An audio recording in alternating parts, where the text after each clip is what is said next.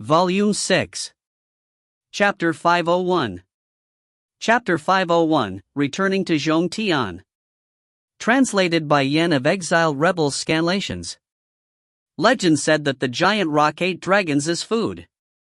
They would look from the sky for dragons who were alone or dying, and they were extremely sensitive to the scent of dragons and were unable to resist it. As soon as they discovered it, they would persevere until the dragons became food in their bellies. After hearing this, the only thought XiaoMo had was that it was a little unreasonable. According to Huaxia mythology, giant roc were the children of phoenixes, but dragons and phoenixes were indeed the most powerful creatures of their time period. No matter what, they still couldn't become something that filled someone else's stomach. T/N, Huaxia, old name for China. However, when he saw the greedy look that the giant roc gave Ling Xiao, he thought that maybe half of the legend was true, while the other half was just a little too much. There were a great variety of dragons in the dragon clan, so there was no way that all of the dragon warriors descended from the same ancestor, just like the most prestigious golden dragon and the silver dragon, which was second only to the golden dragon. The golden dragon was a 5-clawed golden dragon and its standing was extremely high in the dragon clan. Even the silver dragon still had to bow its head in front of it, and below it were all sorts of dragon clans with lower bloodlines whose strength was naturally less and less. So for something like the giant roc with a high level of cultivation, eating a lower level dragon with an impure bloodline was truly as easy as turning over a hand. T/N, 5-clawed golden dragon is the symbol of highest royalty, only emperor can use.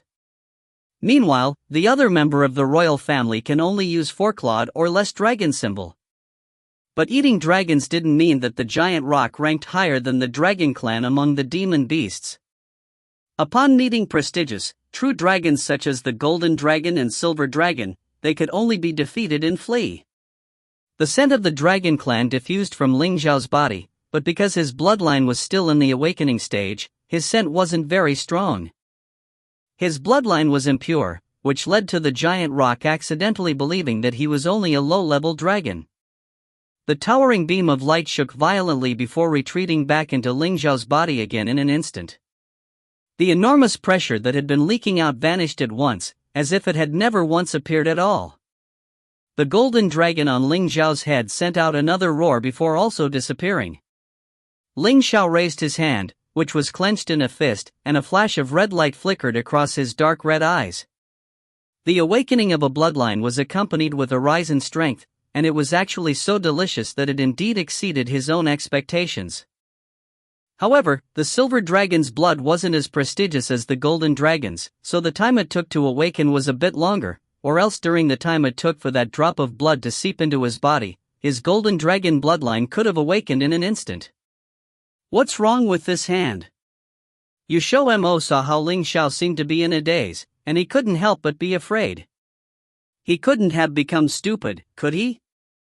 Ling Xiao raised his eyes and shot him a look. There is a little bit of a problem.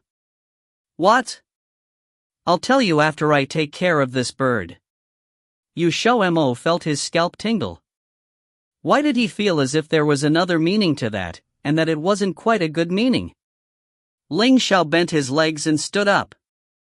He looked at the giant roc who was preparing to flee with dark red eyes, and a trace of playfulness flashed through his eyes. There was no reason not to accept something that had already been sent to his door. The giant roc was like a little bird that had received a great fright. By the time Ling Xiao stood up, it had already turned around and hurriedly ran away. Its speed was already originally very fast, so after a short amount of time it had ran many meters, and it seemed it was about to escape. Ling Xiao, who was standing at the edge of the cliff, suddenly transformed into a huge, golden dragon. His body was over 100 meters long, and as he coiled in the air, he entirely blocked out the sunlight at the top of the mountain. It appeared as if he was much smaller than the giant roc, but his prestige was much stronger than the giant roc's. His roars reverberated through the heavens. XiaoMo's mouth was wide open.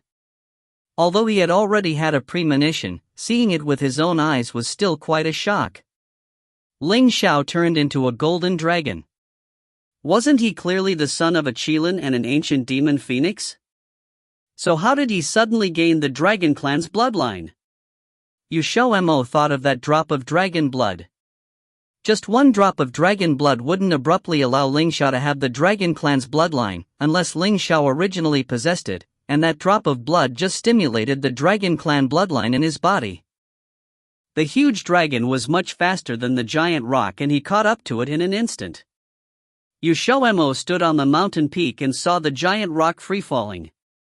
Its enormous body slammed onto the mountain range below, and the rumbling noise was extremely loud and clear. Even he could tell that the ground near him was shaking slightly. When Ling Xiao came back, he was holding a giant rock who seemed to have shrunk in size. Its head hung downwards, and it had a listless expression. XiaoMo had some trouble believing that this thing was that incomparably arrogant and enormous giant rock. Indeed, every demon beast that met Ling Xiao all met the same fate without exception. Ling Xiao threw the giant rock at his feet and said casually, "Didn't you need a flying support vessel? Using it will be perfect." XiaoMo tugged the corners of his mouth. This was indeed correct. There was no point in wasting a flying support vessel that sent itself to his front door, so he accepted it without complaint. Hearing this, the giant rock immediately opened its eyes wide. That man wanted him to become this little mage's contract beast? He was a giant rock that possessed the bloodline of the ancient demon Phoenix clan. How could a mere little mage match its status? Ling Xiao slanted a look at it. Is there a problem? The giant rock looked fearful. XiaoMo waved his hand happily. No problem, no problem. The giant rock, In the end, the giant rock still became XiaoMo's contract beast. Including him, XiaoMo had 11 contract beasts, scraping together just enough to form a soccer team. However, XiaoMo discovered that he had quite a natural affinity for bird-type demon beasts. The bird of pride, the little chick, and the newly added giant rock all had feathers and wings. If it weren't for the fact that the little chick and the bird of pride weren't by his side, he also wouldn't find it worthwhile to form a contract with another bird-type demon beast. RALX also has bird-type species in his blood, degree. XiaoMo placed the giant rock and the metal-swallowing beast into his dimension. On the contrary, too much rejoicement made his head hurt, because with the addition of a new companion, the metal-swallowing beast and the golden-winged insects both had no response. Just then it was an enemy that was bullying them, but now it changed into their companion, so they wanted to bully it back in return. The golden-winged insects liked to stay on someone's body, especially their head. The metal-swallowing beast saw that the giant rock became the same size as itself, so it kept using its meaty claws to push it. The giant rock was just mourning for the freedom that it lost, so it had no energy to pay attention to them. Ling Xiao took XiaoMo and left the deep mountain. The activity just then was too great, and it already attracted quite a few high-level demon beasts and practitioners. The head of the dragon clan nested in Xijing, so it was very strange to have a dragon appear in the deep mountain of southern continent. Next, they really headed back to Zhongtian. During the half a month he was separated from XiaoMo, Ling Xiao had already refined many dimensional talismans, but since he was subjected to restrictions in his cultivation level, he could only refine low-level dimensional talismans. Of course, all the dimensional talismans, as expected, all landed in XiaoMo's pocket, and by now when Ling Xiao was refining dimensional talismans there were essentially no more accidents. By the time they returned to Zhongtian, over a month had passed from the day they left. The familiar scents of the streets blew against their faces immediately. This was the Heaven District's trading area that they had visited before they left Zhongtian, and it was considered the Mage Guild's territory. The transportation this time actually did help them save quite a bit of the traveling fee. XiaoMo decided that since they were already here, they might as well go shop a little. Simultaneously they could go find out what magic herbs the Samsara pill required, and so he dragged Ling Xiao to the Samsara Tower. The Samsara Tower had 3 floors in total. Back then they only went to the first and second floor, but they hadn't gone to the third floor because they lacked the funds and were also short on time. He heard that the things being sold on the third floor all cost over 10 million spirit gems. Do you have any spirit gems? Ling Xiao asked from the side. XiaoMo's footsteps paused. I do, but not a lot. When they had gone to Samsara Tower last time, he had still had 10 million spirit gems on him, but he had given out quite a bit at Hu Village. Now he didn't have enough to go to the third floor of Samsara Tower, unless he wanted to continue selling magic pills. Along with his growth and cultivation, the level at which he could refine magic pills also rose higher and higher. He didn't even have enough for himself to use, so it would be best if he didn't have to sell them. At Samsara Tower, since XiaoMo had already been there before, he directly dragged Ling Xiao up to the third floor, but he was stopped by someone from Samsara Tower at the entrance to the staircase. I'm sorry, only Emperor Realm experts may enter the third floor, the middle-aged man guarding the staircase entrance said apologetically. XiaoMo looked at him. You don't think that we are of the Emperor Realm cultivation level? The middle-aged man looked them up and down, but in the end, since they had only come here once before and hadn't gone up to the third floor that time, he didn't recognize XiaoMo's face. Could Your Excellency be the same person who bought a low-level dimensional talisman on the second floor last time? A surprised voice suddenly inserted itself in. XiaoMo looked back to discover that it was the old man who had helped him identify the magic pill last time. Most likely the incident at that time had left a fairly deep impression on him, so he still remembered XiaoMo even after a whole month had passed.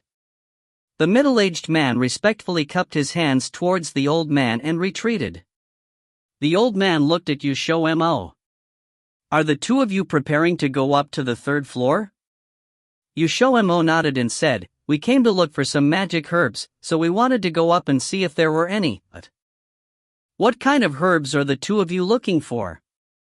You can tell this old man, the items on the third floor this old man knows a little about. If they are there I will absolutely tell you. XiaoMo didn't hold back and directly told him the name of the 7 magic herbs that they still hadn't found for the Samsara pill. He had found one of the herbs among the magic herbs he had earned, so he still had 7 left. The old man frowned and finally shook his head.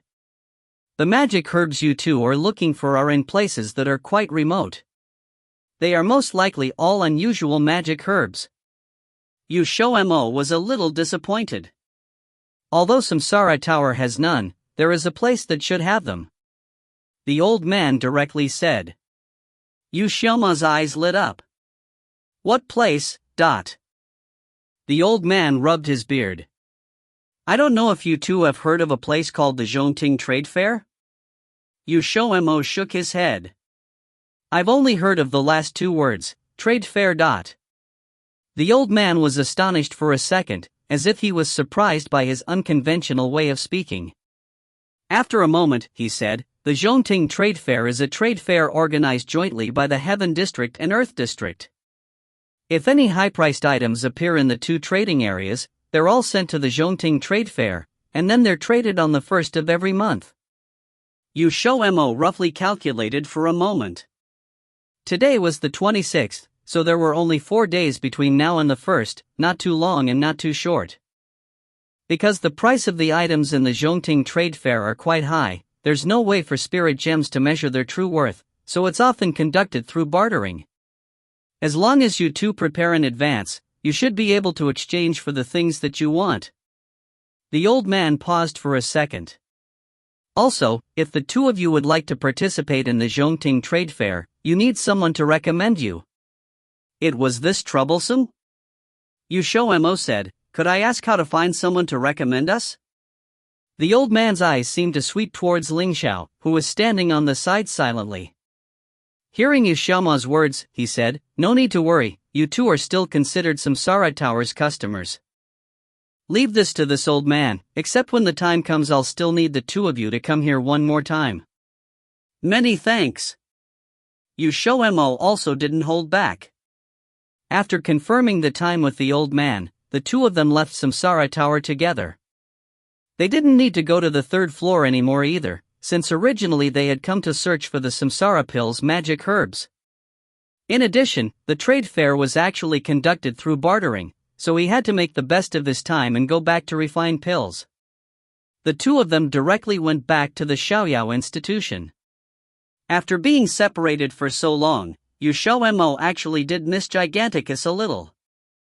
However, upon remembering that he had just missed the tri-monthly challenges by 10 days, and that he had to wait for 2 more months now, he couldn't help but heave a deep sigh.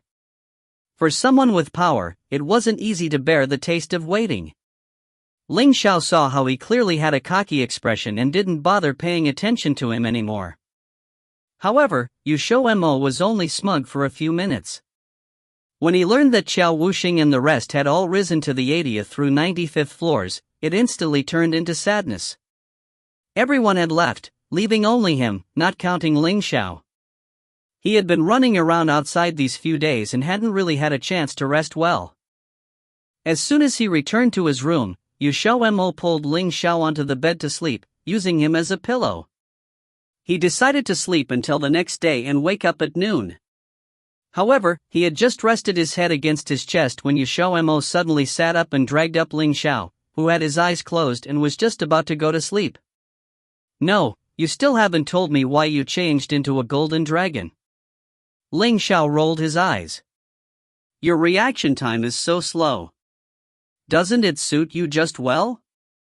XiaoMo refuted without hesitation. "Hurry and answer me." Ling Xiao flipped over and had no choice but to sit up. Alright, the fact Momo was being fucked by a Qilin bird dash, assumably, dragon hybrid beast, degree. Beastie *** cough *** as its finest. Hey, I said nothing.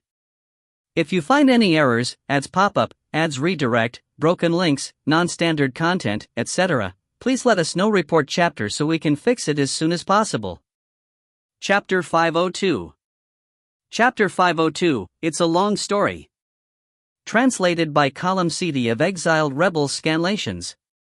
Actually, this is a long story. Then cut the long story short. Things happen like this. As a matter of fact, I also don't know. XiaoMo immediately narrowed his eyes and pushed him back. He lifted a leg and straddled him as he fiercely scowled. "Are you going to spit it out or not? Don't you know that curiosity can kill people?" Ling Xiao adjusted his posture as he hemmed and hawed. "I really don't know. But I can guess a small portion of the truth." He added the last sentence just as a certain person was about to flip out. "So the truth is? The golden dragon bloodline that I have should have been inherited from my father's side. It's only because the blood been diluted through the generations, so it's very thin in my generation. Therefore, it is necessary to rely on dragon blood to stimulate the bloodline, unlike the bloodline of the Qilin clan and the Demon Phoenix clan." His father's trusted aide had also not told him about this matter. Perhaps he did not know of this too. "Why couldn't it be from your mother?" XiaoMo touched his nose. "To put it nicely, he would be a mixed blood. To put it offensively, he would be a crossbreed/hybrid. Ling Xiao clicked his tongue. The Qilin clan is different from the Demon Phoenix clan. Excluding the most noble ancient Demon Phoenix, the Demon Phoenix clan is more similar to the Dragon clan. Furthermore, there are also some demon beasts which also have the Phoenix bloodline, taking Chiu Rant's lifebound contract beast, the 5-colored bird, as an example. Therefore, the Demon Phoenix clan emphasizes the purity of their bloodline. Every member of the Demon Phoenix clan will have undergo several procedures at birth to check the purity level of their bloodline and the level of their aptitude. From birth, my mother was the holy maiden of the Demon Phoenix clan, and the inspection of those procedures were more stringent than the other clan members. It is inconceivable for them to have missed it if she really had the bloodline of the Dragon clan in her veins. So could this be considered as an accidental discovery? XiaoMo's eyes roved around as he said in secret delight, "Then, you should be thanking me. If you didn't come to the city master's mansion to steal the dragon blood with me, it would be impossible for you to get the dragon blood and successfully stimulate the golden dragon bloodline." So? Ling Zhao's eyes flowed with dragon blood narrowed slightly. XiaoMo dryly coughed. "So, shouldn't we ought to, what is it, atone for a crime by doing good deeds of?" "Oh. Ling Xiao let out a sound as if he had suddenly seen the light. It's not impossible, but which mistake do you want to atone for? What did he mean by which mistake you want to atone for? Don't tell him that he had made many mistakes. XiaoMo mumbled, all. Ling Xiao stretched out a hand, grabbed a lock of hair and smiled in ridicule. You really like to imagine the wildest things. I had originally intended to let this matter go at this point. Who would have thought that you would voluntarily bring it up? Furthermore, it seems that you have committed many mistakes whilst I was unaware. Yeah, we can slowly discuss about this problem. XiaoMo was petrified into stone. This was what they called digging one's own grave. After that, XiaoMo had his wishes fulfilled and slept till the night of the second day, because Ling Xiao had added on another complimentary afternoon for him. Not long after he got up, Xiao Wuxing and the rest made an arrangement to visit him together. He had missed them when they came in the day, since he was sleeping like a dead pig at that time. Xiao Wuxing and Jiu Yi had risen to the 95th level during the period of time when he was away. Likewise, the two's cultivation had also risen a lot, as they had consumed a magic pill to raise their cultivation like he had too. Speaking of the challenge floor from 70th and above, the battle progress was much more brilliant and exciting than the lower floors. This was because, the higher it got, the fewer the people on the floor. The total number of people on 10th floor were lesser than the total number of people on the 30th floor. Taking into consideration that there were too few people, the challenge venue only had 5 arenas. Furthermore, when the one competing was an expert from the 90th floor and above, the 5 arenas would merge and form a large-scale arena, showcasing a dazzling and diverse 1-versus-1 match. When Xiao Wuxing and Jiu Yi battled till the 95th floor, which was the time where they were fighting on the arena, the venue for their battles were completely filled. Other than Wanya, who was at the 91st floor, the rest were all below the 90th floor. Excluding in Xiao, the worst was Tian Xin since her strength was originally not that high too. Tian Xin had completely forgotten about her infatuation with XiaoMo. She had returned to her careless and casual personality just without seeing him for half a month. When speaking of exciting things, she would subconsciously clap the shoulder of others, and this other was XiaoMo. XiaoMo did not pay much attention to it in the beginning, but he was clapped so much that he nearly flew out as a result. Finally, she was dragged away by Xiao Wuxing, otherwise he would have the impulse to chase her away.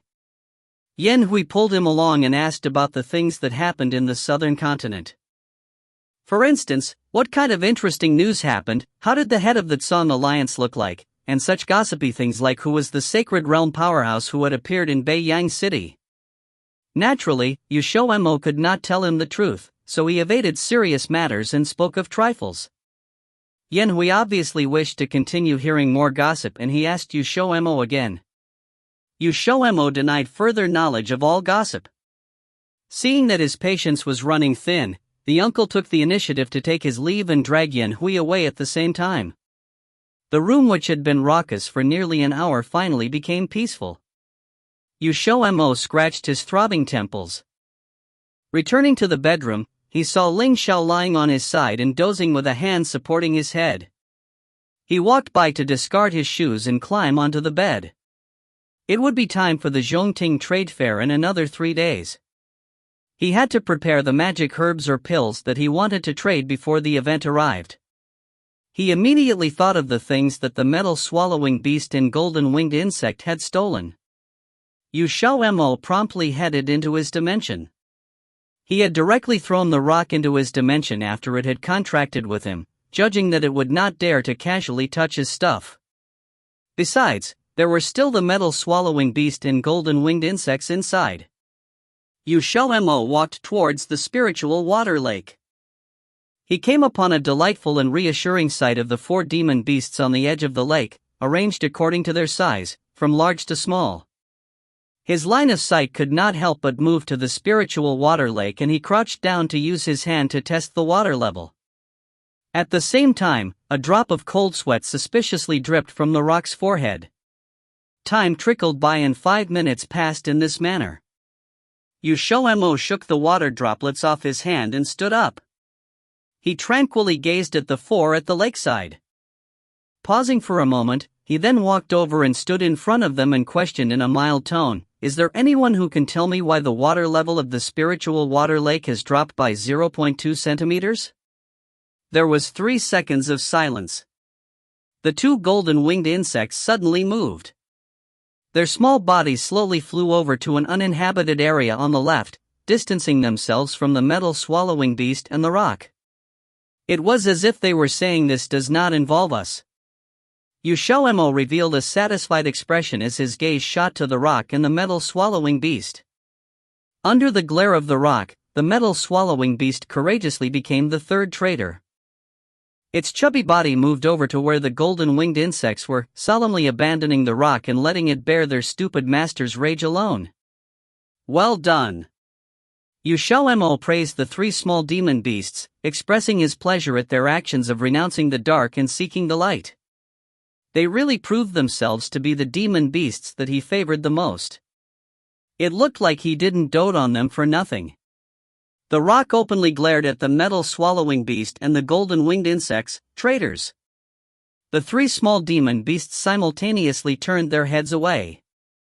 "We've told you earlier, our stupid master only has 2 landmines, which are the spiritual water lake and the magic herb field. Step on either one and our stupid master will offer boss Ling Xiao as a sacrifice to frighten you." As a demon beast which had just contracted with and offended their stupid master, the rock arrogantly expressed an attitude of, "This grandpa will not submit to force." This time, XiaoMo overcame the boundaries of racial groups and received the rock's brainwaves. He too expressed his gratification. It had been quite some time since he had last met a demon beast that was courting death right in front of him.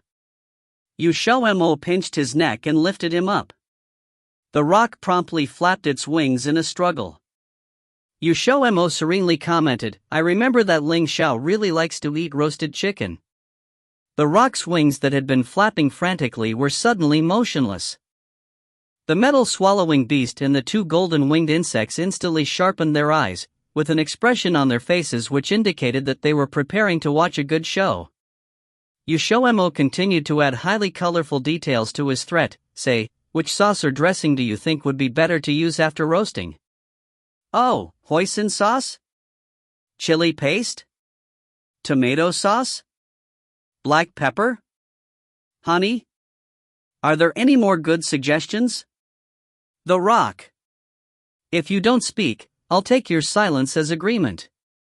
In that case, I'll call Ling Xiao to come in and ask him to use his Qilin's sacred fire to roast you. You'd definitely be extremely delicious." With that, he pretended to leave his dimension. The rock immediately used his 2 wings to hug his arm as it pitifully pleaded, "Master, I was wrong. I will not dare to do this anymore." "Where did you go wrong?" "I should not have used the spiritual water in the lake without your permission. And I should not have despised and held you in contempt." "So you have been despising and holding me in contempt, ah? Your sin has risen by a grade." XiaoMo finally experienced the feeling of others ceding territory and paying indemnities to him. It was no wonder that Ling Xiao loved these sort of things so much. Turns out that it felt really invigorating. With that concluded, he now had a period of time where he would not need to personally take care of the magic herbs in his dimension. XiaoMo believed that the rock would surely do an extremely good job.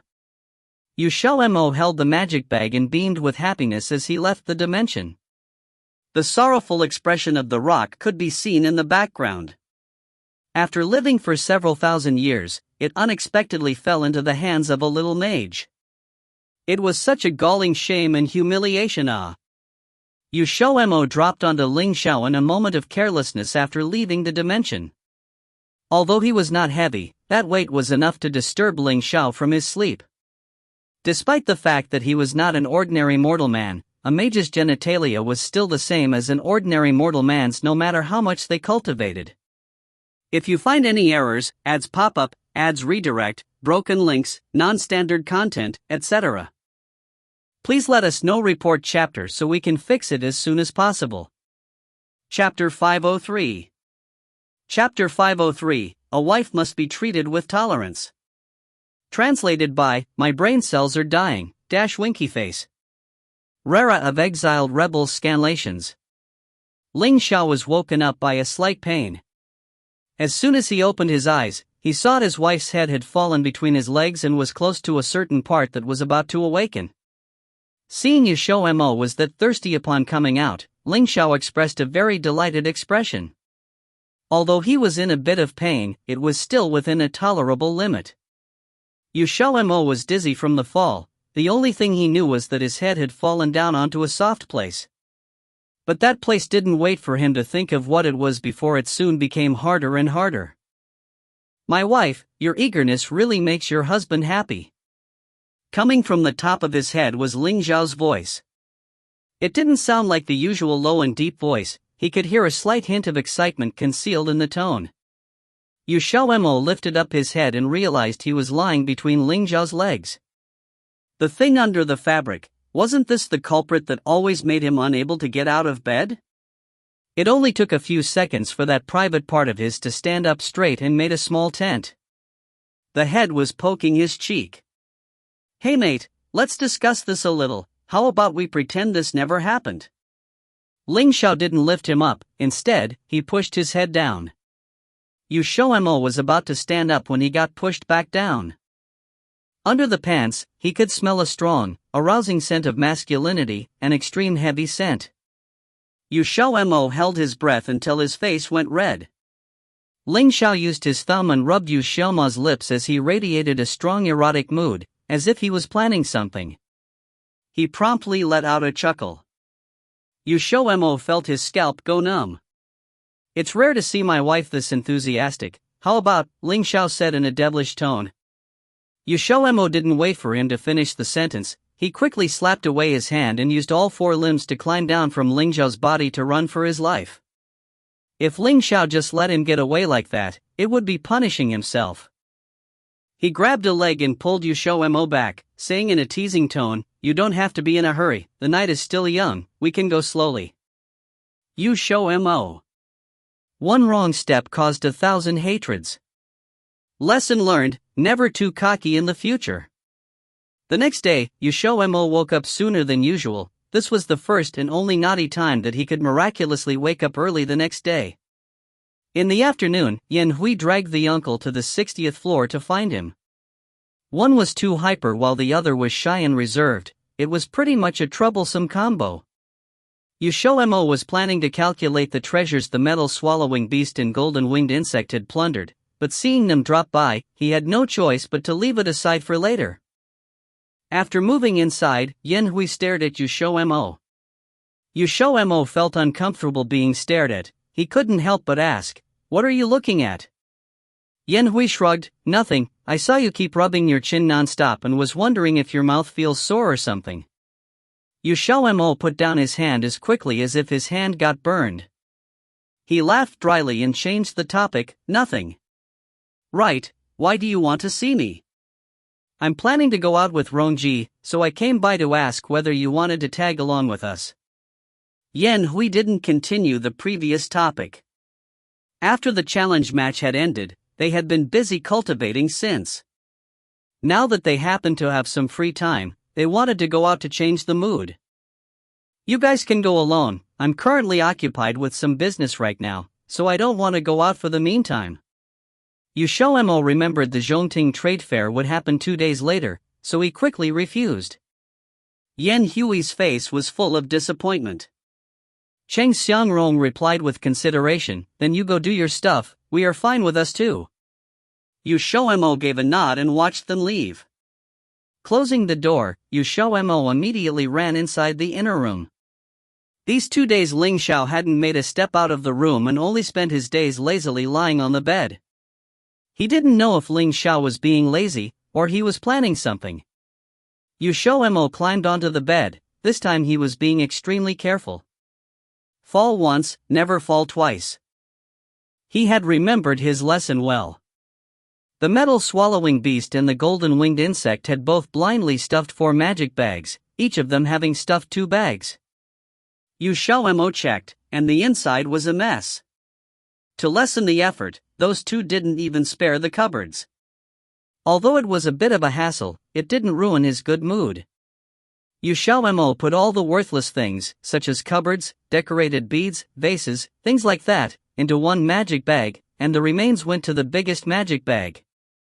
The space of the city master's magic bag was much larger than his. The biggest one had over 1,000 square meters of space. To classify the objects, he put the magic herbs inside the jade boxes and temporarily placed them on the bed. After a few minutes, the bed was full of boxes and bottles.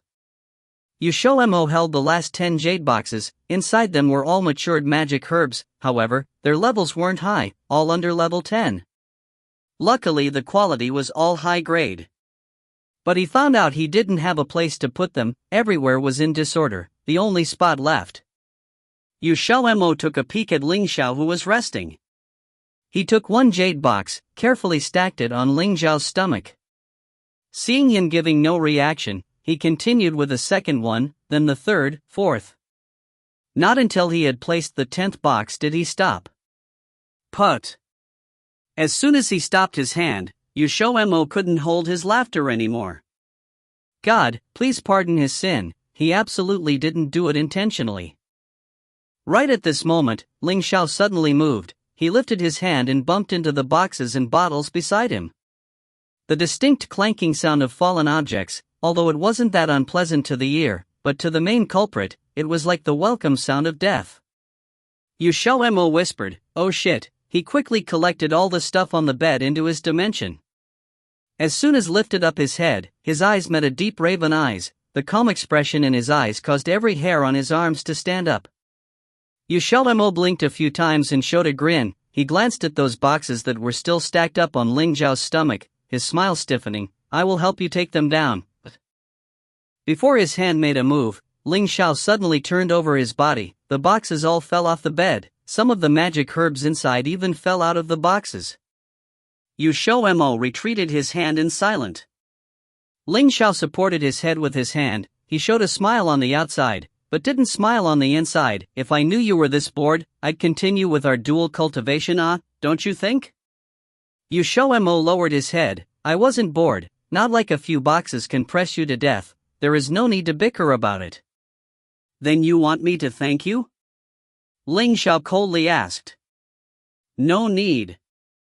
Ling Xiao suddenly pinched his nose and pulled him over. "My nose will break."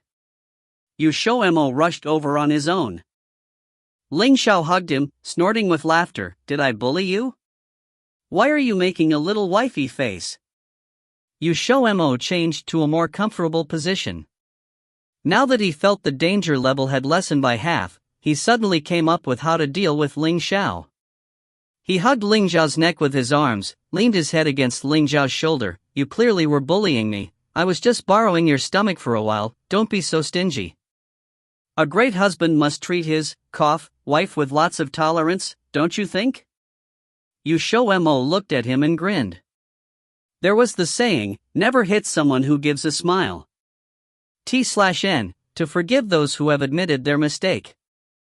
Ling Xiao clicked his tongue. He squeezed his plump cheek and answered with only 3 words, "You have improved." XiaoMo giggled. The strategy worked. After that, Ling Xiao helped him sort it out and put everything inside the magic bag. Less than an hour later, even though there weren't any supreme treasures, but the harvest could be seen as plentiful. Ling Xiao picked up a box. This was the only box among all the boxes that was made of a redwood material. Inside the box was a high-grade skill technique, named Crystally Pure Seal, and it fit XiaoMo to cultivate. XiaoMo saw that Crystally Pure Seal level was lower than his Summer Seal. He didn't quite have any interest in it, but having one was better than having none, so he accepted it. When he turned around, he saw Ling Xiao still continued staring at the box in his hand. He asked, "Is there a problem with this box?" Ling Xiao didn't answer his question. His fingers scanned through the bottom of the box a few times, then he flipped the box around, putting forth his strength to discard something. Suddenly, a piece of wooden slab fell off, along with a piece of sheepskin. XiaoMo was stupefied for a little bit. He suddenly felt this object seemed especially familiar. Ling Xiao picked it up. His handsome face immediately showed a faint smile. Why do I feel like I have seen this one before?" XiaoMo stole it back right away. He quickly took out from his dimension 2 other pieces of sheepskin and placed them on the table to compare. He then yelled in joy, "It really is, we have found the 3rd piece, so only 1 left." It was really an unexpected pleasant surprise. That old sly fox of Xingluo City really was hiding this piece of treasure map. If it wasn't thanks to metal-swallowing beast and golden-winged insect, this piece of the map would likely have never resurfaced even after a long time. Now he only needed to find the last 4th piece and he would finally be able to learn the true appearance of this map. Since the metal-swallowing beast and golden-winged insect mainly focused on bottles and boxes, XiaoMo checked, there were more than 200 stalks of magic herbs, and the amount of magic pills were even higher. Most of them were from middle to high grade. "Do you want them or not?" XiaoMo handed over the magic pills to Ling Xiao after he had classified them. Ling Xiao looked at them with disgust and then looked away. The corner of XiaoMo's mouth twitched. What a hard man to please. The very summary of this chap. 1/BJ.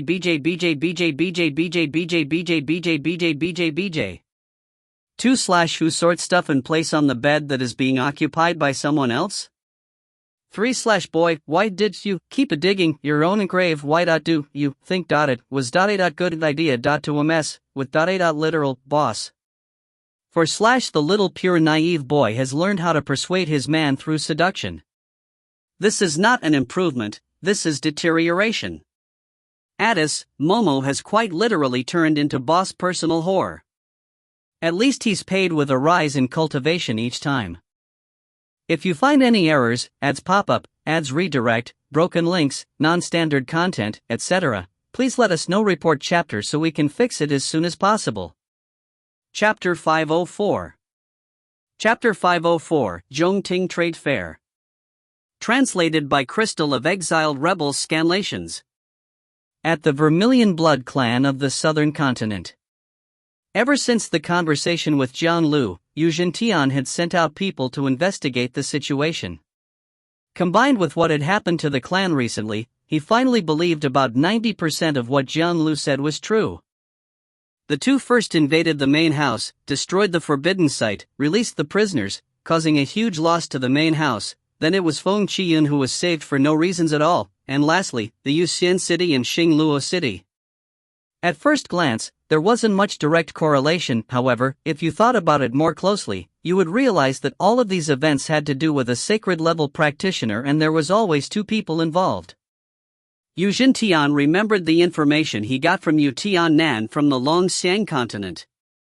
XiaoMo and Ling Xiao, if it really was them, then the sacred-level practitioner should have been the latter. His levels increased at an alarming speed. If they let them grow freely, in the near future they would surely become a huge thorn to the Vermilion Blood Clan. They must be eliminated. Husband.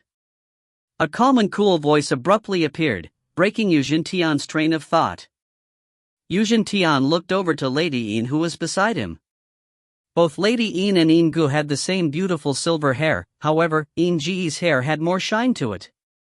Lady Yin had a young, beautiful face.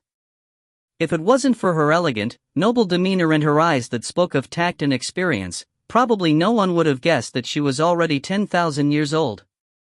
What do you want to say, my wife? Yu Zhentian had much respect for Lady Yin, almost the same as 10,000 years ago. Lady Yin stretched out her fingers covered in claw rings and placed them on the armrest, with a calm expression as she said, "I, your servant, believe that with husband's strength, you can deal with them. If there's any inconvenience, then I could inform my cousin, and ask him to help." Yu Zhentian shook his head. "Now it's not the time to deal with them." Lady Yin asked, "And why is that?" "My wife, you may not be aware but," Yu Zhentian slowly started to talk, Lady Yin had been in secluded cultivation and it wasn't until half a month ago was she finished, thus she didn't know what happened in the past year. After Yu Zhentian finished, Lady Yin was in deep thought. Yu Zhentian said, "Before we are sure of the man's relation with the Qilin clan and Demon Phoenix clan, we can't lay a hand on them yet. Just leave this to me." Lady Yin let out a very faint smile. Yu Zhentian did not object. "Then I'll be troubling you." In reality, he had wanted her help in the beginning, but she had been in secluded cultivation till now. There is no need for formalities. Although Lady Yin wasn't a 5-clawed golden dragon, but the status of a silver dragon in the dragon clan was only under one man and above thousands of men. She was also the daughter of the head of the silver dragons. With her status, since a young age she had been involved with the 4 ancient beast clans of their generation. She just had to say the word and the information they needed would be known. With a blink of the eye 4 days had passed and it was getting closer to the meeting time with XiaoMo and Elder Fong from the Samsara Tower. After hearing about them leaving, in the morning Yan Hui had even pestered them about coming along but was firmly rejected by XiaoMo. Although attending the Zhongting trade fair was nothing shady, it was best that as little people knew of their need to find the magic herbs for the Samsara pill. Once they got rid of Yan Hui, XiaoMo and Ling Xiao left together. As the two walked on the streets, XiaoMo suddenly remembered a question that he hadn't thought through for the past few days and turned around to ask. Ling Xiao casually replied, "I was digesting the inheritance of the 5-clawed golden dragons." Inheritance? Both the 5-clawed golden dragon and Qilin has a long history. Also, for being one of the 4 ancient beast clans, the dragon clan wants to make sure they get the best treatment, thus placed the golden dragon's inheritance at high importance. Then what did you inherit? I inherited a long and stinky history like a foot wrap. And that's it? And there's a lot of secrets, but I need time to digest it. Although the answer was unexpected, this situation was in their favor. With the inheritance, Ling Xiao no longer needed to purposefully seek out the dragon clan at Xijing. The two arrived at Samsara Tower and Elder Fong had already finished his tasks, he was just waiting for them. With that, the three left for the Zhongting trade fair. The trade fair was at the border where the Mage Guild and the Beast Transfiguration Guild's influence connected. Since it was a shared property, they switched control every year, with this year being the Beast Transfiguration Guild. With Elder Fong's recommendation, the guards that were protecting the front gates to the trade fair didn't bother them too much before letting them in. The Zhongting trade fair was a massive structure shaped like a pagoda with only 2 floors. However, each floor was at least 10 times the size of the Samsara Tower, like a plaza. The first floor was filled with all kinds of vendors of all varieties, to the point it was blinding. Their focus was the second floor, however it wasn't time yet, so they were in no rush. Elder Fong told them that they could go check out the first floor first, to see if they wanted anything, whereas he had some business at the second floor. All those who were invited to the trade fair were elites. No item was valued below 5 million spirit gems, thus one could definitely find some good stuff there. Going around once, XiaoMo definitely found some good things. However, none of them was what he wanted. He wanted the recipes for rainbow pills as well as level 11 or 12 magic herb seeds. He did find one vendor with a level 11 magic herb, but he already had it. It was not from the cave but from before that. Just as he was feeling disappointed, Ling Xiao suddenly twisted his chin to a certain direction and said, "Look that way." XiaoMo made a face. "What's the problem?" All he saw was a crowded group, but just as he finished, he saw in a corner a not eye-catching vendor. It was a young person, probably because he looked young, so he must not have had anything good. There wasn't anyone at his place. They seemed to be selling some interesting stuff. Ling Xiao said with interest. XiaoMo instantly pulled him over. The young man did not look dispirited at the lack of attention, even seeing them walking over, he just slightly lifted his eyelids, as if he really didn't care. XiaoMo glanced over his stall and discovered that this was one peculiar seller. At his stall, there was no magic pill, no magic herb, and no skill or soul training manuals. All that was there was a round life crystal, one could even feel the dense soul power emitted by it. The young man didn't display a lot of life crystal, only 16, each placed individual in good quality bottles. With only the naked eye, it was hard to tell what was so special about them. Which demon beasts do those life crystals come from? XiaoMo lifted his eye to look at the vendor. The youngster coolly looked at him and said, "If you really want to buy, then I'll tell you, but if you are just curious, then you can leave, I won't see you off." XiaoMo choked at his words. He really was just curious, but that was because he hadn't figured out yet if these life crystals had any use. If he wasn't sure and told him that they wanted to buy, only to realize they had no use, it would be a major lose for them. XiaoMo seemed to realize why there was no one at his stall. Life crystals were the most important part of a demon beast, like the six-winged divine tiger one he got from the paradise realm. Reminder: life crystal is concentrated/solidify soul. Six-winged divine tiger is Zhao Dazhou, the fifth Xiang's contracted beast, and it has the life crystal from its mother. That life crystal held at least half of the spiritual power of the divine tiger, and it could be given to either a practitioner or a demon beast. The higher the level of the demon beast's life crystal, the better. As long as one absorbed its power, they could level up theirs. A life crystal's effect is comparable to a magic pill, but it has some advantages over magic pills. The first is that there wasn't much of a risk. As long as you be careful when absorbing its power, normally it would increase your own, but there was one thing to beware of. Take XiaoMo for example. He was a level 10 mage, so he could use level 10 and above life crystals, and if he used a level 9, the effect would be very minimal. With one look, the young man could tell that he was simply curious and didn't give them more attention. "There is only 5 that have any effect for you." Ling Zhao's voice slowly appeared. "Which 5?" XiaoMo asked in anticipation. He knew that Ling Xiao could tell. If they were useful, he could consider buying them. Ling Xiao pointed out the 5 bottles to show him. All of them were close to the young man. Now the young man finally opened his eyes attentively, because the 5 Ling Xiao pointed out were the best 5 from his stall. Other than that, they were all level 8 and 9. With only one look, this man could differentiate between them. He had astonishingly good eyes. XiaoMo asked, "What level are these 5 life crystals?" Ling Xiao, as if he didn't notice the young man gaze, answered, 3 level 10s, with 2 level 11s. XiaoMo couldn't help but take a deep breath in. 3 level 10s he could understand, but 2 level 11s, that was equivalent to 2 divine-leveled practitioners. The vendor didn't seem to be at the divine level. How could he kill 2 level 11 demon beasts? He probably didn't kill them. Most likely they were stolen from his family. Ling Xiao calmly replied. The young man's eyes went even wider, because he was right. He truly didn't have the power to kill so many strong demon beasts. XiaoMo didn't ask how he knew and instead stared at the young man with shining eyes. "How are these life crystals sold?" The young man made no reaction. XiaoMo asked again before he finally came to his senses. The young man took a deep breath and said, "We don't take spirit gems here, only magic pills." XiaoMo nodded. "I want to buy 2 level 11 life crystals. What's the price?" "You want both?" The young man looked at him in surprise. He didn't seem ostentatious. With the power to afford both life crystals, he didn't believe he could. Giving it some thought, he said, "Level 11 life crystals are super rare, and can only be traded for rainbow pills." Immediately XiaoMo had a crestfallen expression. "Level 10s won't do?" The young man smirked and sneered. "Are you toying me?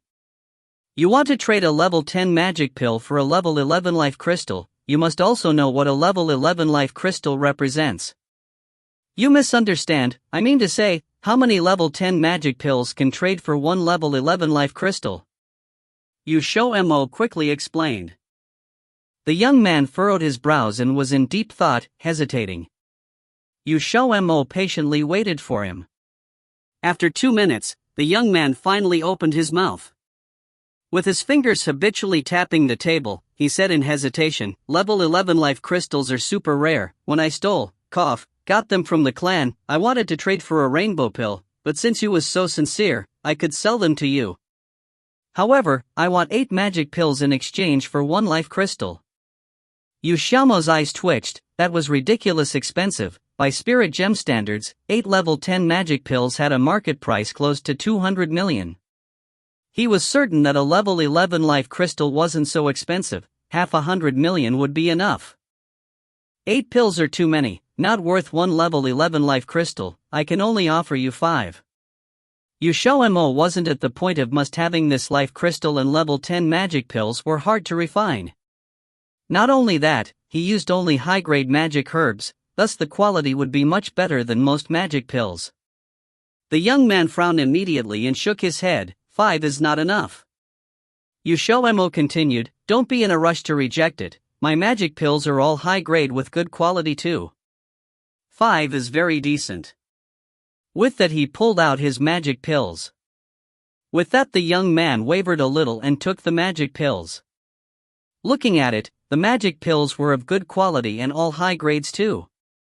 When he said 8 earlier, he didn't expect them to be all high grades, 2 or 3 was more like it. Seeing his wavering expression, XiaoMo knew he succeeded. How about it? I'll take it. If you find any errors, ads pop up, ads redirect, broken links, non-standard content, etc., please let us know. Report chapter so we can fix it as soon as possible. Chapter 505. Chapter 505, 100 Spirit Gems. Translated by Yan of Exile Rebels Scanlations. When Elder Fong found them, XiaoMo had already finishing making the deal with the youth. Besides exchanging a level 11 life crystal, XiaoMo also used 3 level 10 magic pills to exchange for the top 3 level 10 life crystals at his stall. He spent 8 magic pills at once. Originally, based on the level of life crystals that the youth was selling, he could have gone to the second level, but it seemed as if he wasn't willing to go there, so he set up his stall on the first floor. Before XiaoMo came, his stall had actually attracted many people, except most of them had been scared away by his attitude and expensive prices. Before leaving, XiaoMo told the youth that if he ever had any more life crystals that were above level 10, he could consider selling it to him. After that, he left his address and name before walking away. The youth stood in his original spot. This was still the first time he had ever encountered someone who purchased items so lavishly, and in addition those were all rare, high-grade magic pills. The feeling he gave off was one that seemed as if he wasn't lacking magic pills at all, based on his magic pills, or as if he could still do business with him next time. The second floor of the Zhongting Trade Fair was a sealed area. The entrance and exit were both set up in a hidden place, and if Elder Fong didn't lead the way, finding it would require a lot of time and energy. After greeting the 2 Peak Emperor level watchmen, Elder Fong brought them inside. He swiped his specially made card against the wall, and an opening which only allowed one person to pass through at a time suddenly appeared in the restrictions in front of them. Right after they walked in, a sense of oppression assaulted their senses. They didn't come particularly late, but there were already a lot of people inside, and XiaoMo could sense an impressive pressure from them. This is where the trade fair takes place. If the 2 of you have anything you wish to buy, you may go and take a look. This old man will take his leave first. Elder Fong pointed to the place where all the people were crowding. Zhongting Trade Fair's trading system was the same as Samsara Towers. It was all based on the items that the sellers set out, which represented their requirements, and everyone else would name a price based on their own desires, with the highest bidder winning.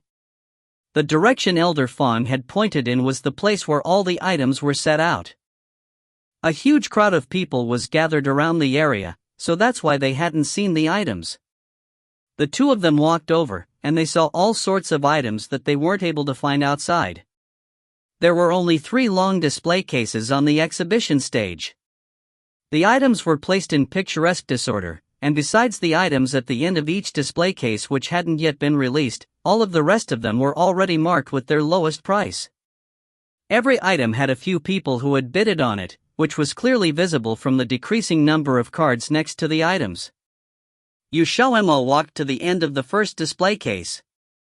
The final item was covered with a black cloth, which was made with a special kind of material that could prevent other people from spying through it, no matter if it was by the naked eye or through some other method. The 2 of them made a circle, and XiaoMo couldn't help but sigh. If they were to use spirit gems to measure the price of every item here, the lowest was still close to 100 million spirit gems. If they were so well known, it was no wonder that the Zhongting Trade Fair's threshold was so high, and why they didn't give recommendations to people they didn't know. How is it? Ling Xiao asked. XiaoMo counted on his fingers. That ghost magic herb and Mariah magic herb are the exact materials the samsara pill needs, but it seems that there are a lot of people bidding. The chance of success may not be high. If only he were a rainbow level mage, then everything would be fine. Let's first look around and then see. Every person had their own opinions towards the assessment of magic herbs, just like how XiaoMo valued the ghost magic herb and the Mariah magic herb. Since they were all magic herbs that were above level 11, their quality even more so reached the medium to high grade. Some people believed that it was worth over 20 million spirit gems, while some people believed that it could be worth 30 million spirit gems. So if someone wanted to obtain these magic herbs, they couldn't be stingy. However, there wasn't a single person who could participate in the Zhongting trade fair who wasn't from a rich family, so it was hard to measure the highest price, unless you were willing to spare no effort. The two of them walked in front the ghost magic herb. Now there were only 5 cards left, which basically meant that before them there were already 5 people who had submitted prices. Unfortunately, they had arrived somewhat late, so they couldn't see who they were bidding against. The owner of the ghost magic herb should be a practitioner, and they could only be emperor level, because their requirements were mostly connected to magic pills. One level 11 ghost magic herb could be exchanged for a level 10 magic pill, but this was merely the market price. Many people would think like this, so how the price would be raised would be up to themselves and if they were willing to spend the capital. XiaoMo frowned, in a dilemma. He looked to Ling Xiao, who was standing at his side. What do you recommend? Ling Xiao said, bid 2 magic pills. Bidding 2 level 10 magic pills already exceeded the value of the ghost magic herb, but in order to ensure they would win the herb, there was no other choice. But if they could come up with this, then so could someone else. XiaoMo thought a little and added something else in addition to the 2 magic pills. He used the same method for the Mariah magic herb. If this method still wasn't enough, he could only inform Fu Shangqiong of this and let him solve it himself. As for what method he would use, it wasn't any of XiaoMo's business. After completing these 2 tasks, a third of the time had already passed. After a short while, the person in charge of the Zhongting trade fair finally appeared, a woman named Miss Cheng who was wearing a bright pink dress. Her makeup was dignified and beautiful, without even a hint of dust on her. A trace of a divine-level expert's pressure leaked from her, making others feel admiration. At that moment, besides the 3 items still covered by a black cloth, the others had already finished their bidding time. The only thing left to do was to announce who the highest bidders were. In order to make everything fair, every item would be personally announced by Miss Chang. Fortunately, there weren't many items in the first place, so very quickly it was time for XiaoMo's ghost magic herb and Mariah herb. Han Lao bid 1 level 10 high-grade magic pill and 1 level 9 magic pill. Senior official Zheng bid 1 level 10 high-grade magic pill and 5 million spirit gems. Yun Xiao bid 2 level 10 high-grade magic pills. After saying this, Miss Cheng suddenly paused and said slowly, now I will announce the winner of the ghost magic herb, Xiao. Wait. At that moment, a young, cold voice suddenly sounded. After being cut off, Miss Cheng frowned and looked at the person who had spoken. Everyone also looked over to discover that it was a man wearing blue clothing with first-class looks. The man waved a folding fan in his hand, and standing behind him were 2 old men who looked like monks sitting in meditation, one with white hair and one with black hair. After seeing them, XiaoMo felt that they looked very much like duo black and white fiends. The man's face was clearly conveying his displeasure, as if he wasn't satisfied with this outcome. Seeing everyone's eyes focus on him, he walked out of the crowd, with the 2 old men following his every step. T/N, Dual Black and White Fiends, in Water Margin novel, one of the 4 great classical novel of Chinese literature, Li Gui, nicknamed Black Whirlwind, and Zhang Shun, nicknamed White Stripe and the Waves, were friends, and was called Dual Black and White Fiends due to their nicknames. Reason they were called that way because Li Gui has dark skin and muscular physique, while Zhang Shun was the total opposite, fair skin and fair physique. What problem does this young master have? Shang He asked indifferently. The man in blue revealed a warm smile. He looked gently at Shang He and said, I am Yun Xiao. I only wish to know why the highest bidder is someone else despite me bidding 2 level 10 high-grade magic pills. At that moment, everyone revealed expressions as if they had suddenly seen the light. To exchange 2 level 10 magic pills for 1 level 11 ghost magic herb, it was clear that this man was a rich and arrogant person, yet he lost to someone else. It was no wonder that he would feel uncomfortable in his heart. Because Yu Xiao's price was a little higher than young Master Yun's. Chang He didn't seem the slightest bit surprised. A little higher? That's right, his price was 2 level 10 high-grade magic pills and 100 spirit gems. After saying spirit gems, Chang He's beautiful face showed the slightest hint of a smile. She had been in charge of the Zhongting trade fair for so many years now, and yet this was the first time she had encountered someone so interesting. So opportunistic. If he hadn't bid an additional 100 spirit gems, the two of them would most likely have had to continue bidding against each other. Yun Xiao was stunned. He actually lost to 100 spirit gems? XiaoMo hadn't thought that this strategy would actually be effective and was truly pleasantly surprised. If situation continued to develop like this, the Mariah herb should also fall into his possession. Sure enough, that Yun Xiao had also participated in the bidding for the Mariah herb. He had still bid 2 high-grade magic pills, but XiaoMo had bid an additional 100 spirit gems again. The ghost magic herb and the Mariah herb both leisurely entered his pocket. After being pushed down to second place 2 times in a row, Yun Xiao's expression was very ugly. He looked at XiaoMo with eyes full of ill will, and even the 2 old men behind him opened their sluggish eyes. There seemed to be a cold light coming from their pupils, and just one look made the people nearby feel a sense of oppression. XiaoMo didn't notice. He didn't feel the least bit heartbroken over using 4 magic pills to purchase the 2 magic herbs. After all, in the end the one paying for the bill was his second Xixiang's second master Fu Sangxiong, and he would even receive additional compensation on top of that.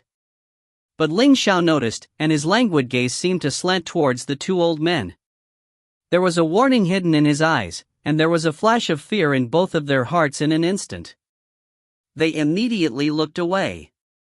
One of the old men instantly pulled aside Yun Xiao, who was about to get angry, and said something quietly into his ear. Yun Xiao's astonished gaze instantly landed on Ling Xiao. He hadn't expected the opponent to actually also have an expert next to him, and in the end he had no choice but to temporarily restrain his dissatisfied mood. At that moment, Shang He had already told someone to bring out the last 3 items for the grand finale. Something that could be the Zhongting Trade Fair's grand finale naturally couldn't be on the same level as something like the ghost magic herb. Since the trade fair was tightly hidden, many people weren't aware of it beforehand.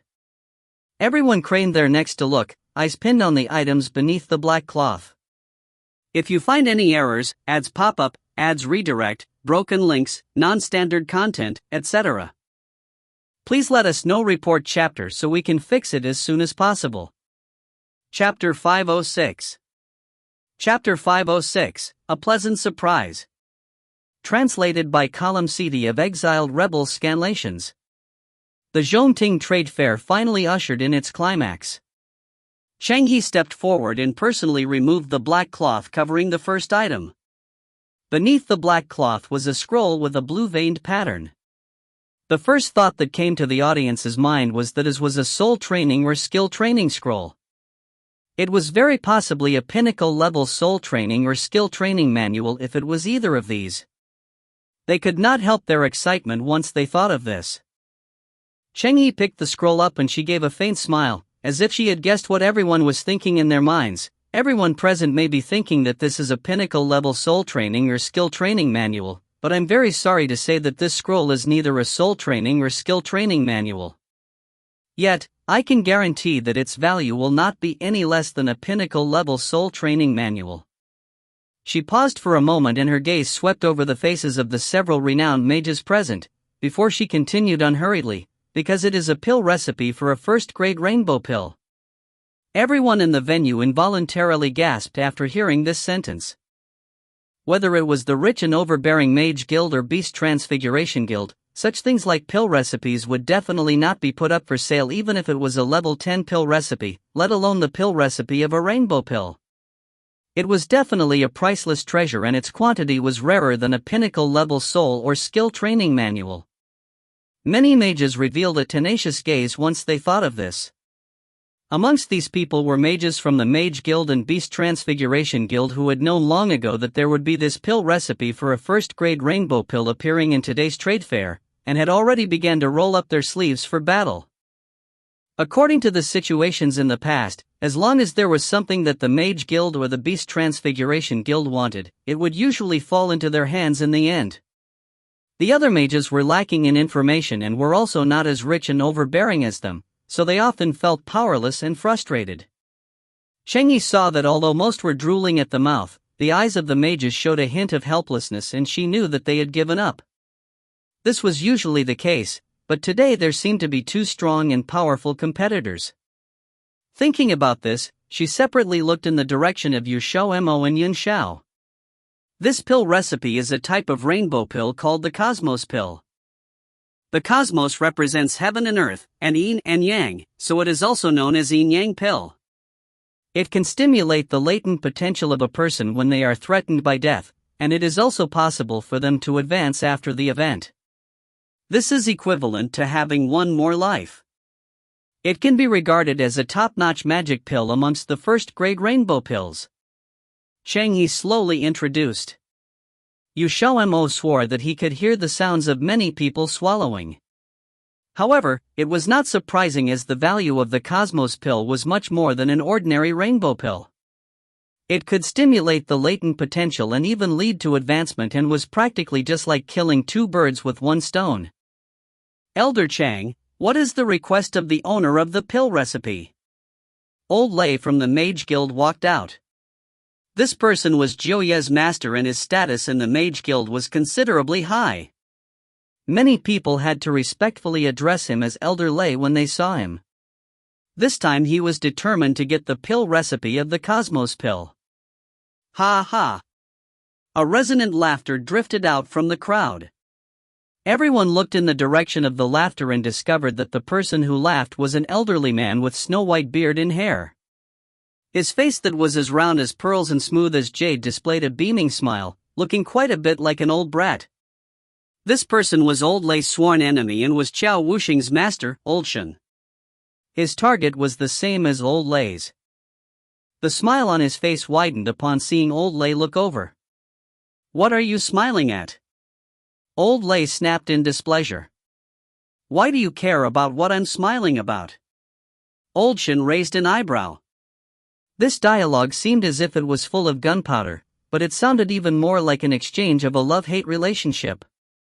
XiaoMo had heard Qiao Wuxing briefly mention the grievances between the two before.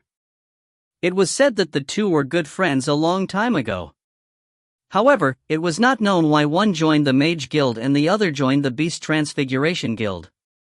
Maybe it was because they had a division of opinions, and in the end, they were bound to bicker every time they met. Shengyi announced with an unchanged expression, as if she had long expected this situation, the owner of the pill recipe only has one request. He wants a first-grade rainbow pill and a second-grade rainbow pill. The two old fellows quietened down just as they were getting started. Their expressions were quite natural compared to the rest, who were stunned. This was the advantage of getting in by the back door, since they could make preparations by knowing of this a day earlier. XiaoMo knew that he had no chance once he heard this request. He could not even refine a first-grade rainbow pill now, let alone a second-grade rainbow pill.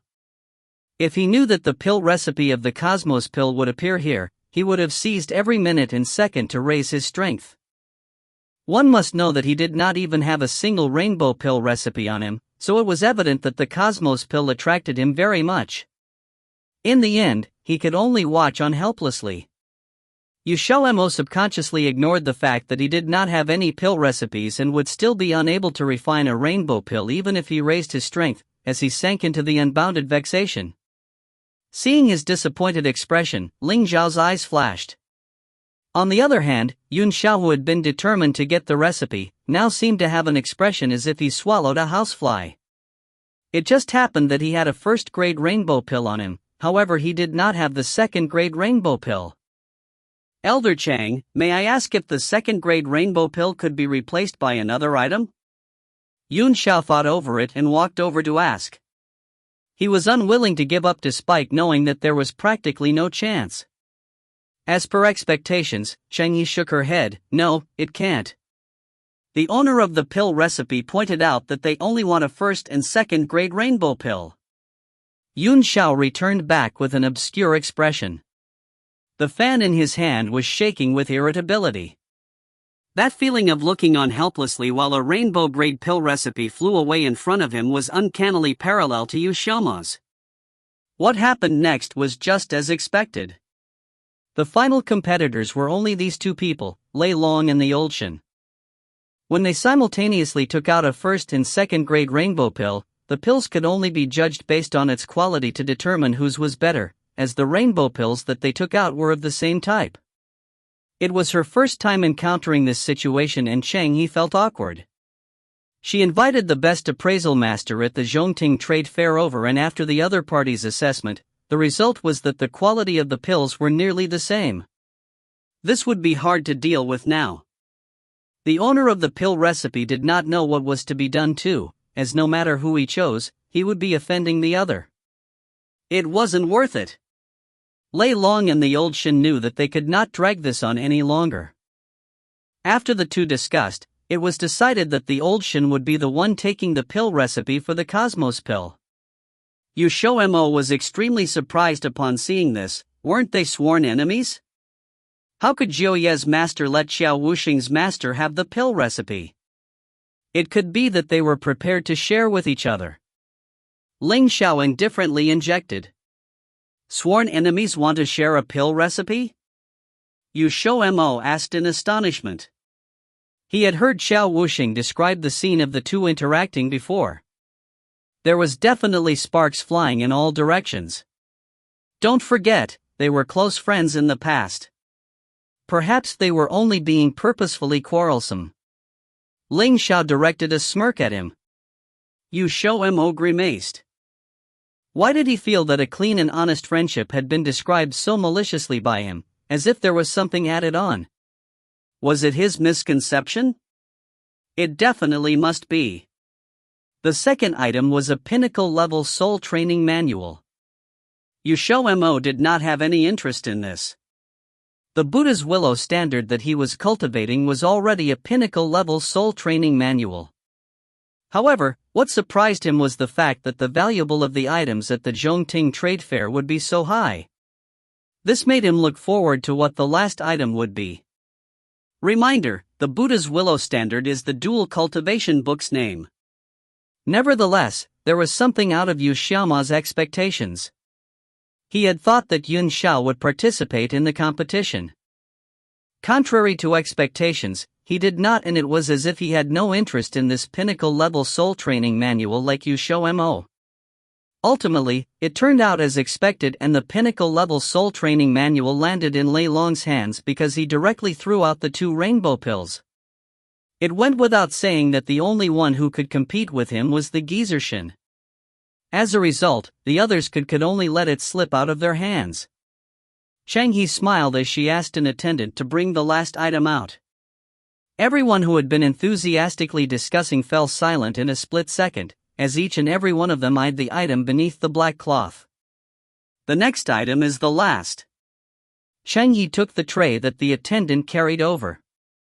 When everyone's eyes were focused on her, she raised it up as one hand grabbed a corner of the black cloth and slowly lifted it up, as if keeping everyone in suspense. Everyone unwavering stared at the item on the tray when the black cloth fell onto the ground. It was a transparent, square-shaped jade box made out of warm jade. Warm jade was one of the higher quality top jades, and it was most suitable for incubating spiritual beings. Inside was a wisp of red flame that was jumping about energetically like an imp. XiaoMo swore that he already seen this sort of thing 4 times. He lifted his head up to look at Ling Xiao. Sure enough, Ling Xiao's indifferent expression slowly became solemn and his astute eyes delicately narrowed. XiaoMo pulled on his sleeve. Could that be a fire elemental essence? Yeah. Ling Xiao acknowledged. XiaoMo clenched his fist in determination and sparks of combativeness ignited in his eyes. Rest assured, I will definitely spare no pains or effort to get it. Oh. It's okay even if you can't get it. Ling Xiao suddenly injected. Ha! Didn't you want to collect all 5 types of elemental essence? This is a good chance to get one, why don't you want it? XiaoMo raised his head. Ling Xiao glanced at him. XiaoMo had a feeling that he was being looked upon with disdain. Ling Xiao opened his mouth and replied, since this fire elemental essence was put as the last item, its value should be higher than the previous 2. You can't even get a soul training manual or pill recipe, how would it be possible for you to get this elemental essence? XiaoMo choked with resentment. How would you know if you don't try? You can try it if you want. If you fail, we can then discuss about how we should snatch the elemental essence. Of course, Your Excellency was only thinking of how to loot a burning house from the very beginning. They were not the only 2 who had the same idea about the elemental essence. There was also Yun Xiao. Yun Xiao's gaze seemed to have been stuck there as it never moved from the very first time he caught sight of it. The passion shooting forth from his eyes was not any lesser than XiaoMo's, and his breathing even became more intense. Changhe began to introduce, this is the fire elemental essence put up by the Mage Guild. I believe that everyone here has heard of it before and will not say much about its value. The Mage Guild only has one request. As long as the ladies and gentlemen present are able to take out something that would move the Mage Guild, that person would be able to get the fire elemental essence. It was impossible to try to move the Mage Guild with magic pills as they did not lack magic pills. Unless the pills were 5th or 6th grade rainbow pills, then it may succeed. Young master, this fire elemental essence will be of great effect to you. We must definitely take it. The elderly man approached Yun Xiao as he resolutely and decisively advised. Yun Xiao took a deep breath. This young master knows, but I'm afraid that it would be difficult to be able to take out something that would move the Mage Guild. The most valuable thing I have is only that 1st grade rainbow pill. The elderly man replied, Young master, you've forgotten that you still have the life blood that the elder had bestowed on you back in your mountain. The Mage Guild would definitely be moved by this. You're speaking of that drop of life blood? Yun Xiao's expression became grave. That was something that he had gained in exchange after much difficulty and was always reluctant to use it. He was somewhat hesitant to just take it out in this manner now. Young master, do not forget that the fire elemental essence is much more valuable to you than that drop of life blood. Moreover, I believe that you do not want to lose to that person too. If you let him surpass you, the seat of the clan head would be snatched away by him. At present, all the elders consider him as a treasure. You have to make a move. The elderly man continued to console. The expression in Yun Xiao's eyes changed once he spoke of that person. He would never forget the person who took his position in the clan as soon as he appeared. Old One was correct, he could not hesitate anymore. I understand. There had already been several people who went up to negotiate with Changhe while they were conversing. However, none of them could satisfy Changhe and could only return in disappointment. Changhe knew that though the items weren't bad, they were still no match to the fire elemental essence. However, she was not disappointed. Her gaze cast towards XiaoMo and Yun Xiao. These 2 rich and imposing people have not yet shown their hand.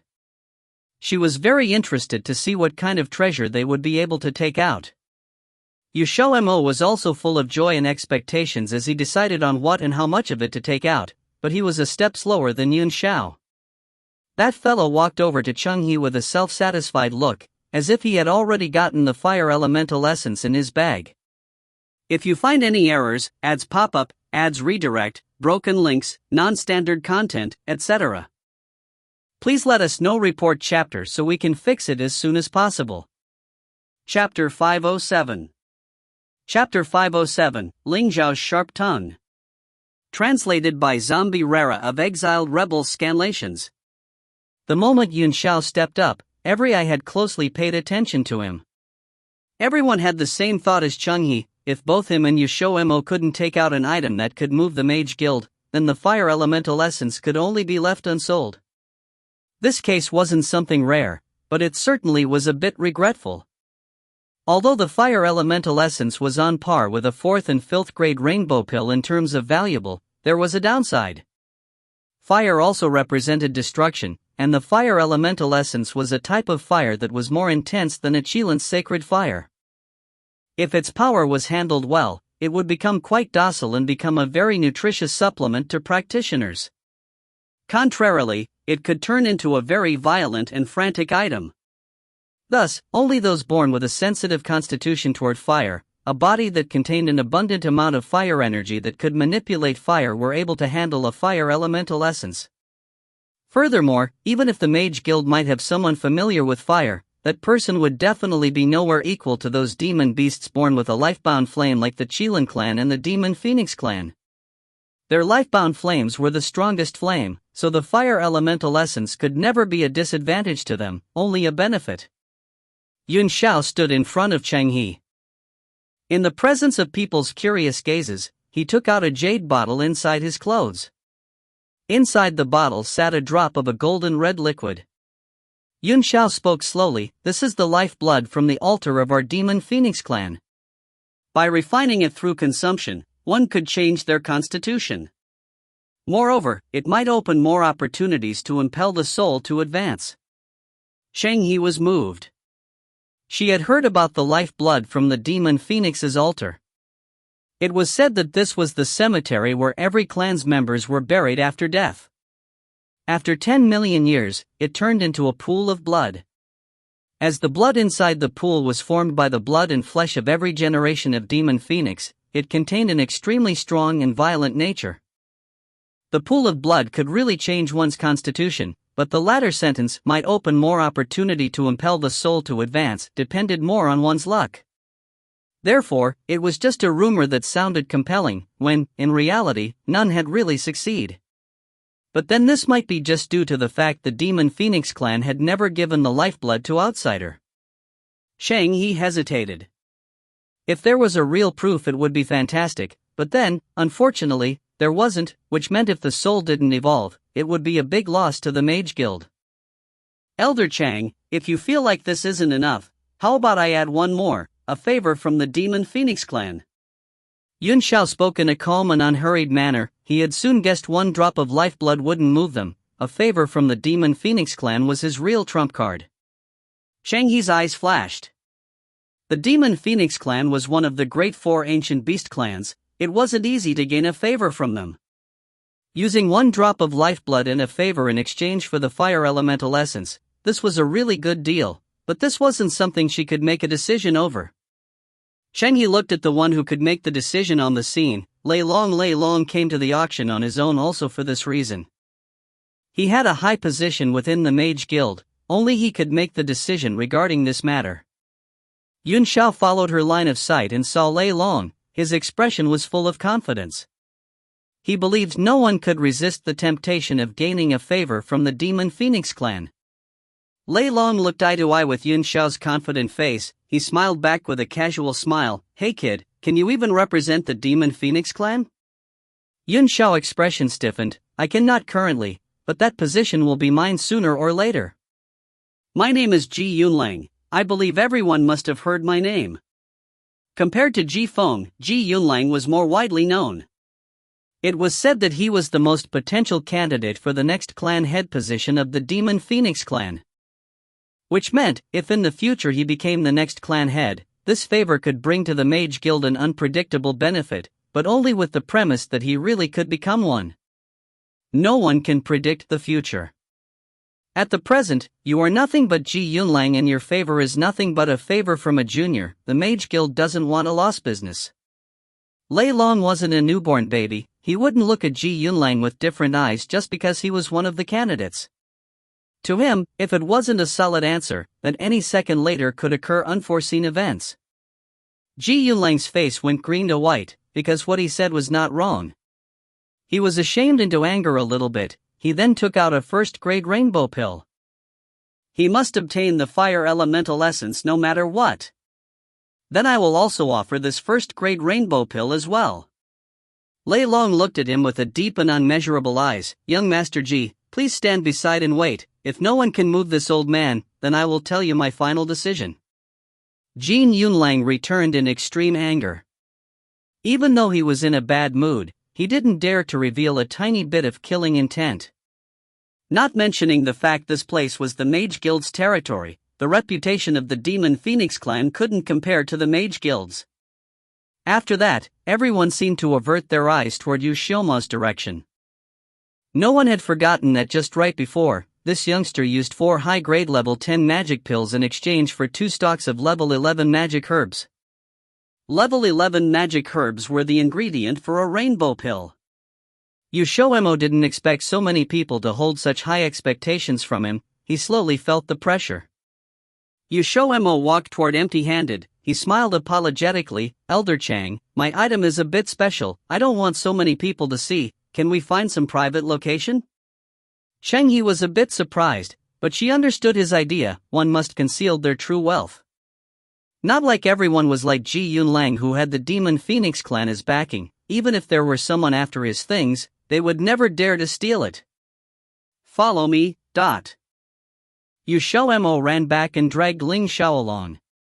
Lei Long and Old Shen also followed while the others were blocked outside, including Ji Yunlang. The decision for the fire elemental essence was still determined by the Mage Guild, so Jin Yunlang had no right to know which treasure XiaoMo would take out. No one would think the other guy would have such a request. Lots of people sighed in disappointment. What a pity to not be able to see that special treasure with their own eyes. To make it convenient for people like XiaoMo with special requests, Zhongting Trade Fair had prepared a secret room that could isolate anyone from scouting.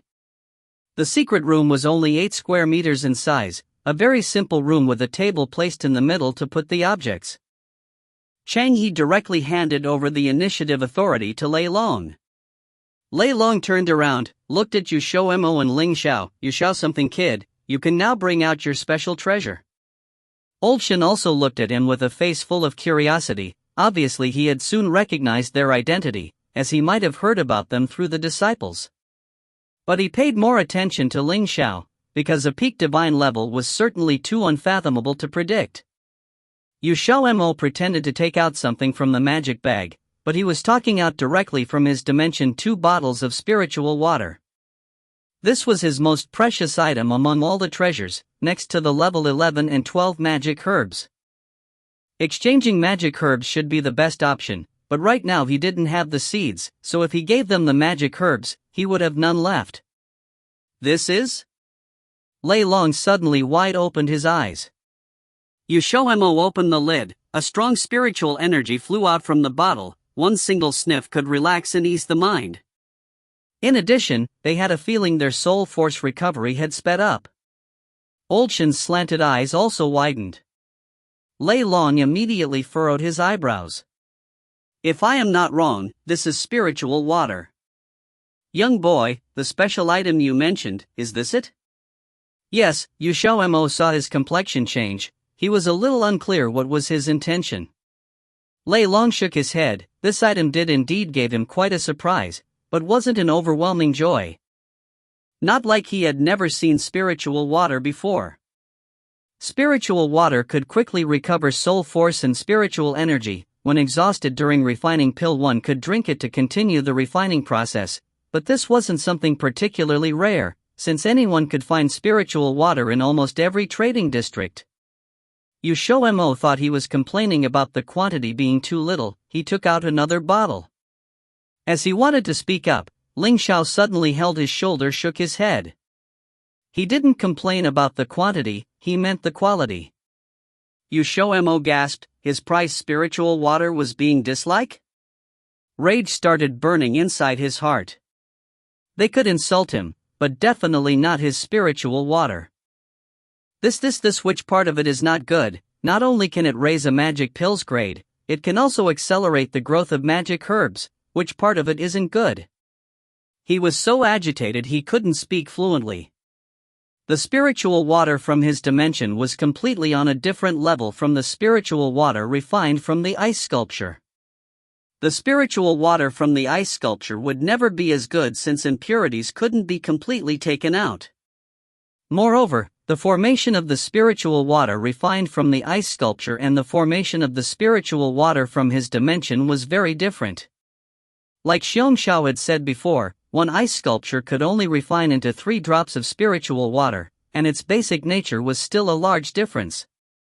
The most obvious example would be when Tang Xian used the spiritual water stolen from him and raised her magic pill from low to mid grade. A normal spiritual water could never increase 1 grade like that. Lastly, normal spiritual water could never accelerate the growth of magic herbs. This was the biggest difference between them. Ling Xiao tried to subdue the youngster's anger. He said casually, "It's not that your spiritual water is not good, more like they don't have an eye to appreciate it. You can't really ask them to share the same good insight as you." XiaoMo immediately calmed down. This was the first time he felt the good side of Ling Xiao's sharp tongue. He raised his head and saw the 3 shocked faces. Yes, he couldn't ask others to share the same insight as him. If you find any errors, ads pop up, ads redirect, broken links, non-standard content, etc., please let us know. Report chapter so we can fix it as soon as possible. Chapter 508. Chapter 508, Might as well reincarnate. Translated by Crystal of Exiled Rebels Scanlations. Spiritual water that is able to encourage the growth of magic herbs and increase the grade of magic pills, to many, seemed impossible. If it was truly like this, then all of the major forces in Tongtian continent would be gathering spiritual water like crazy. Its price would then be pushed sky high, and not just for 10,000 a drop. Lei Long and Old Shin's understanding was what they perceived to be spiritual water was just normal spiritual water, one that could recover spiritual energy and soul power. It could increase the success rate of magic pills, but never like what XiaoMo said. Thus when they heard of it, they were astonished. XiaoMo put the spiritual water away. At the end of the day, he should have listened to Ling Xiao. Finally Lei Long regained his senses and walked briskly over, his hand reaching over in an attempt to grab XiaoMo by the shoulder. With a swift movement and quick reflexes, Ling Xiao pulled XiaoMo towards him. "Old man Lei, if you want to say anything, just say it." Lei Long met Ling Xiao's eyes that were black like the abyss, and a flash of awkwardness appeared on his face. Only after a fake cough did he say to XiaoMo with anticipation, "Lad, is what you say true, but..." At first XiaoMo wasn't going to let him off easy, but after remembering that this old man was Jiuye's master as well as the elder of the Mage Guild, and since he was the master of a friend, he would be an adult and be generous. "Of course it's true. I got this spiritual water coincidentally and only found out its effects after some testing. Later on, I kept it hidden, not willing to use it. Even now, I'm only taking it out after a lot of thinking, but to think that I would be taking such a heavy blow right from the get-go." XiaoMo's meaningful gaze landed on Old Man Lei's face. No matter who, if their treasure got the cold shoulder from people, they would be hurt too, thus his reaction was clearly normal. Lei Long could hear his intent. It was truly his fault for making a selfish decision without clarifying first. He could tell this young man really treasured his spiritual water, so it was not his fault. "Could you let me see it?" XiaoMo hesitated before taking it out. "You can't dump it out, you can only smell it." Lei Long nodded in understanding before taking the jade bottle and opening it with no impatience. That familiar rich and thick spiritual energy appeared again. To be honest, he should have been able to tell from the beginning. No normal spiritual water could increase one's soul power recovery speed with just a sniff. With this one fact, one could tell that this spiritual water was very different from the norm. Lei Long was slightly excited, and handed it over to Old Man Shin. "You take a look too, it really is different from normal." Old Man Shin was much calmer, only nodding after triple checking. "You are right, this kind of spiritual water is different from the normal ones sold on the market. Its forming must have taken more than 100 million years, and under normal environments, this kind of special spiritual water probably wouldn't form either." "Completely correct. XiaoMo remained expressionless but was secretly impressed. Xiao Wuxing's master was extremely clever, to be able to infer that from just one bottle, impressive indeed. Although he got the approval of old man Shen, because he hadn't seen it in action, Lei Long couldn't immediately make the decision and proposed a test. XiaoMo shrugged his shoulder nonchalantly. It's up to you, but I have to warn you, I only have 2 bottles. You can experiment, but you pay for how much you use. Of course. To visualize its effects, Lei Long got someone to bring a level 1 magic herb. For getting that, they took a little bit of time. Also, to be conservative, they only used 1 drop. Even though it wasn't much, the effects were apparent. It didn't take a second before they saw the magic herb sprout. Once that was exemplified, the second benefit XiaoMo said didn't need to be certified, since regardless of its truth, Lei Long had his answer.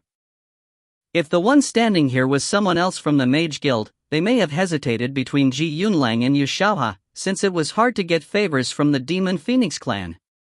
But from what he knew, Ji Yunlang's position in the clan was in imminent danger. Outside of the secret room, Ji Yunlang started to become impatient from waiting. All they were doing was looking at that person's stuff. How could it have taken so long? He had almost waited for half an hour. The longer he waited, the more uneasy Ji Yunlang felt. He had a feeling that the longer it took, the worse it was for him. Right at this moment, the room to the secret room opened. Lei Long and the others came out of the room first. Behind them was XiaoMo and Ling Xiao. Ji Yunlang carefully weighed their expressions. All of them seemed calm. He was unable to tell if they were satisfied or not. Lei Long walked over to where Cheng He was before, and with his hands behind his back, said slowly under the anticipatory gazes of the crowd, "As for the final whereabouts of the elemental essence, after much discussion, this old man has decided to trade with Yu Shaohe." Ji Yunlang instantly squeezed the handle of his folded fan hard. 1 lifeblood, 1 first-grade rainbow pill, and his favor. No matter how you looked at it, it was a favorable exchange, but it lost to a nameless person? Ji Yunlang felt as he had been taken lightly. It looked like Lei Long didn't believe that he was going to take over the clan head's position. That had to be it, but XiaoMo joyously took the fire elemental essence. This was great. With that, they had gathered 4 elemental essences. Now they just needed the last water elemental essence. If they obtained that, then Ling Xiao had a chance of reaching above the sacred level. The fire elemental essence provided by the Mage Guild had no intelligence, not that it was worse than the 3 they had collected, but simply that its intelligence was wiped away. With the grand finale successfully traded away, the was about to leave XiaoMo had been told to stay by Lei Long, saying that he had something important to ask of them. XiaoMo thought carefully and knew exactly what they wanted to ask. Most likely it was about the location of where he obtained the spiritual water. However, he couldn't tell them that, so it was a good thing he had an excuse ready. Whether they believe it or not was up to them, but he believed it. Before they left, XiaoMo told them to not publicize this information. If news got around of such a nature-defying spiritual water, before the Vermilion Blood Clan found them, others crazy for this water would be coming at their doors. Even if they told them they had none left, no one would believe them. Lei Long had his own considerations, and promised to not say a word. On the other hand, Ji Yunlang, who had left the Zhongting trade fair with a stomach full of anger, couldn't reconcile no matter what. He offered so many things just to obtain that fire elemental essence, but once again he lost to that Yu Shaohe, 3 times consecutively at that. His patience was running thin. "Young master, don't make haste decisions. This is still the territory of the Mage Guild and the Beast Transfiguration Guild. We shouldn't make trouble." Jiwen could guess what Ji Yunlang was thinking of and hurriedly held him back. Ji Yunlang swatted his hand away and shouted in anger, "Your young master can't bear to let this down. Not only that, it's not like you don't know how important the fire elemental essence was for me. I'm supposed to just let this opportunity slip away from me?" Jiwu stood up. "Young master, you misunderstood what Jiwen said. What he meant was that, even if we take action, it can't be here. Also, if we don't know the ins and outs of the two, making a sudden move is to our disadvantage." That's right, Jiwen nodded. If we want to make a move, then we need to find somewhere rural, and we have to plan ahead. I've discovered that the man beside the young man doesn't seem easy. Doesn't seem easy? Stronger than you guys? Ji Yunlang wasn't so sure. Both Ji Wen and Ji Wu were his father's trusty subordinates, both were divine-level practitioners. If it isn't someone from the 10 divine god ranking or a divine leveled, then they had no fears. Not only that, with his background, there was few who would dare mess with him. That, Ji Wen couldn't say for sure either. From his feeling, that man was truly strong, but how strong, he didn't know. Ji Wu suddenly spoke up, "Young master, it seems that the people of the Mage Guild know them. Perhaps we should ask around and find out who they are, that should give us a better chance." During the Zhongting trade fair, because Ling Xiao didn't say much and Xiao's name was only spread around in Zhongtian, since he did defeat the infamous one-eyed Scarface, Ji Yunlang, and the others, as outsiders, couldn't have heard of their names. Ji Wu only had to ask a few people before he found out about them. One was a student of the Xiaoyao institution, one was a peak-level divine-leveled practitioner who had defeated 2 of the 10 gods. The two's identity really shocked them. Jiwen was very glad that they had gathered information first before making a move, or else they would have become sheeps, asking to be eaten. Ji Yunlang's face became an assortment of colors. At first he thought they were just nobodies, but now, they were of the same background as him. Not only that, his strength was also way beyond Jiwen and Ji Wu. If they still wanted the fire elemental essence from him, they could only have his father send true powerhouses. "Young master, it looks like we have to take things slow. How do you expect me to wait?" Ji Yunlang broke his fan in anger. If that man called Ling Mo is truly of the Qilin clan, then the fire elemental essence is of great value to him too. By the time we think of a strategy, he would have already consumed it. Ji Wen and Ji Wu could only stare at each other. They knew that this was a problem too. "No, I must tell this to my father and have him send some people over," Ji Yunlang said with certainty.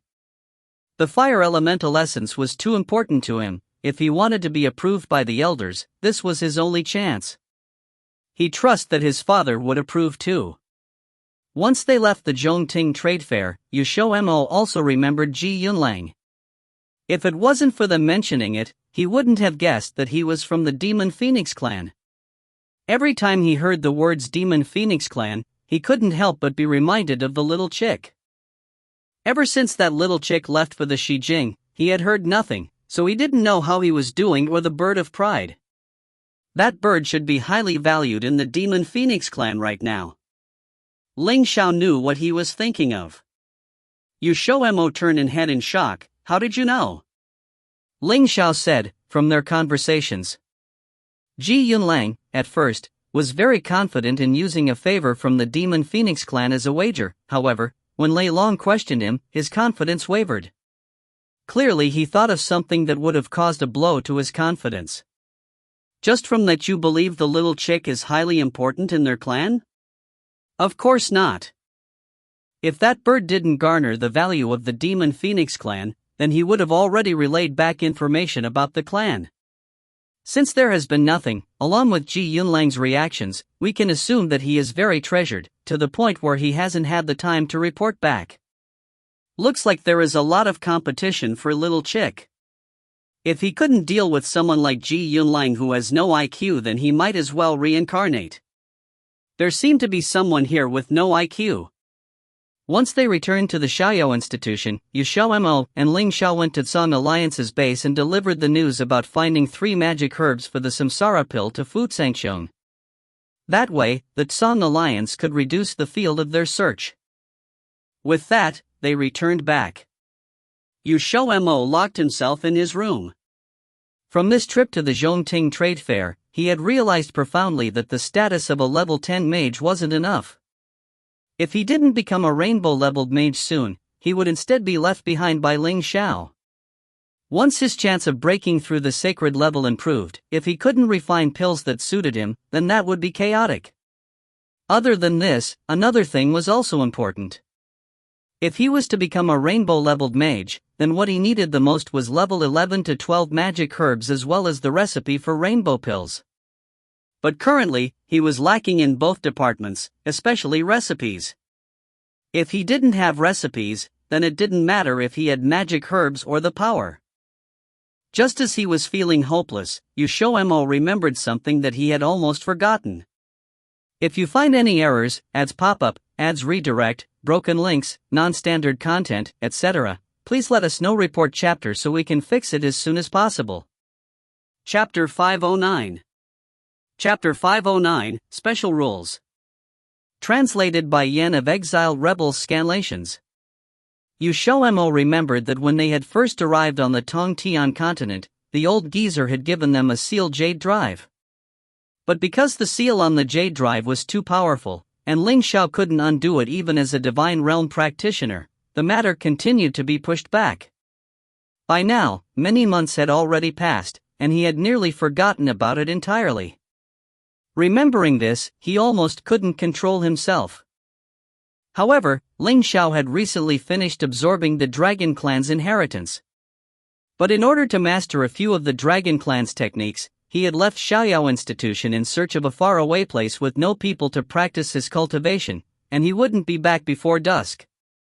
No matter how anxious XiaoMo was, he still had to wait. In the afternoon, XiaoMo didn't wait until Ling Xiao came back. Instead, Xiao Wuxing and Jiu Yi came to visit. It was rare that the two of them would come at the same time to find him, so XiaoMo invited them into his room and poured them 2 cups of cold tea, acting as a host.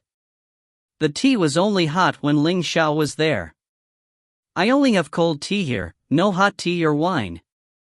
Make do with this for now." The two of them looked at the cold tea in front of them and didn't move. XiaoMo didn't feel that it was awkward. "Why did you come to find me?"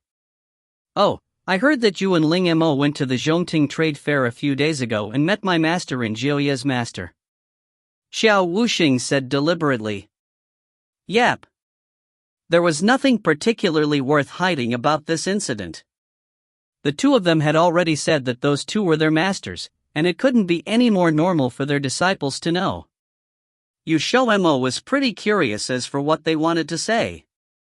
If they had received their master's trust and come to be on friendly terms with him, there was absolutely no need for that, because their relationship right now was already pretty good. Although it wasn't a friendship for life, they could still be considered friends nonetheless. It was also unlikely that they came to trick him into telling the truth. It wasn't as if he was an idiot, so how could the matter about the spiritual water be casually tricked out of him? Actually, it's nothing much. I came to tell you about something. If you want to climb to a higher floor in the tower as soon as possible, you can try to go challenge Xiaoyao Institute's special rules. What are the special rules?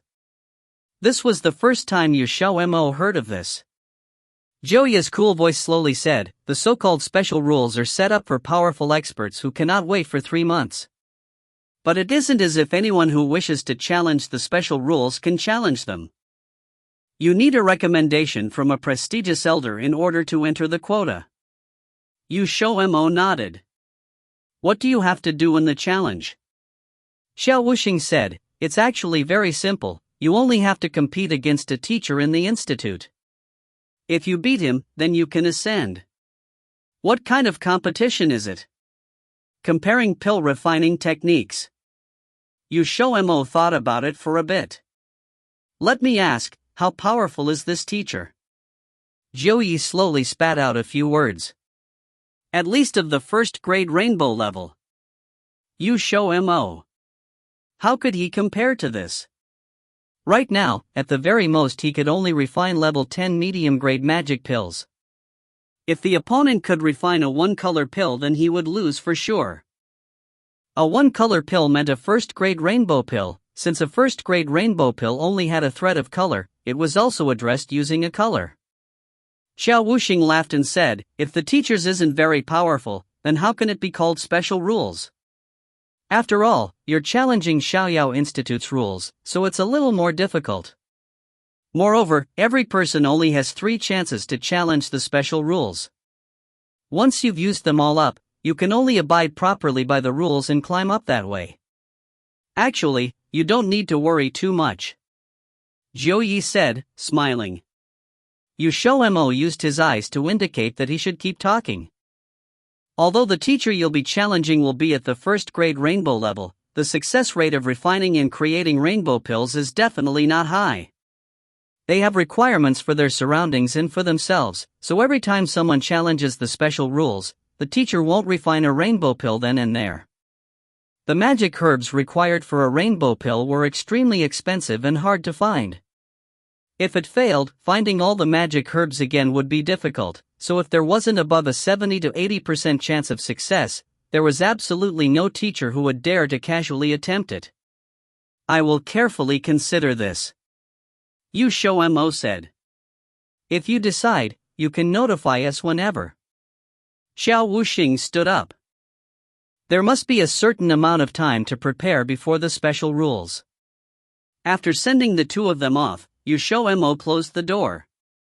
Returning to the table, XiaoMo picked up the cups and drank the cold tea that the two of them hadn't touched.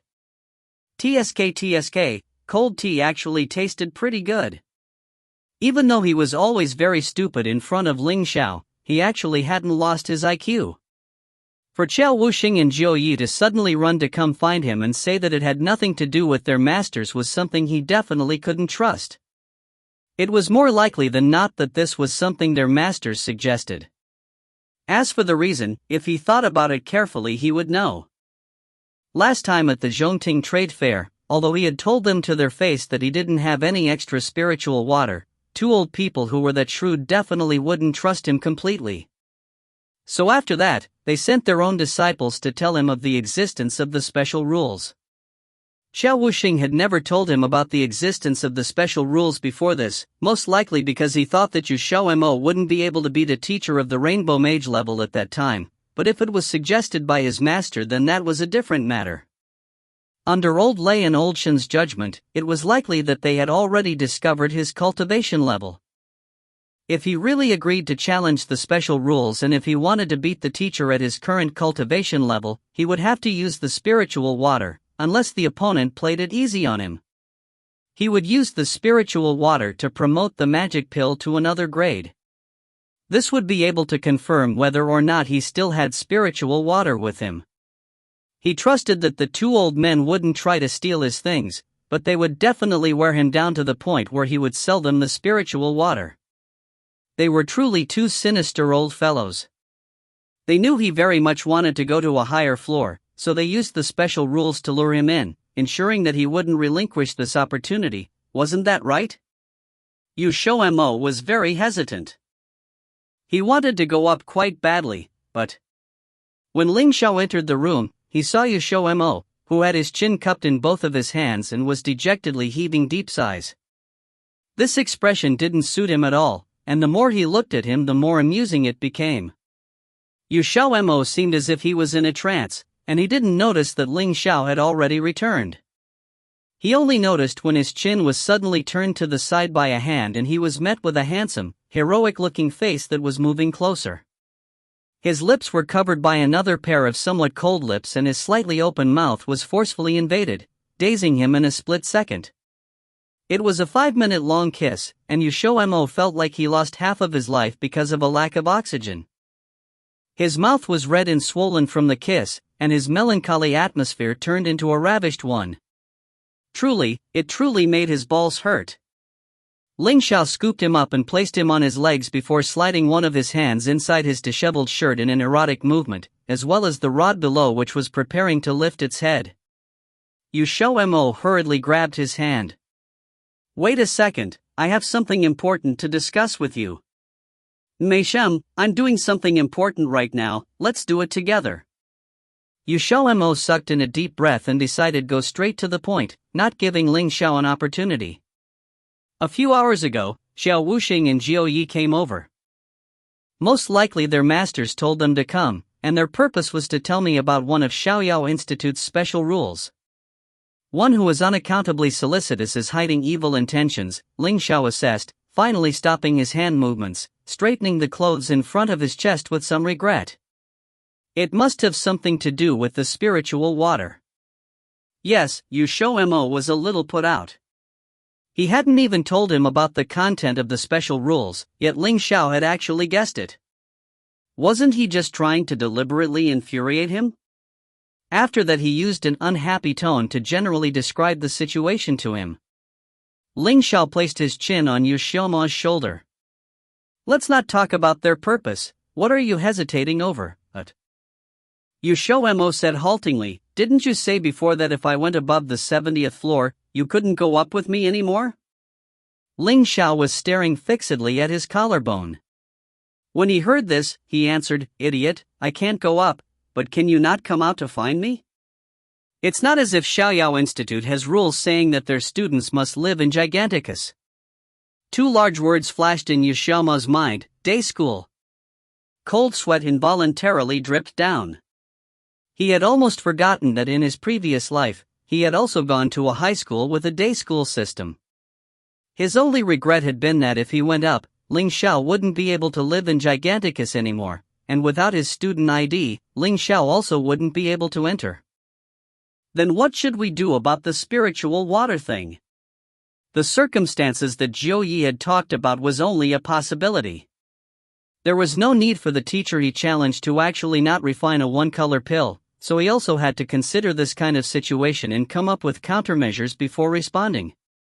No matter how much you promote a level 10 magic pill, you still can't turn it into a rainbow pill. Ling Xiao pondered. Whether a rainbow pill can be a rainbow pill mostly depends on its ingredients. Every magic herb has its restrictions. If you could change the level of a magic herb just by depending on an outside object, then people wouldn't have to differentiate magic herbs by levels. I understand. XiaoMo suddenly slapped down his hand. The reason that a level 10 low-grade magic pill can use spiritual water to be promoted to a level 10 medium-grade magic pill is because the ingredients that they use are all level 10 magic herbs, so they're on the same rank. A magic pill's grade can be promoted, but it's not possible if you want to surpass a magic pill's level. For example, for a level 10 high-grade magic pill to be changed into a one-color pill, in theory this cannot be achieved by using an outside object, correct? Correct. Ling Xiao bit his earlobe once as a reward. XiaoMo hastily moved his head away. He didn't want this kind of reward. Ling Xiao laughed. Xiao Wuxing and Zhou Ye's master surely can also think of this scenario, or perhaps they've already tested it before. So if you accept the challenge, that teacher definitely won't refine a one-color pill. In reality, it wasn't just this. If the teacher refined a one-color pill, then the special rules couldn't be called special rules, but rather death rules. There was no need to establish special rules that didn't give students a chance of success. At that moment, XiaoMo had a feeling as if he had pushed apart the clouds and seen the blue sky. No wonder Zhou Yi said that the teacher usually wouldn't refine a one-color pill. This was the real reason, and if this happened, then he had about a 70 to 80% chance of success if he remembered back to when he refined a high-grade magic pill even as a mage who could only make low-grade pills during the assessment at Douxian Academy. Although the levels of the magic pills were different now, and the degree of difficulty would also increase by a lot, he trusted that he could still leap over one grade. Okay, the problem has been resolved. Let's go to bed and do important things. Ling Xiao scooped him up. The sun had just set, so now they could do things that were supposed to be done at night. It was only when he was placed on the bed that XiaoMo remembered the matter that he had been repeating in his mind since the morning. This was more important. I have some business that's even more important. Is your business more important, or is my business more important? Ling Xiao narrowed his eyes. XiaoMo swallowed, and said, unafraid of death, mine is more important. Say it again. Yours is more important. Good. The dusk rose high in the sky, and by the time Giganticus sank into an expansive darkness, when the sound of the creaking bed and cries of ecstasy finally stopped in a certain room, it was already late at night. XiaoMo laid on top of Ling Xiao's body, completely naked, and his smooth, pale back was dotted with blue and purple spots, revealing the fierce situation that had just taken place. Underneath the blanket, the place where the two of them were joined still hadn't separated yet. XiaoMo shook his fingers and said, unwaveringly, I have something important to ask you. Ling Xiao had a face full of satisfaction, and he patted his head and smiled. Go ahead. XiaoMo sniffled, this was too miserable. That sealed jade drive, Ling Xiao was silent for a few seconds, as if he was remembering what the sealed jade drive was, before he felt around for the sealed jade drive he had dropped into his ring dimension. Are you talking about this thing? I forgot to undo it. Tears streamed down XiaoMo's cheeks. He just knew that Ling Xiao forgot. By now Ling Xiao was already a Sacred Realm expert, but the opponent was also clearly an expert with high-level cultivation. If they wanted to undo the seal that he made, it truly wouldn't be easy. They would very likely attract the attention of experts hidden in Xiaoyao Institute, so Ling Xiao held XiaoMo and directly entered his dimension. Alright, boss's priority, make love everything. Poor Momo. Addis, legit feels sorry for Momo. No wonder he's the wife. He doesn't have any balls to stand up for himself. If you find any errors, ads pop up, ads redirect, broken links, non-standard content, etc., please let us know. Report chapter so we can fix it as soon as possible. Chapter 510. Chapter 510, Swindlers and Thieves. Translated by Column CD of Exiled Rebels Scanlations. In the blink of an eye, the surrounding scenery had changed into an endless meadow. XiaoMo raised his head and stared blankly for a second, with stupefied shock on his face. He looked at the man, who was looking satisfied despite being pressed down by him, with hidden bitterness in his eyes. The corner of his mouth twitched as he protested, I say, we should at least wear clothes before coming in. The two were currently completely naked. XiaoMo remembered that there were quite a few demon beasts living in Ling Xiao's dimension, and some of those demon beasts had their spiritual awareness opened early. He would be humiliated to death if he was seen by them. Even if Ling Xiao didn't want his face, he still wanted his own. Why does it matter? Ling Xiao put a hand on his fair and delicate buttocks and erotically fondled it while holding the sealed jade drive in his other hand. He totally wasn't ashamed at all. XiaoMo did not harbor any hopes for him to be ashamed and directly slapped his hand away. Just as he stood up, he felt a slick and sticky liquid flowing out from between his two thighs and his body froze in a split second. Oh, what a nice view! XiaoMo abruptly returned to his senses. He lowered his head and saw that the expression in Ling Xiao's eyes had changed as his attention had shifted from the sealed jade drive to XiaoMo's lower body. It seemed as if a storm of desire was brewing in his eyes. XiaoMo shivered, then he covered his lower half and ran away. Ling Xiao gazed at his fleeing figure and smirked. The desire in his eyes disappeared in an instant, as if he was able to freely receive an attack. XiaoMo ran to the lakeside. He turned back to look at Ling Xiao, who had just sat up on the grass and could not help but sigh. He really did not know whether he was lucky or unfortunate to have such a lover. XiaoMo washed away the stains on his body in the lake before he took out a new set of clothes from his magic bag and put them on. After tidying himself up, he took a wooden basin out from his dimension, filled it with clear water from the lake and walked over to Ling Xiao. XiaoMo saw Ling Xiao concentrating on the sealed jade drive that he was fiddling with as he snuck up behind Ling Xiao. He was suddenly struck by a mischievous impulse. If he poured water directly on Ling Xiao, it could also be considered as helping him clean his body? What are you hesitating for?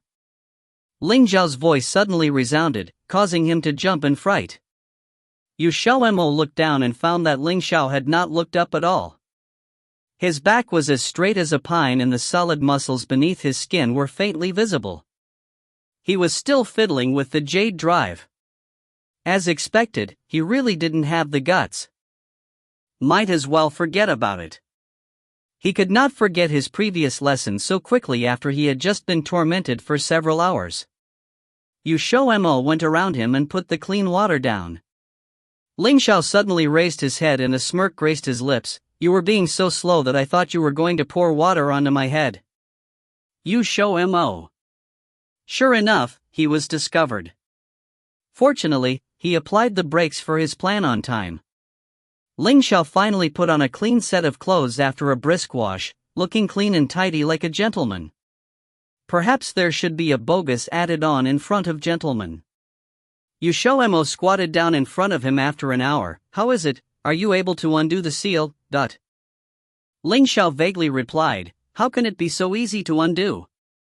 Didn't your master mention before that the owner of the sealed jade drive was probably a level 12 mage? Their cultivation was bound to be above grade 4 rainbow level for them to be able to become a level 12 mage. So, you're still unable to undo it? I can undo it, but I will need a little time. The seal on this jade drive is very complicated. If I had not received the inheritance of the Qilin clan, the Demon Phoenix clan, and the Dragon clan, I am afraid it would take several months to undo. Ling Xiao frowned. The owner of the jade drive probably set up such a complicated seal because they did not want let the people who found it to see the things inside easily. XiaoMo sniffled. He had thought that Ling Xiao could undo it immediately. However, one thing was certain. The things inside the jade drive must definitely be valuable, otherwise its owner would not have spent so much effort to protect it.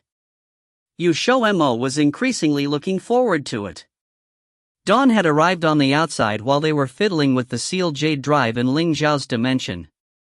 One after another, the people on the 60th level hurried to the cultivation center to cultivate, leaving only a few scattered figures in the corridor. At 5 o'clock, a person suddenly appeared in the hallway and stopped in front of XiaoMo's door. After knocking for a few times without receiving any response, the person suddenly opened the door and walked in. He came out after less than 8 minutes and disappeared into the hallway in a hurried manner. Inside the dimension, Ling Xiao finally undid the seal after many twists and turns. At this moment, the red-colored jade drive in Ling Xiao's hands appeared just like an ordinary jade drive. As long as he picked it up and took a look, XiaoMo would immediately know what was recorded in the jade drive that had been buried for more than 10,000 years. Ling Xiao threw the jade drive to him. Go on and take a look. XiaoMo flusteredly caught it.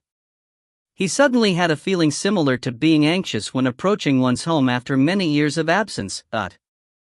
It was as if something he had always been thinking of was already in front of him, but he did not dare to look at it for fear that the things inside would disappoint him.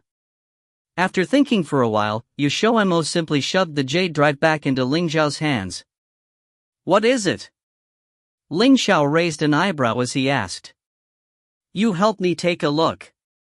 Tell me after you've finished looking. XiaoMo firmly replied.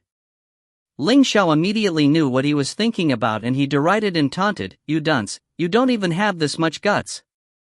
However, he still helped XiaoMo take a look. The smile on the handsome face instantly disappeared after looking at it. XiaoMo became apprehensive. Judging from his expression, it doesn't seem good.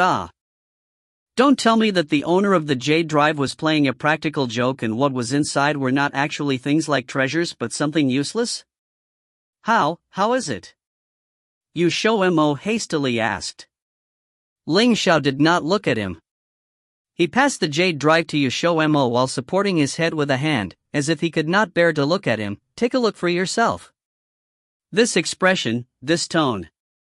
XiaoMo's excited mood slowly became dejected. It seemed that things did not go as he wished and it really was a prank. He did not hold any hope as he glanced inside the jade drive. In a split second, the mountains and rivers, and the sun and moon lost their colors, and he was thunderstruck. The jade drive slipped from his hands and dropped onto the grass. Ling Xiao was still in the pose of supporting his forehead with his hand, but his shoulders started to slowly tremble. A deep and low laughter slowly flowed out of his mouth and floated into XiaoMo's ears. XiaoMo finally recovered from the blow and his eyes moved to Ling Xiao who was currently laughing up his sleeve. Instantaneously provoked, he threw himself over with bared fangs and brandished claws. You bastard, you actually dared to deceive me. XiaoMo saw red as he grabbed Ling Xiao by the throat. This bastard actually deceived him again. If he had known earlier, he would not have passed the jade drive to Ling Xiao to look, resulting in him feeling a sense of loss for quite a while. Ling Xiao leaned backwards and burst into laughter. XiaoMo sat astride on him, indignantly beating Ling Xiao's chest with his fist, not to be appeased. He was truly an extremely nasty guy, to go as far as to mess with him till he went crazy when Ling Xiao knew that he was very concerned about this. "Alright, put the jade drive away. Let's go out first." Ling Xiao gripped his little steamed buns. XiaoMo immediately picked up the jade drive gingerly. This time, on account of the jade drive, he would not stoop to pettiness or harbor grievances for past wrongs and would stop bickering with him. The two returned to their room in the blink of an eye. XiaoMo promptly jumped down from the bed but was pulled to a stop by Ling Xiao right away. He unhappily turned around, only to see Ling Xiao touching his chin in contemplation. XiaoMo's tone instantly changed. "What happened?" Ling Xiao replied, "Someone came in." "Seriously? Who would enter my room without my permission?" XiaoMo widened his eyes, however it seemed that he did not lock the door. "Who knows? Then how did you discover it?" "It's the clothes.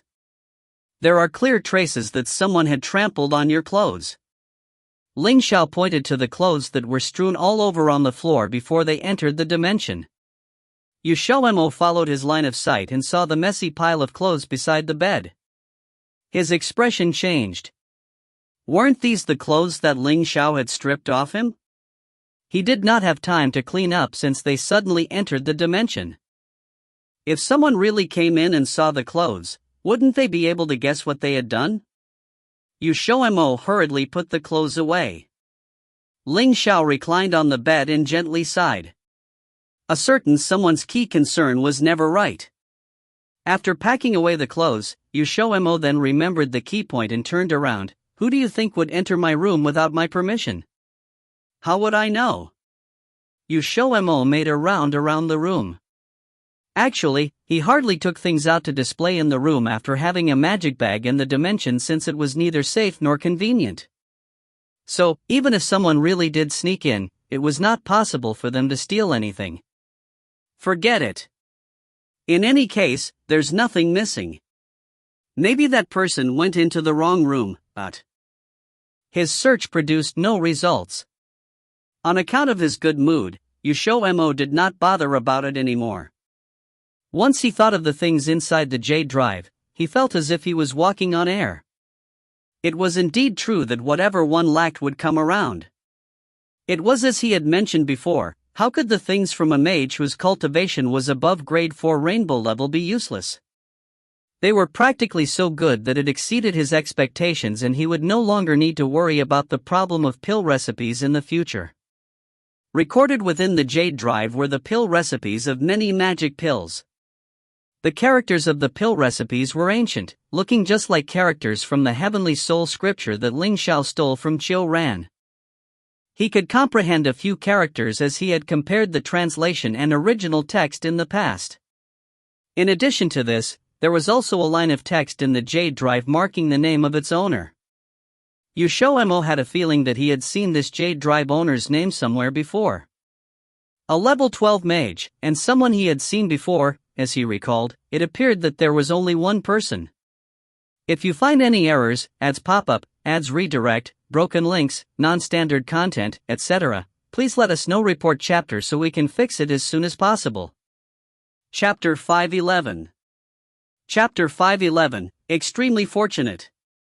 Translated by Rara of Exiled Rebels Scanlations. R.A., my brain has turned into leftover porridge. At noon, the sunshine lazily shone through the window, the room was lit and bright. Ling Xiao was nestled on the bed, he was affected by the sunshine, every cell of his seemed to emit a faint drowsy and sluggish aura, he only barely opened his eyes when he heard XiaoMo. So you are saying that the owner of this jade drive, called Dan Shang, was from the ancient times and could refine a 6th grade rainbow pill? XiaoMo nodded positively, likely so. When I was in the time wall, the mage I saw talking about the path of magic pills refining was him. He was also a level 12 mage, and his soul level seems to be a rainbowed 6th grade, but Ling Xiao supported his head with his hand. No wonder the restriction barrier was abnormally powerful. Turns out he was a mage from the ancient times. If so, then this jade drive must have existed for over millions and millions of years. And also, my wife. Ling Xiao suddenly called him. XiaoMo returned back at him with question mark. Ling Xiao sat up from the bed. He stared at him with a straight face. My wife, you are extremely fortunate. What do you mean? Ling Xiao laughed out loud. Do you know what the two words ancient times represent? XiaoMo frowned and pondered, and his final answer, how the hell would he know, but... Ling Xiao didn't expect any answer from him. He lazily slumped back onto the bed. I have told you before, almost all the ancient items that have been passed down are rare, like soul and skill training manuals. Not true, XiaoMo interrupted his sentence. Aren't there lots of soul and skill training manuals in Tontian continent? They were made by the later generations. The genuine ancient skill and soul training techniques have almost disappeared into the flow of time. And the most important thing to mages, the magic pill recipes and magic herbs, their circumstances are way more severe. In the ancient books there is a record about magic herbs having existed in the ancient time. The legend said the magic herbs seemed to be everywhere in the past. Mages didn't even have to run around looking for them, and the price was never as high like current ones. XiaoMo wiped his drool. All of that goodness, why didn't I transmigrate into the ancient times? As soon as his sentence came out, the temperature of the room dropped down 100 degrees. XiaoMo shivered. He looked up and saw Ling Xiao's threatening squint. Those cold and horrifying eyes were staring back at him. Knowing that he had made an improper remark, he laughed dryly while added, but I don't want to be in the ancient times if you aren't there. Ling Xiao snorted. Although the ancient magic pill recipes weren't as ubiquitous like magic herbs, the amount was definitely 100 times more than the present. The guy called Dan Qing, if he really was a mage from the ancient time, then most of the recipes inside the jade drive are definitely lost recipes. XiaoMo took out the jade drive. He walked in front of Ling Xiao and tried to curry his favor. I don't know many words inside there, can you help me translate it? Ling Xiao looked at him with a smile yet not a smile. XiaoMo felt numb to his scalp. He had a bad feeling. Ling Xiao picked up the jade drive. I can help you with the translation without problem, but it seems that you haven't given me any magic pills for quite some time, XiaoMo twitched his lips. I clearly gave you some just the day before. That day after they came back from the Zhongting trade fair, Ling Xiao saw him take out almost 10 magic pills from his bag all at once, so he took them all away. Currently, he had none left. In addition to that, only 2 days had passed. 1 day without eating them feels like 3 autumns have passed. I have waited for 2 years already. Ling Xiao seemed to notice what he was thinking. He gave him a bright and dazzling smile. Fine, I will refine some for you. How many are you going to use to shoo me away? A dozen? Add 1 0 in the back. You can go steal them. In the end, not until XiaoMo promised to give him his first rainbow pill did Ling Xiao stop fooling around and helped him translate the recipes and record them down into another jade drive. XiaoMo counted. He discovered that the jade drive contained a very completed set of magic pill recipes from level 1 to level 12. Most of them were recipes he had never heard of before. This was simply a potpourri of recipes. Besides, he also found a recipe that gave him a very pleasant surprise, and it was the samsara pill recipe for his second XiaoMo Bai. He finally understood why Song Alliance still couldn't find the samsara pill recipe for so long despite their capability, because it turned out the samsara pill was an ancient recipe. Ling Xiao, do you want to tell Fu Sengchong about how the samsara pill we have found? XiaoMo asked in excitement. It's not the time yet. Ling Xiao said. Why? XiaoMo asked, as he couldn't figure out the reason. Ling Xiao discovered that his little lover seemed to never use his brain whenever he was in front of him. Every time he had questions, his first sentence was always why, and it became a tendency to depend on him more and more. However, this was a good thing. Where did this recipe come from? XiaoMo opened his mouth to reply, but he stopped immediately. He understood, if he just took it out directly, Fu Sangxiong would definitely feel something was strange, so what he should do was to find a right moment to tell. Then I'll wait until I have gathered all the required magic herbs and tell him after, how about it? Ling Xiao replied, what Fu Sangxiong wants is the recipe. About the herbs, using his ability, he should already have them well prepared. If it's true, then why did he want me to help find the magic herbs? XiaoMo had the feeling of being deceived. Idiot, can you guarantee you will successfully refine the samsara pill using only one batch of magic herbs? I can't. The next day, XiaoMo asked someone to call Xiao Wuxing down because Zhou Yi happened to be in the meditation room, and only those students that stayed from the 70th floor and above could go up there. When Xiao Wuxing came, XiaoMo told him his decision. He wanted to challenge the special rule. Xiao Wuxing gave him some time to prepare mentally. He said that he could arrange the match in the afternoon. After that, he left right away to inform his master. XiaoMo thought it would happen tomorrow or the day after tomorrow. He didn't expect it would be that fast. Hearing his mumble, Ling Xiao smiled. In the eyes of those two old geezers, they must have seen through your current level, a peak middle grade level 10. To put it in another way, you are only one step away from advancing to high grade. And judging from your advancing speed, they can't predict if you might break through tomorrow. Which means they won't be able to find out whether I have more spiritual water, correct? Correct. If you were a high grade level 10, you wouldn't need the spiritual water to increase your magic pill grade. And since the teachers won't refine a first grade rainbow pill as it will be unfair to you, they can only take advantage of your current level as a middle grade level 10 to make a move. Wow, what a sinister plan. Xiao Wuxing's work was really fast, perhaps because his master was impatient. It took him less than 3 hours to walk out and came back. He told him the challenge would begin at 1 in the afternoon. Since there was already a designated location for the challenge, he would come back early in the afternoon to pick him up. XiaoMo accepted this with his whole heart.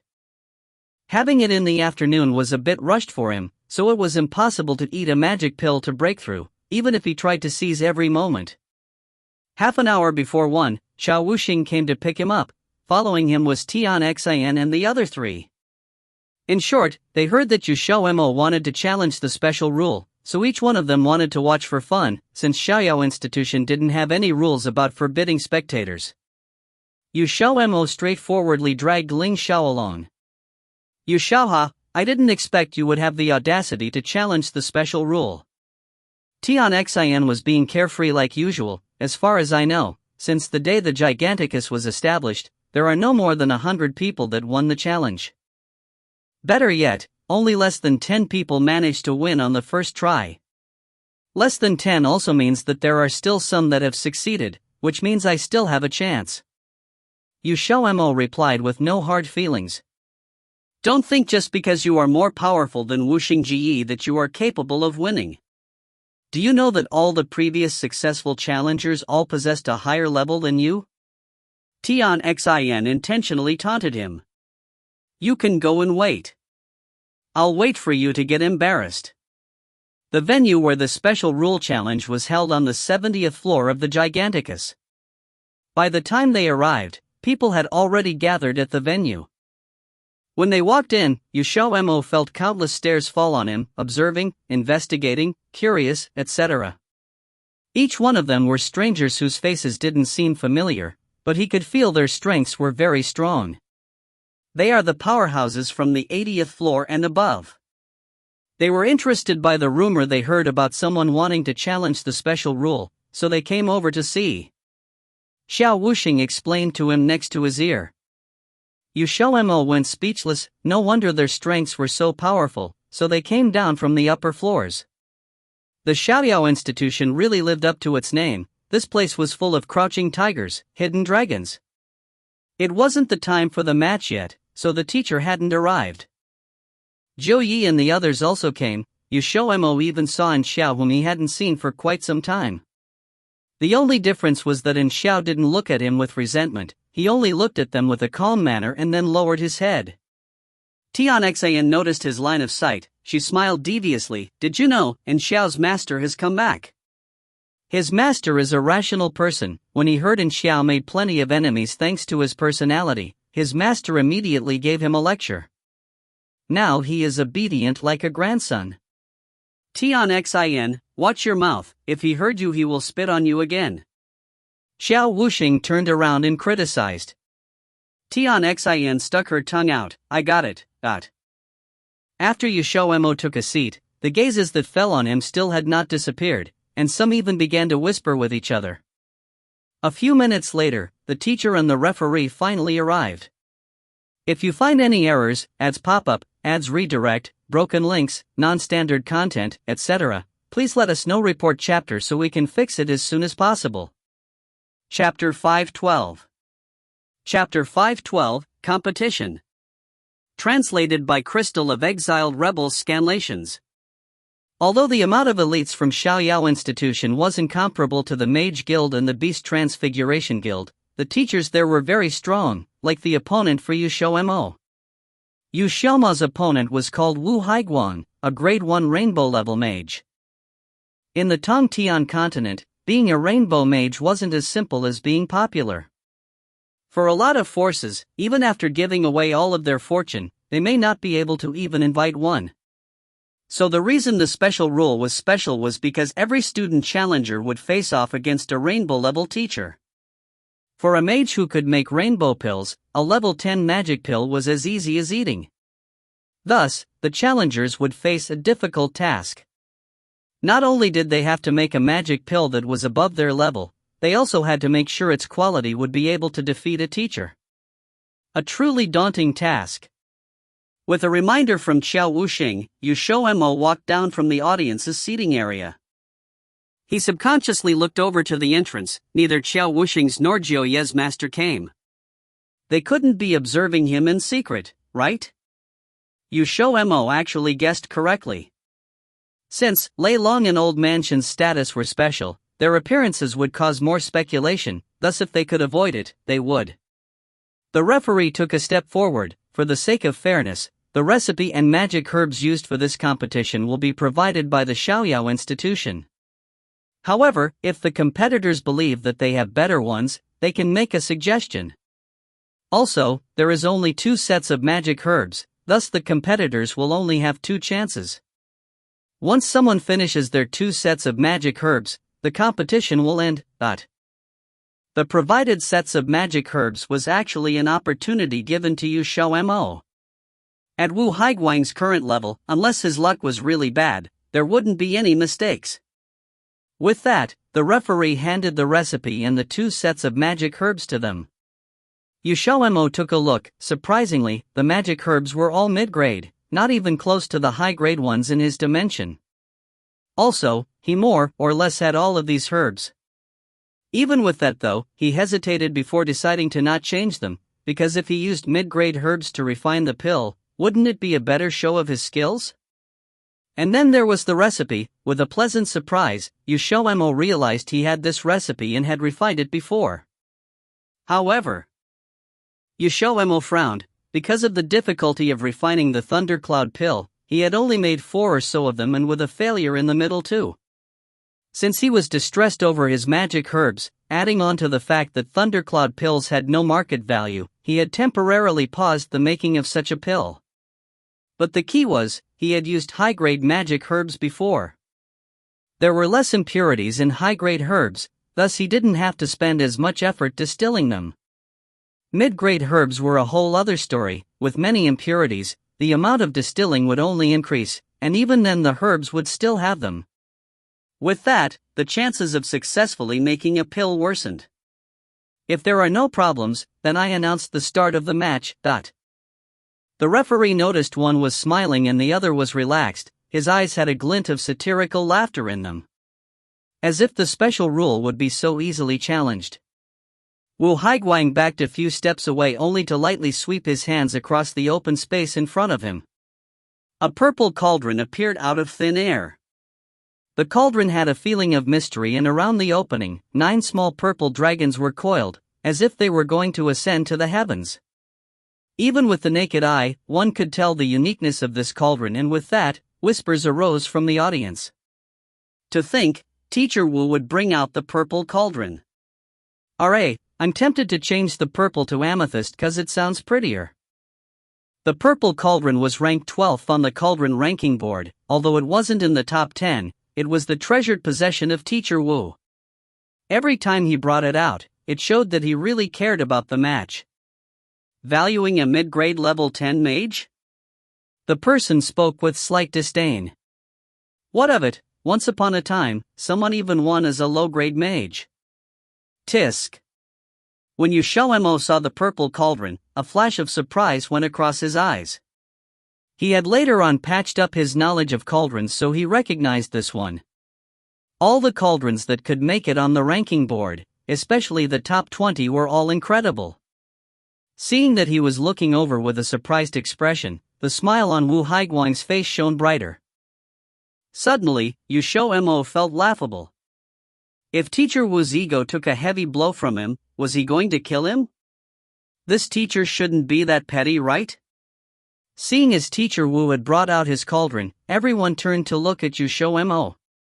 XiaoMo pretended to tap his magic bag and a soccer ball-sized red cauldron surfaced on his hand. Once he threw it out, the cauldron quickly grew larger, with its red light shine brighter than the purple cauldron. Everyone widened their eyes in astonishment. This is the heavenly cauldron? As someone who loved cauldrons to death, Teacher Wu's eyes became round with shock. Having one of the top 10 cauldrons was his dream, but they were either in someone's possession or their whereabouts were unknown. This old fellow could only sigh with powerlessness. He had thought that his purple cauldron was impressive enough, yet his opponent brought out the heavenly cauldron so casually that it was really a heavy blow. The audience burst into an uproar. Every mage had a dream, and that was to obtain a good cauldron. A good cauldron was an element of success for refining pills, although not by much, it was still critical. He's so lucky to think it's the heavenly cauldron. That's just 2 ranks away from Elder Lei Long's Thunder God cauldron. Even I don't have one. Tian Xian said with extreme jealousy.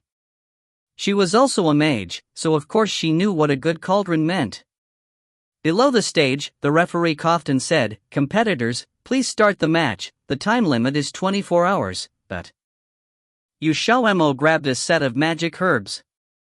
Using a mid-grade magic herb meant that it was unlikely to have the pill at a high grade, thus he had to work on the distilling process.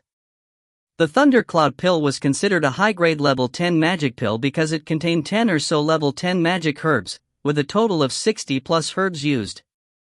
Firstly, XiaoMo threw all of the non-level 10 magic herbs into the heavenly cauldron. It was his first time refining pills in public, so he was a bit nervous, but it was negligible. On the side, Teacher Wu saw that he could distilling tens of herbs at a time and couldn't help but take a few more glances. If he could do this, then his control over his soul power must be at a very high level. No wonder Elder Lei would specifically tell him to not hold back. Since XiaoMo had always been distilling high-grade magic herbs, and due to their nature of having less impurities, it was much more difficult to distill than mid or low-grade herbs. It was because of that his proficiency of distilling went up by a lot. A mid-grade magic herb usually contained about 10% impurities.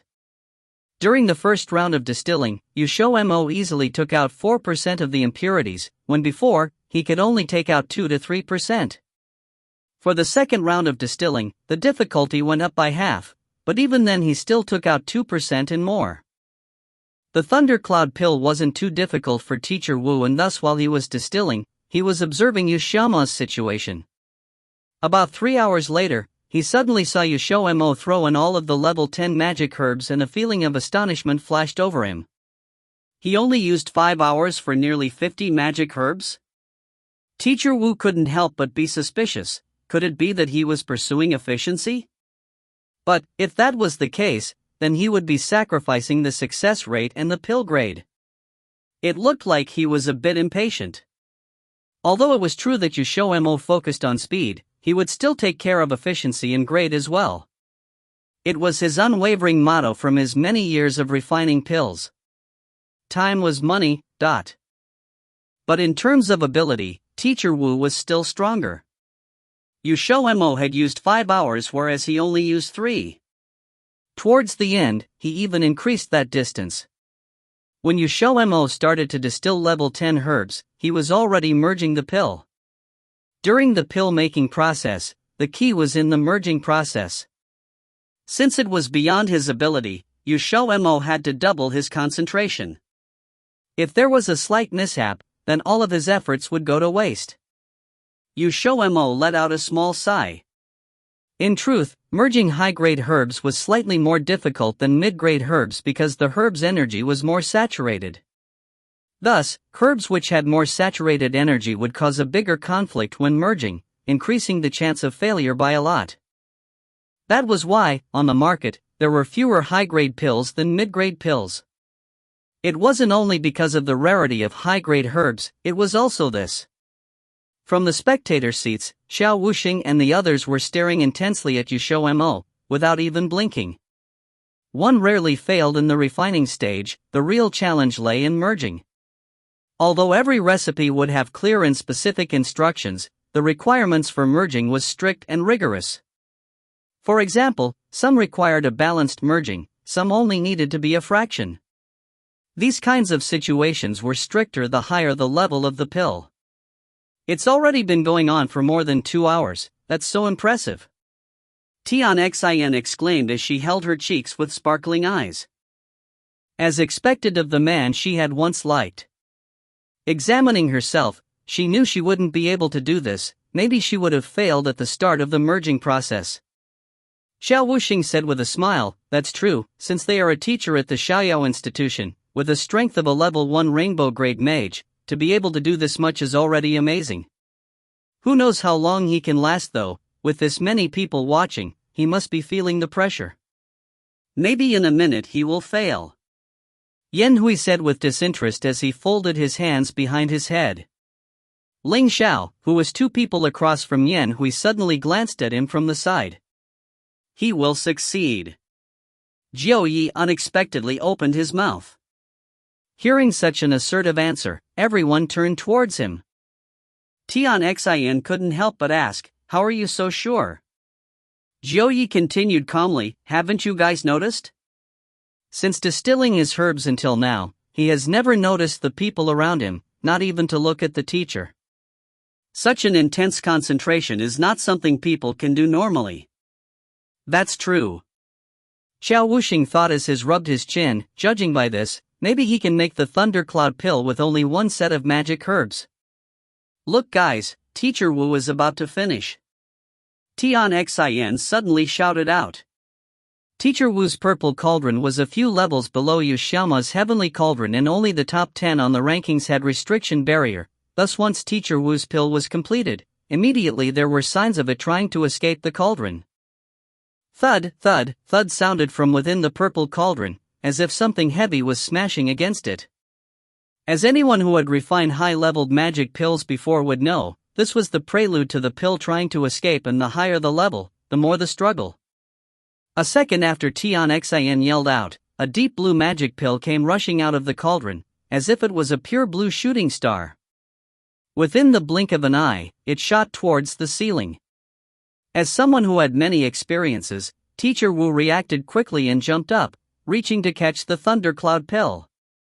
Using his soul power slightly, he suppressed it.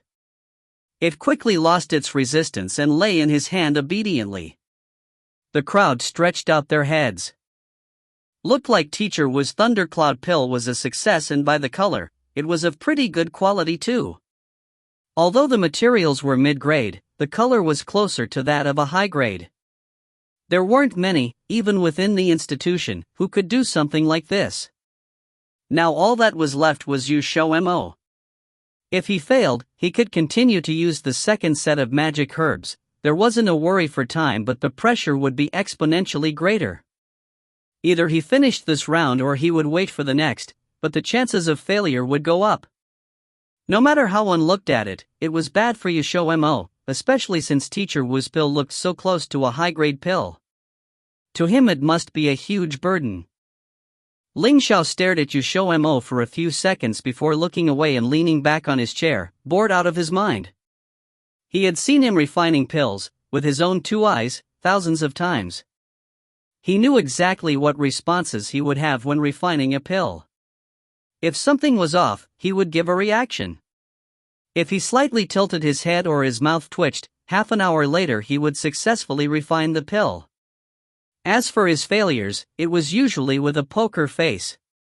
Once the magic herbs in the cauldron were wasted, he would squat at a corner to draw circles. As he grieved, he would reflect on his mistakes. For this, Ling Xiao used one sentence to draw a conclusion: an idiot's cycle of process. If you find any errors, ads pop up, ads redirect, broken links, non-standard content, etc., please let us know. Report chapter so we can fix it as soon as possible. Chapter 513. Chapter 513, Meeting Wu Cheng Again. Translated by Yan of Exile Rebel Scanlations.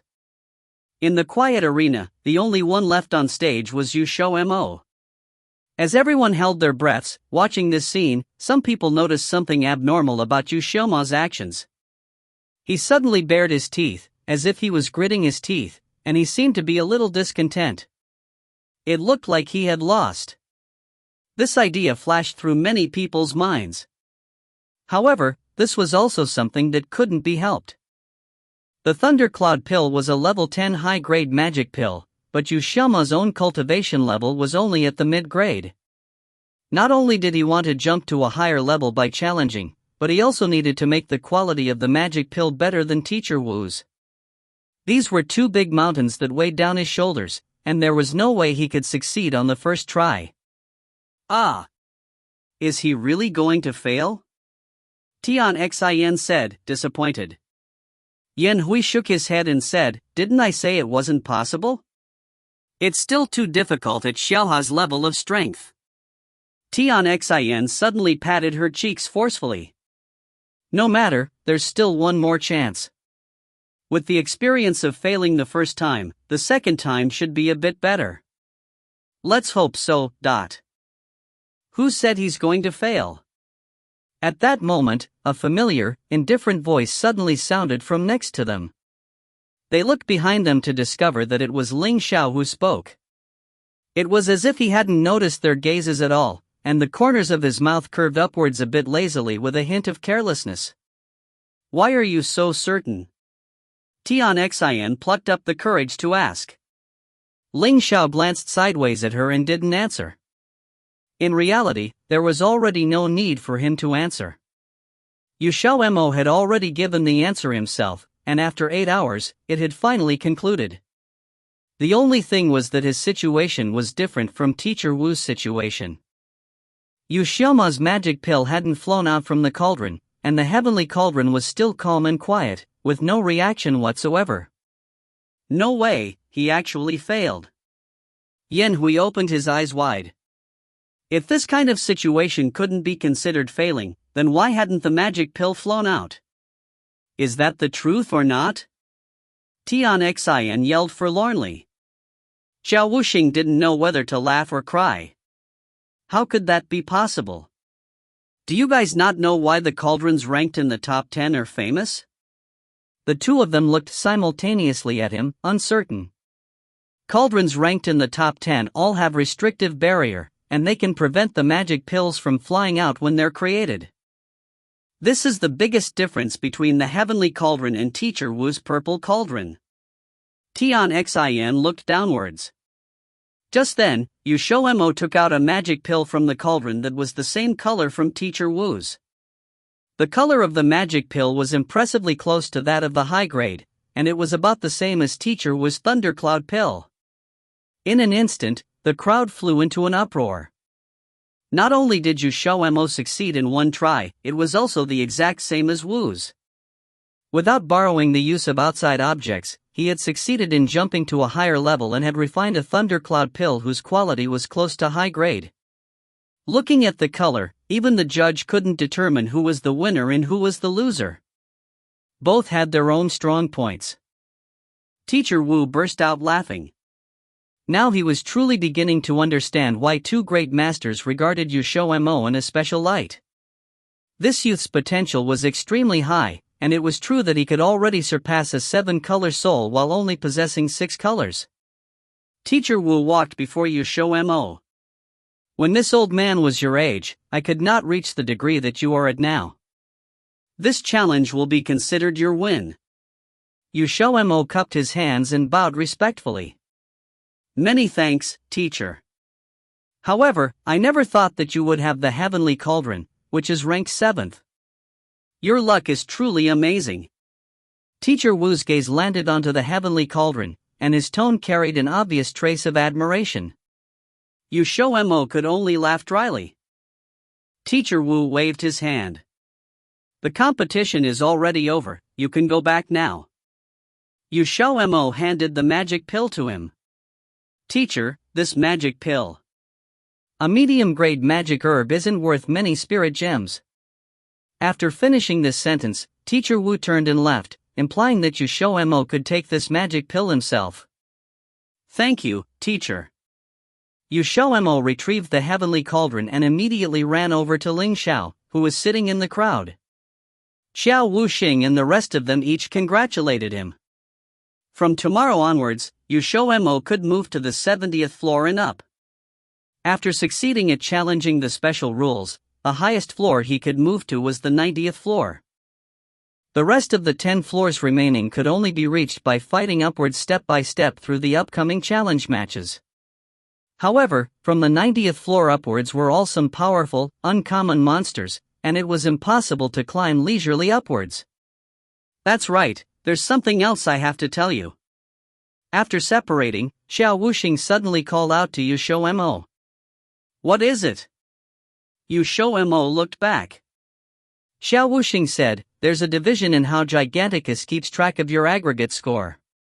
Originally, for the challenge matches on the 70th floor and above, every time you win a match you can earn 2 points, but if you lose, you'll likewise lose 2 points. XiaoMo quickly calculated.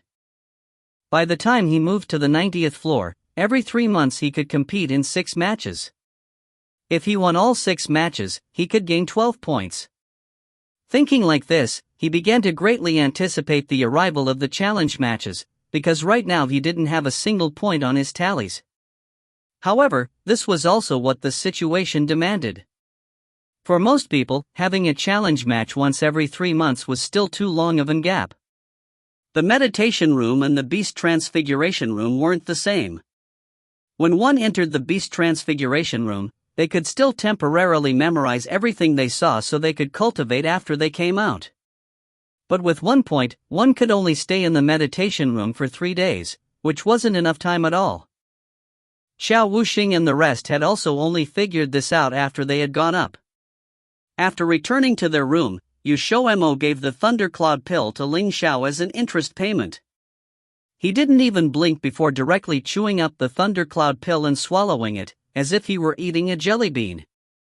XiaoMo was already used to seeing things like this. Magic pills below the rainbow level were already of no more use to him at all, so he decided to utilize the rest of his spare time to quickly raise his own cultivation level. Early the next morning, the two of them left Xiaoyao Institute again to search for housing. After not very long, he would have to move to the 90th floor, so Ling Xiao would also have to move out. However, living in a hotel wasted too many spirit gems, as a nicer room would cost 5 to 6 spirit gems a day.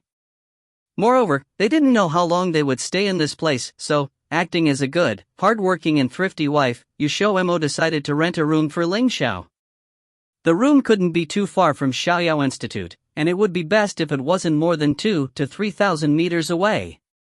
They made a circle through the area around Xiaoyao Institute following these requirements. The residential district had a few places, but after they asked around a bit, they learned that although the rooms in the central city were close, they were so expensive that it was like living in Huaxia's capital, and the land was extremely expensive. There were many students in Xiaoyao Institute who were also an important source of customers for many shops, so there were several shopping streets nearby, thereby increasing the price of housing in the area immensely. XiaoMo asked all around before finally discovering that the price of living near the shopping streets was between 40,000 to 50,000 spirit gems, and that was only for 1 month. A whole year would cost several 100,000 spirit gems. Some people couldn't even make several 100,000 spirit gems in an entire year. The houses in the residential district were fairly cheap, but if they were to rent it, it would still cost about 2,000 to 3,000 spirit gems a month. In the end, the conclusion that XiaoMo reached was this: it was still better to go live in a hotel. Even if they asked for the best room, it still wouldn't be more than 1,000 spirit gems a month. After running around here and there, they were back at square one in the end. In one of the first-class rooms in the hotel, XiaoMo slumped on the table, sighing heavily.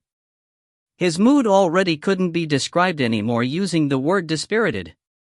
Ling Xiao, who hadn't really spoken from beginning to end, said something. "Wife, you outdo my understanding of you every time, and what's more, every time it gets deeper and deeper.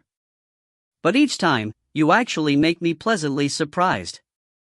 XiaoMo. People must grow when they encounter setbacks. He was an unbeatable diamond, and he couldn't be defeated by a small setback like this. XiaoMo quickly comforted himself. "Since we've already determined that we should live in a hotel, why didn't you let me pay for a month in advance just now? Do you not like this hotel?" XiaoMo remembered how Ling Xiao had only allowed him to pay for a day's worth of rent before going up. "Because after this, there's some business I have to go take care of." Ling Xiao picked up the teapot and poured himself a cup of tea before gracefully drinking it. Every time XiaoMo saw this, he felt that this movement didn't suit him at all, but if he liked it there was nothing he could do. "What business?" XiaoMo was confused. During this time, they had resolved many things together, and the only business left to resolve was the matter about the Tsang alliance, but that was coming up too. Ling Xiao said, "I still must find out the truth about the Dragon Clan bloodline in me." XiaoMo said carefully, "But didn't you say that uncle, your father's trust aide, also probably didn't know about this? Or else he would have told you long ago." "That was only a hypothesis, plus I have a different guess in mind." "What guess?" "I'll tell you after I confirm it." "You actually wanted to say I won't tell you just then, right? Don't be so smart at a time like this, you'll only hurt yourself." "I also don't want to, but your expression told me bright and clear that that's exactly what you were thinking." "Do I have a loose tongue?" XiaoMo thought angrily. After several seconds passed, XiaoMo looked at Ling Xiao and said resolutely, "I want to go with you." There was no intention of asking for permission in this sentence. What he meant was he had already decided on going. The reason? "It's been a long time since I've seen Picho and the rest, and I don't even know how they're doing over there with your close uncle, so I want to go and see them too. Also, even if I move to the 70th floor right now I can't really do anything.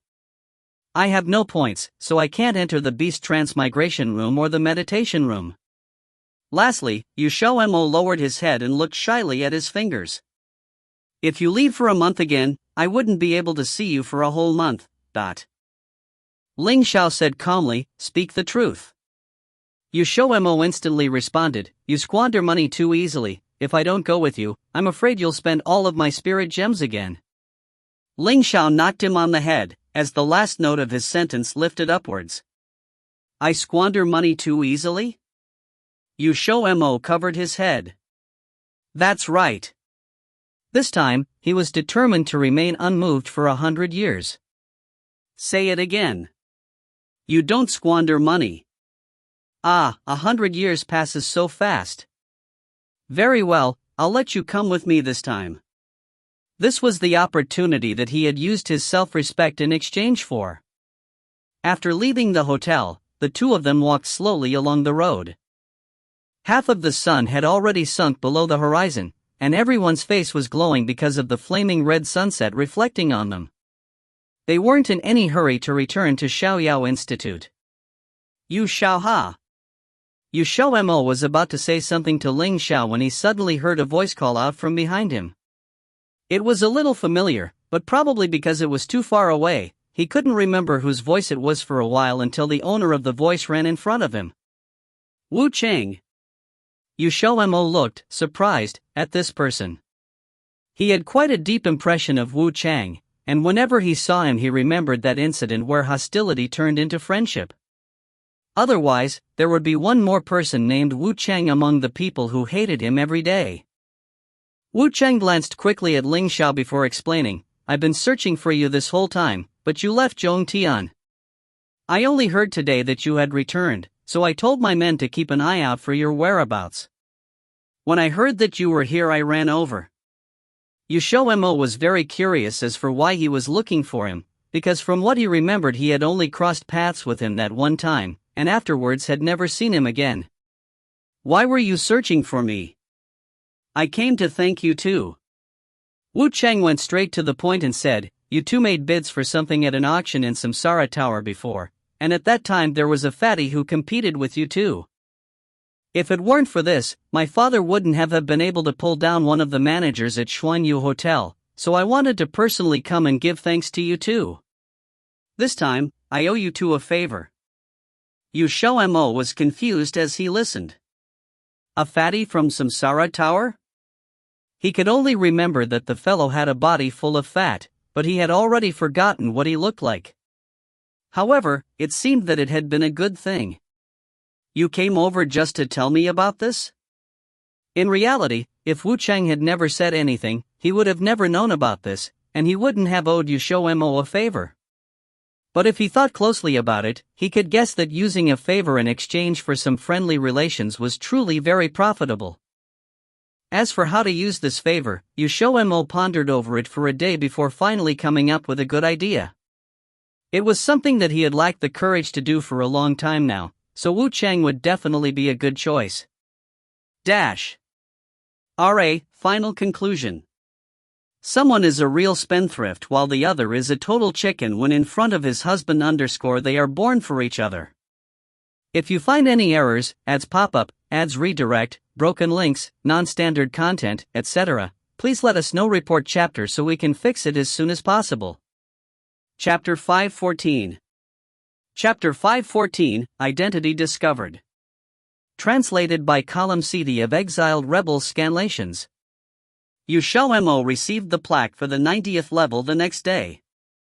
Every floor of the Giganticus had a different plaque which represented different floors. You could only enter the 90th floor with this plaque, otherwise, the teacher guarding the 90th floor would directly refuse entry no matter if you were a familiar person or not.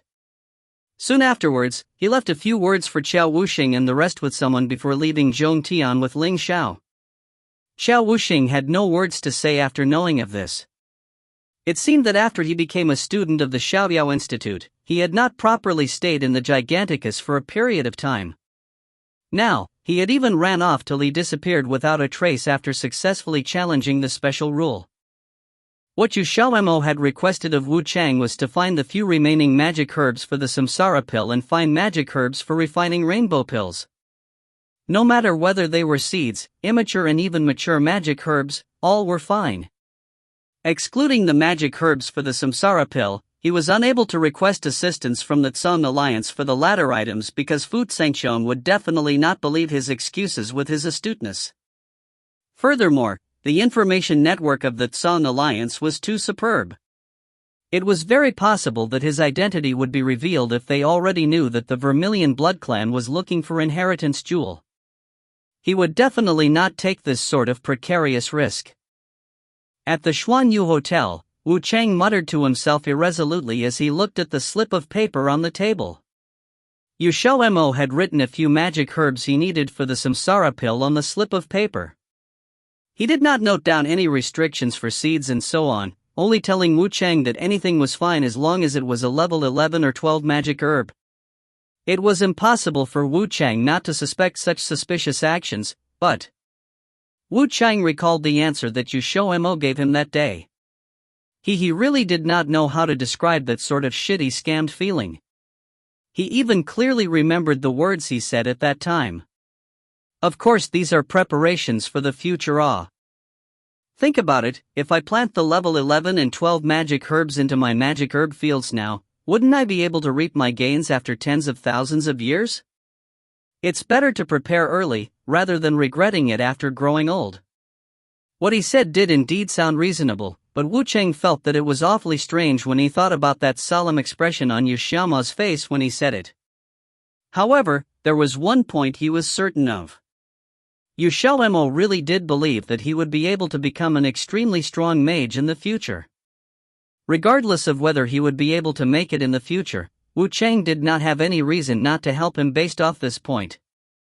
It was just helping XiaoMo to collect magic herbs. Moreover, it was not as if he wanted matured magic herbs. Zhong Tian did not lack mages, and mature level 11 and 12 magic herbs would always be immediately snatched up after just being put on sale. Wu Chang also did not have much funds, so it would be much easier if they were only seeds or immature herbs, which many mages were seldom interested in. Chang-er.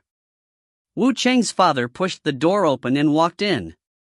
Wu Chang promptly stood up. "Father, is anything the matter?" Based off his appearance, Wu Zheng seemed to be an upright and plain-spoken middle-aged man with a square face and a thick and short beard around his mouth. The shimmering brilliance in his eyes made him look frank and forthright. However, how could a virtuous type of person become the steward of the Shuangyu Hotel? "Father has heard that you were continuously asking people to inquire about transcendent-level magic herbs yesterday. Furthermore, what you were looking for were magic herbs of different growth stages. Is this rumor true?" Level 11 and 12 magic herbs were collectively known as transcendent-level magic herbs. "Yes, father." Wu Chang did not mince his words. He had no intention of concealing this matter and even wanted to ask his father to help. After all, his resources was limited and some people would not give him any face even if he was the son of the steward. Wu Zheng picked up the slip of paper from the table. "Someone asked you to look for these magic herbs?" Wu Chang narrated the events that happened systematically and in full detail. Wu Zheng was more experienced than Wu Chang. He did not perform an in-depth investigation upon knowing that XiaoMo had requested their help. Till now, there had not been any hatred between them and Ling Xiao and XiaoMo. The gains would not make up for the losses if they offended a powerhouse on the 10 gods ranking simply because they were snooping after a piece of information. Then this matter will be handled by your father. It'll draw attention if there's too much activity. Yes, father. In the southern continent, at the main house of the Vermilion Blood Clan, Yuzhen put together all the incidents that had happened recently, and with the addition of Jiang Lu's testimony, he was finally convinced that Yu Xiaohao was Yu XiaoMo and Ling Mo was Ling Xiao. Bastards! Yuzhen suddenly swept off the chinaware on the table onto the floor. The wrath bubbling up after he had been fooled was impossible to rid from his mind. Especially when he thought of how they had actually let them openly slip away during the birthday banquet organized by the Tsang Alliance. Truth to be told, he should have thought of it before. Someone whose strength was outstanding and was a duo comprised of a practitioner and a mage. Since it is already known that the Vermilion Blood Clan's inheritance jewel is with that Yu Xiaohao person, we have to recover it as soon as possible. Quell your anger, my husband. Seeing as he was so furious that he was nearly about to dispatch people to Zhong Tian to capture them, Madame Yin promptly spoke up. My lady, you also know how important the inheritance jewel is to the Vermilion Blood Clan. That is a treasure which has been passed down from ancient times until now. How could we let it fall into the hands of a wretch? Once Yuzhen Tian thought of that inheritance dimension, an obsession to get the jewel burst forth from his eyes. Madame Yin placed her right hand over her left and calmly said, Husband, that wretch is the son of your younger brother. He would be the family head if not for those events occurring. Besides, aren't you curious why he was able to inherit the inheritance jewel of the Vermilion Blood Clan? The origin of the Vermilion Blood Clan's inheritance jewel could be traced back to ancient times, and it served as a symbol of every family head that would inherit that clan. That was to say, whoever had the inheritance jewel was the family head, but not just anyone could use the inheritance jewel. It was unknown when this tradition was suddenly broken. Afterwards, the inheritance jewel changed from a treasure that defied the natural order to a symbol of the family head, and never was there anyone who knew of its capabilities. Since it was passed down from ancient times, it would definitely not be something as simple as a symbol. The Vermilion Blood technical team had tried for many years, but the symbol was still a symbol and there was still no one who knew how to activate the inheritance jewel. After that, it was passed on till Yu Xintian's generation. As per what Madamine had mentioned, the original successor of the position for the Vermilion Blood Clan head should have been Yu Xiaomo's father. The previous family head had passed the inheritance jewel to Yu Xiaomo's father quite some time ago before the name of the successor was announced. However, Yu Xiaomo's father was someone who had quite an indolent personality.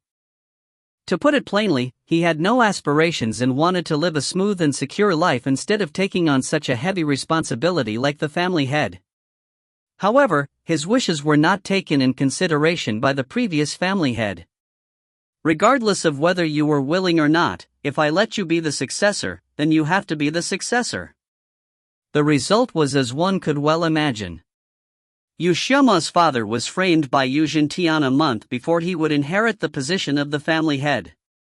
Since then, he began a life of a fugitive and conveniently brought along the inheritance jewel while on the run, causing Yu Xintian's position as family head to remain unverified. It should not be assumed that the Vermilion Blood Clan was very peaceful now. Behind the scenes, there were some old monsters who always refused to accept Yu Xintian. There would have been a rebellion in the Vermilion Blood Clan if not for Yu Xintian using his cultivation to suppress them. Eventually, Yu Xintian unexpectedly discovered the secret of the inheritance jewel from an ancient record within the clan. Thus, he began to dispatch people to look for traces of Yu Xiaomo's father with the intention of taking back the inheritance jewel. Yet, things were not that simple anymore. Yu Xiaomo's father had already disappeared for many years, and since Yu Xintian had succeeded the position of family head for a number of years, he later felt that it was not necessary to use a symbol as proof and called back the people he had dispatched. There was a vast sea of people to comb through when he wanted to find Yu Xiaomo's father again. In addition, the other party may have long left the Tongtian continent. From where should we even begin to look? Just as he was at his wit's end, Yu Xiaomo's father suddenly appeared in the Tongtian continent again. Yu Xintian sent people to capture him, and it was easier than he had expected. However, he had always been unable to get information on the whereabouts of the inheritance jewel. This was because those old monsters within the clan were pressuring him from above, preventing him from torturing it out from Yu Xiaomo's father. Yu Xintian finally could not restrain himself 20 years ago. Thus, he pretended that he was going to choose a successor for the position of family head and revealed the matter of the inheritance jewel to his 4 sons. He knew that his 4 sons had nurtured many connections both above ground and underground. Sure enough, his 4 sons moved as he had predicted and sent people everywhere to look for it. In the end, they really found it, which was what happened more than a year ago. However, their attempt resulted in failure. Not only did they not bring that person back, they also lost track of XiaoMo. The astonishment in Yu Xintian's mind was simply indescribable after knowing that it was extremely possible that the inheritance jewel had been activated. Why on earth would the inheritance jewel activate? If you find any errors, ads pop-up, ads redirect, broken links, non-standard content, etc., please let us know. Report chapter so we can fix it as soon as possible. Chapter 515. Chapter 515, Shi Jing. Translated by, I think I should call myself B.R.A. Inless of Exiled Rebel Scanlations. The inheritance jewel couldn't be activated was a fact that the Vermilion Blood Clan had acknowledged. Since it was impossible to trace back to the origin, they couldn't figure out how to activate it, thus the matter was dropped. To the Vermilion Blood Clan, from the family head to the clan members, each of them had all seen the inheritance jewel as the symbol of family head. Yu Xintian actually only knew the secret behind the inheritance jewel, but regarding how to activate it, the ancient book didn't mention anything. At first he only wanted to bring back the inheritance jewel to slowly research it. After he learned about Yu Xiaomo's story, he wanted to capture him at all costs. Even if he couldn't obtain the inheritance jewel genuinely, as long as he could control Yu Xiaomo, then it would be the same as having a god-defying treasure. Yu Xintian's calculation was rolling smoothly. However, there was one thing he missed, and that was the unexpected appearance of a powerhouse as Yu Xiaomo's escort. They went all the way to the Tongtian continent and then came to the territory of Vermilion Blood Clan, only, they changed their appearance. Within less than 2 years they flipped the Vermilion Blood Clan upside down. To a controlling person like Yu Zhentian, he could never swallow such a loss. Husband, I still don't understand the frightening secret behind the inheritance jewel. 10 years have already passed, you still don't want to give me an explanation? Madame Yin's voice sounded casual, but for her to take the initiative in asking indicated that she was very concerned about this matter.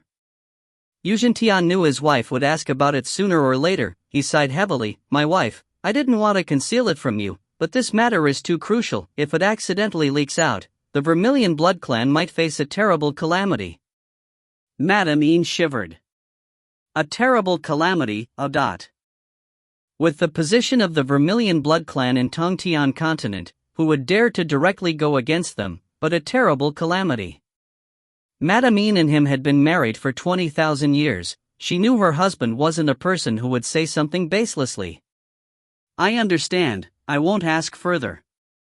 Still, how do you want to take care of XiaoMo? I heard that this person seems to have a close relationship with Fu Zhengxiong.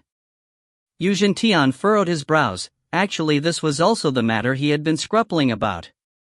According to the information he gathered at that time, XiaoMo and his companion had a hidden secret with Fu Zhengxiong's disciple.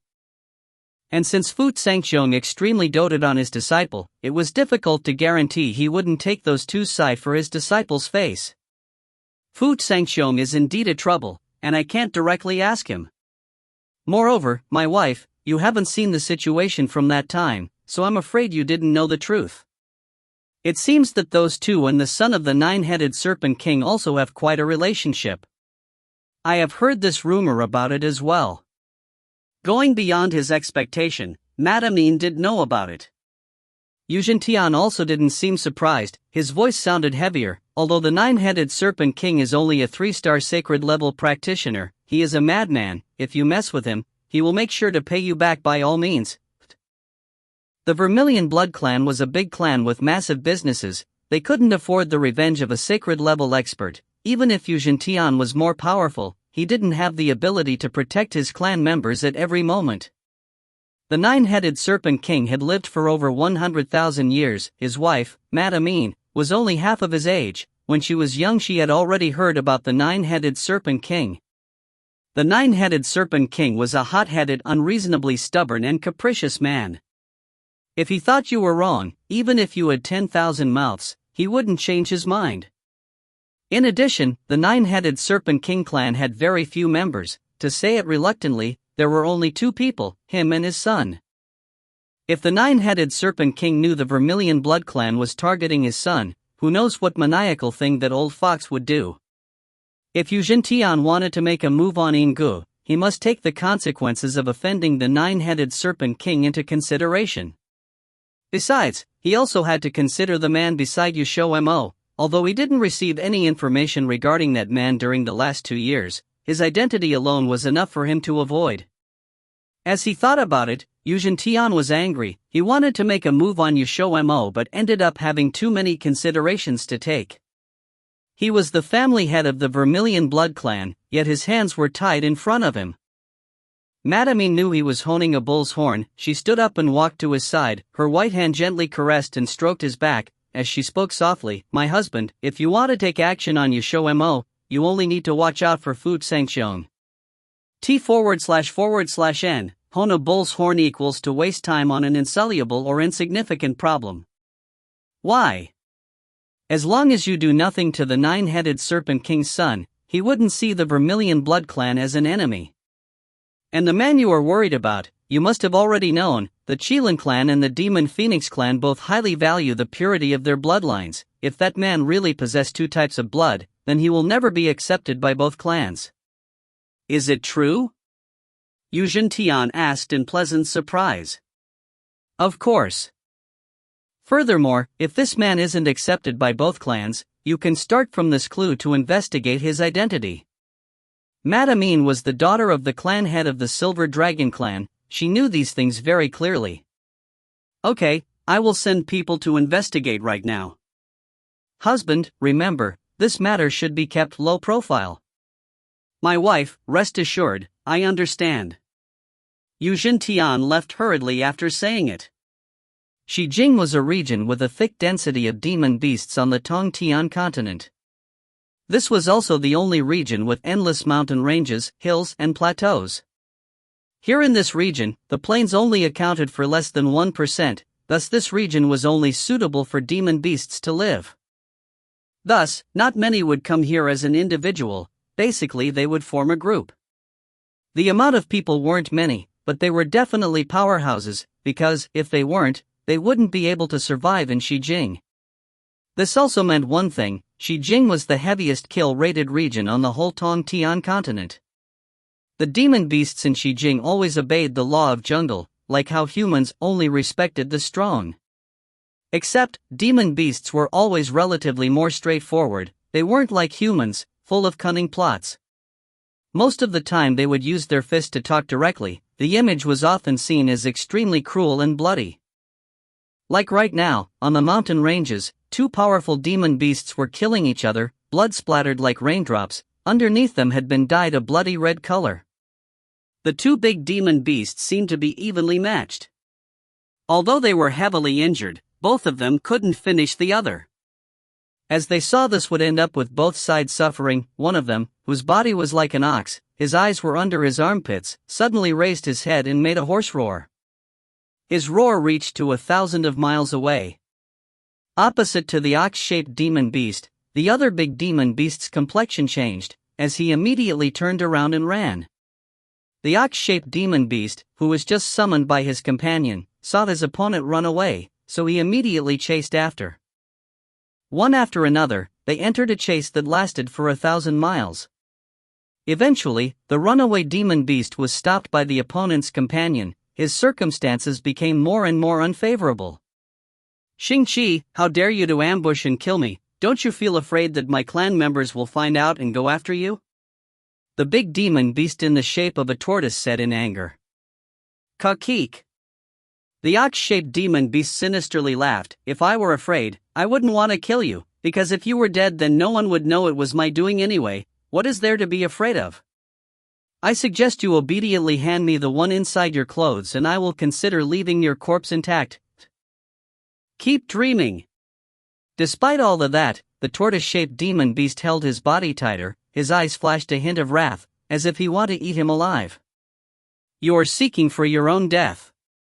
The ox-shaped demon beast cursed. He used his eyes to signal his companion, and the two of them suddenly made a move.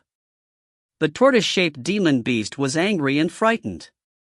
Right now he was gravely injured and was nothing more than a spent arrow from a powerful crossbow. With one more enemy after him, if miracle didn't happen soon, he would no doubt die today. He was fine with his own death, but he must never let anything happen to the master hidden inside his clothes. T/N, a spent arrow from a powerful crossbow equals spent force. Under the joint attack, the tortoise-shaped demon beast couldn't withstand it anymore. His body staggered as he fell down to the bottom of the mountain and caused a loud noise. Even with naked eyes one could see dust flying up. A moment later, the tortoise-shaped demon beast suddenly transformed into human form and turned into a man with a purple shirt. Blood was spilling out from his mouth and his body was staggering. After a while, he suddenly opened his clothes and looked inside. When he had made sure everything was fine, he sighed in relief. The ox-shaped demon beast and his companion also transformed into human form. They were both burly and muscular. Their looks were very sinister and dangerous. They didn't look like good people. They walked toward the man in the purple shirt. Xingqi laughed rashly. Running? I will see where can you run to. Xingqi, did someone incite you to ambush me?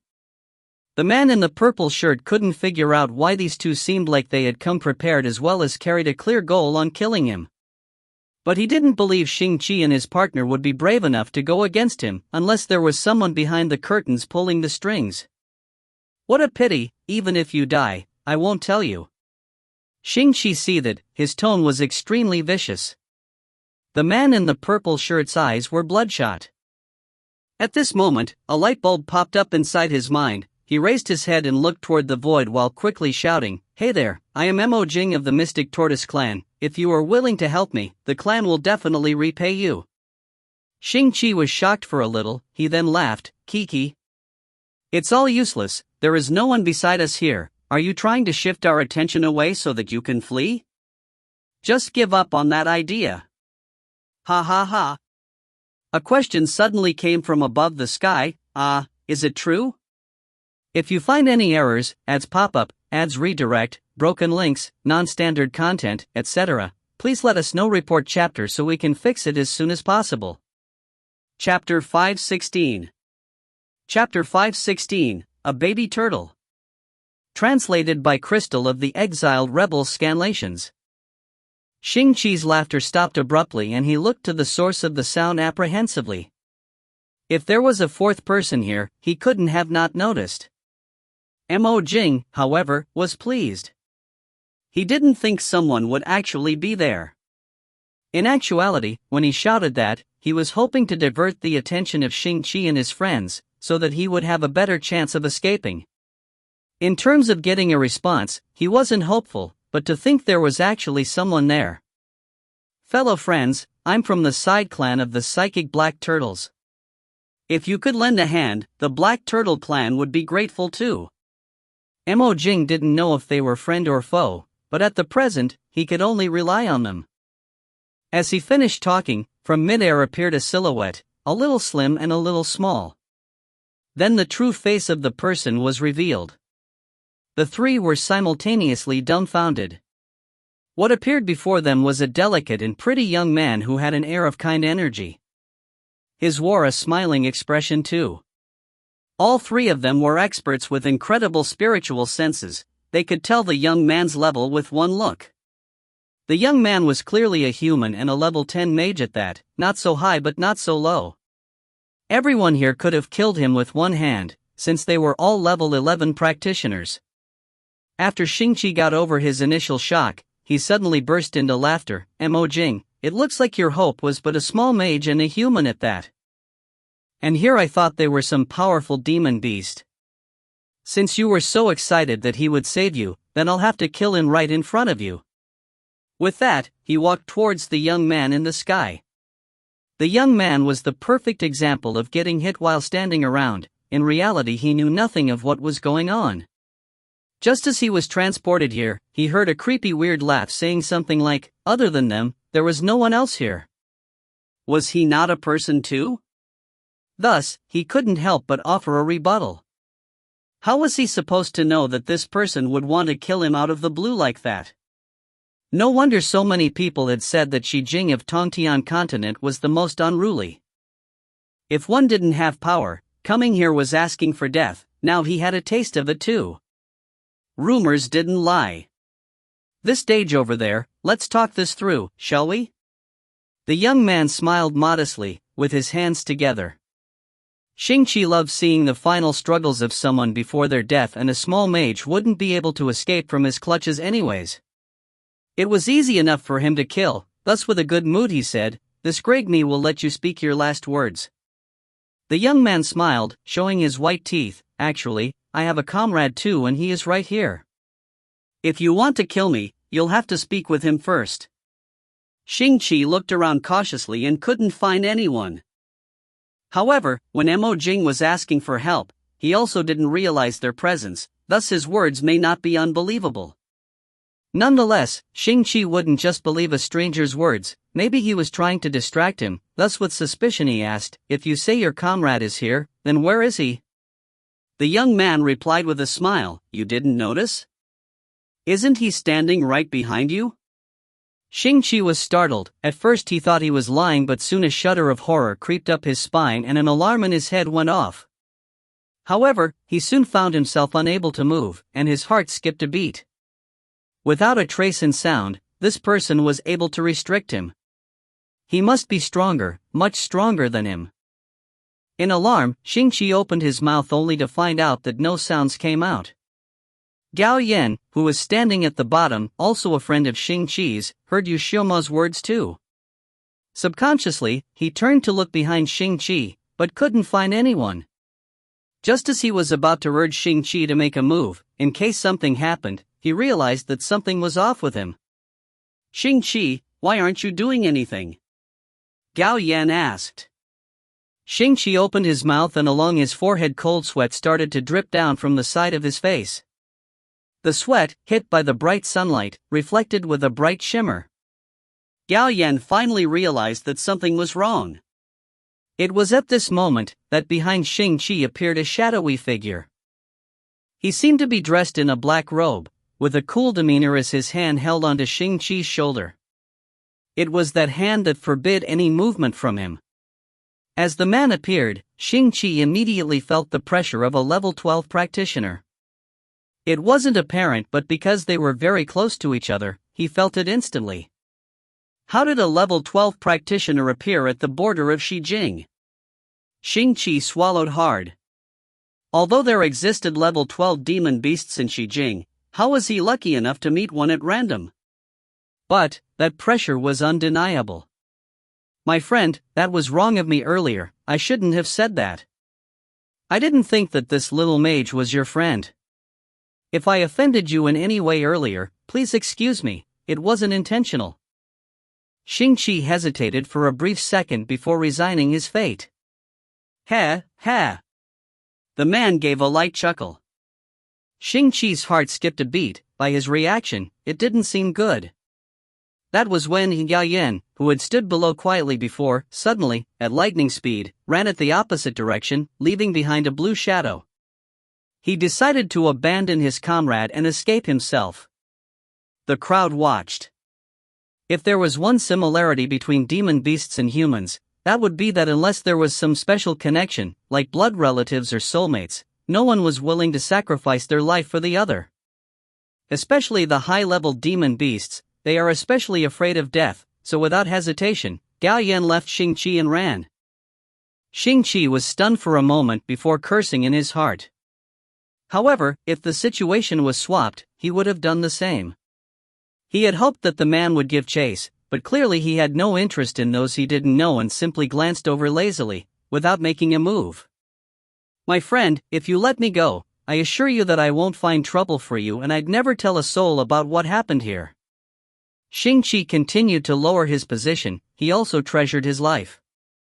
"I could let you off, but," the man suddenly opened his mouth to say. Hearing some hope, Xingqi hurriedly asked, "But what?" The man let out a joyful laugh as his other hand got hold of Xingqi's right arm.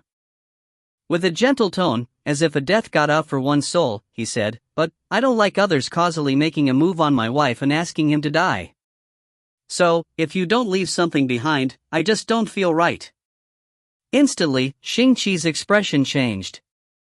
However, before he could react, his shoulders suddenly went crack and a heart-stabbing pain appeared. From his mouth came a chilling shriek of pain that reached the skies. Along with a splatter of fresh red blood flying into the air, the man held a severed arm, and as for Xingqi, he had already been thrown away. Xingqi was suspended in mid-air as his unharmed hand covered his wounds. His right arm was not simply ripped off, the wound also had the scars of being burned, but he couldn't bother with it. Once he was thrown out by the man, he, without turning back, ran for it and his desperate figure quickly disappeared. On the ground, Emojing finally let out a sign of relief and the body that had been held together by willpower alone fell to the ground. The purple shirt he was wearing was already stained with blood. His wounds were severe and by the looks of it, he couldn't continue his journey. Not only that, if he didn't get treatment soon, he probably didn't have that much longer to live either. XiaoMo descended from above right in front of Emojing and behind him was a pair of black wings. The wings were transfigured from the giant rock. It itself was at level 11 and the Emperor of the Skies, so even if the user was XiaoMo, he couldn't still fly at an incredible speed. "Hey, are you okay?" XiaoMo asked in curiosity, but not with much sympathy since that was the law of the jungle. Emojing shook his head but his gaze landed on Ling Xiao, who also came down and was currently standing behind XiaoMo. They had used a dimensional talisman, which was why they had suddenly appeared in the outskirts of Xijing. If they wanted to go deeper into Xijing, they would have to use another dimensional talisman. I'm Mo Jing and I'm eternally grateful for your help. I will never forget that you have saved my life. Mo Jing attempted at making obeisance as he made a heartfelt thank you. Even if the man's intention was not to save him, it was a fact that he was saved because of them. XiaoMo waved his hand. It's just something small, don't mention it. On the topic at hand, are you really of the Mystic Tortoise clan, and what does that have to do with the psychic black turtles? Mo Jing stopped for a moment before asking in delight, could it be that you know of the psychic black turtles clan? XiaoMo nodded as he replied, yes, but it was just a chance encounter with someone called Ling. Although it was just one meeting, he looked like a nice guy. Reminder, Ling appeared in Chapter 474 in the Tsun Alliance's birthday banquet incident. After Mo Jing heard the name Ling, he more or less believed him and after some hesitation said, truth to be told, my clan, the Mystic Tortoise clan, is also part of the psychic black turtles. I was on my way to the Black Turtle clan when I was unexpectedly ambushed by Xing, and that was when I was saved by the two of you. Once I arrive at the Black Turtle clan, I will explain the situation and then return the favor. Speaking of which, I still haven't learned my savior's names. I'm Yu Xiao. XiaoMo replied with a cheeky smile and then pointed at Ling Xiao to say, he's called Ling Mo, you might have heard of him. Mo Jing paused for a moment, Ling Mo? He tried hard at remembering but still had no impression of this name and couldn't help but feel troubled. His savior seemed to think that he should have heard of it. Could it be that you haven't heard of it? XiaoMo said in surprise as he noticed his confusion. Mo Jing gave an apologetic smile, I'm truly sorry, it's my ignorance. XiaoMo noticed that his expression didn't seem fake and stopped paying any mind to it. If he didn't know, then all the better, that way, no one would recognize their identity so they wouldn't be exposed either. It's fine if you never heard of it, I was just asking out of curiosity. Then, farewell. As XiaoMo finished, he was prepared to leave. Wait, cough, cough, cough. Mo Jing hurried rose to call them back, but because he was in such a rush, his body fell back down halfway through the movement and he coughed up blood again. The intense coughing felt as if he was trying to cough up his intestines too. XiaoMo turned around, about to speak but was quickly distracted by the movement from within Mo Jing's arms. A turtle that was the size of XiaoMo's palm slowly crawled out from Mo Jing's collar, probably because it couldn't tolerate the onslaught of blood and felt suffocated. Mo Jing hurriedly shoved the baby turtle back into his clothes. But, relentlessly the baby turtle crawled back up, as if intentionally against him. Young master, please be good and stay put. Mo Jing said in a whisper to the baby turtle, and his hand tracelessly covered the baby turtle. XiaoMo asked in interest, is that your son? Idiot. Before Mo Jing even said anything, Ling Xiao, who had been standing as a backdrop, finally spoke, and it was his catchphrase too. XiaoMo laughed awkwardly. Didn't I tell you before to review the breeds of demon beasts in Xijing and their characteristics, but you just wouldn't listen? How could this baby turtle be his son? It was clearly the descendant of the Black Turtle clan. XiaoMo's eyes went wide. It was the first time he had seen a baby turtle, and of the Black Turtle clan at that. He had heard that the psychic black turtles were even bigger than green turtles. Reminder, in Chapter 394, Xiao and another member of the Tsun Alliance were carried by a green turtle. Hearing that the man seemed to be very knowledgeable, Mo Jing became more vigilant. Ling Xiao, as if he saw nothing, continued to explain to XiaoMo, the shells of the Mystic Tortoise clan are a purple turquoise color with no patterns on them, but this baby turtle, although he hasn't matured yet, clearly has patterns on his shell. Not only that, his shell was of a light turquoise, that is the defining characteristic of the psychic black turtles. Oh. XiaoMo raised his head to find Mo Jing staring at them with a face of alarm. If you find any errors, ads pop up, ads redirect, broken links, non-standard content, etc., please let us know. Report chapter so we can fix it as soon as possible. Chapter 517. Chapter 517, Request. Translated by Yen of Exile Rebels Scanlations. The psychic black turtle was one of the 4 divine emperor beasts, and it naturally had an incredibly respectable position among the demon beasts, but emperor beasts such as the 4 divine emperor beasts couldn't really form contracts with humans. However, even if they were a powerful race, they still had no way to completely contain the greed that humans had at the bottom of their hearts towards the 4 divine emperor beasts.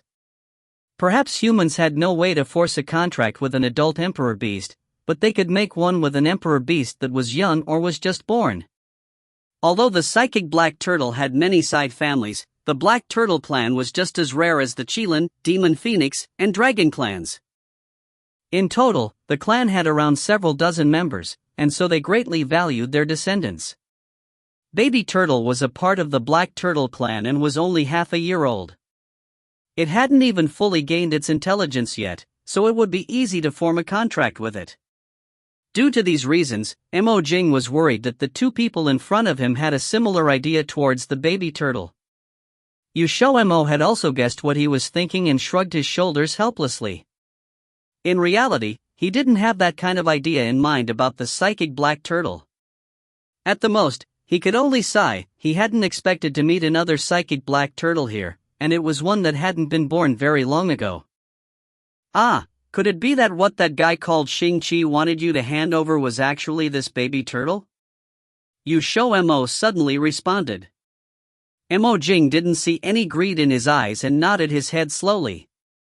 Xingqi's objective is indeed the young master, but I do not know how he knew that I would be passing through here with the young master. At first I thought it was just a coincidence. Why? XiaoMo asked curiously. Mo Jing rubbed baby turtle's shell. He had already slightly lowered his guard around them, since most people would have immediately rushed over to snatch the young master after hearing that it was a psychic black turtle. They wouldn't ask questions like XiaoMo did with an extremely curious expression. He was basically at a dead end now anyway, and he had no choice but to trust them and hope that he hadn't made a wrong call. When the young master was born, Master put a seal on him. That seal could isolate the inherently powerful energy that came from the young master's body. As long as the other party isn't a level 12 expert, there's absolutely no way to discover the young master's existence. But Xingqi will definitely talk about how the young master is with me, so he must have known beforehand and then ambushed this place. XiaoMo rubbed his chin. So you're saying that it's very likely that someone betrayed you? Mo Jing nodded. Yes. Actually, I don't want to suspect that a clan member would betray the Black Turtle clan either, but facts speak louder than words, because no more than 5 people know that I am sending the young master back to the Black Turtle clan. Then I wish you the best of luck. We still have important things to take care of, so this time we really have to go. You should hurry and leave this place too, or else that guy called Xingqi and his pals will most likely come back again. XiaoMo stood up. His curiosity had already been fulfilled. Wait a moment. Mo Jing stopped them again. After confirming that they had no interest towards the baby turtle, there was no way he could just let them go like that. Is there something else? XiaoMo looked back and asked with a smile on his face. Mo Jing suddenly felt as if the other party had been waiting for this sentence of his all along, and he immediately laughed bitterly. You 2 benefactors already know my situation right now. If I do not treat my wounds soon, I won't be able to find the Black Turtle clan. But my young master's situation is unique, so I would like to ask you 2 gentlemen to do me a favor. What kind of favor? XiaoMo asked. Mo Jing held up his young master.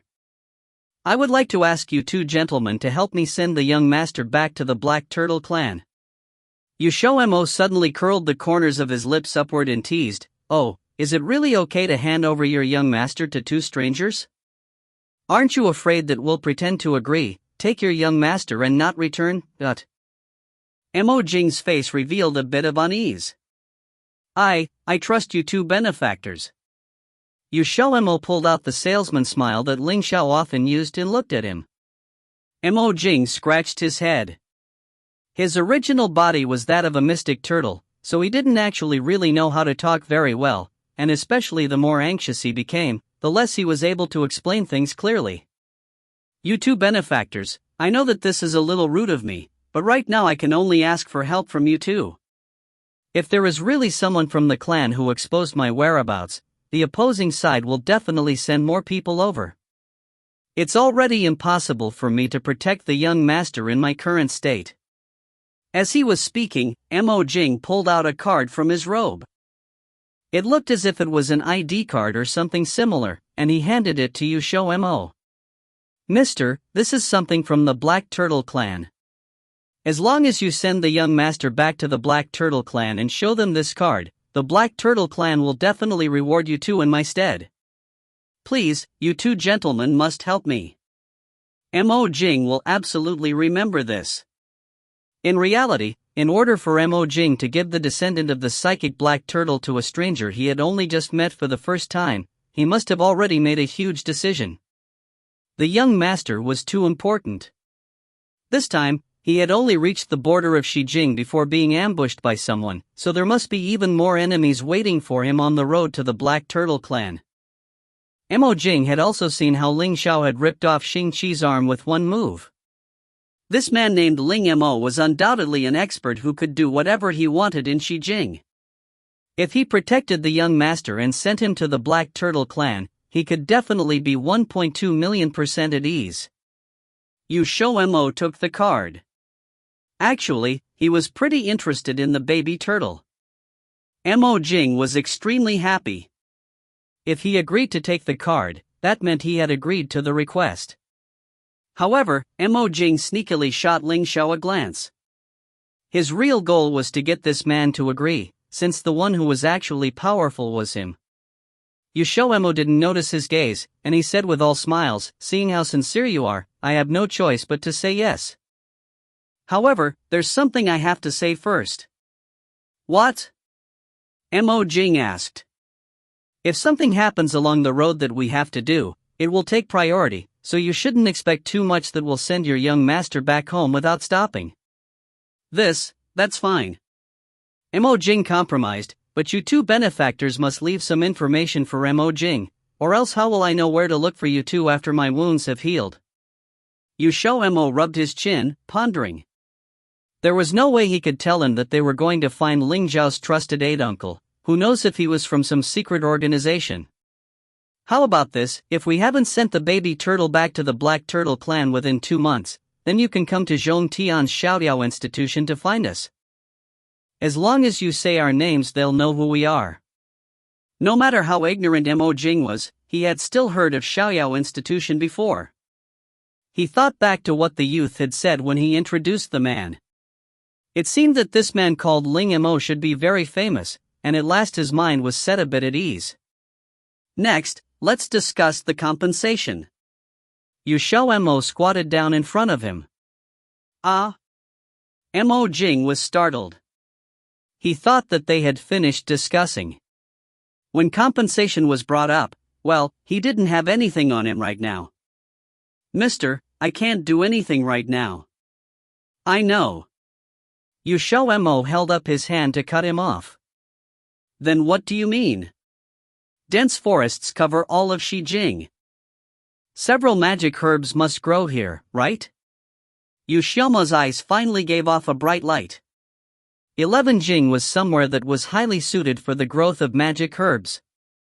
It was covered with many types of primeval vegetation, including several types of magic herbs that hadn't been discovered or picked for tens of thousands of years.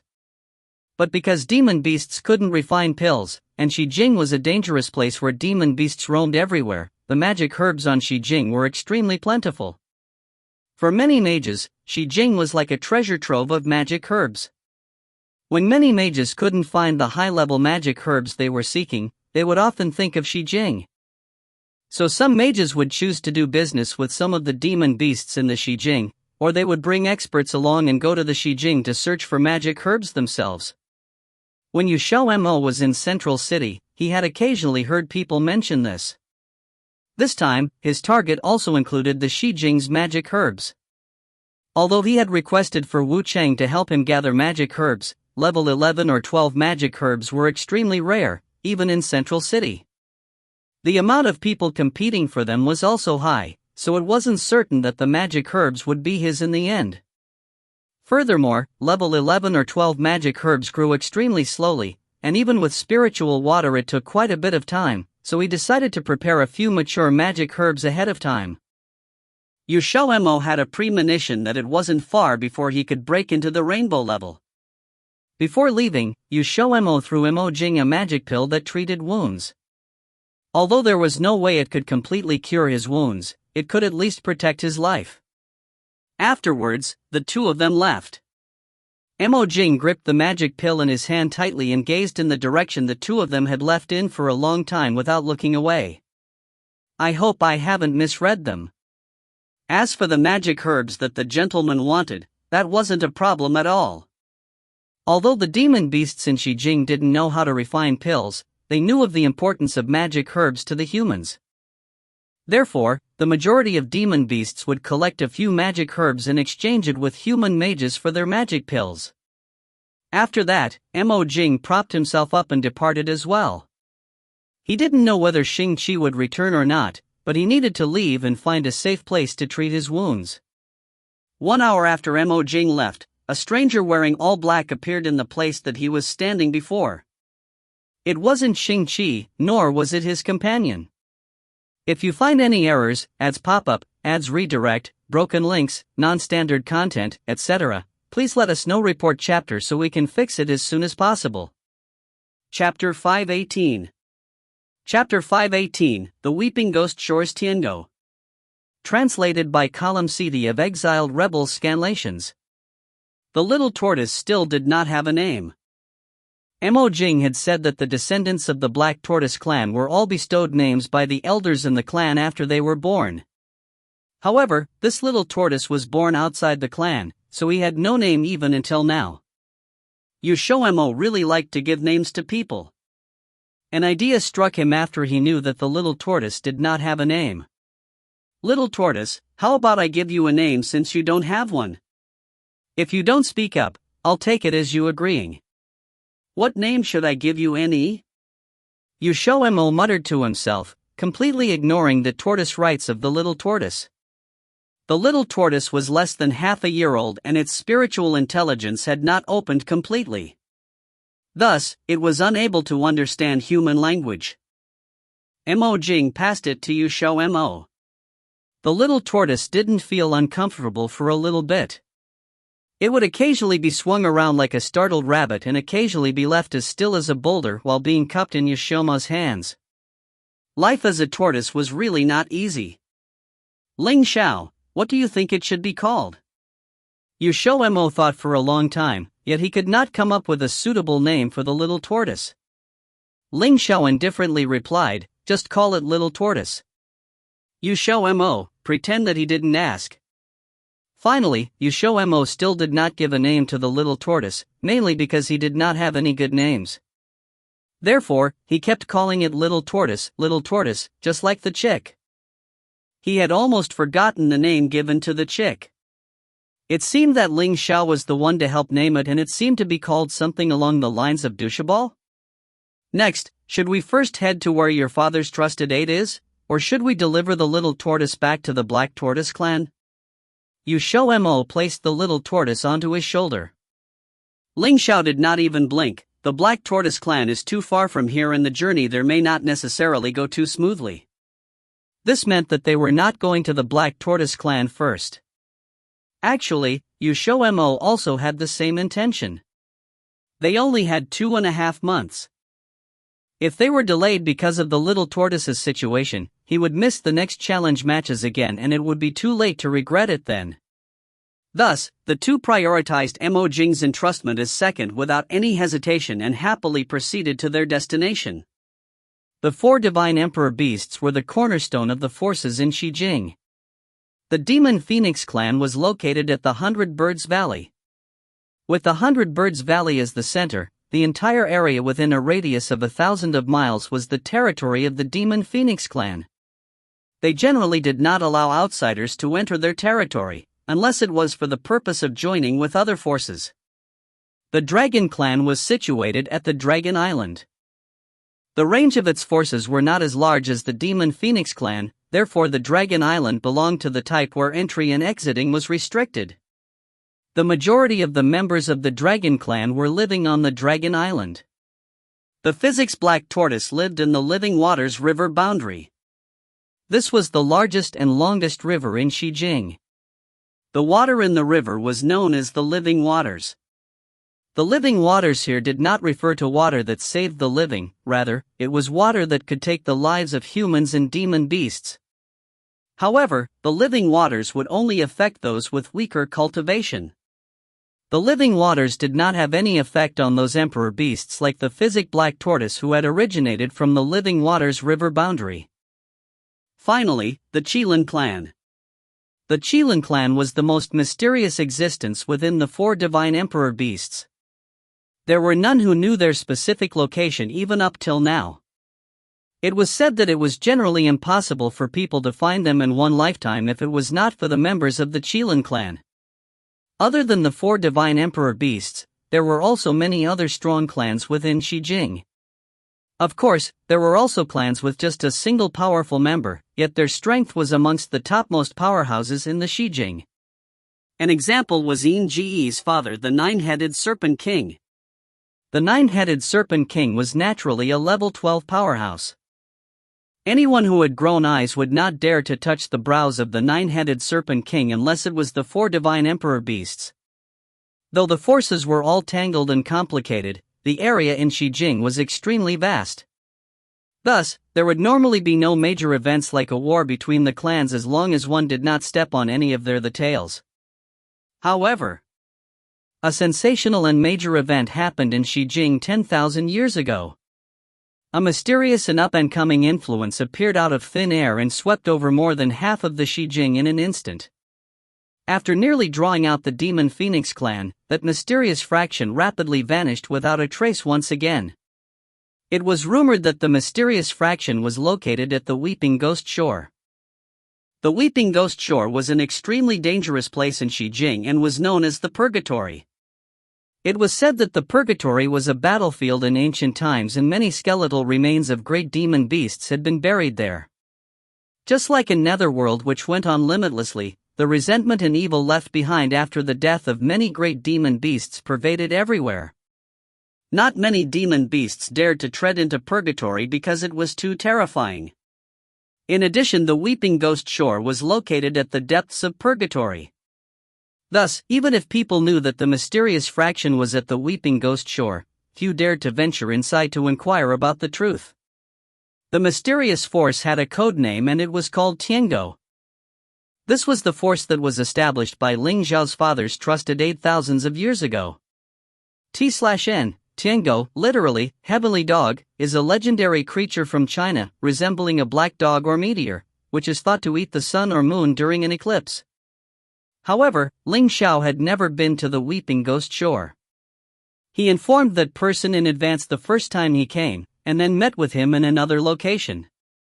Therefore, Ling Xiao did not know where the Weeping Ghost Shore was and how many members were in Tiango. Ling Xiao had also notified the other party in advance the second time he came. However, this time the other party let them personally travel to the Weeping Ghost Shore, as if he was deliberately testing them. Since the Purgatory was viewed as an ancient battlefield, it must definitely be a vast and eye-catching place. However, in the interest of time, XiaoMo caught a few demon beasts and gave them a good beating. Afterwards, they cried and willingly told him where the Purgatory was. The Purgatory was located in the Ghost Tomb Mountain Range. The Ghost Tomb Mountain Range was famous in Xijing because it is the only place in Xijing that had no vegetation covering the area. The entire landscape was filled with dark fog and bare and sinister mountains. This was because the area used to be a battlefield. It was hard to quell the resentment from the countless great demon beasts that died there, leading to the Ghost Tomb Mountain Range being barren even until now. The distance from the fringes of Xijing to the Ghost Tomb Mountain Ranges was very far. XiaoMo simply decided to use a teleportation talisman. They should be able to be transported to the vicinity of the Ghost Tomb Mountain Ranges as long as he let Ling Xiao control the distance a little. Surrounding the Ghost Tomb mountain ranges was a small town called the White Bone Town. The White Bone Town was small, yet there were a lot of people entering and leaving town every day. Most of these people were transformed demon beasts. Is this the two honored guests' first time here? The owner of the inn immediately guessed upon seeing their unfamiliar faces. XiaoMo nodded. I've heard that the Ghost Tomb mountain ranges is a place that many people avoid out of fear. Why are there still so many people here?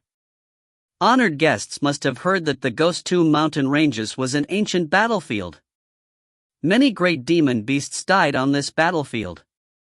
Each and every one of these great demon beasts were all famous experts in the ancient times. Most of them would put the treasures they collected into mustard seed dimensions. If you think about it, wouldn't the mustard space dimension that they carry with them collapse once they die? XiaoMo immediately saw the light as he clapped his hands. I know. Once the pocket dimension collapses, the treasures would drop onto the battlefield, right? So most of all these people who came to White Bone Town are here for a treasure hunt. That's correct. The owner of the inn grinned and nodded. Leaving aside how precious the treasures collected by the great demon beasts were, just the fact that these treasures were passed down from ancient times was enough to make the demon beasts of Xijing scrabble madly for these unobtainable treasures. Then does owner know where the Weeping Ghost Shore is at?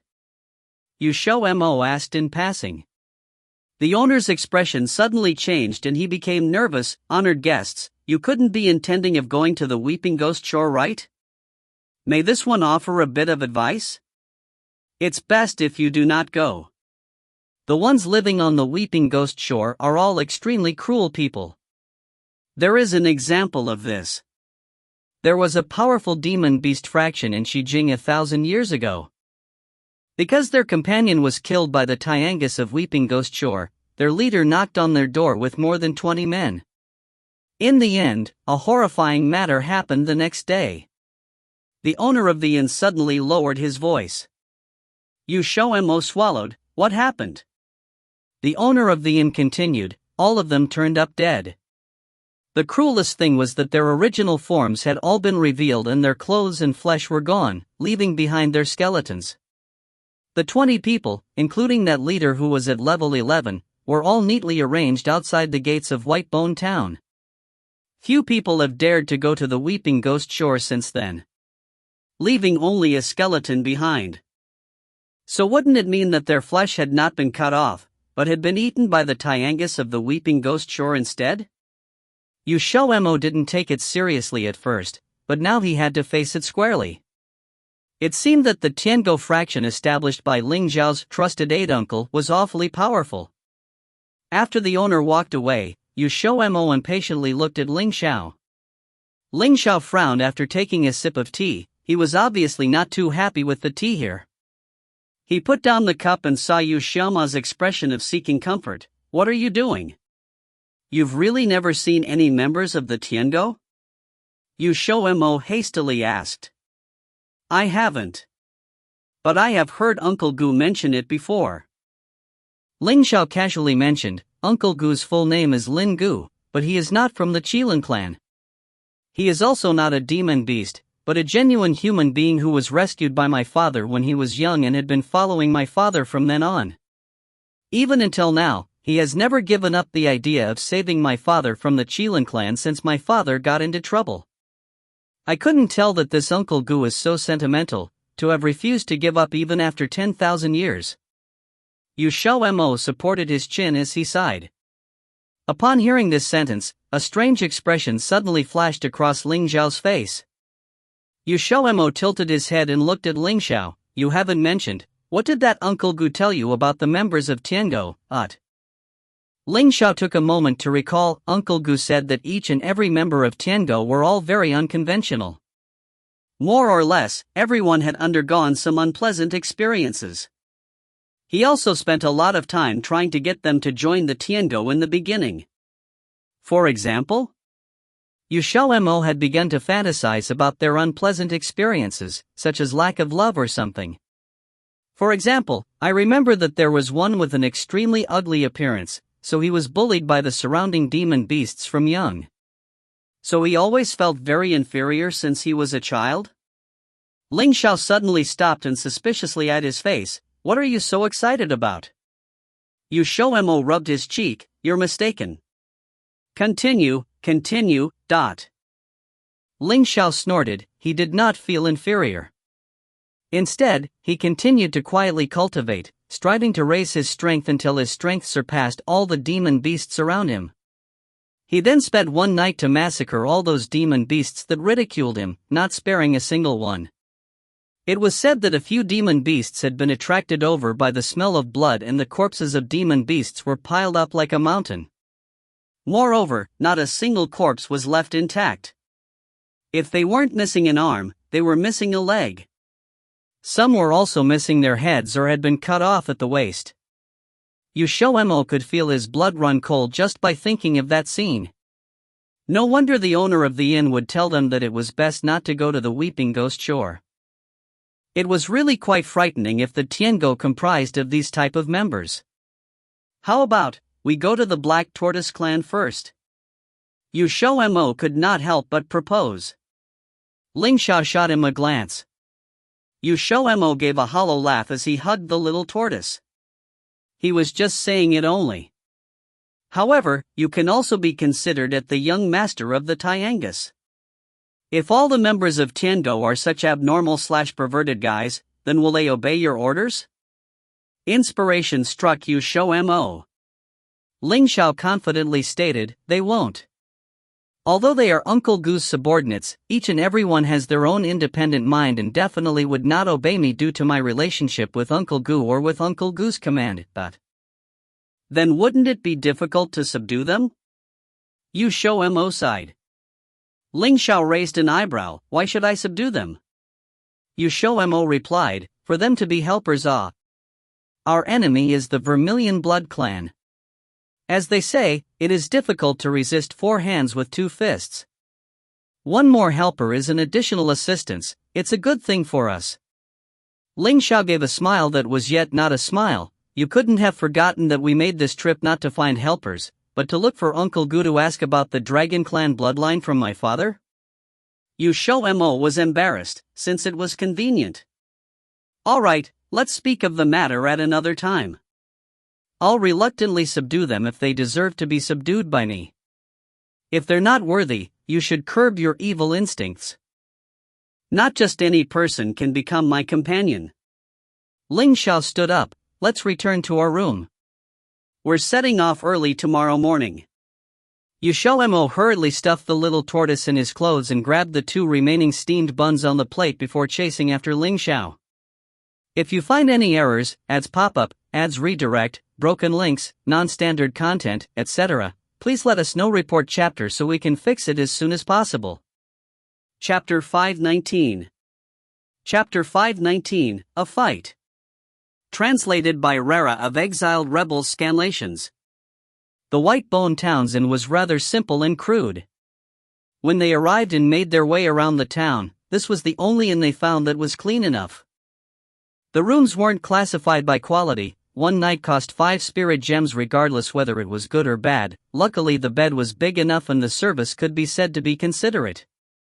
The reason XiaoMo complained because it was as expensive as a first-class room in the hotel of the central city.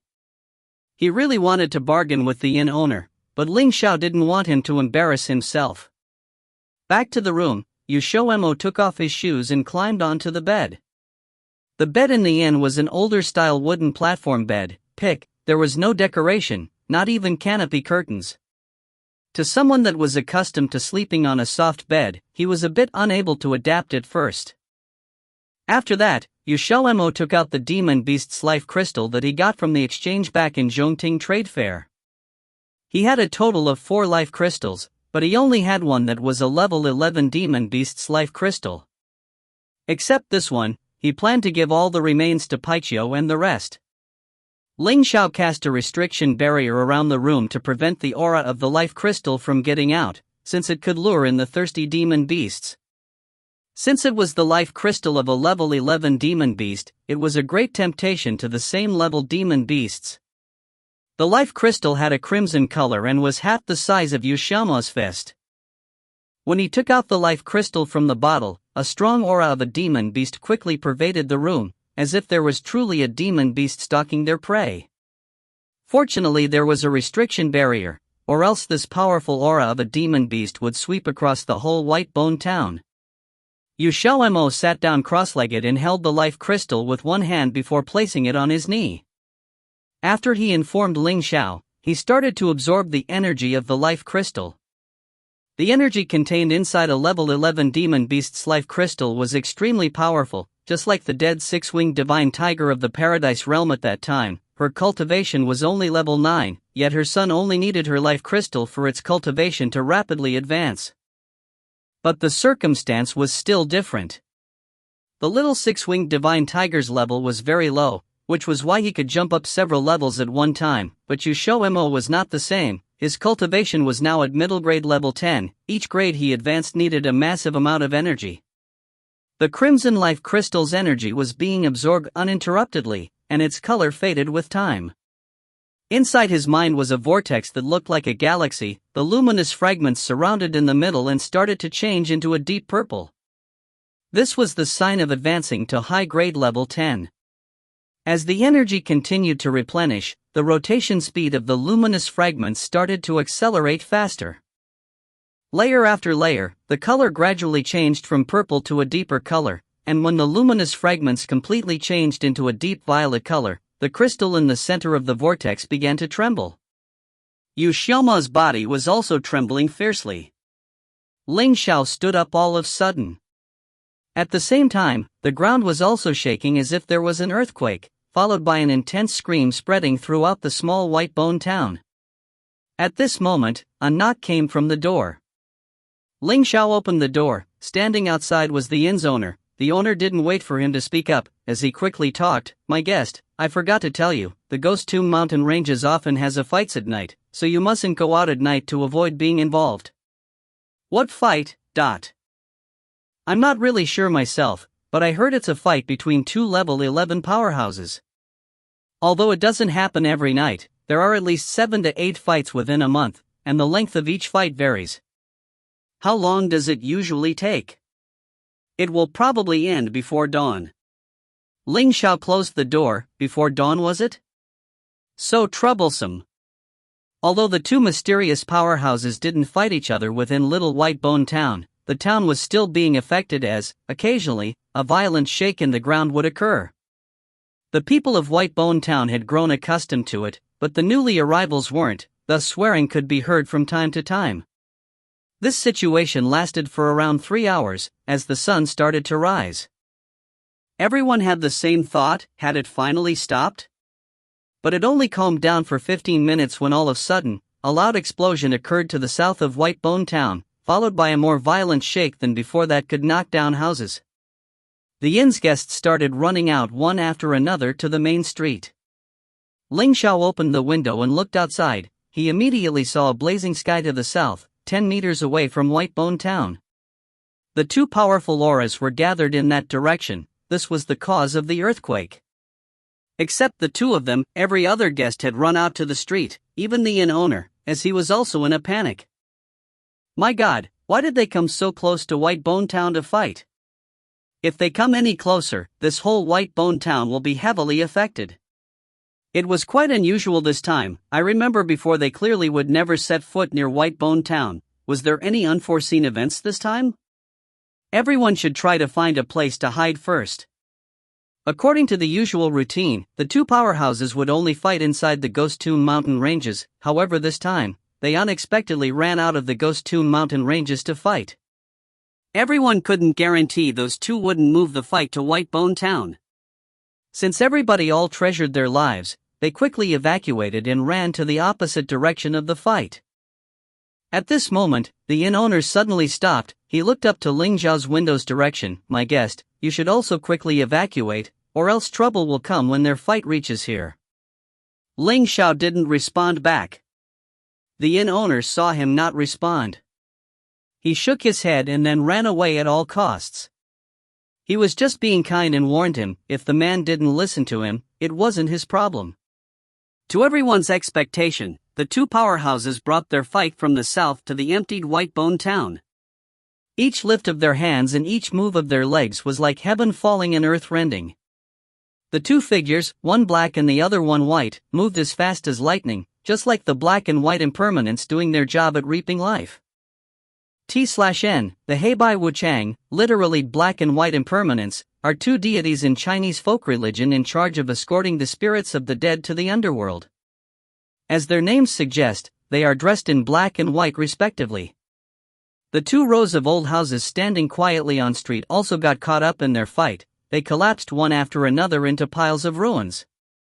If XiaoMo was conscious right now, he would definitely give a compliment to the prediction of the white bone townspeople. After that, the two figures suddenly separated. Coincidentally, standing in the middle of them was the inn Ling Xiao and XiaoMo stayed in. If those two both made a move, this inn would very likely also collapse. "You lunatic, why are you so excited today?" The man in white indifferently glanced at the white bone town that had turned into ruins in one night. His eyes showed no sign of sentimentality. He looked at the man in black standing the opposite of him. His voice was cold but felt a bit familiar. The man in black held up the dagger in his hand to lick the blood on the knife tip. His pale face showed an ominous look. The blood was from the man in white, but the man in black himself was also injured. His left arm had a 10 centimeters cut and blood was dripping profusely. "What, you can't stand anymore?" The man in black laughed with a hoarse voice. The man in white opened his fan. This fan wasn't just for decoration, this was his weapon. Earlier he used the hilt of the fan to cause the wound on the arm of the man in black. "Ah, you should care about yourself first. This little wound is nothing. If you are still able to act so calmly like that, then take one more hit from me." The man in black ignored his bleeding arm. The dagger in his hand glinted in the light as he laughed wickedly. The man in white's face became serious. He held the silvery white fan in front of his chest and suddenly, a bright light burst out from the fan. It looked similar to a ring of light from a solar eclipse. A moment later, he waved the fan and a violent storm came toward the man in black before it swept him away. The spiritual energy inside the body of the man in black quickly surged up. The dagger inside his hand seemed to have spiritual intelligence, as it also immediately burst out a bright light that didn't lose to the fan. However, it was a dark light, but it could still almost be seen in the darkness of the night. A fierce slash of sword energy in the shape of a half-moon slammed into the storm. Once the two forces met, the whole white bone town would definitely be reduced into nothing. As the two forces were about to collide, a golden light like a halo suddenly came from the intact inn below and blocked the two forces. When the storm and the sword energy struck the halo suddenly burst into intense golden sparkles. The violent rotation of the storm was stopped abruptly and disappeared within the next second. The sword energy also lost its spiritual intelligence and bang, exploded into tiny fragments. After stopping the danger, that golden light returned back to the inn. The two of them were shocked. "Who is it?" 3 seconds, scram or die. Coming out from the inn was a cold voice. The tone was mellow and indifferent, yet it echoed throughout the whole white bone town. Both of them were mad and scared. They had ruled over the Ghost Toon mountain ranges for over 1,000 of years, and this was the first time they met someone who dared to order them to scram. To say they weren't mad was not possible, but they definitely felt a bit terrified. To block their attack with just one move wasn't something an ordinary person could do. "May I ask who are you, sir?" The man in white wasn't as stubborn as the man in black. He quickly lowered his attitude. Regardless of the strength of the other party, to be able to stop their attacks that easily, that person's strength must definitely be above them. Since the person's identity was unclear, taking a step back was a smarter move. The voice inside the inn didn't reply. The man in white was irritated. He said no more and just turned around to leave. Although the man in black wasn't happy, he still left with him. I cannot comprehend what I translated ANM_. If you find any errors, ads pop up, ads redirect, broken links, non-standard content, etc., please let us know. Report chapter so we can fix it as soon as possible. Chapter 520. Chapter 520, Advance. Translated by Crystal from the Exiled Rebel Scanlations. Once the black and white impermanents were gone, those who fled the white bone town came running back. Different to everyone's expectations, the white bone town did not become a wasteland. However, 1/3 of the buildings were demolished though. Good thing was that they were already in shambles, so all they needed to do was rebuild them with wood. The owner was pleasantly surprised at the undisturbed inn. He thought that it would be his inn that got the most damaged. At that time, many saw the man in white and the man in black walking along this street, but in reality, much to their surprise, it was this street that was the least harmed. Owner Wang, your inn is so lucky to actually escape unharmed. On the opposite of the inn was another inn. Although it had only been half destroyed, it was impossible to renovate it and the owners would have to rebuild. The two inns contrasted strikingly. Owner Yang sighed in despair at his own inn and would occasionally turn towards Owner Wang's inn. How was he so lucky? Owner Wang had a cheerful smile on. It was great that he didn't have to rebuild his inn, otherwise it would have been a huge investment. But after he heard what Owner Yang had said, he had a sudden flash of genius and subconsciously looked at the second-floor window. He remembered that the guests in that room had not left. Connecting that with the oddity of the man in black and man in white suddenly leaving White Bone Town, he had a brave/wild assumption. Could it be that the man was the one who had chased the two away? With a stomach full of questions, Owner Wang left Owner Yang and hurriedly ran up to the second floor. The door was still closed shut, and he wasn't sure if the people inside left or not. Owner Wang knocked on the door to sound things out. Hello, anyone? What? From the room came a calm voice. Owner Wang violently took a breath in. Now he was sure and quickly answered, I'm just here to ask if you wanted any drinks. In our wine cellar we have 100-year-old Shaoxing wine. T/N, Shaoxing wine is one of the most famous varieties of Huangjiu, yellow wine, or traditional Chinese wines, fermented from rice. It originates from the region of Shaoxing, in the Zhejiang province of eastern China. It is widely used as both a beverage and a cooking wine in Chinese cuisine. After a moment of silence, he asked, Is there tea? Owner Wang was taken back for a second before answering, A few. Then bring me the high-grade wines and teas. Sure, I'll be right back. It was the first time he had met a guest who liked tea, but luckily, he also liked tea, so in his room was one caddy of a really treasured tea of his. Even now he had not drank it once. Remembering that he was 80 to 90% sure the guest was the one who had chased away the man in black and man in white, he made his mind and took out half a caddy of tea leaves. Not only that, he also brought along his high-grade purple tea set with him. Before he even knocked, the man let him in. When Owner Wang opened the door and stepped inside, he saw the man sitting by the table. He even personally brewed the tea for the man and brought his 2 jars of 100-year Shaoxing wine. You can leave now. Ling Xiao shooed with his hand. Before the owner left, he secretly took a glance inside and saw a faint silhouette of a person sitting cross-legged on the bed, unmoving behind the screen. It seemed to be the young man he came with, and probably the reason why he hadn't left the inn. On the second day, rumors and gossips of what happened last time at the White Bone Town were everywhere. Everyone was discussing as to why they had returned, but some, the more observant ones, found inklings of the truth. For example, why did they suddenly leave?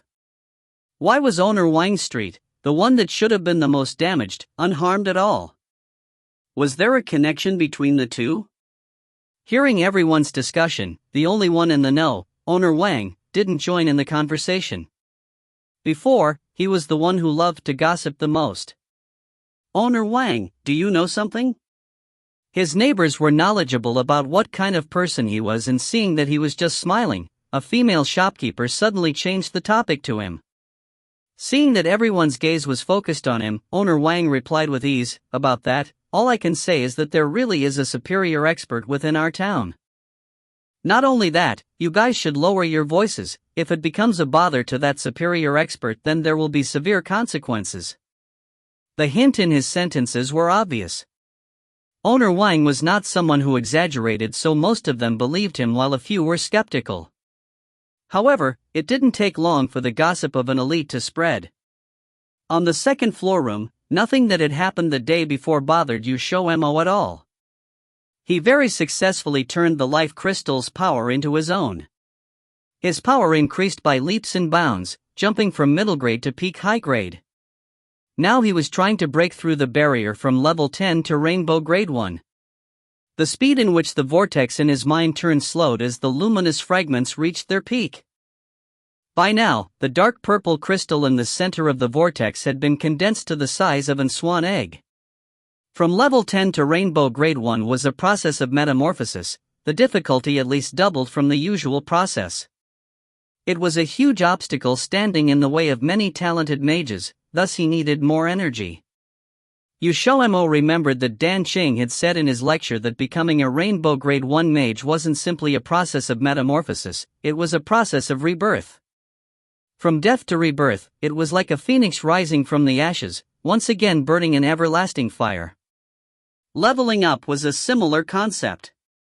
Everything has its limits. If one wanted to break that limit, then they must reconstruct their image and change the current situation. Dan Qing's voice flashed across his mind and XiaoMo instantly knew what was happening. Beyond the sea of consciousness, Ling Xiao suddenly saw the corner of his mouth curl into a smile. It looked like he found the trick, and seeing that the life crystal in his palm still had 2/3 of its energy, it looked like he didn't have to worry for now. XiaoMo started to absorb the energy from the life crystal at an even quicker pace, then channeling that energy to the crystal in the center of the vortex, condensing the size of that crystal from a swan's egg to a chicken's egg, to a bird's egg. He began to feel drained and lost his strength. All that was left was a fingertip-sized crystal. Without restraint, he continued to pour energy into the crystal until there was barely any left, when finally the crystal could no longer contain it and started to make a humming sound. It wasn't long after when the crystal exploded with a bang and its dusts disappeared into the vortex. Now, the once slowly spinning vortex suddenly quickened, becoming faster and faster, sparking as if a cog was hitting the floor. The vortex became smaller and smaller until it condensed into then an extremely bright light erupted. If it wasn't happening within XiaoMo's sea of consciousness, it would have been bright enough to turn someone blind. Once XiaoMo could see the stuff within his sea of consciousness, the vortex and the crystal had disappeared. All that was left were 7 calmly floating flames, all emitting a different color. The flames were only the size of a fingernail and they were a bit dim.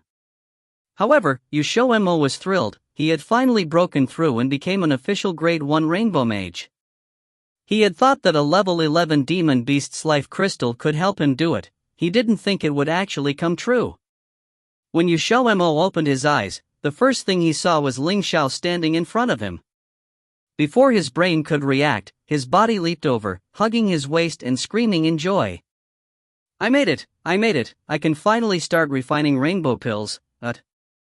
Ling Xiao was knocked back a step by him and was infected with his joy too, but the words that came out was, I can see with my eyes, you don't have to tell me twice. XiaoMo wasn't bothered, he was in such a good mood. Ling Xiao asked thoughtfully, I heard that a rainbow-leveled mage breaks through a lot of a mage's limitations, like what? XiaoMo nodded with a stupid laugh, like flying. A high-level mage needs help from other things to fly, but a rainbow-level mage doesn't. They can use their own powers to fly, but it's going to take a lot of soul power, so if they used an aid, not only is it saving soul power, they can increase their speed. He hadn't tested them out yet. All of these he heard from Dan Qing's lecture. But, to him, he didn't have to worry about the consumption of power. Anyways, the point was that he didn't need Ling Xiao to fly anymore. After he finished being excited, XiaoMo heard the construction noise from below. After he opened the window, he realized that all of the houses in front of him fell and were in the middle of rebuilding. What happened outside? Ling Xiao gave a basic explanation. XiaoMo's mouth gaped open. Good thing you chased them away. When cultivating, the worst was to be disturbed. If it was light, it was a chi deviation. If it was harsh, one could die on the spot. Especially for critical moments like his, one cannot stop, otherwise his crystal in the sea of consciousness might be heavily damaged. If that happened, it would be difficult to break through again.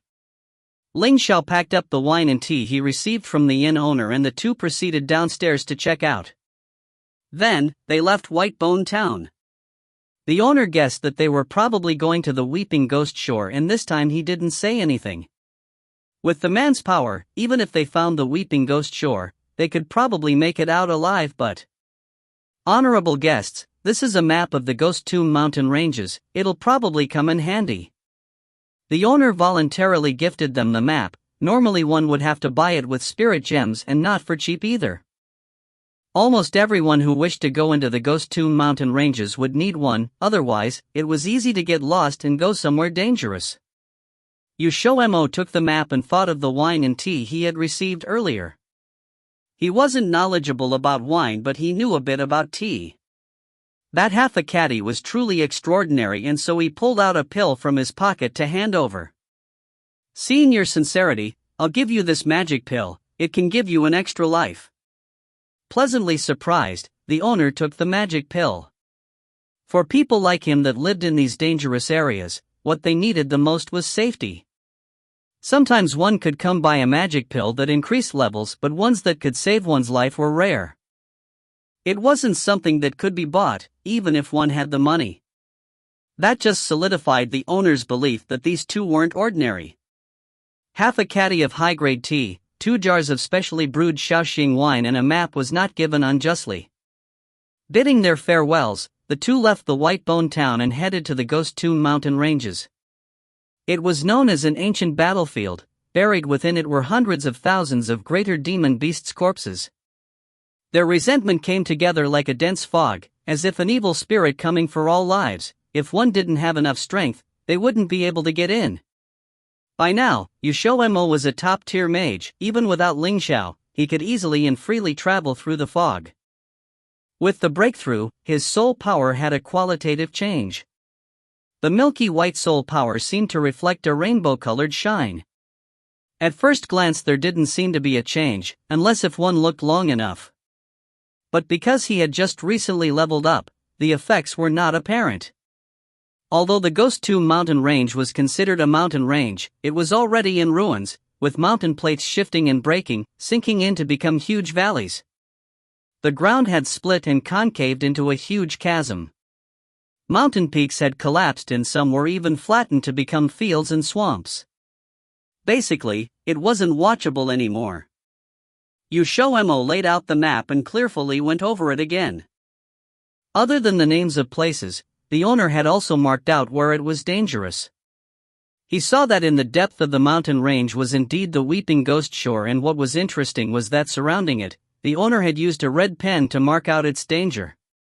No wonder many people's expression changed just by the mere mentioning of its name.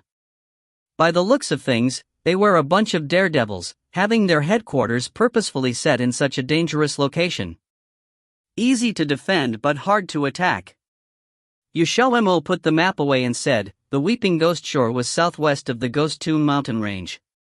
Supposedly the southwest was where most of the action occurred in the ancient battlefields and most of the deaths too. A lot of powerful evil spirits wandered around there. It isn't too far away. Should we use a dimensional talisman? No, Ling Xiao outright rejected his idea. Why? XiaoMo questioned. They had a lot of dimensional talismans, to the point where they wouldn't ever run out.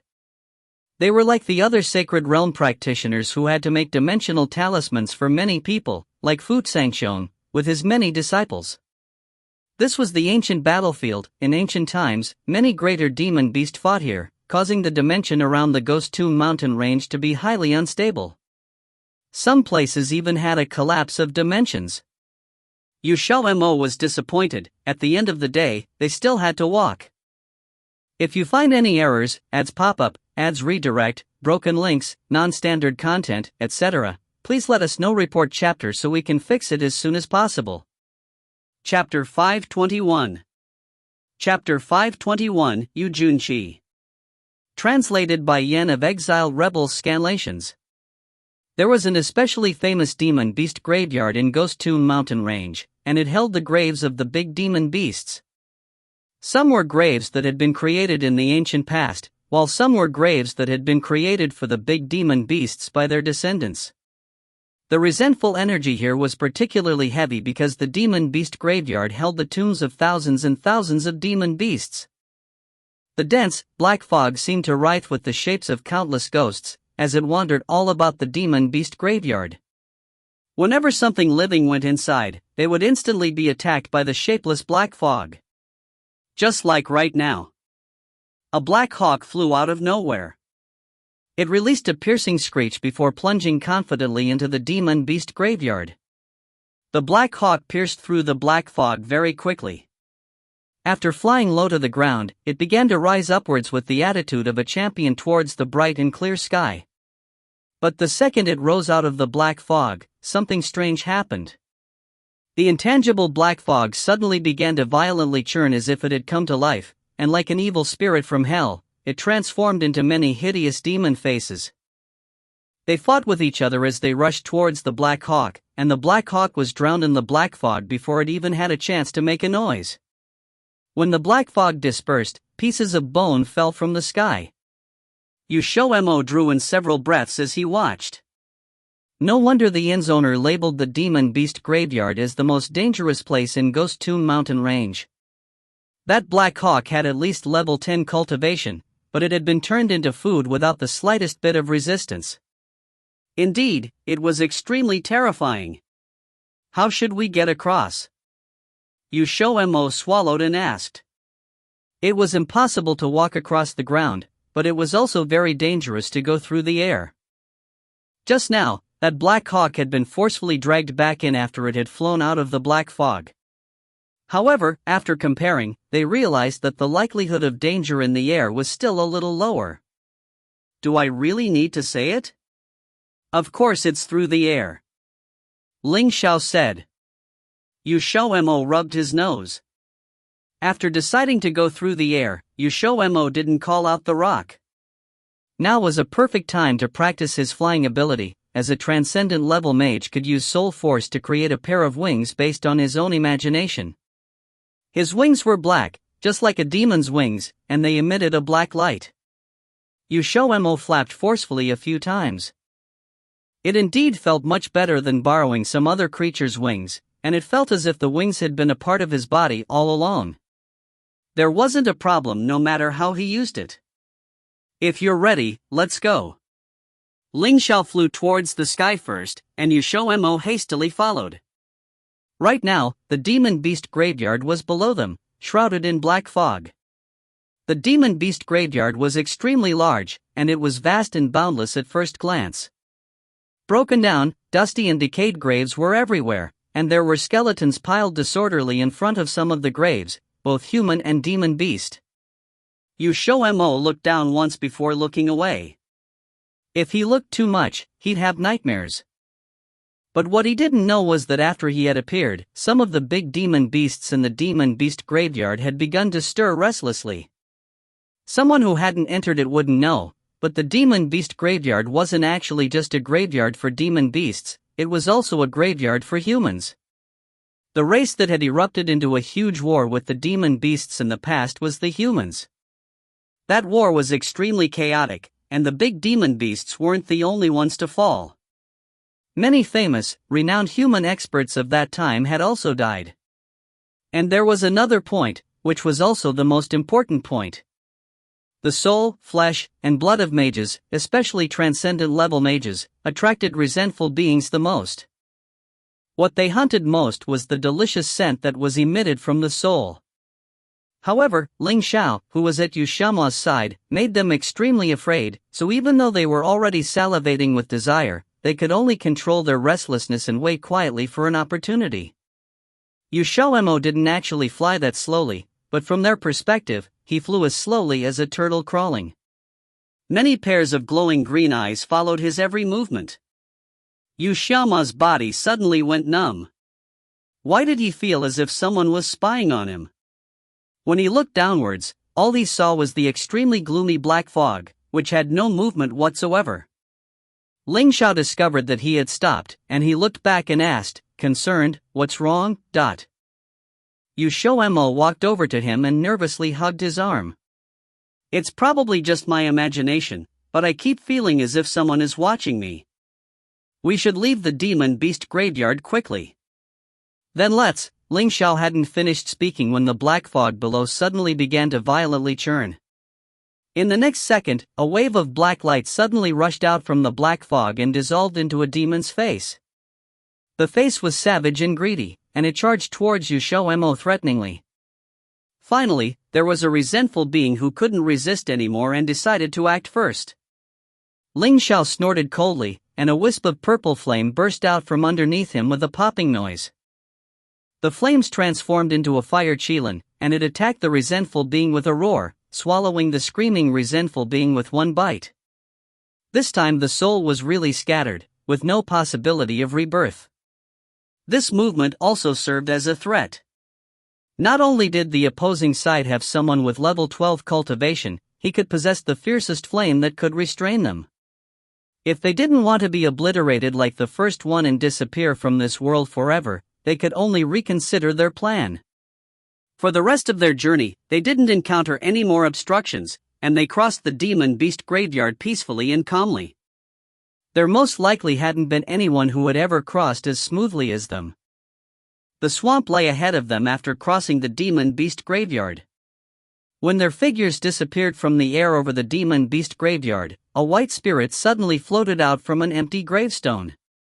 The white spirit transformed into a tall and thin figure wearing all white clothing, and its indistinct face continued to stare in the direction that the two of them had disappeared in for a long time before looking away. After the white spirit appeared, the resentful beings nearby all fled the area. Ghost Tomb Mountain Range's swamp was only a little less dangerous than the demon beast graveyard. The reason was because tens of thousands of water demons hid beneath the surface of the swamp, and they were the water demons that XiaoMo had seen at Longxiang Continent. Rumor had it that a level 11 water demon led the rest.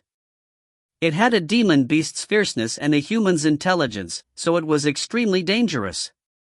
When he remembered that the water demon's original bodies were that of humans, XiaoMo had no way to identify if they were actual demon beasts, so he hastily urged Ling Xiao to leave the swamp.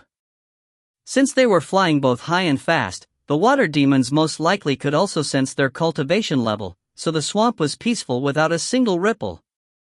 Right when they were about to fly out of the swamp, XiaoMo looked back. A water demon was standing quietly on top of the swamp for who knows how long.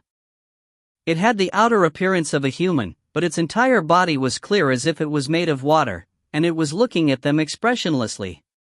The goosebumps on his arms sprang up in an instant. After they crossed the swamp, they finally reached the Weeping Ghost Shore. The endless mountain peaks were precipitous and jagged. The Weeping Ghost Shore was in the middle of all of these, so next, they had to find the Weeping Ghost Shore. The map the innkeeper had given them only marked the Weeping Ghost Shore as being here, but as for which mountain or cliffside it was, nobody knew.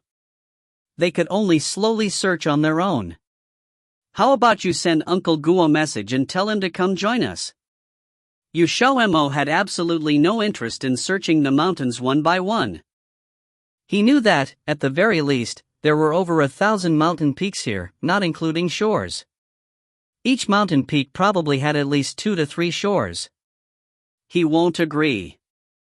It wasn't that Ling Xiao hadn't thought of it before, but he understood Lin Gu's personality.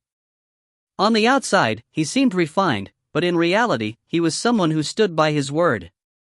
So stingy. XiaoMo cupped his chin in his hands and squatted on a big rock. Then how exactly are we going to find the Weeping Ghost Shore? You're not saying we should just wait until they appear on their own, right? No need, we can just directly call them out. Ling Xiao said. XiaoMo's eyes lit up. How do you plan on doing that? Ling Xiao lifted his head and looked at the sky, which was about to dim. It's already night, let's talk about this tomorrow. Let's first go rest in the dimension for the night. Your dimension or my dimension? First go to my dimension to see that person. Oh. It was extremely likely that the person in white was XiaoMo's father, but because the image that the person in white gave him was completely different from his image of a father, XiaoMo painstakingly forgot about him. Speaking of which, last time, when he had entered the dimension naked with Ling Xiao, it seemed that they hadn't come across that person. Gah, he couldn't have been seen naked, could he have? XiaoMo only thought of this problem in hindsight. However, Ling Xiao shouldn't be unprepared. Ling Xiao's dimension had expanded alongside his cultivation skyrocketing, and by now, it was already several dozen times bigger than XiaoMo's dimension, vast and boundless. Soon afterwards, XiaoMo saw the person in white, who was tied up. How did this happen? The corners of XiaoMo's lips twitched as he asked. Ling Xiao whispered, "My dimension isn't the same as yours. The people and demon beasts I put in here all retain their individual consciousness, and I can't control their behavior from outside. If the demon beast isn't very strong, then it's fine, but this man is very powerful, so I must control him well." What about last time? Last time his cultivation hadn't yet completely recovered. In reality, on the way out of the dimension last time, Ling Xiao had simultaneously placed seals on his body that inhibited cultivation. The person in white was most likely already used to it, so he hadn't had any response. How about we let him go? XiaoMo heaved a deep sigh. This was most likely his father. Since they had rescued him, they couldn't just keep him in the dimension forever. Ling Xiao easily undid the seals on the person in white's body. He also hadn't planned on keeping a ticking time bomb in his dimension. The person in white stood up and smiled at XiaoMo. "My fellow, could you tell me your name?" XiaoMo looked at him for a long while. "First tell me what your name is." The person in white said indifferently, "My name is Yu Junqi." "You already know my identity, so now can you tell me what your name is, right?" XiaoMo answered without even blinking, "My name is Ling XiaoMo." "Alright, I feel like saying the wife has taken the husband's last name." "The MO from silence?" Yu Junqi mulled over his name, and his expression suddenly held a bit of grief. "Your name is the same as my son's. He's also called XiaoMo. T/N, XiaoMo, equals Xiao in little, small, and Mo in silent." "Well, what's his surname?" XiaoMo unwittingly asked. Ling Xiao pressed his hand to his forehead. Yu Junqi laughed. "You really do like to joke around." "Of course my son's surname is Yu, he should be 22 years old now." "It's also been 22 years since I've last seen him." XiaoMo's entire face was red. "Do you miss your son?" "Of course I do." Yu Junqi said desolately, "There's no moment I don't miss my wife and son, but I can't go find them. My big brother won't let me go, and if he knew about the existence of my wife and son, he definitely wouldn't let them off either." XiaoMo really wanted to tell him, "Your wife and son are dead already, and moreover, the other person is already at your door." He coughed. "Let's not mention things from the past anymore. I'll let you go, so now you're free. You can go anywhere you want." Yu Junqi blinked. "Can I go with you too?" XiaoMo was dumbfounded. "Why?" Yu Junqi laughed quietly. "You two saved me, so now you're my saviors." "I'm unable to repay the kindness, so I can only." XiaoMo was shocked. "You're not about to say that you can only repay us with your body, right?" Yu Junqi sweated. "No, I wanted to say that I can do manual labor. Repaying with his body could wait until the next lifetime." XiaoMo waved his hand. "Then there's no need, I don't need anyone to do manual labor for me." "Then what do you need?" "I don't need anything." "Then you can keep me as backup." At that moment, Ling Xiao couldn't stand it any longer and forcefully grabbed XiaoMo's chin, turning it to face Yu Junqi's face. "Who does he look like?" XiaoMo looked him up and down, and said extremely confidently, "Like me." Yu Junqi. Ling Xiao continued, "Would an ordinary person have absolutely no reaction when they see someone who looks a lot like them?" XiaoMo was silent for 2 seconds. "No." "Very good. So now what are you thinking? I've been played. If you find any errors, ads pop up, ads redirect, broken links, non-standard content, etc., please let us know. Report chapter so we can fix it as soon as possible. Chapter 522. Chapter 522, Venturing into the Human Skull Peak.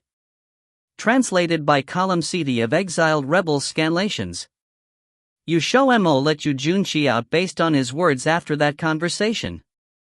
His real intention was to get him to scram as far as possible, but Yu Junqi was as sticky as a dogskin plaster and was unable to be torn off no matter what. Yu Junqi had actually long known that XiaoMo was his son, yet he did not say it and still wanted to seize the opportunity to stick to him like a leech. Not a chance.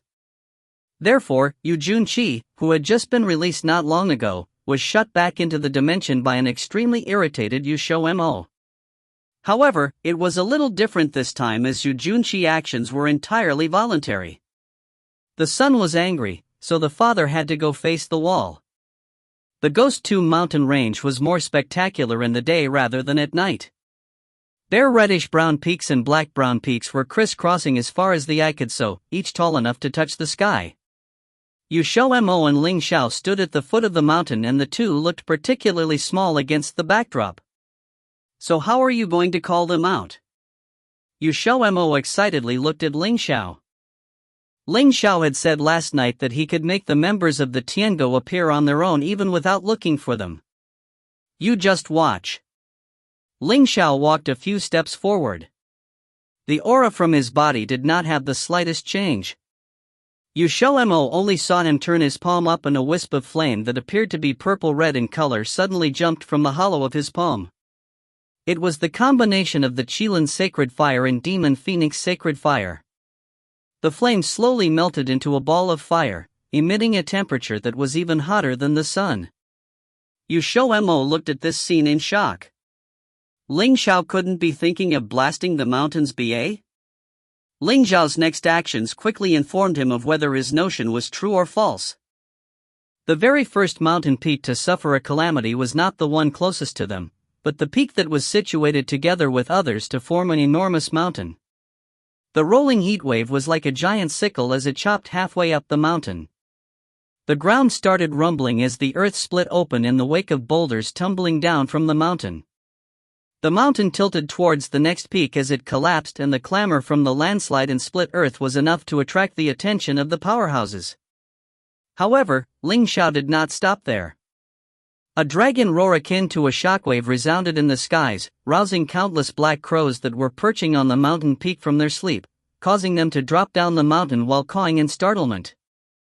XiaoMo's eardrums nearly burst from the dragon roar even though he was standing behind Ling Xiao. After doing all this, Ling Xiao did not even pause as he immediately embraced XiaoMo and the two disappeared together from their original place without leaving a single trace of aura. A moment later, without any interruption in their consciousness that was performing a search, the demon beast and human practitioners lurking in the Ghost Tomb mountain ranges emerged near the scene one after another. When they saw what the scene that Ling Xiao had created, each and every one gasped. To avoid attracting trouble, a portion of the people who treasured their lives left the scene. They were under the impression that this was caused by the members of the Tiango because the area was in the Tiango's territory, and they were the only ones who had the ability to do this. Moreover, it was a well-known fact in the Ghost Tomb mountain range that the members of the Tiango were very fond of fighting. However, they did know that the members of the Tiango also appeared on this piece of land 8 minutes later. The white-robed man they had met a few days ago alighted on the area that Ling Xiao had been standing at. He looked at the two collapsed mountain peaks and frowned as his hand gripped the shaft of the fan, and immediately commented with great interest, "This is strange. Everyone knows that this is the territory of Tiango and they actually dared to make a move here. Is this a provocation? It was no big deal if there were only two collapsed mountain peaks. The crucial point was that dragon roar because the other party seemed to be roaring straight in the direction of the Weeping Ghost Shore. The two of them happened to be some distance ahead and were intending to return to the Weeping Ghost Shore, but turned back upon hearing the roar. It doesn't matter whether it was the same person who did the provoking or not. It's only just a guy who hid the head and showed the tail. The black-robed man impatiently grumbled. Tian Dao asked us to go back as soon as possible. Are you coming or not? The white-robed man shrugged his shoulders. All right, I'll ask another question. What do you think Tian Dao called us back for? The black-robed man was clearly more interested in this question as he sneered. What else can it be? It seems that young master of ours is coming back ba. When he spoke those two words young master, the tone of the black-robed man obviously contained traces of disdain. I didn't get to meet him last time, I'm rather looking forward to it this time. The white-robed man beamed. Although he did not directly express his unhappiness like the black-robed man, his sentence of looking forward was spoken very serenely, as if he was somewhat unconcerned. With that, the two set out back to the Weeping Ghost Shore. They did not return to the Weeping Ghost Shore immediately after leaving White Bone Town last night. The two people did not realize that the young master they were speaking of in disdain was noiselessly following behind them. The Weeping Ghost Shore was situated at the highest peak in the Ghost Toon mountain range, similar to an overlooking platform. One was practically able to take in a panoramic view of the Ghost Toon mountain range all at once. However, the members of the Tiango did not catch sight of Ling Xiao and XiaoMo. No matter how skilled they were, it was impossible to look through the overlapping mountain peaks and see the two standing at the foot of the mountain. After 15 minutes, the white-robed man and the black-robed man alighted on different mountain peaks. Not far from where they alighted was the Weeping Ghost Shore, but they did not go over immediately. The white-robed man took out a small jade tablet and hurled it at a mountain peak on his left. 2 seconds later, the scenery in front of him suddenly changed. The mountain peak was still as bare as before. What changed was the position and the number of mountain peaks. A perspicacious person would be able to tell with one look that this was an integration of formation and restriction arrays. However, there was not the slightest change in the highest peak. The white-robed man and black-robed man rapidly dashed inside because it would only open for 3 seconds. If they did not enter in time, they would be shut outside. At that time, they could only ask for help from the people inside. For the members of the Tiango, it was an extremely embarrassing matter. 3 seconds was more than enough for Ling Xiao. There was still 2 seconds left after the white and black-robed men entered. With 1.5 seconds to close the distance, the last half second was just enough to enter the restriction that was closing. As they were in a rush to gather, the two completely did not realize that 2 outsiders had already snuck into their territory. After entering the restriction, Ling Xiao did not immediately ascend to the Weeping Ghost Shore. From the conversation between the white and black-robed men, none of the members of the Tiango, besides Gu Lin, welcomed him, so it was not necessary to strut about in front of them at this time. XiaoMo, who had wanted to jump down from Ling Xiao's hold, raised his head for a look and nearly cried out in surprise. With sharp eyes and agile hands, Ling Xiao covered his mouth, followed his line of sight, and immediately felt that he was making a fuss about nothing. XiaoMo hinted for him to remove his hand. The mountain peak that the Weeping Ghost Shore was situated at had a name. The name was a little horrifying and it was called the Human Skull Peak. It was very famous in the Ghost Toon mountain ranges. However, few knew the location of the Human Skull Peak and had only heard that there was a mountain peak which looked very much like a human skull. The Ghost Weeping Shore was at the head section of the human skull. The mouth, nose and eyes of the skull were all entrances. Looking from the outside, the buildings inside could be vaguely seen. Once XiaoMo saw the exterior of the Ghost Weeping Shore, he could roughly guess the origin of its name. It was due to the entrances. Whenever the wind whistled through the caves in the Human Skull Peak, the sound created probably sounded like a ghost weeping, thus it was called the Weeping Ghost Shore. When he said as such to Ling Xiao, he got a knock on his head. Now is not the time to display your knowledge, but... XiaoMo's lips curled. I know that you're actually jealous that I could guess it, but you couldn't. Since I really understand how you feel, I won't bicker about it with you. Then tell me, what should we do next? There's still Paicho and the rest, but it looks like they're not here. Ling Xiao thought over it. we'll know if we take a look around. That white-robed man said that they were going to gather. Everyone should be gathered at some place now. Let's go up and take a look first. Ling Xiao was now a 3-star Sacred Realm practitioner. When he stimulated the Dragon Clan's bloodline, it directly caused his cultivation to jump from 1 star to 3 stars. 2 stars were a gap that many experts were unable to overcome in their lifetime of poverty. Yet he merely stimulated his latent bloodline and achieved this accomplishment. He himself was also very shocked. XiaoMo held a little resentment for these things, as Ling Xiao was always running ahead of him every time. The Weeping Ghost Shore was much larger than they had imagined. Just the section of the nose was more than 10 meters wide, let alone the mouth section. The mouth was 1/3 the width of the human skull peak. As the nose and eyes were too conspicuous, the two directly entered from a small crack at the mouth. There were only 5 members inside when the white-robed man and the black-robed man hurried to the Smile Pavilion. Although they were at another area of the Ghost Tomb mountain range at that time they were to gather, it not considered late as the Tiango had a total of 12 members, and there were still 5 members who had not arrived. However, this did not include Gulin. Tianming, Tianhen, you're late. The one who started speaking was Tian Dao. Tian Dao was a main member of the Tiango who was in charge of gathering intelligence and distributing all sorts of information. Tian Ming, who was the white-robed man, immediately beamed and opened his fan when he heard his words. Just like an outstanding and elegant young master, he rebutted while approaching, "Aren't all the members not present too? The others are unable to return at this moment." Tian Dao expressionlessly replied.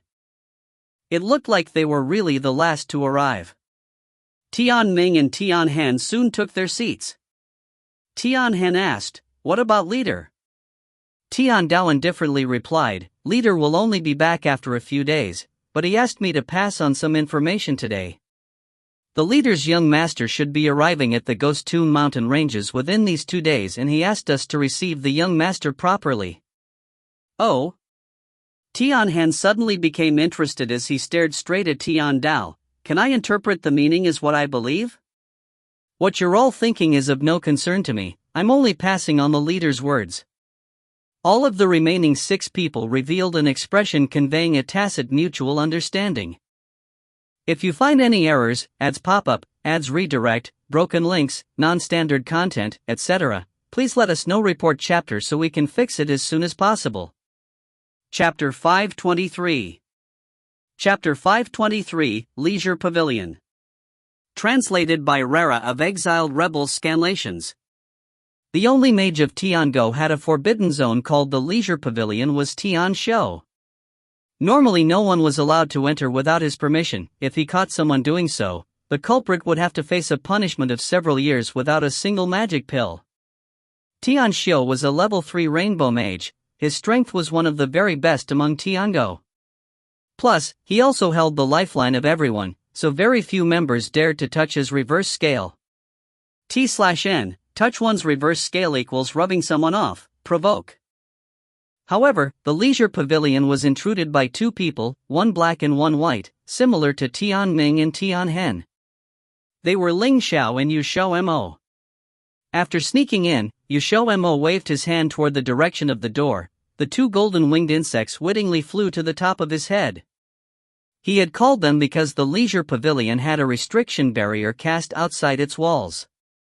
With Ling Xiao's level, he could break Tian Xiao's restriction barrier easily, but that would cause too much disturbance and would also likely expose them to Tiango's men. Luckily they had the golden-winged insects who were experts in chewing through restriction barriers. Leisure Pavilion consisted of 3 parts, the living room, the pill refining room and the study room in that respective order. XiaoMo directly passed the living room and walked forward to the pill refining room on the left. The pill refining room was luxuriously furnished, with a big cauldron placed in the middle of the room. However, compared to the cauldron inside the pill refining room of his Geyser, this one was a bit smaller, but the cauldron was decorated with sparkling gems, a very opulent and fancy touch.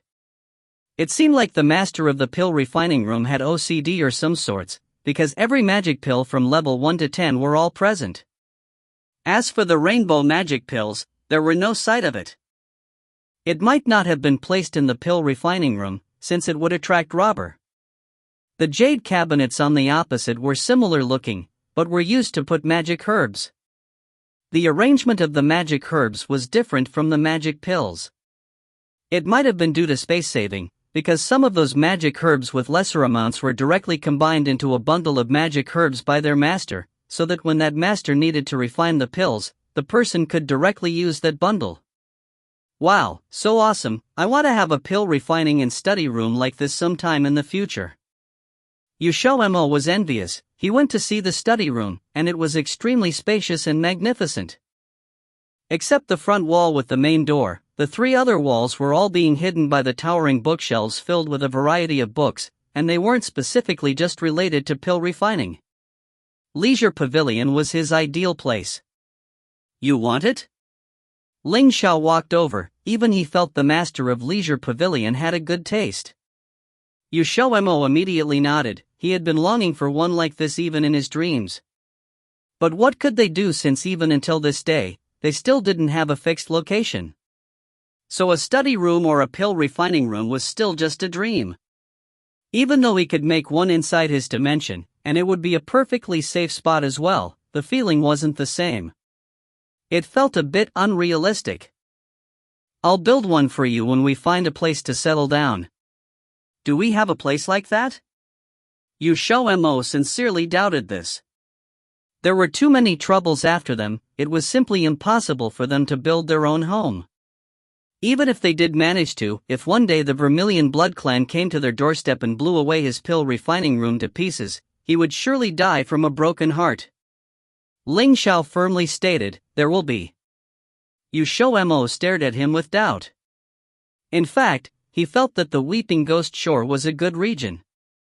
With the Ghost Tomb mountain ranges as a natural barrier, ordinary people could never find the Weeping Ghost Shore.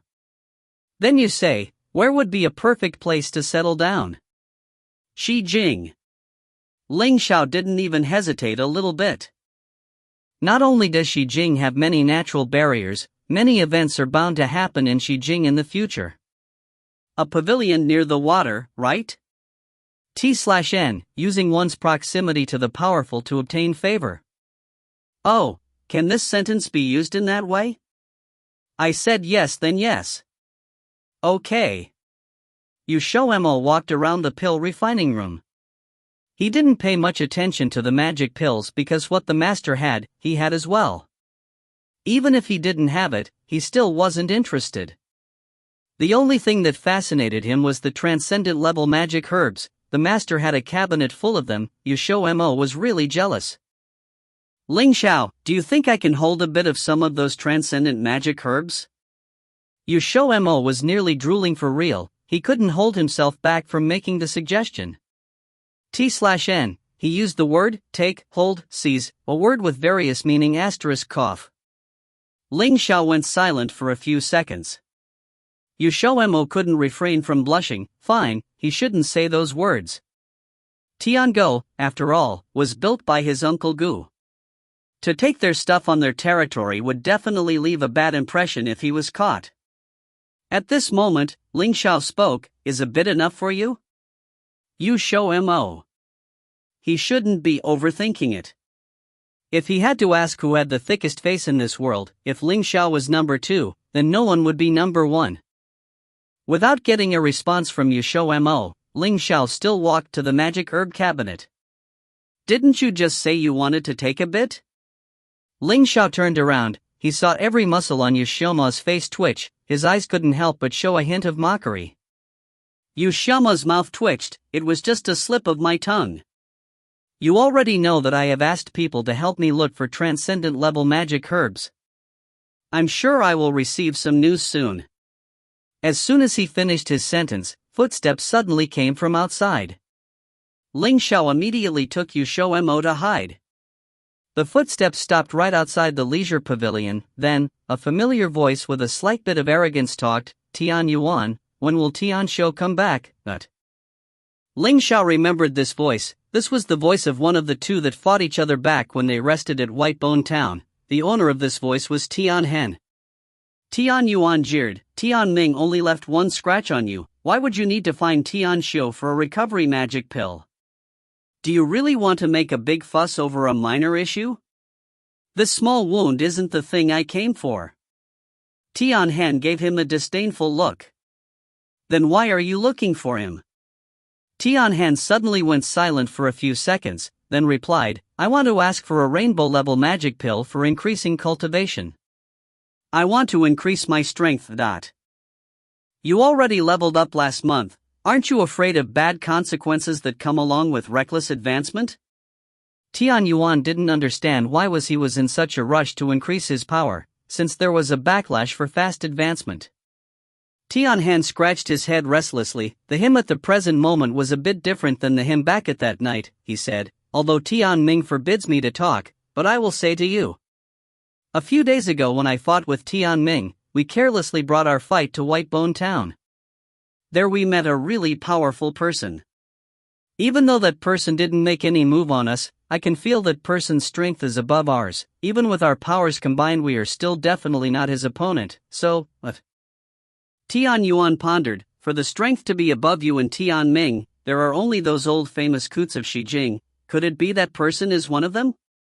Who knows, I'm still in a bad mood anyway. The soul training techniques that Tian Han practiced had quite an impact on Tian Han's personality, causing his temperaments to change quite a bit. Sometimes he would appear grumpy, otherwise gloomy, but usually he would directly show his likes and dislikes on the surface.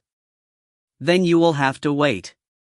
Tian Yuan patted his shoulder with sympathy. Tian Xiao has gone out to find transcendent-level magic pill recipes. If I have to guess, he might come back next month. You shouldn't break your way in, if he knows you will be skinned alive. Tian Han lowered his voice and cursed. After that, their footsteps went farther and farther away. Ling Xiao and XiaoMo appeared inside the pill refining room again. They had heard the conversation loud and clear. Tian Xiao must be the leisure pavilion's master. He will be back in a month. A fire sparkled inside XiaoMo's eyes. He looked at Ling Xiao with excitement. Ling Xiao raised his brow, so? It wouldn't be a problem if I borrowed this pill refining room for a while, right? XiaoMo calculated. It shouldn't be an unreasonable request if he only wanted to feel the feeling of refining magic pills inside a pill refining room, yeah? At least not when compared to stealing magic herbs. It won't be a problem. Ling Xiao casually said, but are you willing to spend a whole month here waiting just to borrow someone else's pill refining room? A few days is enough. Then you first wait here for me. I will go search for Uncle Gu to see whether he is at Weeping Ghost Shore or not, and after that I will come to pick you up. Ling Xiao made a quick decision. Okay then. XiaoMo had prepared himself to observe the leisure pavilion. One more thing, remember to search for Paiqiu and the rest as well. Ling Xiao nodded, then he went out through the hole the golden winged insects made. XiaoMo went out of the pill refining room. He hadn't collected enough magic herbs to refine a rainbow-level first-grade magic pill, thus he was afraid that if he stayed in there, his hand would start itching and conveniently take some of the transcendent-level magic herbs of the owner. And so, he decided to go to the study room. The quantity of the books inside the study room were enormous, even more than what his Shifu owned, from Tongtian Continent's history and terrain, Xijing's history and demon beasts races, etc. It had whatever one wished for. XiaoMo gave a thought and finally decided to start with Xijing's history. The history of Xijing was actually the record of demon beasts' origin and development process, starting from the ancient times. It was a really long story. Turned out, demon beasts weren't the only creatures that lived there, human beings also lived in the area back then. After the Great War broke out with both sides suffering a great loss, it ended with human beings withdrawing from Xijing. XiaoMo was so enthralled he didn't notice time had passed. My Kokoro went Brakara when they mentioned they want to build their own Lovinist but couldn't due to too many enemies. If you find any errors, ads pop up, ads redirect, broken links, non-standard content, etc., please let us know. Report chapter so we can fix it as soon as possible. Chapter 524. Chapter 524, Refining Pills and Communication. Translated by Crystal of Exiled Rebels Scanlations. When Ling Xiao returned, he did not find XiaoMo in the pill refining room. Taking his time, he walked to the study. Sure enough, laying on the table while staring intensely into a book was XiaoMo. Ling Xiao walked behind him, but didn't call out. Suddenly, XiaoMo let out a yawn and his focus shifted from the books. He straightened his back and twisted his hip to relieve the tiredness he had gotten from reading too long. Ling Xiao stared at his hips, which were shaking. Then, XiaoMo had another feeling of being stared at, but this time it was different from when they passed the demon beast graveyard. He felt no ill intent but rather a burning sensation. XiaoMo slowly turned his head and the sudden appearance of a certain someone scared the hell out of him as he fell onto the table. His heart was pounding so much that no words came out. Taking advantage of the situation, Ling Xiao laughed teasingly, "Wife, you really know your husband well." Just as XiaoMo had calmed down his freaking out heart, someone's unruly, but also passionate hands were already creeping up his shirt, agitating him and making his heart pound. "Don't you dare try something funny." Once XiaoMo remembered that they were in someone else's territory, he immediately shooed off any unwanted thoughts and pulled Ling Xiao's hands off of him. Ling Xiao held a face of disappointment. XiaoMo tidied himself up and proceeded to switch the topic. "Have you found Uncle Gu yet?" Ling Xiao replied, "No, it looks like he went out for something and won't be back for a few days. He's probably the only one who knows the answer to what I want to ask, so we can only wait here for a few days." "Then what about Paichio and the others?" "I didn't see them either. They may not be at the Weeping Ghost Shore but instead cultivating somewhere else in the Ghost Tomb mountain range." "Oh, then let's wait for your Uncle Gu to come back and then ask him." Luckily, the master of the leisure pavilion wasn't going to be back for another month or so and the other members couldn't get into the forbidden zone. Also, the restriction barrier prevented their presence from being sensed, thus this was currently the safest place for them. XiaoMo returned to his seat and flipped through the book in front of him, hopelessly bored. From the book he was reading, he noticed a familiar last name. It seemed that the Yu family had also participated in that great war during the ancient times and had a few epic powerhouses. However, the Yu family was not called the Vermilion Blood Clan before and didn't have that many side families. Regardless of their legitimacy, they were all considered as part of the Yu family. Unfortunately, the Yu family lost many powerhouses in that fight and went into decline. Not only that, those who had survived were almost all from the side families. The current Yu family members were not nearly as legitimate as those of the ancient past. Most of them were from side families of the ancient Yu family and along with many later reasons, even the main branch of the Vermilion Blood Clan were not very legitimate. However, the exact reasons were not detailed in this book. What XiaoMo saw was a few reminders given by their descendants. Ling Xiao seemed to be interested in the books on the shelves too and pulled one out at random. When XiaoMo glanced over at it, he was rendered speechless. It was something akin to a joke book. His first reaction was that even in this dimension there was things like joke books.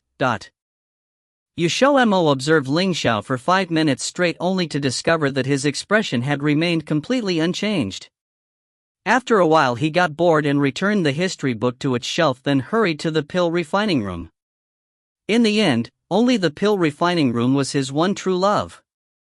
XiaoMo was itching for the transcendent level magic herbs at the top of the magic herb cabinet. So, it wasn't until his eyes became red did he quietly retracted his gaze to sit but first onto the floor, pulling out that red jade drive. To prevent the jade drive from being lost, he had copied all of the pill recipes onto a different jade drive. Since the two jade drives had different storage capacities, he could only fit the high-grade and transcendent level pill recipes in the new one. After he finished that, XiaoMo put back the red jade drive and began digesting all of the transcendent level recipes. Before refining pills, one must memorize the pill recipes to heart, otherwise, it could also cause the process to fail. Therefore, it was a critical step. Transcendent level recipes and high-grade recipes had one major difference. There weren't many more magic herbs added, but some recipes had 40 to 50 more steps. That was because more of the magic herbs had to be split into parts before they were able to be mixed with the other herbs, some had unique handling methods and so on. Therefore, its difficulty was 2 or 3 times more than that of a level 10 magic pill. XiaoMo deeply believed that if this was to occur on Earth, if one didn't have a photogenic memory, it was impossible. The failure rate was probably going to go straight up. XiaoMo picked out a few first-grade rainbow-level recipes, but his gaze uncontrollably brushed over the jade cabinet. Although he had some transcendent-level magic herbs in his dimension, it wasn't enough for any of the recipes. He wondered if he could make a trade. XiaoMo thought fancifully. The magic herbs he got from the cave behind the Hu village had already dropped seeds. Once he had the seeds, he didn't need to worry about not having stock anymore. In the end, XiaoMo couldn't resist the temptation and got a stool to step on it. All of the transcendent-level magic herbs in the jade cabinet were of mid-grade quality, none of the high-grade ones. Those ones were probably on the person who owned this room. XiaoMo got out a few high-grade magic herbs and one that wasn't even in the cabinet, then he took a few stalks of magic herbs that he needed. Although he was taking without permission, but exchanging high-grade magic herbs with mid-grade ones, even if the owner knew, he wouldn't have anything to say, right? Too bad there wasn't any seeds though. Just as XiaoMo finished sighing, from the corner of his vision he suddenly saw an open cabinet. At the base of it was a few black seeds lying quietly. Could it be magic herb seeds? One of his paws slowly crept over with a guilty conscience. What are you doing? Ling Xiao's voice suddenly appeared by his ears. Taken by surprise, XiaoMo almost fell off the chair and was pulled back by Ling Xiao's quick reflexes. XiaoMo said with reproach, I'm the one who wants to ask you, what are you doing? Just how many times a day do you want to scare me before you're satisfied? Taking no mind of it, Ling Xiao asked, if you weren't feeling guilty, would still you get scared by me? XiaoMo replied with confidence, I have no guilt whatsoever.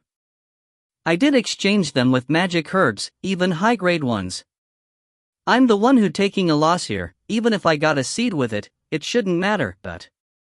Ling Xiao sneered, when I suggested it to you earlier, who was the one who rejected my proposal and now you changed your mind? Didn't you say you already had someone help you find the magic herbs? Anyhow, I was bored, okay? I thought might as well scrape together enough ingredients for a pill recipe and try to make a rainbow pill. XiaoMo averted his eyes, feeling guilty. Then, did you scrape together one? Ling Xiao lifted him off his chair. Quickly, XiaoMo grabbed the seed and nodded stupidly while holding on to a few stalks of magic herbs, just enough for one. There weren't many magic herbs stored here by its owner, the most he could do was one recipe. Since the pill refining room was closer to the outside, if someone came by accident, they would discover it, thus XiaoMo carried the magic herbs and went with Ling Xiao to the study. The study had enough space so they just needed to be a bit careful. Although refined pills in other people's territory was something unimaginable, XiaoMo did it anyways. XiaoMo took out all of the magic herbs as well as the heavenly cauldron. Other than the dozen of transcendent level magic herbs, the others were all level 9 or 10 herbs. The cost was actually quite high, but the good thing was that he had all of them in stock in his dimension. He then used the next 2 hours to organize his mental state, an hour and a half more than usual, before starting to refine pills. From that, you could tell he was serious. Then, he threw all of the level 9 magic herbs into the cauldron. When he took out most of the impurities, he then followed the recipe to split the green magic herb liquid to sections. After that, he threw all of the level 10 magic herbs in. Up till now, his movements were very smooth and fluid. Only when he finished extracting the essences from the herbs, other than the transcendent level ones, did he allow himself to relax a little. When he regained his composure, XiaoMo got out the last 11 herbs and distilled them in 3 steps. Due to the different qualities of the magic herbs, the effects would greatly vary as well. Therefore, the difficulty level would be higher than normal, he would have to be more careful too. This time, just extracting 4 mid-grade magic herbs took him 6 hours and his soul power was depleting at an alarming rate too. Ling Xiao didn't know anything about refining pills, but he found that this time, XiaoMo was sweating more than he ever had. Even his clothes was drenched in sweat. After a bit of hesitation, he decided against wiping it away since he didn't want to take the blame if he failed. A day had gone by before XiaoMo finished extracting all of the magic herbs. Staring at the magic herb liquid, which was quietly floating in the cauldron, XiaoMo finally let out a sigh of relief and wiped his forehead from sweat. The mental and soul power he needed for making a rainbow pill was more than he had expected. He had almost given up in the middle, so it was a good thing that Ling Xiao didn't help him wipe off the sweat, or he might have actually been distracted. However, what was really painful was that before he even began refining the pill, he was already half dead. Refining pills really took a lot of willpower. He had painstakingly made it through the first day and now he really couldn't fail, otherwise he would have not only wasted all of the magic herbs but also his efforts. XiaoMo once again braced himself.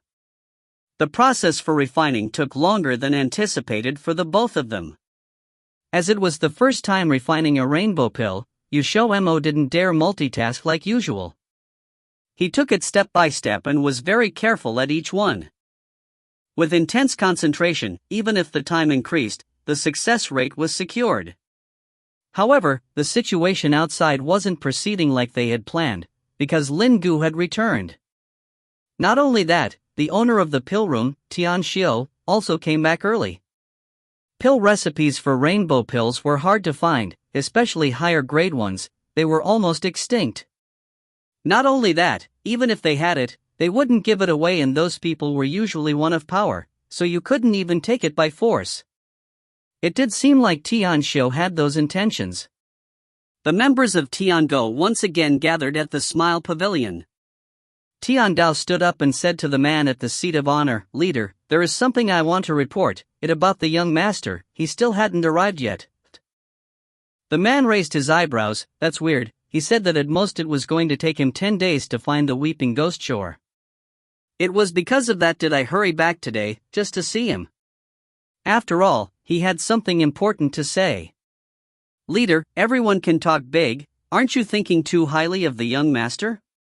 Hearing the head, Tianhan stopped cleaning his dagger and said jokingly, "He's a man of his words, unless there was something that held him up." The man wasn't surprised at all by his comment. He had never thought that his subordinates would acknowledge someone they had even met before, but he also didn't believe that someone he raised would break a promise without even a word. Tiandao suggested, "Leader, maybe you can try contacting him again, after all, we can't all wait here at the Weeping Ghost Shore for one person." "All right." The man accepted without hesitation because he wanted to know the reason too. Members of the Qilin clan, especially those who were closely related, would have a special communication method between them. Although the man wasn't of the Qilin clan, Ling Zhao's father was. By using the blood of a family member, and some lifeblood, they could set up a special communication device. As long as they were not of different planes of dimension, they could communicate. Also, the shorter the distance, the clearer the message. The man took out the blood jade. The blood jade was like a transmitter stone, but one couldn't talk directly into it. What one had to do was hold the jade tightly with one hand and using one's mind to communicate. As Ling Xiao was watching XiaoMo refine pills, he suddenly felt the movements of the blood jade. If you find any errors, ads pop up, ads redirect, broken links, non-standard content, etc., please let us know. Report chapter so we can fix it as soon as possible. Chapter 525. Chapter 525, Exposed. Translated by Yen of Exile Rebels Scanlations.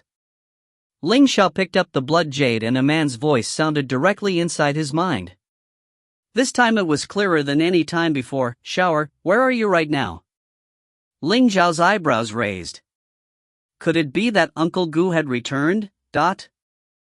He looked at XiaoMo. Right now, he was already on the last part of creating a pill, and if there were too many people it would probably disturb XiaoMo as he was refining pills. Considering this, Ling Xiao replied, "Uncle Gu, I am currently at the Ghost Tomb mountain range.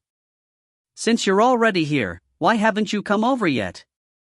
Ling Xiao knew that Uncle Gu was testing him, and he laughed as he answered, "Oh, something very minor happened, but it should be finished by the end of today.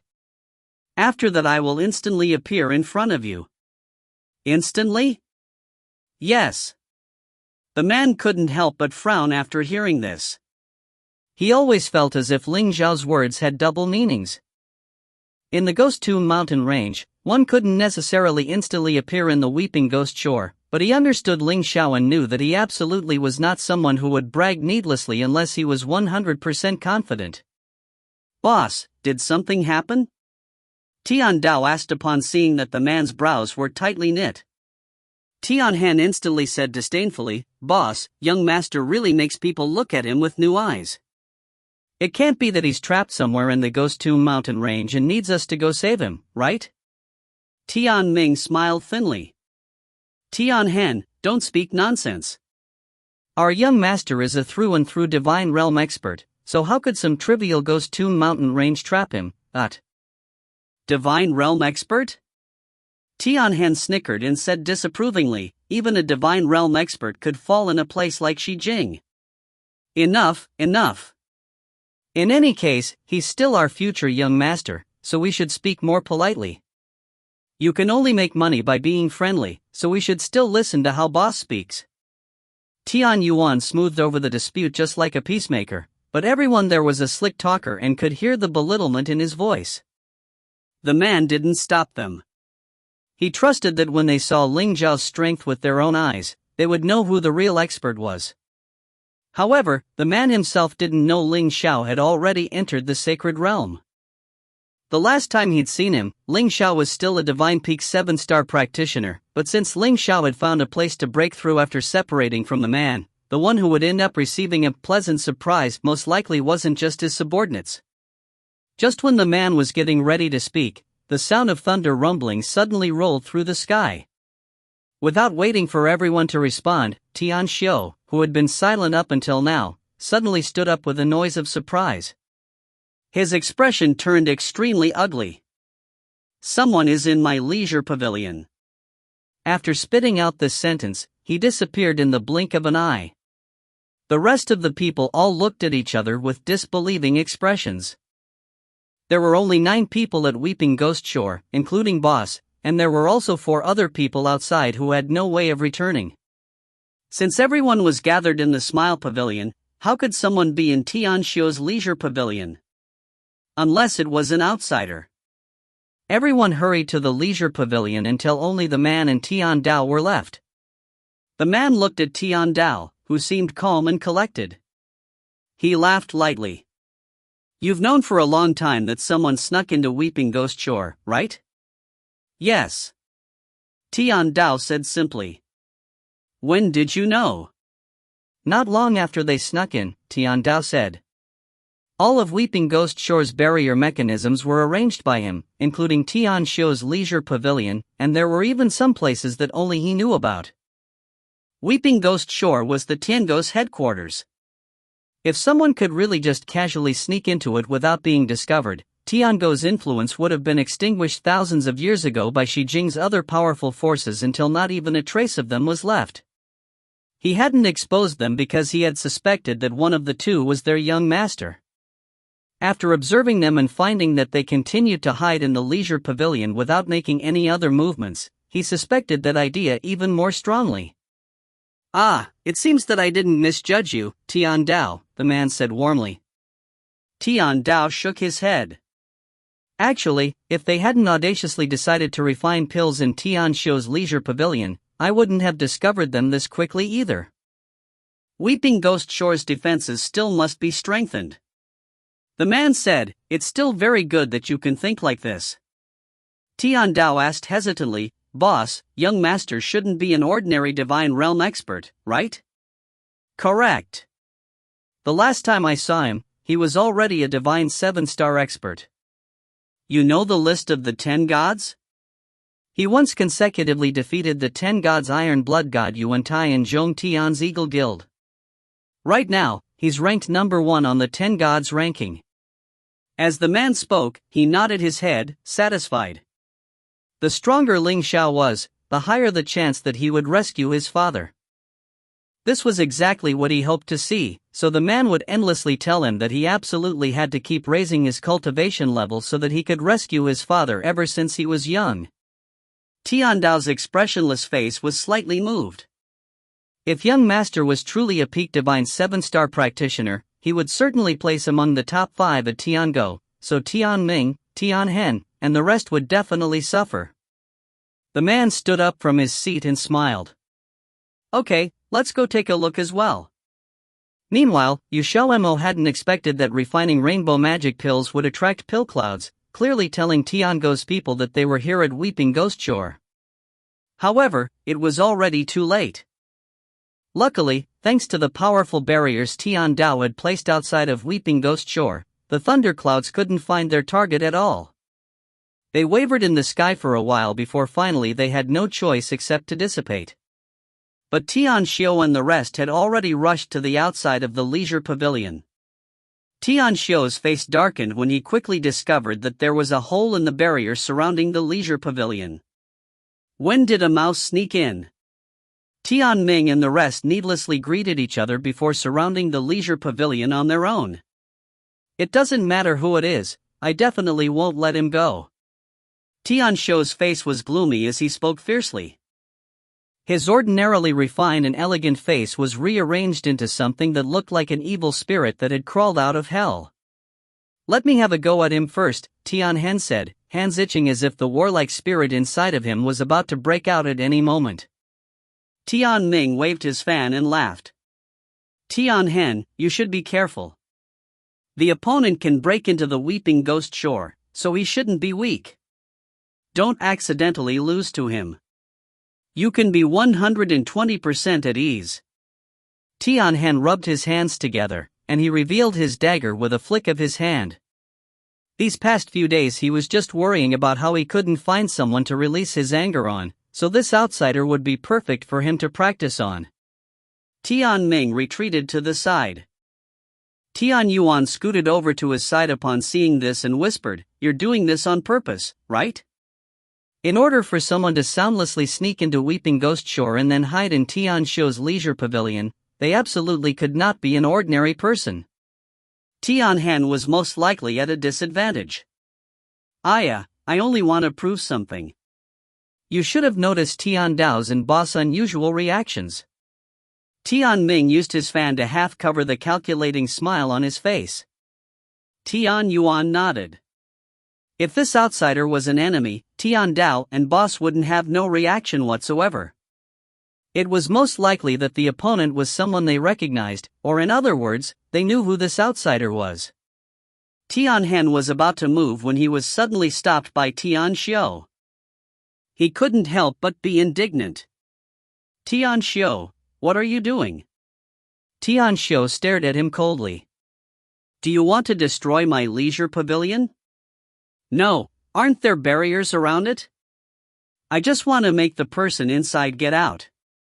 Tian Han's scalp tingled under his stare, and he hurriedly denied it lest Tian Xiao said he wouldn't give him magic pills anymore. Tian Xiao looked at him one more time and didn't say anything else before removing the barriers with a wave of his hand. Tian Hen. At that moment, a blurry white figure suddenly dashed out from inside, followed closely by an attack sent out by the opposing side, and waves of strong winds buffeted them as if they wanted to scrape the flesh from their bones. Everyone was greatly alarmed and rapidly retreated backwards. By the time they recovered, they only saw the corner of the white figure's robes as he had left the leisure pavilion. It also seemed as if the white figure was carrying someone. Besides Tian Xiao, who ran into the leisure pavilion, the rest of them set off in pursuit. Before this, Ling Xiao had already made a circle around Weeping Ghost Shore, and he remembered the geography perfectly. After leaving the leisure pavilion, he began to skillfully lead the members of the Tiango in circles. After chasing for a while, Tian Han and the rest finally discovered that they were being played. They had originally thought that the opponent would be quickly captured since he wasn't familiar with Weeping Ghost Shore's geography, but it turned out that the discrepancy was larger than they had expected. Fuck, who exactly is this person? Tianhan couldn't help but curse. Now, even Tianming and Tian Yuan's faces darkened, though they had just been preparing to watch the show. It was shameful enough for an outsider to sneak into Weeping Ghost Shore without them knowing, but for the opponent to actually be familiar with Weeping Ghost Shore's geography, what did that mean? That meant that the opponent had strolled around right under their noses before. For things to develop to this point, it was no longer just a problem about saving face, it was a problem about honor. The six of them quickly split into three small groups of two and created a three-pronged attack. No matter how familiar he was with the geography, he was still just like a turtle in a jar before them. Sooner or later, he would fall into their net. XiaoMo was thrown over Ling Xiao's shoulder, and he said happily, "Ling Xiao, they've separated. Do we want to attack them one by one, or wait for them to come at us all together? If you find any errors, ads pop up, ads redirect, broken links, non-standard content, etc., please let us know. Report chapter so we can fix it as soon as possible." Chapter 526. Chapter 526, To Mount a Sneak Attack. Translated by Column CD of Exiled Rebels Scanlations. Let's destroy them one by one. Ling Xiao really liked wild brawls. No matter whether he was attacking others or others were ganging up him, he would be fighting in an extremely invigorating and exciting style. However, this time he was not prepared to do so. There was a style of fighting that was even more fun than wild brawls. Tianhan hated the outsiders who dared to burst into the Weeping Ghost Shore so much that his teeth itched. He would definitely ferociously stomp them into the ground when he caught those two. Tianhan, be careful. That person doesn't look like an ordinary expert. Tianming, who was in the same group as him, promptly reminded him as he was afraid that Tianhan would be so angry that he would lose his reasoning. They were now in the direction of the exit at the nose section, and it was very possible that those two would pass through here. Tianhan looked back. Just as he said a flash of fire suddenly burst out in a surprise attack. The rolling hot waves of flames were so hot and bright that the entire corridor could be clearly seen as it rapidly swept forward and reached them in the blink of an eye. Tianhan immediately raised the dagger in his hand to block it. A gray-colored spiritual energy burst forth from his body and radiated outwards in a split second. Tianhan was pushed backwards a dozen steps after the attack, and finally caught sight of the person who attacked him when he raised his head. It was an extraordinarily handsome and unshakable man who had a valiant and tyrannical aura that was not outdone by Tianming and him. On his shoulder was a delicate and nice-looking young man with glittering and translucent skin lying on his stomach. The two looked at them with great interest. "These are the two people we saw that day?" The young man patted the man's shoulder as he excitedly asked. The man hummed in agreement, "It should be them." "What should be didn't you see them clearly at that time?" The young man pouted in slight dissatisfaction as he mumbled. "Who would care what they look like under those sort of circumstances, and what does it matter whether they're the same two people? Don't tell me that you still want to go up and say hello to them?" The man casually said. The young man touched his nose. "I reckon that they will definitely cut off my claws if I stretch my hand out. So it's better to let it be." He did not wish to eat a bone growth pill. "Tianming, let's take them on together." Tianhan was not in the mood to guess when they had met and did not associate them with that day in Whitebone Town because they had only assumed that there was only one person there at that time. Furthermore, he had never personally seen Ling Xiao before. Tianming was more perceptive and his mind was already rapidly turning. Once he heard Tianhan's words, he did not hesitate and coordinated with Tianhan as he rushed forward. The man put the young man down before his figure flashed as it dashed in between the two. It was not even 5 seconds before he had exchanged no less than 100 moves with the two. The moves, which looked simple and straightforward, appeared as if they contained flames. That strong and solid spiritual energy shook the two so much that their hands holding onto their dagger and fan became slightly numb. The more moves they exchanged, the greater the apprehensiveness in Tianming and Tianhan grew. The two had not fallen into a disadvantageous position when they felt that faint pressure coming from that man. He seemed to be a peak 7-star divine realm expert. If this was true, perhaps they may only be able to bring the fight to a standstill even with the help of one more member. The man's slender leg suddenly took advantage of the moment where Tianming halted and abruptly kicked at him. Tianming hastily used his fan to block it, yet he could only block a small portion of the force. The remaining force heavily impacted onto his waist, causing the qi and blood in his body to churn as his body flew out. Tianhan was alarmed and did not dare to be careless. However, he began getting flustered without Tianming helping to pin the man down. A white figure flashed before his eyes and the faint whistle of wind sounded beside his ear. Tianhan subconsciously used his hand to block it, but the other party's kick landed on his arm and his entire body flipped over in a flash, falling beside Tianming. The whole process did not even take a minute. When the two regained their footing, the two outsiders had already disappeared without a trace. Tianhan violently punched the pillar. Disregarding the pain, he was so furious that he had bitten his lip, that detestable fellow. I will definitely dismember them into 10,000 pieces. This was the first time he had suffered such extraordinary shame and humiliation. Tianming's expression was also very ugly. The two could not even defeat one single person. His waist had not recovered even until now and was so numb that it seemed as if it was about to break. We're really fucked now. On another side, Tian Yuan and Tian Men had also suffered a sneak attack from the other party. The other had openly injured them even though it was said to be a sneak attack. The situation was nearly the same as Tian Ming and Tian Hen's.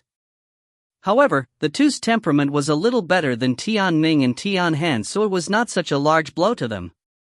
Upon noticing that the outsiders had no intention of leaving the Weeping Ghost Shore and may have wanted to destroy their forces one by one, the 6 people grouped up together again. Since the other party wanted to play, then we'll have fun with them. The dignity of the Tiango was not to be tread on by anyone. Ling Xiao did not look for them to toy with and destroy one by one again. If he really wanted to destroy them, then they would not merely be sustaining minor injuries. Furthermore, the appointed time was coming up. Shower, have you played enough? Just at this moment, a blue figure suddenly appeared at the corner ahead. It was a man who looked approximately 30 years old. His temperament was as gentle and soft as water and a serene and faint smile was visible on his scholarly face. Ling Xiao stopped. There was not a single hint of astonishment in his eyes as he smiled. Uncle Gu. XiaoMo sized the man up in surprise. The first impression gave him a very gentle feeling and he could not tell that the man was already more than 10,000 years old. Those unfamiliar with the situation may possibly assume that he was the one who was Ling Xiao's father upon hearing his words. Ling Xiao put XiaoMo down. XiaoMo arranged his hands and feet in a well-behaved posture as he shyly looked at the man. Hello, Uncle Gu. Ling Xiao was unable to restrain a smile curling up the corner of his mouth. A certain person who had always been well known for stirring up trouble actually became law-abiding today. It was really worthy of celebration. You are the XiaoMo who Linger had mentioned the last time, right? The man seemed to have seen through his cultivation level of grade 1 rainbow level mage with a single glance. A hint of amazement flashed through his eyes. A few months ago he had heard Ling Xiao mention that the young man should only be a level 10 mage at that time. The one who was refining magic pills at Tian Shou's leisure pavilion was also you. Yes. XiaoMo grinned, but his expression contained a trace of embarrassment. You're really audacious. The man lamented. Not only was he audacious, even Ling Xiao was the same too. To actually refine pills in other people's territory, and it was even a rainbow pill, don't tell me that they were not afraid of failure? Leader. Tianming and the rest had finally found this place and saw the 3 people standing in one place speaking, creating a cheerful and lively scene. Though surprised, the expression did not appear on their faces. In actual fact, they had more or less guessed that this man who had thoroughly toyed with them was, in fact, their young master. The man serenely said, "If there's anything, bring it up when we go to the Smile Pavilion." Tianming and the five could only swallow back their words once more. Tian Dao was already waiting for them at the Smile Pavilion. Other than him, there was also Tian Xiao. Tian Xiao did not have any expression at all, and it was like the calm before the storm. They all sat down one by one. The two persons involved, Ling Xiao and XiaoMo, sat opposite Lin Gu in separate seats. It was originally the seats of two other members and was vacant because they were not present. "Let me introduce him to you. He is your young master, Ling Xiao. Beside him is his mate, XiaoMo." The man started the introductions after he took a seat, finally confirming everyone's conjecture. Tianhen sneered, "What young master? He's only just a guy who mounts sneak attacks." The rest were all silent. Ling Xiao indifferently glanced at him, and soon after he casually rebutted, "Actually, I'm not just a guy who can mount a sneak attack. I'm also a guy who hides the head and shows the tail." Tianhen was taken aback. The expression of Tianming, who was at one side, changed slightly. He looked at Ling Xiao with astonishment. "It's you?" When he heard the last part of that sentence, he immediately remembered that those were the words that Tianhen had said a few days ago. If it was really as he had thought, then Tianhen had already reacted, and the shock on his face was not any lesser than Tianming. He was immediately furious and surprised. "You followed us over here? I'm glad you finally realized what stupid mistakes you have made." Tian Dao indifferently injected. Tianhen and Tianming met each other's eyes in embarrassment. Tian Dao continued to sprinkle salt expressionlessly. "You two are really good. It can't be helped if you didn't discover the people tailing you, you even brought them into the Weeping Ghost Shore. If the one who was brought in was not the young master, the Weeping Ghost Shore would have suffered unprecedented and tremendous losses because of you two." The two had nothing to say. This was indeed their fault. "Tian Dao, don't blame them too much. It's understandable that they didn't discover someone following them, as the difference in strength is too big after all." The man smiled faintly. To be able to think of blasting the mountain to lure the members of the Tiango out as their guide, the others would also have been led over even if the ones present at that time were not Tianming and Tianhen. The difference in strength is too big? Tian Yuan caught onto this wording. Tianming was a human. His cultivation was that of a 4-star divine realm practitioner. Tianhen was a demon beast and his cultivation was 4-star level 11. The two's strength were ranked in the middle amongst all the members of the Tiango. However, they had always served as the team who carried out missions and had a lot of combat experience. They could even fight a 6-star divine realm practitioner to a standstill when they worked with each other. Therefore, the gap shouldn't be too huge even if the strength of the young master was at peak 7-star divine realm. Using the difference as too big to describe this was not the right thing to do. The man looked at Ling Xiao, who constantly had an indifferent expression, and smiled in gratification. "Xiao, you seem to be at peak 7-star divine realm the last time I saw you. This time, your cultivation should be higher than peak 7-star, right?" The sentence was like a drop of water that fell onto a calm lake, instantly breaking the initial tranquility. They all looked at the man who they had always disdained with astonishment and amazement. Above the peak 7 stars was the sacred realm. Although the Tiango was established 10,000 years ago, to this day, there were only 2 sacred realm powerhouses. One of them was Ling Gu, while the other was presently not at the Weeping Ghost Shore. Even Tian Dao was only a peak 7 stars. All the members of Tiango had actually heard the man mention their young master long before and knew that their young master was currently just 10,100 years old.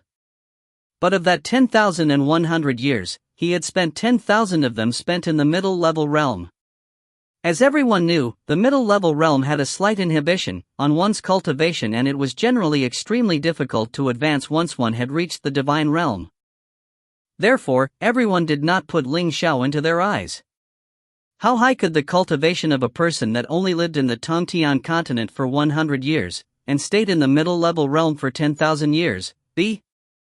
It was not that everyone was against him.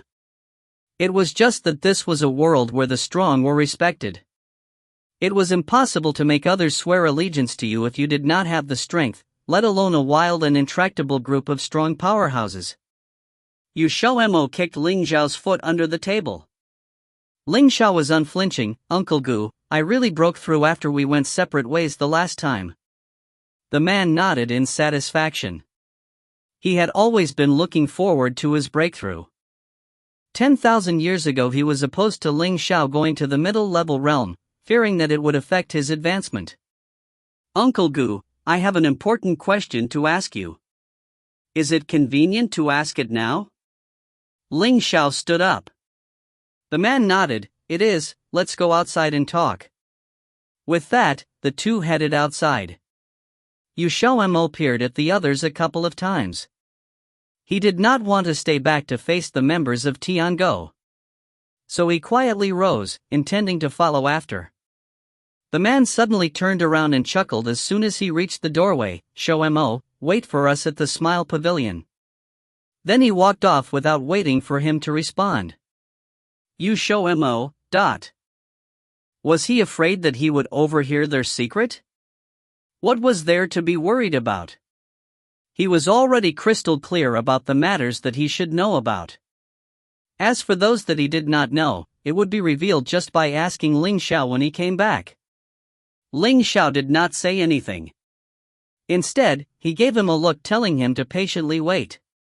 XiaoMo did not insist after knowing that Ling Xiao would inform him afterwards. When he returned to the Smile Pavilion and saw a group of powerhouses emitting cold air, he realized in hindsight that the reason he wanted to go out was because he did not want to face these people any. If you find any errors, ads pop up, ads redirect, broken links, non-standard content, etc., please let us know. Report chapter so we can fix it as soon as possible. Chapter 527. Chapter 527, Alleviation in Mating. Translated by Juessence of Exiled Rebels Scanlations. The air was heavy around them. Most of the men wore expressions of contemplation, a few looking like they had just eaten shit. For example, that Tianhen guy looked like he had just been scammed, knowing that Ling Xiao left with that Uncle Gu.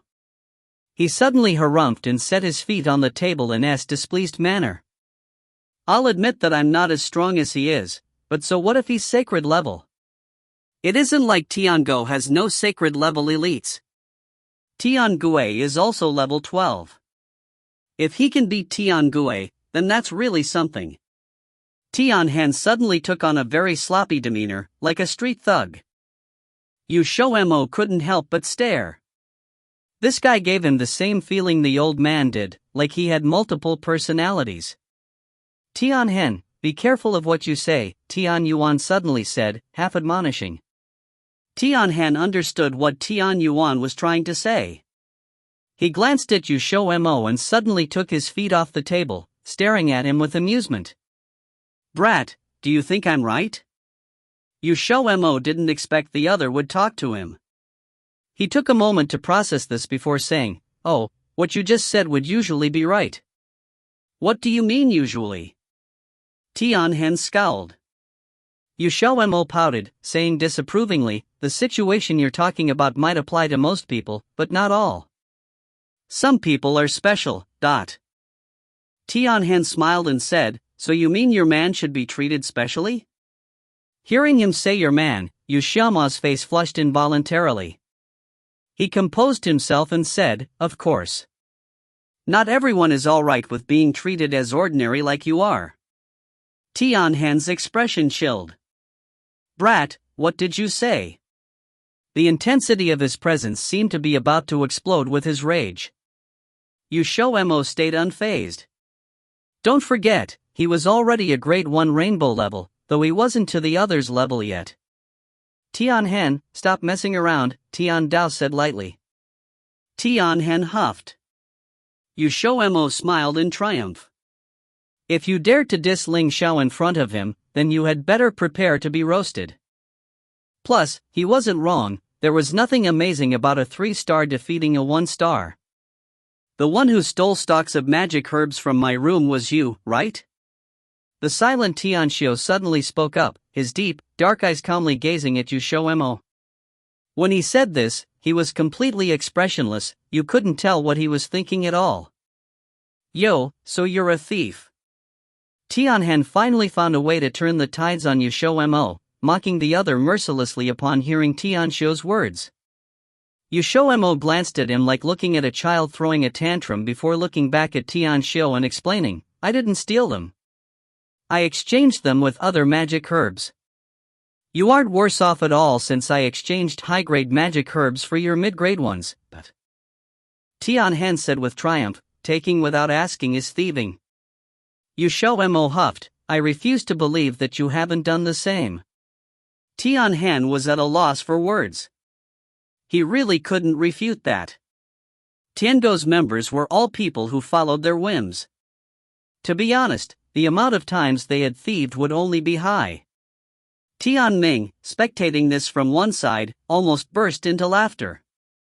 This was the first time he had seen Tianhan in such a state of speechlessness. He had been verbally beaten twice.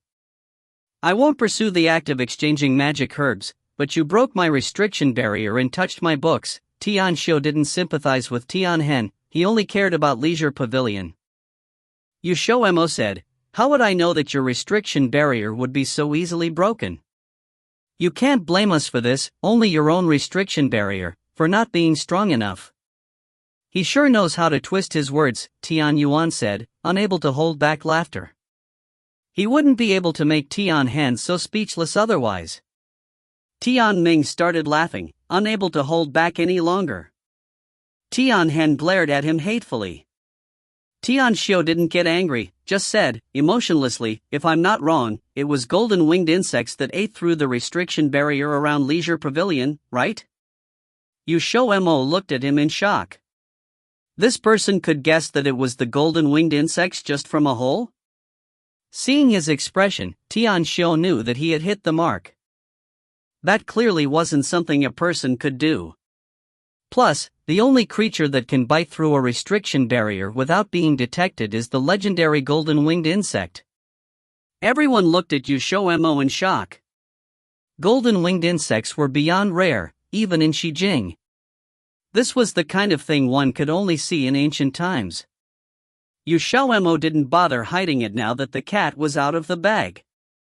The clothes near XiaoMo's chest moved suddenly and then two golden-winged insects flew out, circling for a while before landing on XiaoMo's head. You have two? Tian Ming exclaimed in shock. He had thought there was only one, because one was impressive enough. XiaoMo smirked with delight.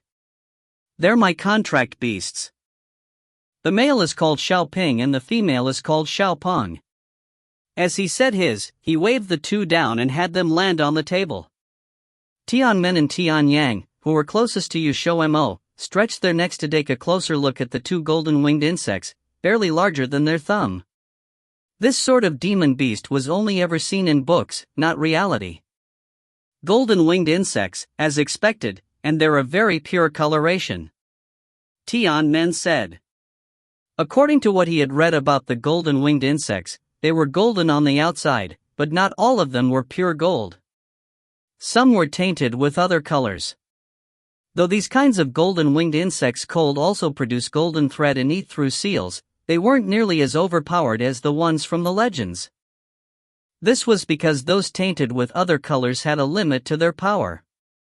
For example, their golden thread wasn't unbreakable like in the legends, and had an expiration date, so one had no way of knowing when it would stop working. As for seals, they could only eat through weaker ones.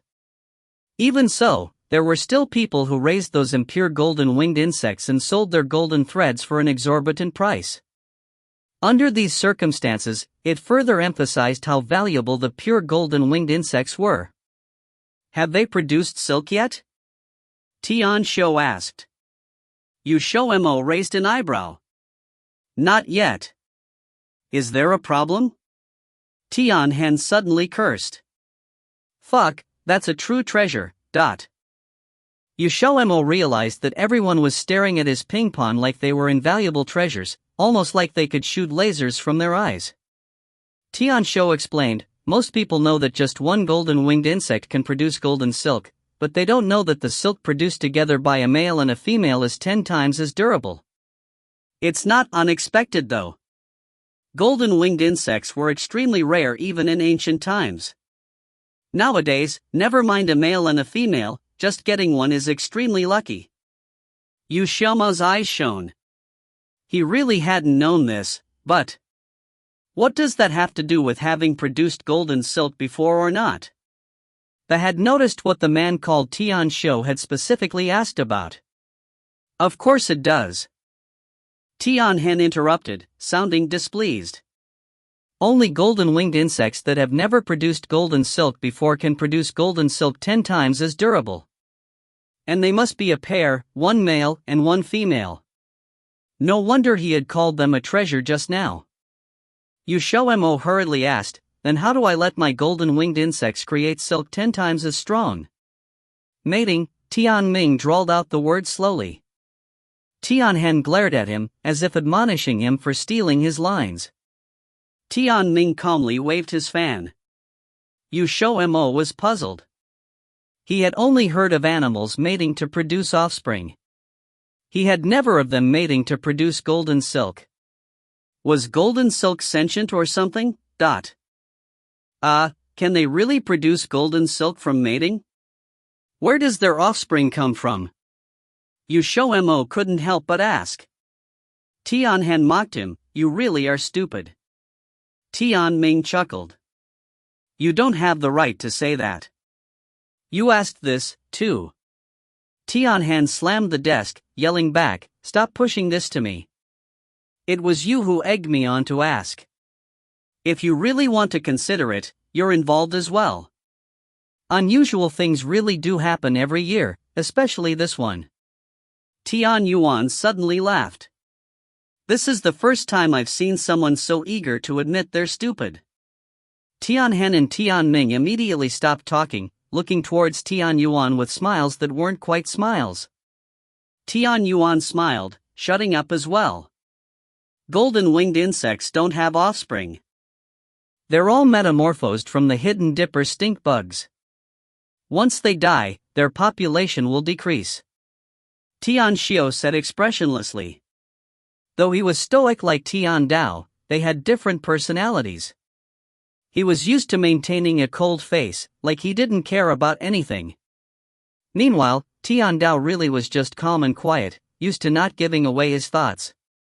Thus why Tian Dao was their general. I have a question, XiaoMo said. The tension that had thickened the air began to dissipate.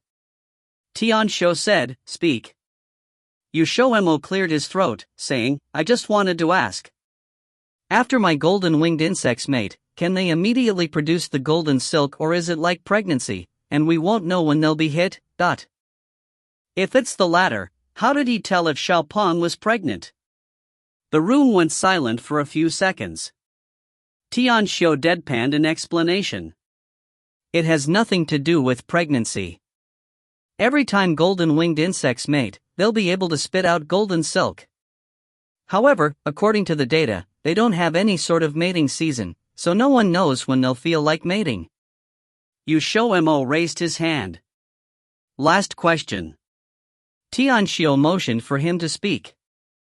XiaoMo rubbed his nose, saying, do golden-winged insects spit out their golden silk from their chrysanthemum?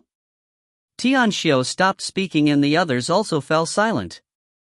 2 minutes later, Tian Hen couldn't help but ask, what's a chrysanthemum? XiaoMo was shocked. You guys don't know? Tian Hen replied, should we know? XiaoMo blurted out, it's your asshole. Bang! What replied him was Tian Hen falling off his chair in a most ugly fashion, creating a huge noise. Apart from Tian Xiao and Tian Dao's tense looks, everyone else looked like they had been struck by thunder, looking at XiaoMo in utter disbelief. Or, it could be understood as, when XiaoMo said this, everyone definitely clenched their butts. At this time, the man and Ling Xiao had finished their talk and were returning. Seeing this upon entering, the man looked shocked while Ling Xiao looked to XiaoMo, having the feeling that it was definitely his wife who had created such a scene. What happened with you guys? The man asked in surprise. Nothing. Everyone replied simultaneously. The man didn't believe it. It was clear something was wrong. He looked to XiaoMo, who was the only one with a normal expression. Could you tell me what happened? Ah. XiaoMo nodded, agreeing, it's like this. Tianming immediately ran out. With someone setting an example, the others naturally wouldn't stay and be humiliated, all finding excuses to run off. In the end, only Tian Xiao and Tian Dao remained of the 8. The two stoics seemed calm, but no one knew what they were thinking inside. The more they were like this, the more the man felt that something was up. He looked to XiaoMo, motioning for him to continue speaking. XiaoMo felt that they were all making a big deal out of nothing. It was very normal that chrysanthemum meant asshole, and it was far more civilized to say chrysanthemum than asshole. He didn't realize that the point wasn't that chrysanthemum meant asshole, but that he had said your asshole. With the first word, this sounded entirely different. However, XiaoMo was rather impressed with Tian Xiao and Tian Dao who hadn't fled. Seeing their tense expressions, he thought for a moment and said, smiling, nothing really. I was just asking them some questions about golden-winged insects. He could almost see Tian Xiao and Tian Dao's inner sighs of relief. If you find any errors, ads pop up, ads redirect, broken links, non-standard content, etc., please let us know. Report chapter so we can fix it as soon as possible.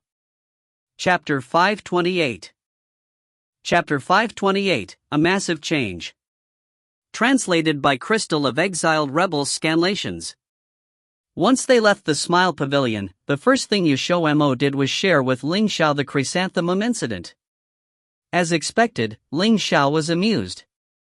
He had guessed the perpetrator but not the process. Only his wife could have asked such a bizarre question. Ling Xiao was very disappointed that he wasn't there too.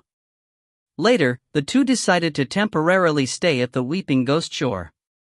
They weren't in a rush to leave, and anything about the psychic black turtle, they could ask Tian Dao, who focused on gathering information. Most importantly, XiaoMo wanted to see Paiqiu and the others. Ling Xiao had already asked Lin Gu about them. Paiqiu and the others were not at the Weeping Ghost Shore. Ever since they were told by Ling Xiao to find Lin Gu at the Weeping Ghost Shore, they hadn't stayed there for more than 5 days because on the second day, they were thrown into the Cartilage Mountain by Lin Gu for training. The Cartilage Mountain was a special training place at Ghost Tomb Mountain Range. The specialty of the Cartilage Mountain was a demon beast named the Bone Beast. These kind of demon beasts were not completely demon beasts because they had only bones and no blood or flesh. Their attack power was only mediocre at best, but they were annoying to deal with like a cockroach since their bones could regroup even if they were scattered. Since Lin Gu dared to throw them into Cartilage Mountain, he would be responsible for their well-being, thus they could be sure that Paiqiu and the others were fine. However, in what shape, that they did not know. As long as XiaoMo knew they were going to be fine, he was content. Once back in his room, XiaoMo told Ping Pong to play by themselves and pulled the baby turtle out from his shirt. What was to his satisfaction was that the whole time the baby turtle had stayed very quiet. Just as XiaoMo placed him onto the table, the baby turtle climbed up from his hand towards his body. Although it was a slow process, he was very determined. XiaoMo picked him up and placed him back onto the table. Unwavering, the baby turtle bit his finger in a soft and sticky way. He didn't feel anything from it, much less pain, so thinking it was funny, he let him continue to bite on. Too bad, if he hadn't made a promise beforehand, he would have really liked to form a contract with the baby turtle. The psychic black turtle was not like the green tortoise or a mystic tortoise. It was part of the 4 ancient divine beasts. Its strength was parallel to that of the demon phoenix clan and the dragon clan. XiaoMo sighed as he looked at the baby turtle. Right, how did your information gathering go? Does Uncle Gu know of your dragon clan's bloodline? XiaoMo asked casually as he saw Ling Xiao approaching. Uncle Gu didn't know either.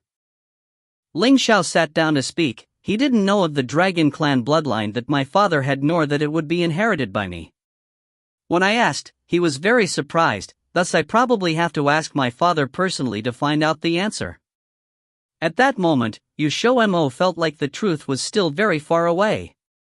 Supposedly Ling Zhao's father was imprisoned by the Qilin clan, and the Qilin clan were the head of the 4 ancient beast clans. If they wanted to steal his father from their hands, Ling Xiao would have to be at least a 7-star expert to stand a chance. No matter the answer, the conclusion won't change. The truth was that Ling Xiao wanted to know about his bloodline, not only to find out where his dragon clan blood came from, but also, he had an intuition that Uncle Gu was hiding something from him. Since even he didn't know, then after we see Paiqiu, are we going to leave? XiaoMo asked as he was toying with the baby turtle. The quicker we leave the better. I have a feeling a storm is coming to Xijing. Ling Xiao didn't reject his idea. When he first saw Mo Jing he had this feeling, and if they were involved, they would probably be staying even longer at Xijing. XiaoMo didn't ask further since he had the same feeling. The very next day, XiaoMo went to find Tianxiu. Since Tianxiu didn't question further about him trading the magic herbs on his own accord, that must mean he was pretty happy with those high-grade magic herbs. Therefore, he was going to take this chance to swap more with him. XiaoMo was able to trade 1 high-grade magic herb with 2 mid-grade magic herbs and also some seeds. Those seeds were randomly placed there by Tianxiu, they didn't have much of a use. After that, the two even talked about the path of refining pills and of advancements. Tianxiu was a grade 3 rainbow level mage, with a lot more experience than his just advanced grade 1 rainbow level. XiaoMo was able to learn a lot from him. The two continued to talk for 2 days, until Paiqiu and the others were called back. Only then did XiaoMo stop running over to Tianxiu's leisure pavilion. The master and 5 servants finally met again. Other than Xiaohe and Xiqiu, both Maoqiu and Paiqiu were very emotional. After all those days training at the Cartilage Mountain, they were finally done. After not seeing each other for so long, all 4 of them had all changed in some ways. The one with the most change was Paiqiu. He went from a small dumpling to a young man. His features were no longer immature but slowly developing towards masculinity. His height had also surpassed XiaoMo. Paiqiu's level had increased by a lot. When he had left, he was just 3-star level 9, but now, he was at 1-star level 10. His power level really skyrocketed. XiaoMo was even worried that there was going to be side effects to such power increase, but after seeing him acting perfectly fine, he was a bit relieved. Then it was Maoqiu. Her level was even higher than Paiqiu by 5 stars. Maybe it was because they hadn't seen each other for a while, her features had become more charming. Even without purposefully using her seducing skill of the Fox clan, her facial features had a natural lure to them. Xiaohe was still the cool beauty, but if there was something that changed, then that was his temper. It got worse. Now he was at 7-star peak level 10 and started to have the aura of a powerhouse. Lastly was Xiqiu. He was looking more evil by the second, with a 2-star level 11 strength. Although that was least changed out of their group, because he was also the strongest, that slow growth was expected. Looking at them, XiaoMo had the feeling of all of my children have grown up so magnificently. All of them matured and it looked like they ate all of his magic pills that were given to them. Probably another reason as to why their levels increased by so much. XiaoMo had thought of hugging Paiqiu and reminisce, but when he saw that the white bun had turned into a black bun, he instantly lost interest. If he had known that the son he raised from a baby would become someone he couldn't even recognize, he should have kept him beside him like Xiao. Although Xiao didn't cultivate here with them, his power level was not far behind. Every so often XiaoMo would feed him a magic pill, and since he didn't need a mask, he let Xiao stay in his dimension with the giant rock. Master? Paiqiu said as he felt wronged when looking at his master's hesitating expression. He felt deeply hurt. XiaoMo gave out a dry laugh, to give him some mental preparation. After a while, he said, since everyone's strength increased somewhat, now you can decide if you want to go with me or stay behind? Of course I'm going with Master, I can't stand it here, the cartilage mountain is so scary. Paicho even let out a few tears and even patted his chest while he was at it. He really liked acting more and more. XiaoMo tried his best to not look away. Using such a masculine face to make a "I'm wronged" expression was slaughtering his optic senses. Give me back my cute little bun, XiaoMo thought, depressed. Right, during this time, did you guys get in contact with Lancio or the little chick? XiaoMo suddenly thought of this question and asked, since Lancio was also in Xijing. He didn't think Tiango's base would also be in Xijing. Macho replied, currently there was nothing from that little chick, but Lancio sent us a message a month ago saying that one of his brothers went missing. He and his other brothers have been searching, so we probably won't be seeing Lancio for a while. XiaoMo nodded. He more or less had guessed that something happened to Lancio, or else he would have found them a long time ago. Huh, what species is this baby turtle? It looks good. Paicho suddenly saw the baby turtle that was hanging onto XiaoMo's arm as if it would be there for another 100 years. He didn't realize it was a psychic black turtle, it was Xiao and the others who took another look at it instead. XiaoMo didn't let him touch it. The baby turtle was a bit afraid of strangers and wouldn't even acknowledge Ling Xiao. Then he said to them, in the next 2 days or so we would be leaving the Weeping Ghost Shore so you guys can start packing. However, before they left, he and Ling Xiao went to find Tian Dao. Although the psychic black turtles lived in the living water river boundary, it was so vast that it would take them a while to find the exact residence of the psychic black turtles. No matter how smart Tian Dao was, he wouldn't have guessed that they're going to return a baby turtle to the living water river boundary. As for Ling Xiao, he basically acknowledged his position as the young master, and the leader had told them to not hid any information the young master needed. After obtaining a definitive answer, they set out of Weeping Ghost Shore the very next day. As for some of the members of Tiango, they couldn't wait for XiaoMo to leave. Those kind of embarrassing stories should just be buried forever and never to see the sun again.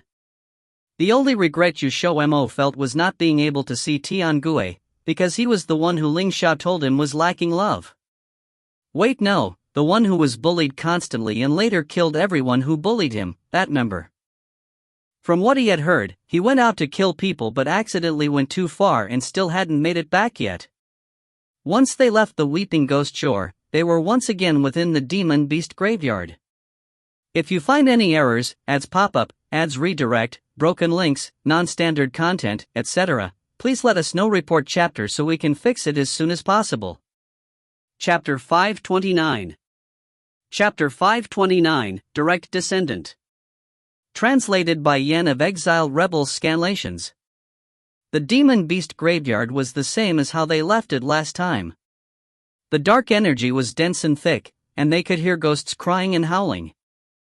Originally XiaoMo wanted to just fly across like how they did before, but just when he got close, a strange feeling suddenly rose in his heart, as if something in the Demon Beast Graveyard was luring him in.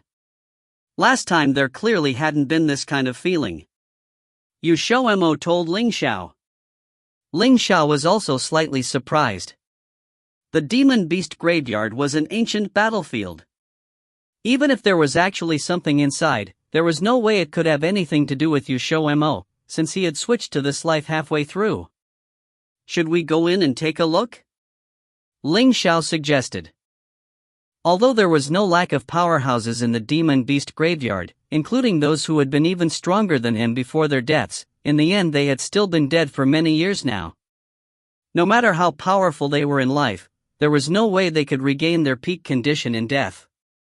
Moreover, his sacred fire was their natural enemy. XiaoMo rubbed his nose. The closer he got, the stronger the lure felt, and although it wasn't like he had taken drugs and couldn't control himself, it felt as if something was continuously hurrying him along.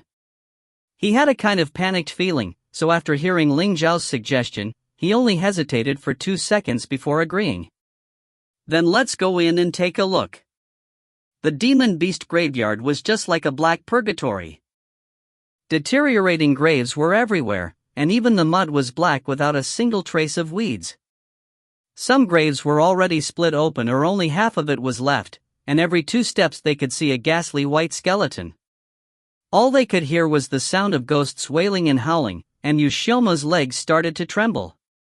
The first time he had flown across, he had felt that it was very scary, but still not scary enough to make his knees weak. However, it seemed that one could only know the true terror of the demon beast graveyard by experiencing it firsthand. What direction is the lure coming from? Ling Xiao stopped walking. XiaoMo pointed in his upper left direction. It was in the northwest.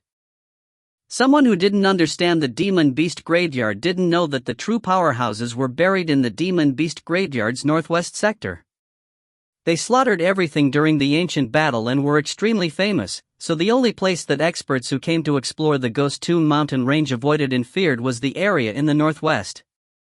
Both of them were unaware of this, but Ling Xiao could sense that many big demon beasts were buried in the northwest.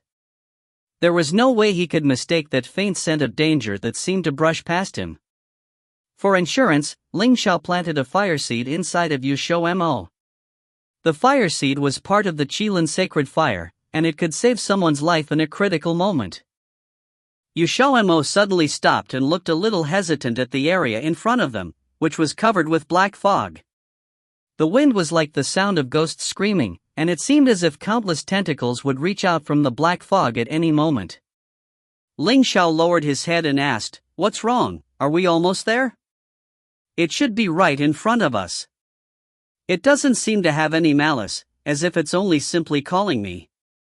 XiaoMo couldn't place what exactly was calling him, and he was a little unsure.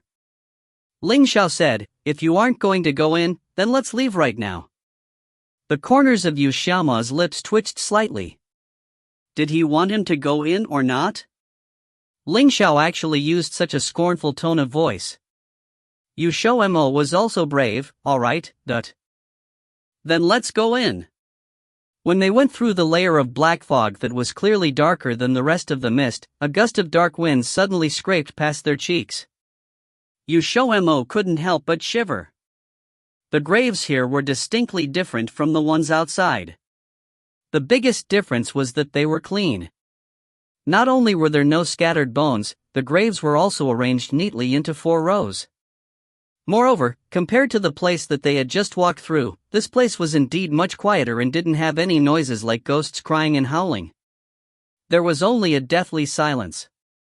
Ling Xiao looked at the graves in front of him.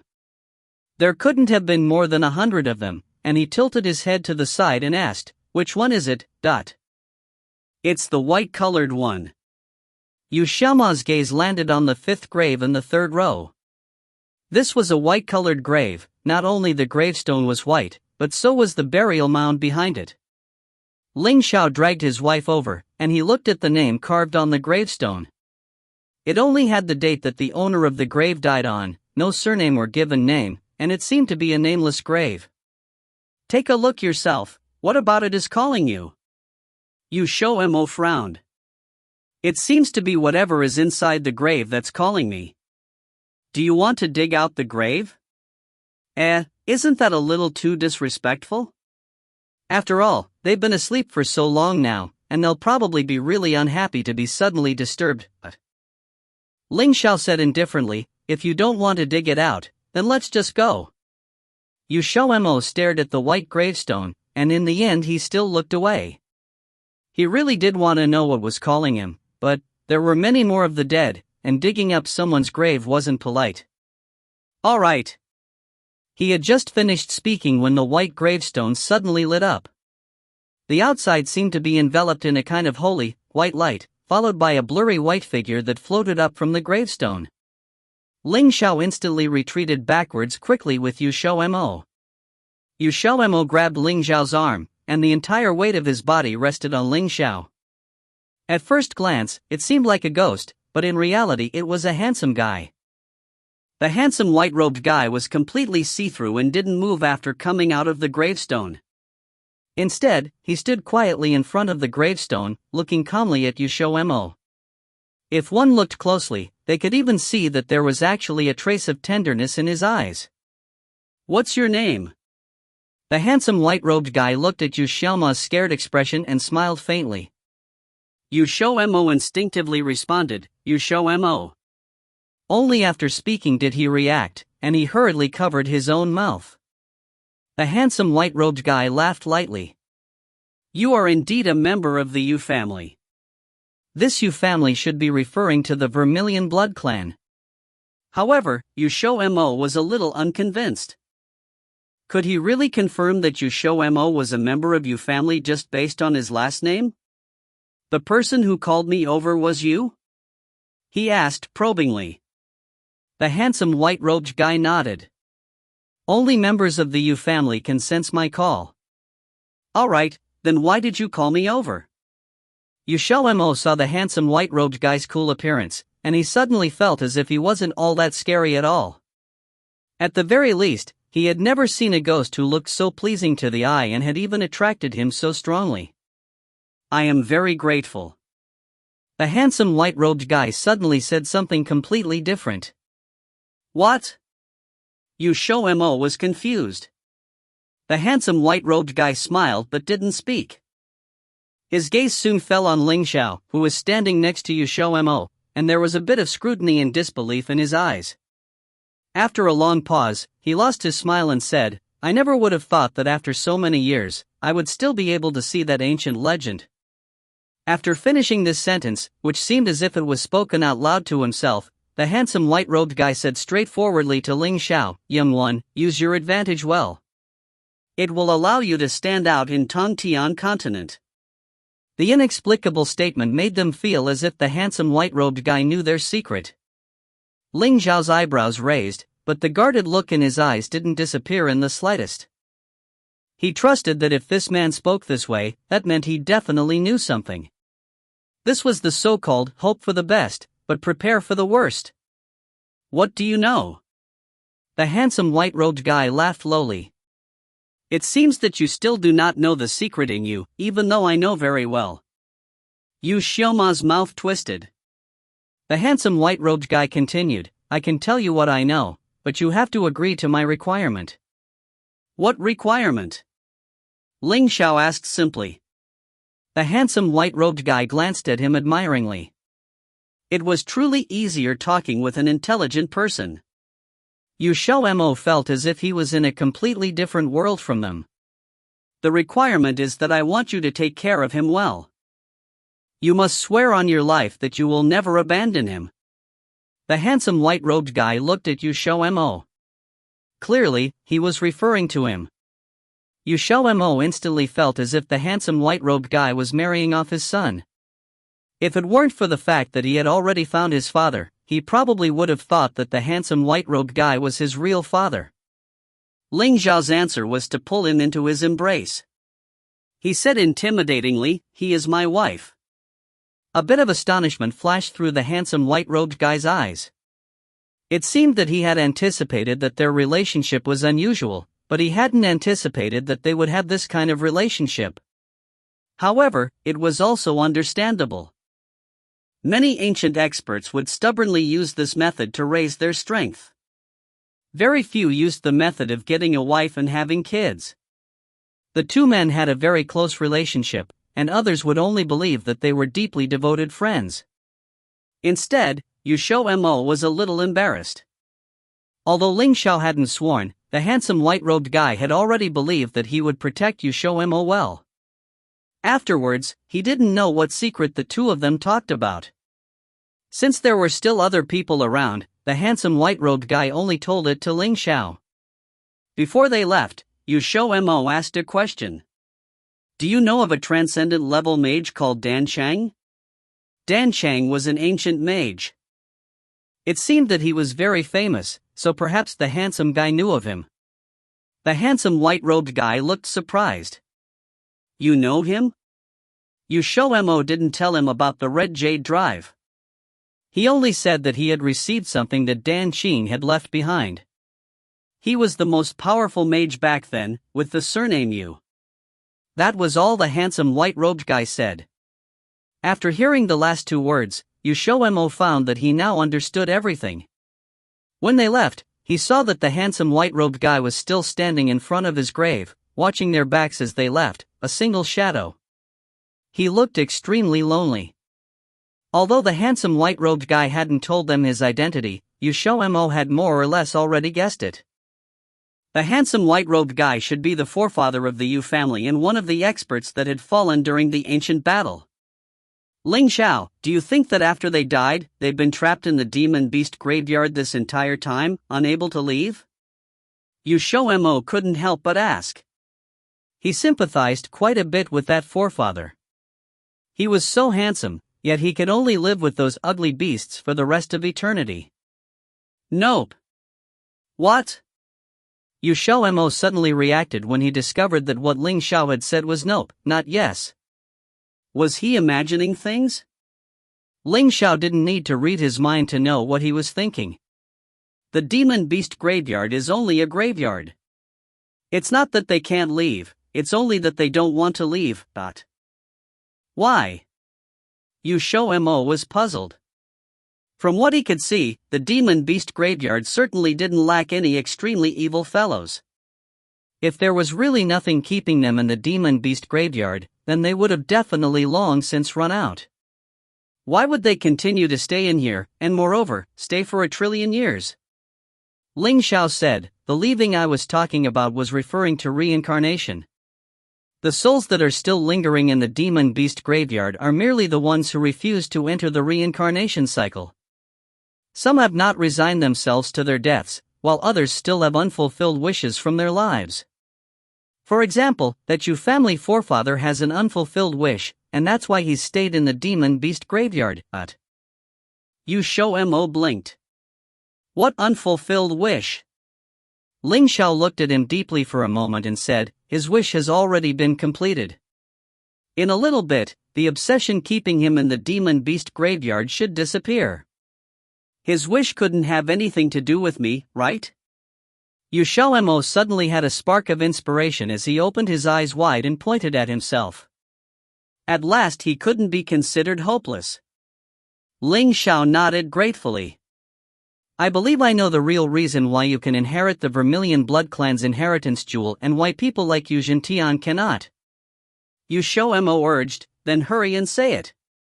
In reality, there were already traces of this that could be seen. The direct descendants of the Yu family died and were injured left and right during the ancient battle until only the side branches were left. But only direct descendants of the Yu family could inherit the inheritance jewel. This was the real reason why Vermilion Blood Clan's past clan heads couldn't inherit it. Tian didn't know of this. In the end, too much time had passed, so even if he captured XiaoMo, he would be unable to get the inheritance jewel. XiaoMo still felt that something wasn't right.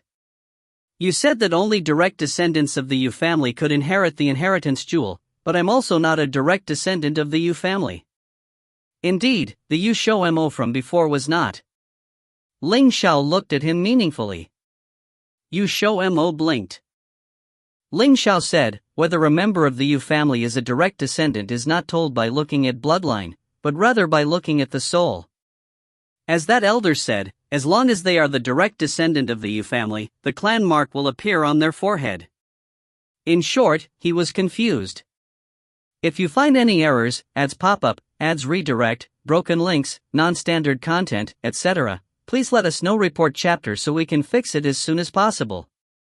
Chapter 530. Chapter 530, The Proprietress of the Restaurant.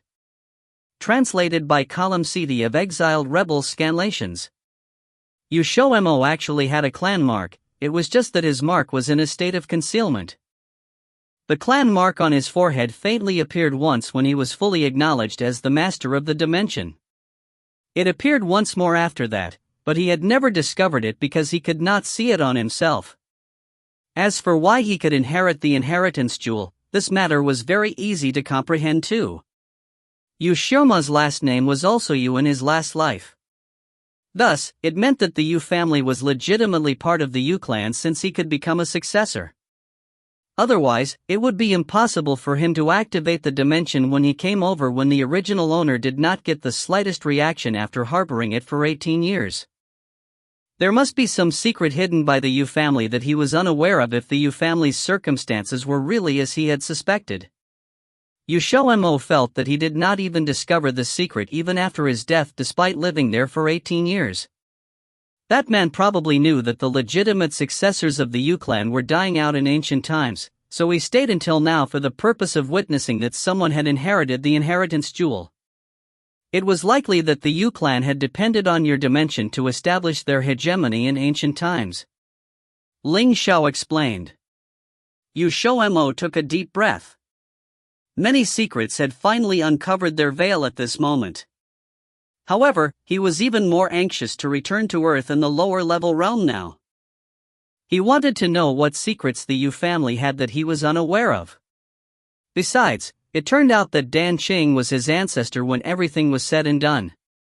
The original owner of his dimension and the red-colored jade drive was presumably progenitor Dan Cheng's too. He felt that everything he got were all things that belonged to his family. It was truly the god of destiny making a fool of the people. XiaoMo was preoccupied with his own thoughts and forgot to ask what else the handsome white-robed guy talked about with Ling Xiao. The two men passed through White Bone Town again. The people in White Bone Town were really efficient. Though they had only been away for a few days, most of the buildings had already been rebuilt. However, they directly left the town instead of stopping over. The Living Waters River boundary lay to the north of Xijing and it spanned over most of Xijing from the Weeping Ghost Shore. Thus, XiaoMo directly took out a teleportation talisman after leaving the Ghost Tomb mountain range. Recently, they always been running up and down outside, and it felt as if the usage of the dimensional talisman was becoming more intemperate the more it was used. The northern side of Xijing was near a vast ocean. There were other tortoise clans living there besides the psychic black turtles, and most were living under the protection of the psychic black turtles. The dimensional talisman directly transported them to the vicinity of the Living Waters River boundary. Though it is said to be the vicinity, they were still quite a considerable distance from the Living Waters River boundary. The capital city they were currently at was the only capital city in the north of Xijing, the Nature City. The capital city was extraordinarily large, and it was also the most peculiar city in the Tongtian continent as it enclosed a forest within its walls. XiaoMo let Paiqiu and the rest out. It was said that the Nature City was not too hospitable, especially to the human race which they loathed the most. Despite them loathing humans, they would not refuse to let humans enter the Nature City. Even so, the cordiality towards humans were definitely worse than those directed towards demon beasts, and some may even make things difficult for humans. Paiqiu and the rest were demon beasts. He directly let them out as every and very one had the strength to protect themselves. Moreover, there was no need to stay in the dimension and grow mold after their strength had risen. XiaoMo also took the giant rock and the rest out. He then stuffed the baby turtle who could not transform, the golden-winged insect and the metal-swallowing beast into his clothes. With that, the group of people entered the city in a grandiose manner. XiaoMo was sandwiched in the middle of a group of demon beasts, so his aura had been concealed. Thus, the soldiers guarding the city did not find out that he was a human. The Nature City was literally a city overflowing with demonic aura. The streets were full of big and tall men. Women were rarely seen and only a few were occasionally sighted. This was the so-called "a thing is valued if it is rare." Despite how ordinary the women looked, they were very popular with men here.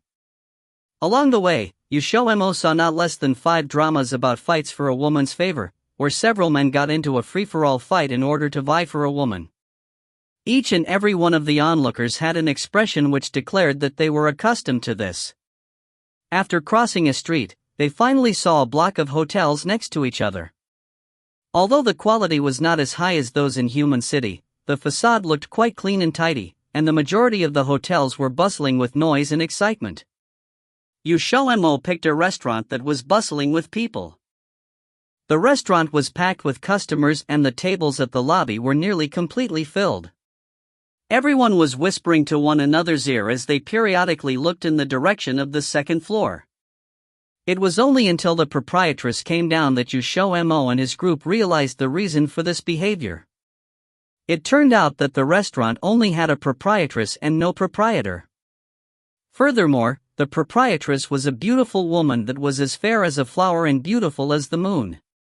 She was more beautiful than any of the women that XiaoMo had ever seen. Charming and sexy, there was not a single trace of the vicissitudes of life on her. Unlike those women who casually flirt at others on the street, she was akin a pure and moving goddess with a beautiful temperament. There must be quite a few people pursuing such a beautiful proprietress. The proprietress was wearing a pure white dress which looked simple, but upon closer examination, the material was exceptional. One could see her pithy and generous temperament enveloping her from head to toe, leaving a very good first impression. The proprietress slowly approached them slowly as she smiled gently and politely. "3 honored guests, please come inside. Would you like to seat at the lobby or in a private room?"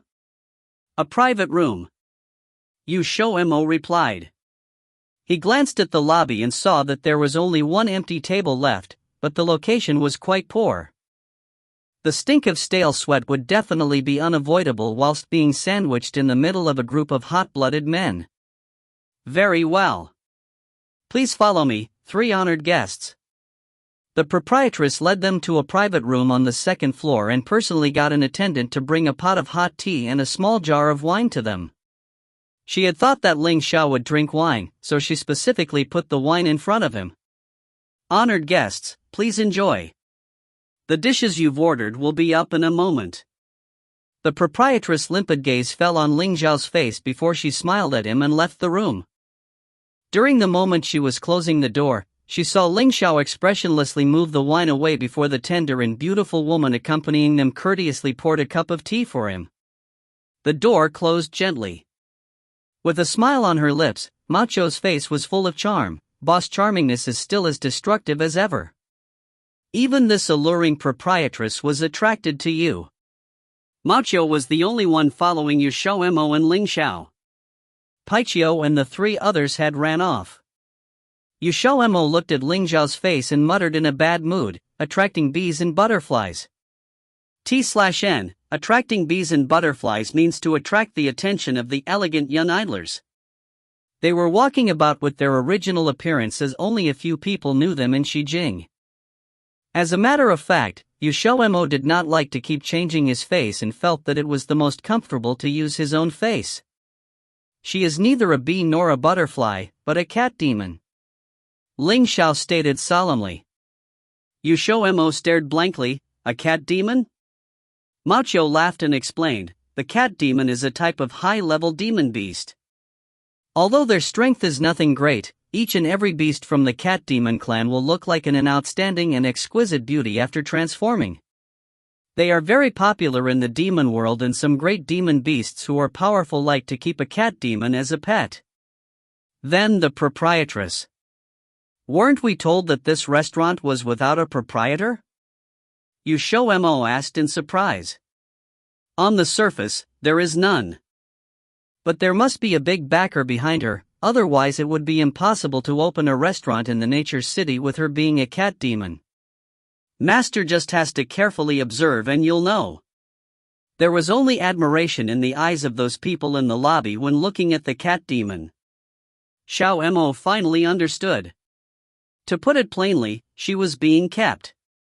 Before long, the proprietress got the attendant to send the food up.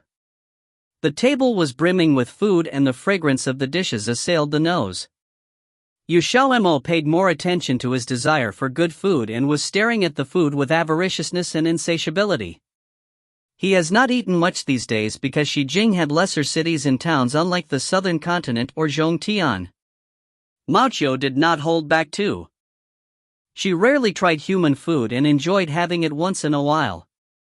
Although most of the population in the Nature City was made up of demon beasts, meat was also their main food. Nonetheless, some hotels will instruct their chef to make some human food in order to have more variety. Ling Xiao had eaten a lot of human food while following XiaoMo, and his palate had been raised very well.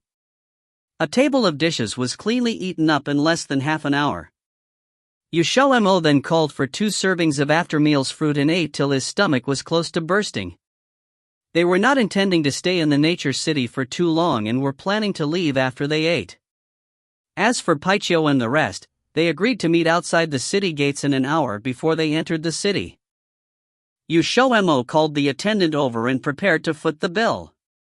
After calculating for a while, the attendant politely quoted, "Honored guest, the total is 21,000 spirit gems." Xiao thought that he had misheard it and could not refrain from picking his ears. "Sorry, how much did you say it was?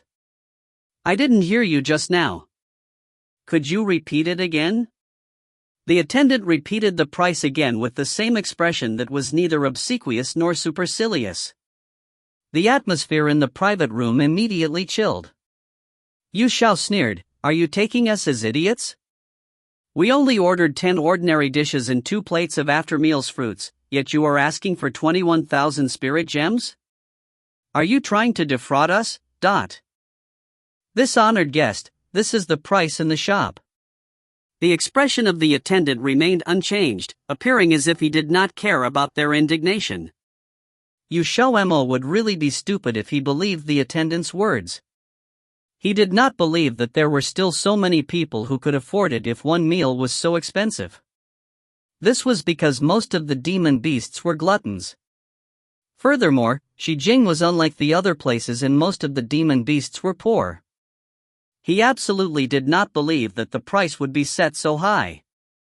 If you find any errors, ads pop up, ads redirect, broken links, non-standard content, etc., please let us know. Report chapter so we can fix it as soon as possible. Chapter 531. Chapter 531, Amazing Mouchio. Translated by Juessence of Exiled Rebels Scanlations. This place was such a rip-off.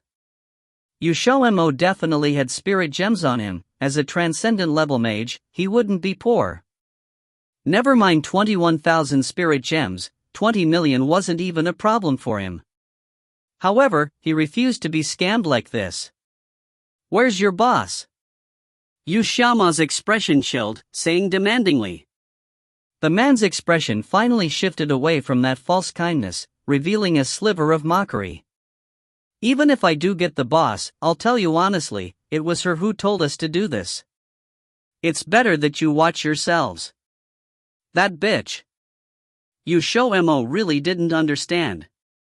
When had they ever offended this woman? It was the first time they had ever met. It wasn't possible that they would have met before now. "You dare take that tone?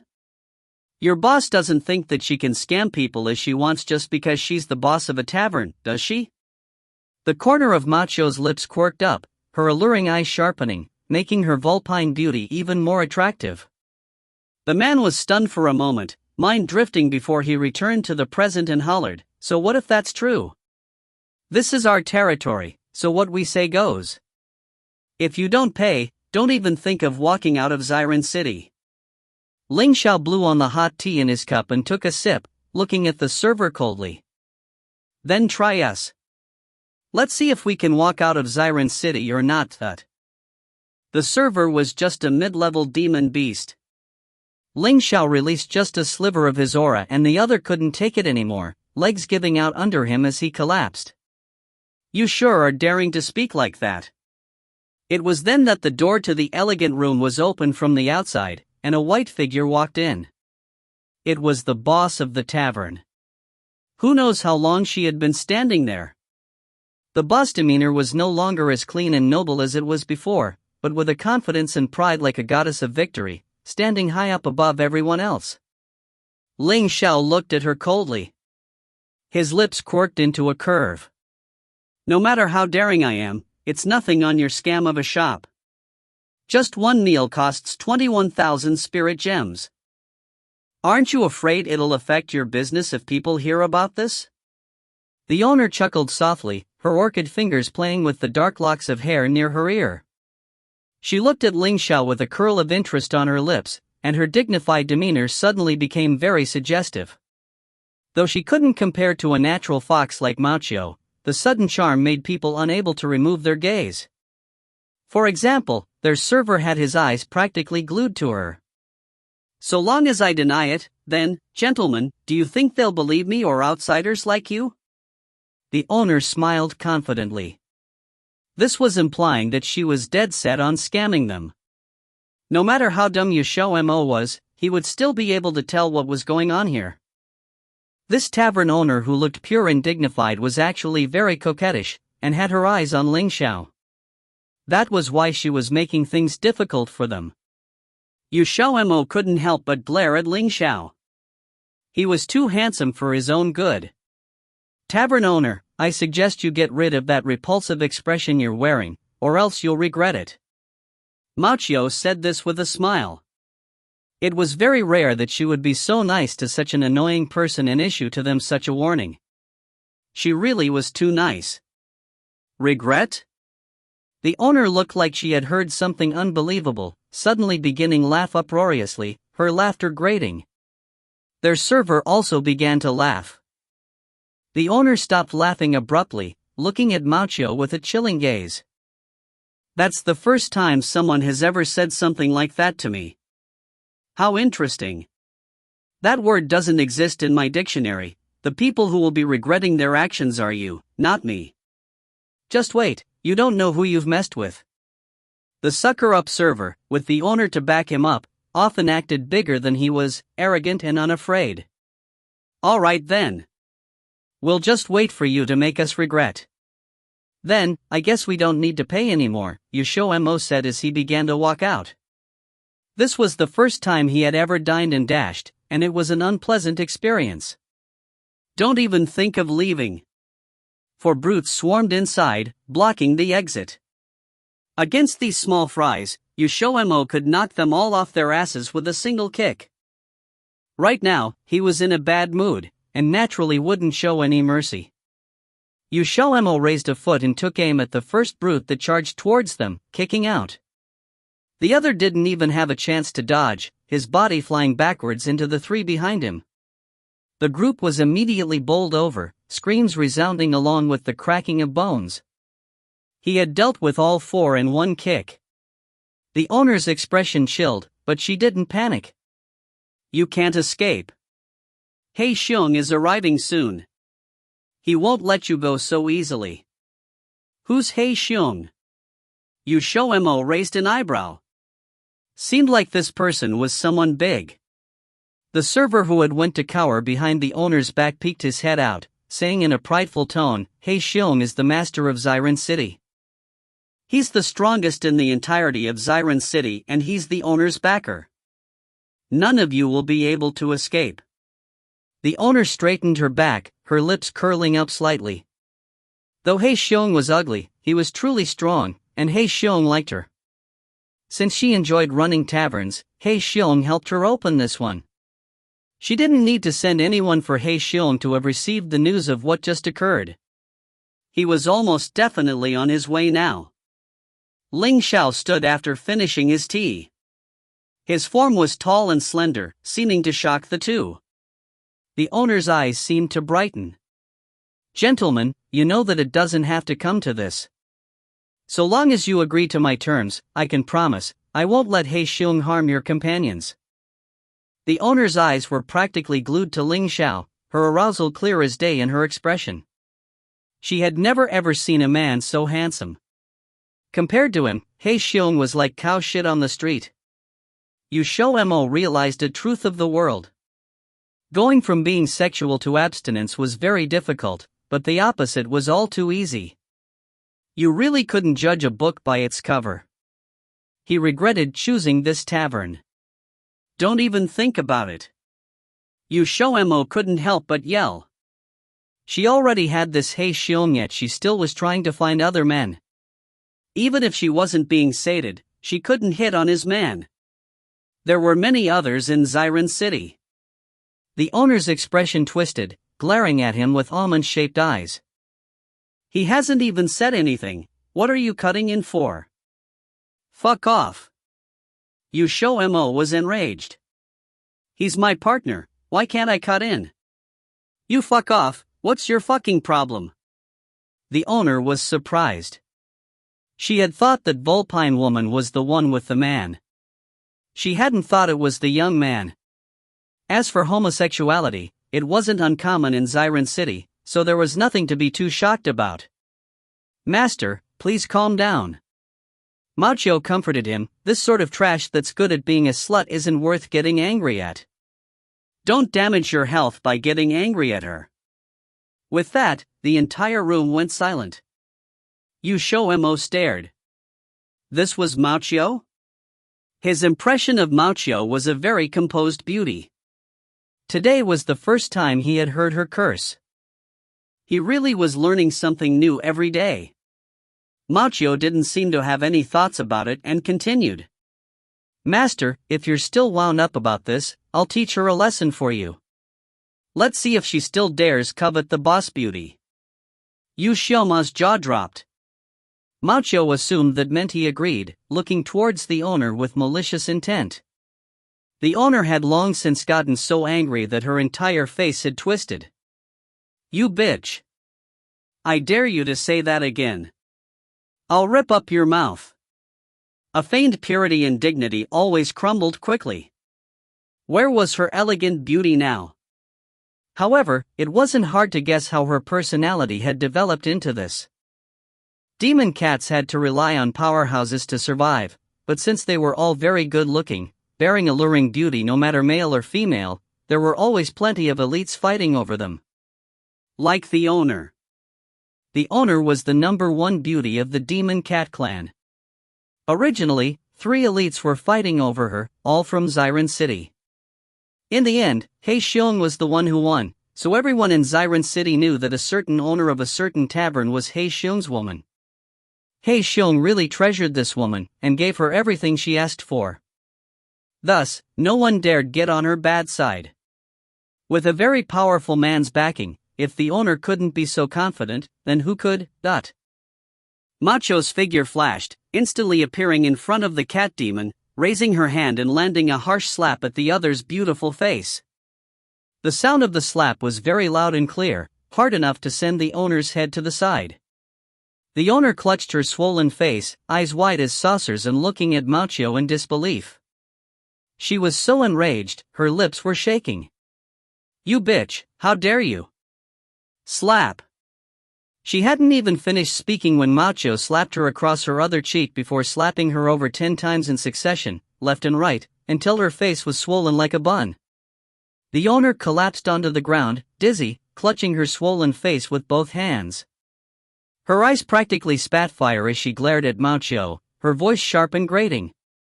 "You bitch, dot." Mao Xiao kicked her. The owner wasn't able to dodge it, her forehead knocking against the floor and going red. Mao Xiao laughed lightly. "If you say the word bitch again, I'll tear off your skin. I'm missing a set of skin, anyways." The owner was kneeling on the ground, panting. She had never suffered such humiliation, trembling in anger. Though she wanted to curse and let out her anger a little, she was afraid the other would really kill her. Her beautiful eyes glared daggers at Mao Xiao. "What are you looking at? Do you want me to pluck your eyes out, too?" Mao Xiao raised an eyebrow. The owner didn't dare look at her again. XiaoMo watched on in shock. This was a true goddess. He had really learned something new today. So Mao Xiao could be so cool, too. Against an arrogant woman like the owner, you could only face her with the same venom. Mao Xiao returned to them, smiling softly. The server was already dumb with fright. Usually, when people heard Xiong's name they'd be terrified. Yet these people actually dared to attack the owner. He didn't dare speak out of turn again either. "Let's go." Ling Xiao got up, patting the dust off his robes. He didn't even spare the owner a look. He might have if she actually had a brain, but she didn't. XiaoMo nodded. He didn't want to waste his time on this dumbass woman. It was better if they just left Xiren City as soon as possible. He immediately had Ling Xiao wear his silver mask in case his face attracted any more nutcases. That was when the door was opened once again. A heavy-built man with a rather ugly face walked in, easily blocking the door with his immense form. The man roared as he came in. "Who dares bully He Xiong's little darling?" Seeing her backer finally here, the owner didn't try to repress herself anymore, beginning to wail, her swollen face twisting. "My darling, who did this to you?" Seeing the owner on the ground, He Xiong's expression twisted, immediately walking over and helping her up gently, like she might break, heart aching. The owner's face was terrifying, glaring poisonously at XiaoMo and company. No matter how enraptured she had been with Ling Xiao, by now, there would be nothing but hate. She would never let go of this hatred. "He Xiong, you have to kill them for me." He Xiong's cold gaze swept over XiaoMo and company, landing on the all-too-handsome Ling Xiao. Killing intent flashed through his eyes and he said in an icy tone, "Will you finish yourselves off, or do you want me to do it personally? If you find any errors, ads pop up, ads redirect, broken links, non-standard content, etc., please let us know. Report chapter so we can fix it as soon as possible." Chapter 532. Chapter 532, A Wise Man Acts Accordingly. Translated by Crystal of Exiled Rebels Scanlations. The reply He Xiong got was a piercing wind blade, aimed directly at his head. If he got hit, his whole head would have exploded like a watermelon. He Xiong finally saw who initiated the attack. It was actually the shortest young man, who was but a grade 1 rainbow-level mage. Someone like that dared to hit him? A flash of surprise appeared in He Xiong's eyes. He was much stronger than the young man, thus an attack like this wasn't anything. Not only that, his original form was a high-leveled bear. With a tough outer skin, sometimes even taking a hit with his body would do little to no harm to him. T/N, He Xiong literally means black bear. However, what was truly important was that from all those thousands of years he had been in charge of Xiran City, it was his first time meeting someone that dared to attack without a word. He Xiong let out a cold laugh. If that was the case, then he needn't hold back. He Xiong raised his arm and that already strong arm suddenly doubled in diameter and directly went against the soul blade. As if his arms were bouncy, the blade was reflected off of it. That should have been the case, but just as the blade bounced off, sparks abruptly burst from the middle and with a bang, the sparks, as if ignited, spread. In an instant, He Xiong's arm caught on fire.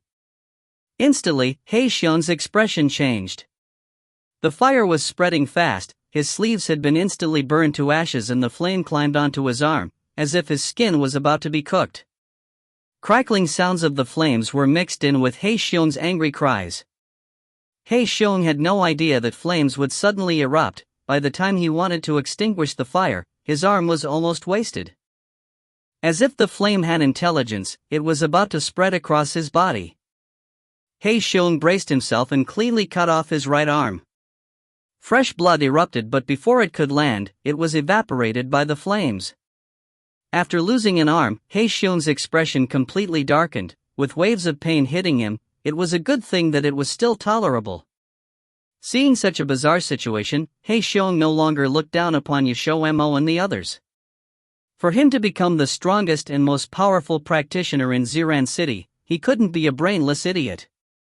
As the situation stood, the two of them hadn't made a move, but he had already lost an arm.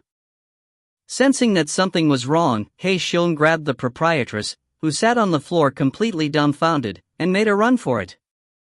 However, there was someone who wasn't willing to let him go. Something intangible flashed across Ling Xiao's eyes as his figure suddenly disappeared.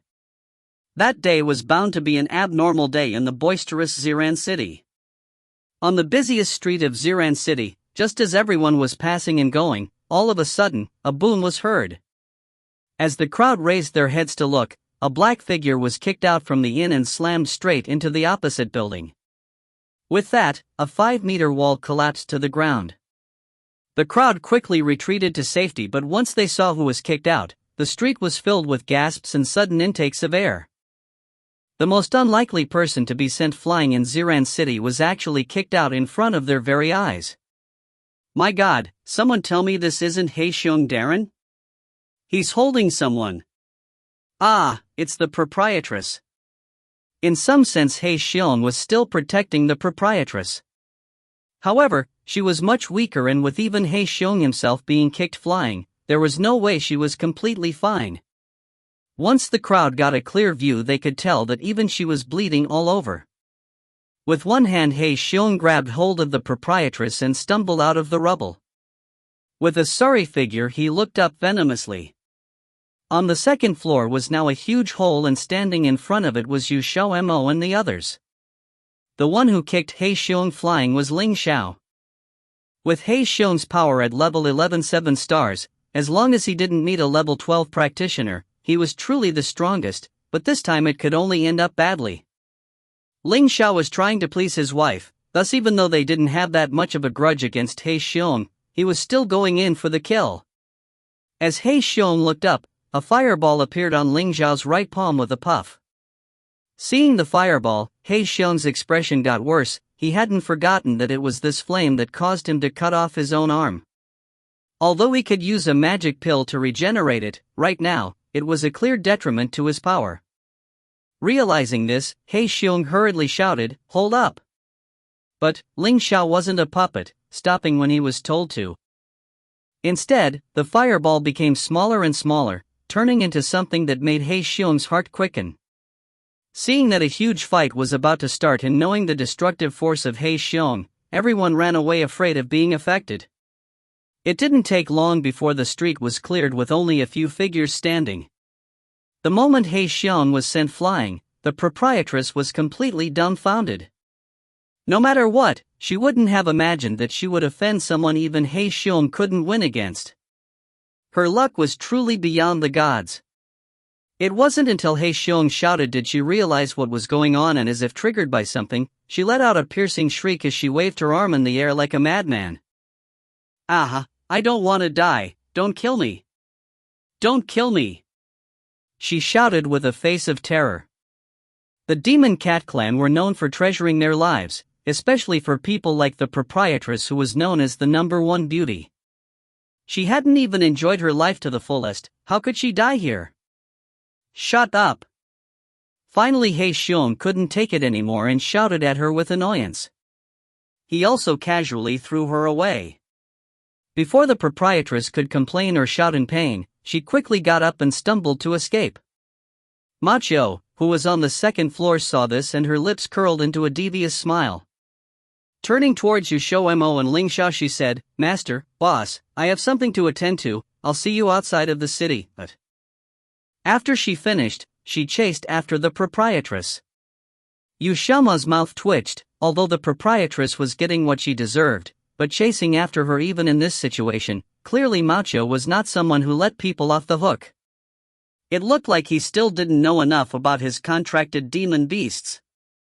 From now on he was going to let them act freely, since it was not a good idea staying in the dimension all the time. Although the amount of work he could squeeze out of them would decrease. Below, He Xiong already felt Ling Xiao's power. He felt as if he was crushed under a mountain that was high as the sky, giving him an unbreakable pressure. This kind of feeling he had only felt from that person. If it wasn't for that person, he wouldn't have been able to take the seat of #1 in Ziran City. "I admit that I'm not Your Honor's opponent, but if Your Honor wants to kill me, you should think about it a bit more. If the person behind me knew of my death, he would definitely not let you off. After all, cultivating a powerful chess piece wasn't easy." Ling Xiao's movements hesitated and his curious gaze landed on He Xiong. "Then tell me, who is this person?" Seeing that he was interested, He Xiong let out a sigh of relief internally. "I don't know who that person is, all I know is that he sends someone every month and today was the day. He is really strong, I can feel it. It's even a bit stronger than Your Honor, and his followers aren't for show either. Of course, I'm not saying Your Honor would lose to that person, but clearly you have business to attend to. Why give yourself more trouble?" At once Ling Xiao stopped talking. Believing he was scrupulous, He Xiong added, "What happened before was my fault. If I offended you in any way, I'm willing to apologize, and if Your Honor was just passing by, then let's not go any further. What do you think?" By looks alone one wouldn't have been able to tell that He Xiong was someone who was rather adaptable. Ling Zhao's opinion of him changed slightly, and turned to XiaoMo to say, "Wife, what do you think?" "Then it's fine." XiaoMo's grievance was only towards the proprietress, although this He Xiong's initial attitude was rage-inducing too. However, he lowered his head in front of all of Xiran City, and thinking they wouldn't be happy, he even buttered them up. Ling Xiao retracted his fireball. "Since my wife calls the shots, then it's fine." He Xiong let out a sigh of relief. Of course he knew that by lowering his head today, his prestige in Xiran City would be affected. But if he didn't, it's very likely that he would be a corpse by now. No matter how brave he was, he couldn't be fearless in front of death. Thinking it this far, He Xiong suddenly got a magic bag and casually threw it at Ling Xiao, saying, "This is but a little show of my gratitude, if you will please accept it." Ling Xiao took the magic bag and only handed it to XiaoMo after going through it once. XiaoMo opened the magic bag to find that it was full of spirit gems. With a rough estimate, it was around 10 million spirit gems, very generous. He didn't think a demon beast would know to pay them off with money. At this point, all of his resentment had disappeared, and with a wide grin, the little miser was bought by a bag of spirit gems. Ling Xiao knew that this was going to happen and didn't say more before the two left Xiran City. It didn't take long for He Xiong's expression to darken. By the time he found the proprietress, she was at her last breath with her once fair features ruined with scratches. Of course it was the work of Mao Qiao. Demon cats cared deeply about their appearances. For them to lose that was worse than death. The proprietress clinged painfully at He Xiong's lower ham, but the latter kicked her away in disgust and yelled angrily, "Bitch, if you are so thirsty, then I'll satisfy you by letting you serve guys forever." In despair, the proprietress fell to the ground. With a cold huff, He Xiong was about to leave when behind him came a familiar voice. It was the voice of the person that person sent every month for their arrangement. He Xiong. If you find any errors, ads pop up, ads redirect, broken links, non-standard content, etc., please let us know. Report chapter so we can fix it as soon as possible. Chapter 533. Chapter 533, River Town. Translated by Yan of Exile Rebels Scanlations. He Xiong, didn't Master say not to reveal his personal affairs, yet you just casually go and reveal it to a couple strangers? Do you know your crime? The newcomer's voice was hoarse and low as if he had been choked. His entire body was shrouded underneath his black cloak, leaving only a pair of gloomy eyes, and he was staring expressionlessly at the startled He Xiong.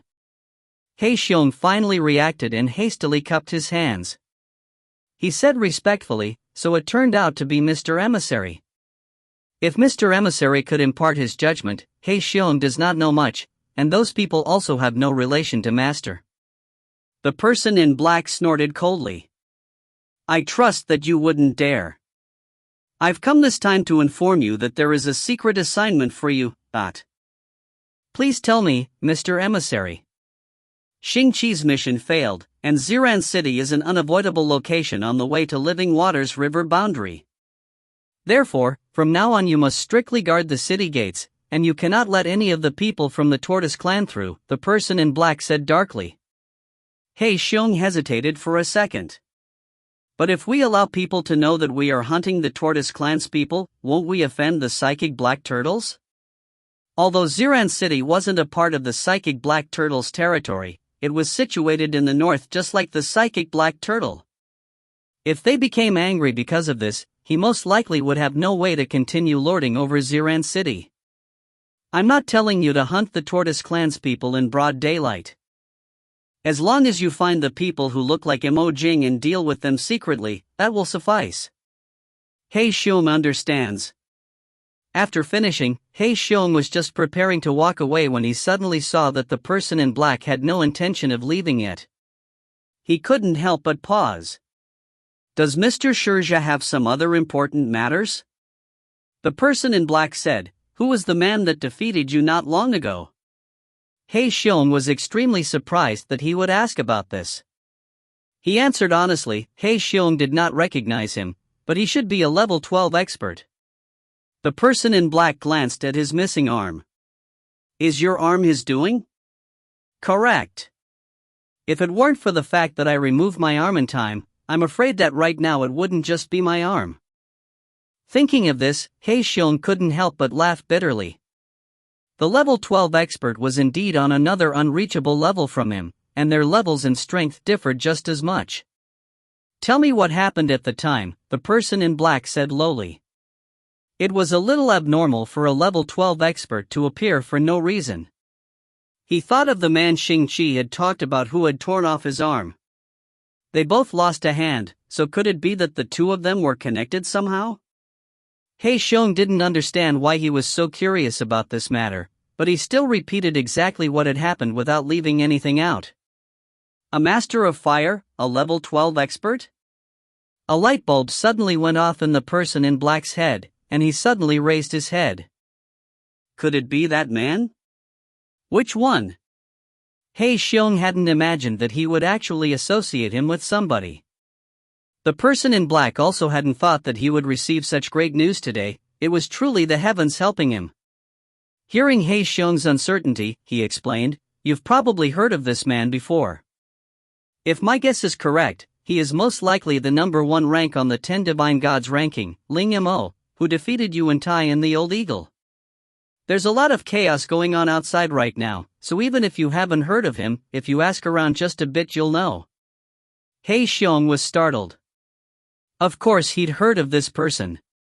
But isn't he a peak 7-star level 11 expert? How did he change into a level 12 expert? I'm not sure, but I must quickly notify Master of this. Also, think of a way to send someone to go follow them. We have to know their whereabouts, and we'll make a final decision after I hear back from Master.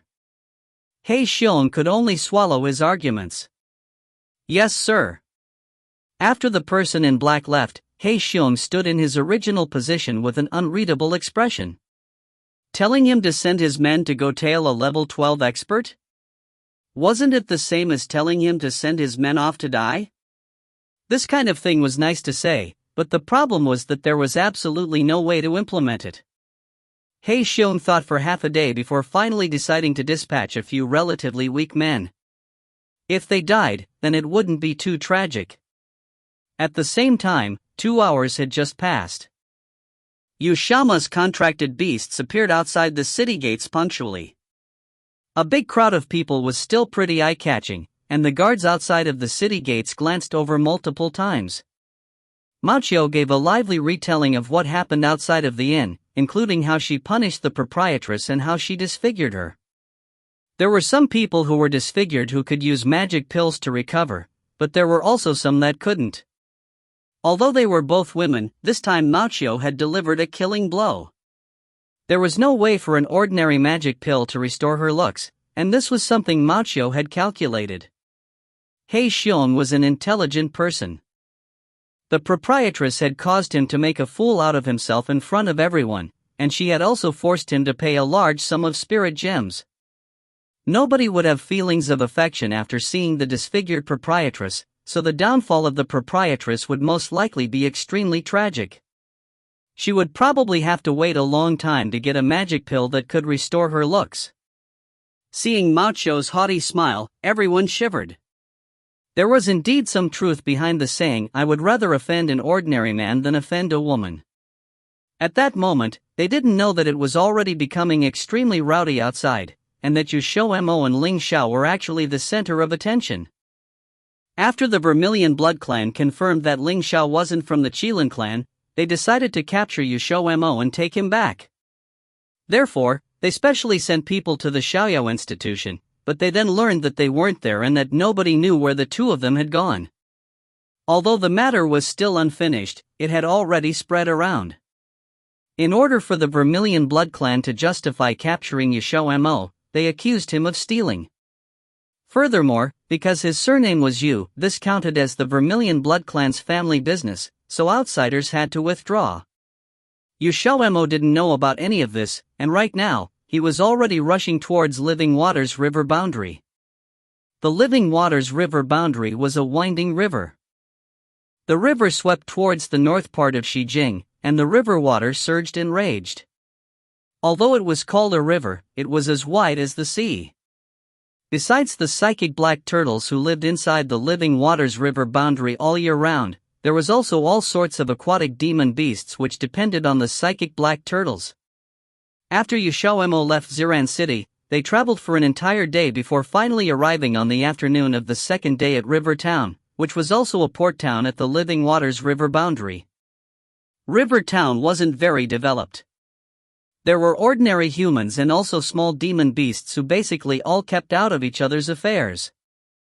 They were separated to the east and west. The humans lived in the east, and the small demon beasts lived in the west. Furthermore, they were all creatures that lived in water. In the middle of the east and west territories was Peace Street. Peace Street was River Town's most rowdy area. No matter if it was a human or a demon beast, they could all do business on Peace Street. They weren't allowed to cause trouble, or else their offense would be recorded, and they could even possibly be chased out of River Town. The end of Peace Street just happened to be Living Waters River Boundaries Port. At 1 o'clock in the afternoon, a crowd of strangers suddenly appeared at the port, attracting the attention of the port's residents. River Town was always a little wary of outsiders, and usually they wouldn't make conversation with outsiders on their own accord. This crowd of strangers was XiaoMo and the rest. XiaoMo looked at the ships in the port. They were all very simple and crude small boats, and even the ones that were slightly bigger could only fit 3 or 4 people. Furthermore, it was very likely that they would be washed away if they encountered a big wave. "It looks like we can't all go at once," XiaoMo said awkwardly. "Then just let them stay at River Town." Ling Xiao walked alongside the ships in the port. Several dozen small boats were anchored in the port, and they were all about the same, big or small. XiaoMo thought a bit before he turned around and said to Paiqiu and the rest, "Then you guys can just stay at River Town. The 2 of us can go find the psychic black turtles." "Master, I want to go with you too." Paiqiu pouted and looked at him eagerly. Although his outer appearance had matured, his personality was still the same as before. The corner of XiaoMo's mouth twitched. He had to get used to the adult Paiqiu, and he soon said seriously, "No, you guys also saw how the small boats can only fit 2 or 3 people.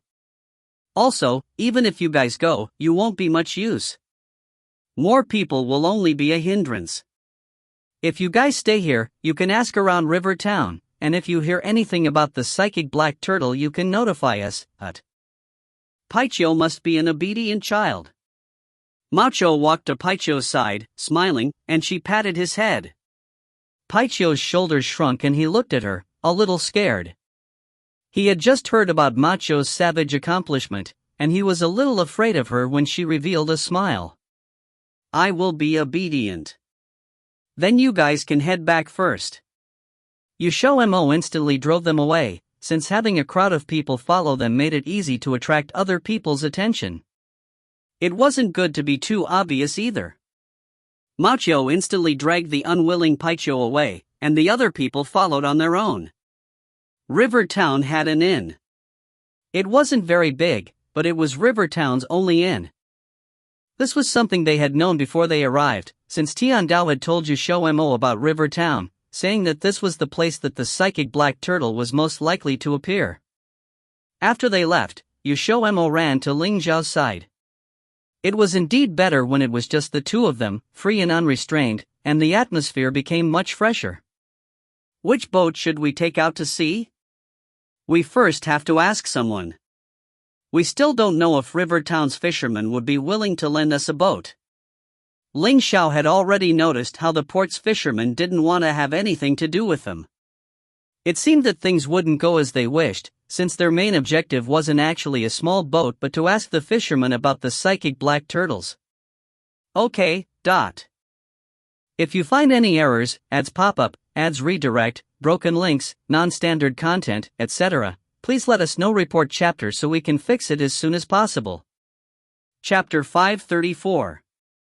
Chapter 534, The Old Man and Going Out to Sea. Translated by Column CD of Exiled Rebel Scanlations. Tiandao had mentioned that a fisherman in River Town had contact with the psychic black turtles and even visited their territory before. But no one knew who that fisherman was, so they had to find him by themselves. There were several fishermen in the harbor, some of whom had just returned from the sea and were unloading the cargo from their ship. Within the cargo were things like fresh shrimp and fish from the sea. Low-ranking demon beasts were not included. The boat owners were young and fit men. There was only a skinny old man around 60 years old currently anchoring a boat to the shore. The two walked up to the old man. XiaoMo looked at the old man. The old man had obviously caught sight of them but did not pay them any attention. XiaoMo was deliberating on how to start a conversation when the old man spoke. If you want to borrow a boat to go to sea, forget about it. The people from River Town will not lend boats to outsiders like you. The old man indifferently stated without raising his head. We don't want to borrow a boat, instead we want to charter a boat. XiaoMo thought that the old man were worried that they would not pay. The old man finally looked up. With a satirical smile on his wrinkled face, he indifferently gave them a once-over. Chartering is not possible either. Why is this so? XiaoMo asked in surprise. The old man looked at them in clear understanding. I'm afraid that your request to charter a boat is just an excuse. Your purpose is to inquire about the psychic black turtles, isn't it? XiaoMo asked in astonishment upon seeing his self-assured demeanor. Why do you say so? You are not the first batch. The old man impatiently replied, every year there are many outsiders who want to go out to the sea to look for the psychic black turtles. However, many who go out to sea never come back. Once in a while, one or two would be lucky enough to return alive. But XiaoMo had assumed the old man had seen through their purpose of looking for the psychic black turtles. He suddenly saw the light after listening to the old man and asked, then did they find the psychic black turtles? Do you think it's so easy to find psychic black turtles? The old man answered with a rhetorical question, and his tone even had a hint of ridicule towards those people who overestimated their capabilities. In their minds of these fishermen, the psychic black turtle was their ancestor who blessed them and was akin to a sacred and inviolable saint. Then why were they looking for the psychic black turtles? Contrary to expectations, XiaoMo did not mind the contempt in his words as he asked in interest. They were just greedy people. The old man snorted disdainfully. XiaoMo nodded his head as if he understood.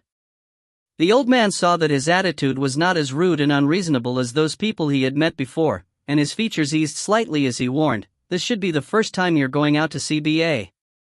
The living waters river boundary is different from the other areas in the sea, and the danger in the river boundary is incomparable to those areas. The tortoise clans are not the only ones living inside, and you can lose your life if you are not careful. XiaoMo found that his attitude softened.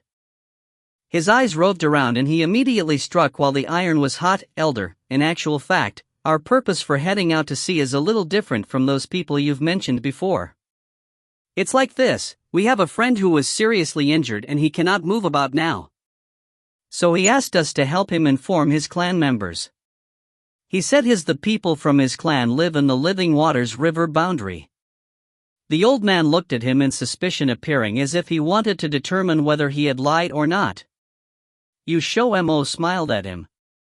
The old man's gaze shifted to the expressionless Ling Xiao. XiaoMo hurriedly pulled on Ling Xiao's arm, hinting for him to show some expression. Ling Xiao touched his nose. Elder, I'll tell you the truth. Our friend is a member of the Mystic Tortoise clan. He was being hunted down by others and asked us to find the psychic black turtles. I'm afraid that his life would be in danger if we do not tell them of this as soon as possible. The old man was shocked. XiaoMo was also shocked too. He did not expect Ling Xiao to speak of these events. Is this true? A hint of anxiety flashed across the old man's face.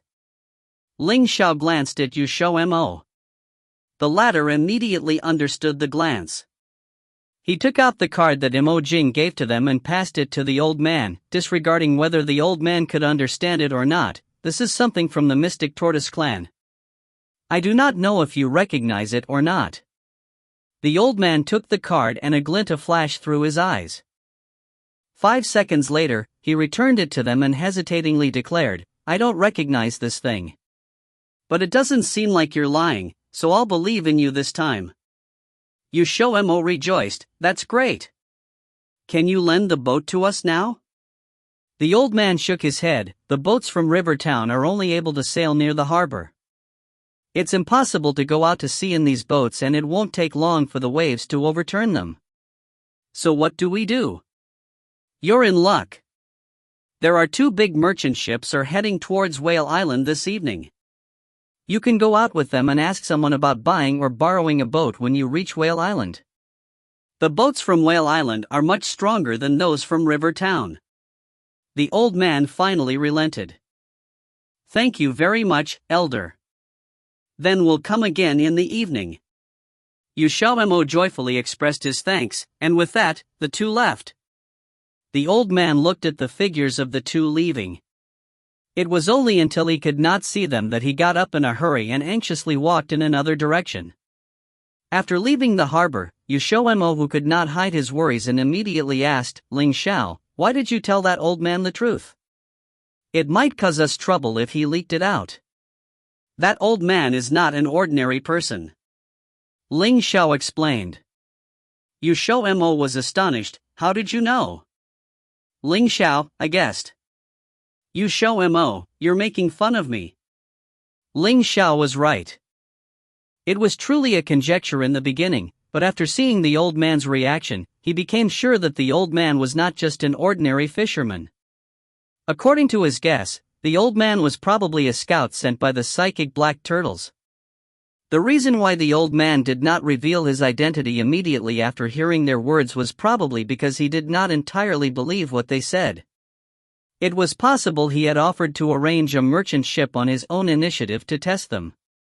It was better to follow his advice rather than blindly searching for it themselves, regardless of whether the old man was a scout of the psychic black turtle. In the evening, 2 people appeared punctually at the harbor. There were only 2 rows of small fishing boats in the harbor during the day. At night, there was an addition of 2 large merchant ships anchored to the shore, and they were almost several dozen times bigger than the small fishing boats. The harbor started becoming lively as a group of people moved the cargo from place to place. The 2 men walked to the harbor. The old man they had met during the day was there too. He was directing a group of fishermen carrying cargo, and it seemed that his status in River Town was quite high. The old man didn't notice them until 2 people approached. "Please wait a minute." XiaoMo looked at the cargo they loaded on the boat with curiosity. They were common items seen on land, such as spices, rouge, and other daily necessities. He was astonished. The client of these merchant ships were demon beasts.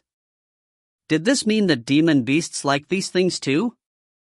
Ling Xiao saw his doubts. Demon beasts have always been living in the water or on an island. Naturally, they rarely see these kind of things that humans use, so it's normal that they will be interested in them. The fishermen in River Town do not depend on fishing to make a living, although they frequently go out to sea. These 2 merchant ships were their true livelihood security. The ships would go out to sea once a month at a fixed time, which could sometimes be in the morning or at noon, depending on the situation at sea. That was the reason why the old man said that XiaoMo and Ling Xiao were lucky, as they would have to wait for another month if they missed this trip today. It was already past 7 o'clock in the evening when cargo for the 2 merchant ships were loaded up. The old man wiped the sweat from his forehead before walking up to XiaoMo and Ling Xiao. "There's one more thing I must tell you. Maritime business is not smooth sailing. Besides things like storms and inverse ocean currents, there are also pirates. They often run amok and loot merchant ships, so I hope that you 2 can help to take care of 1 or 2 when they come." "Isn't the Living Waters River boundary the territory of the psychic black turtles? How can there be pirates?"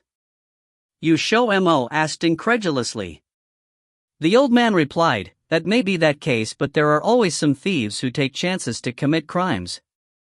Although we are protected by the Black Turtle clan, it's not possible for them to protect us day and night. That's reasonable. We won't sit idly by if we really encounter pirates," XiaoMo promised. The old man nodded in satisfaction and immediately let them aboard. Though the merchant ships were not like those gorgeous luxury ships, it was very sturdy and stable. The villagers from River Town had spent a lot of energy to build these two ships, and the ships were still well maintained 6 years later. In addition to sailors who loaded the cargo, the merchant ship was also carrying several outsiders who wanted to go out to sea too. They all seemed quite strong, and the old man had arranged for all of them to stay in the hold of the ship. XiaoMo finally knew why the merchant ships from the river town would go out to sea once every month, even when they knew that there were pirates out there. It turned out that they would choose some outsiders who wanted to go out to sea to serve as bodyguards on the trip. XiaoMo and Ling Xiao were staying in one room together. The others all had a room to themselves. The room was small, with only one bed and nothing else. There were no tables, cabinets, and it was also without cups for drinking water. XiaoMo climbed onto the bed and lay down, but soon got up again. The bed was really hard. To think that they were so miserly that they did not even provide one quilt. They're really too stingy. XiaoMo bitterly complained. Ling Xiao responded to him in ridicule, "Do you think everyone needs to be covered by a quilt to sleep at night like you do? It's not like those abroad are extremely delicate humans, and this bed is not for sleeping." The outsiders who dared to go out to sea were usually practitioners or mages. So they did not need to sleep at night, and the bed was just them to meditate on. XiaoMo guiltily shifted his line of sight away. The two merchant ships began to sail out to sea once it was time. It was as if they on flat ground in the beginning, but when the merchant ships left the area where the fishermen usually fished in, the sea suddenly surged and the hull rocked slightly. XiaoMo could feel the ship rocking while in the hold. It was no wonder the old man did not let them go to sea by boat if they could even feel the waves in a merchant ship. The old man was afraid that the boat would disintegrate as soon as they arrived at this area of the sea. The old man told them of a few matters to pay attention to before they boarded the boat. The merchant ship would to provide them with a room to live in, but it would not provide any food. So they could choose not to eat, to prepare food themselves, or to pay for food. At that time, the chef would cook for them. It usually took about 10 days to get from Rivertown to Whale Island. They would be able to get there in less than 5 days if they happened to encounter favorable ocean currents. The people of Rivertown had clearly calculated the time it would take for the journey this time. XiaoMo and Ling Xiao walked out from the hold of the ship. The sea was pitch black. It was dark and extremely quiet all around except for the light shining from the merchant ship. The sailors had not rested and were still at their posts staring solemnly at the sea. They only began to move when the captain gave orders. The hull began to move slowly to the right. 10 seconds later, the speed of the boat's advance had evidently increased a lot.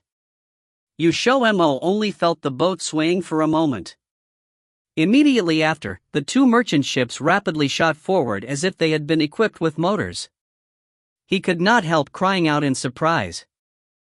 It was not that he had never traveled by ship in his last life before. During winter and summer holidays, Yubo liked to snatch Yulu and him to go sightseeing together.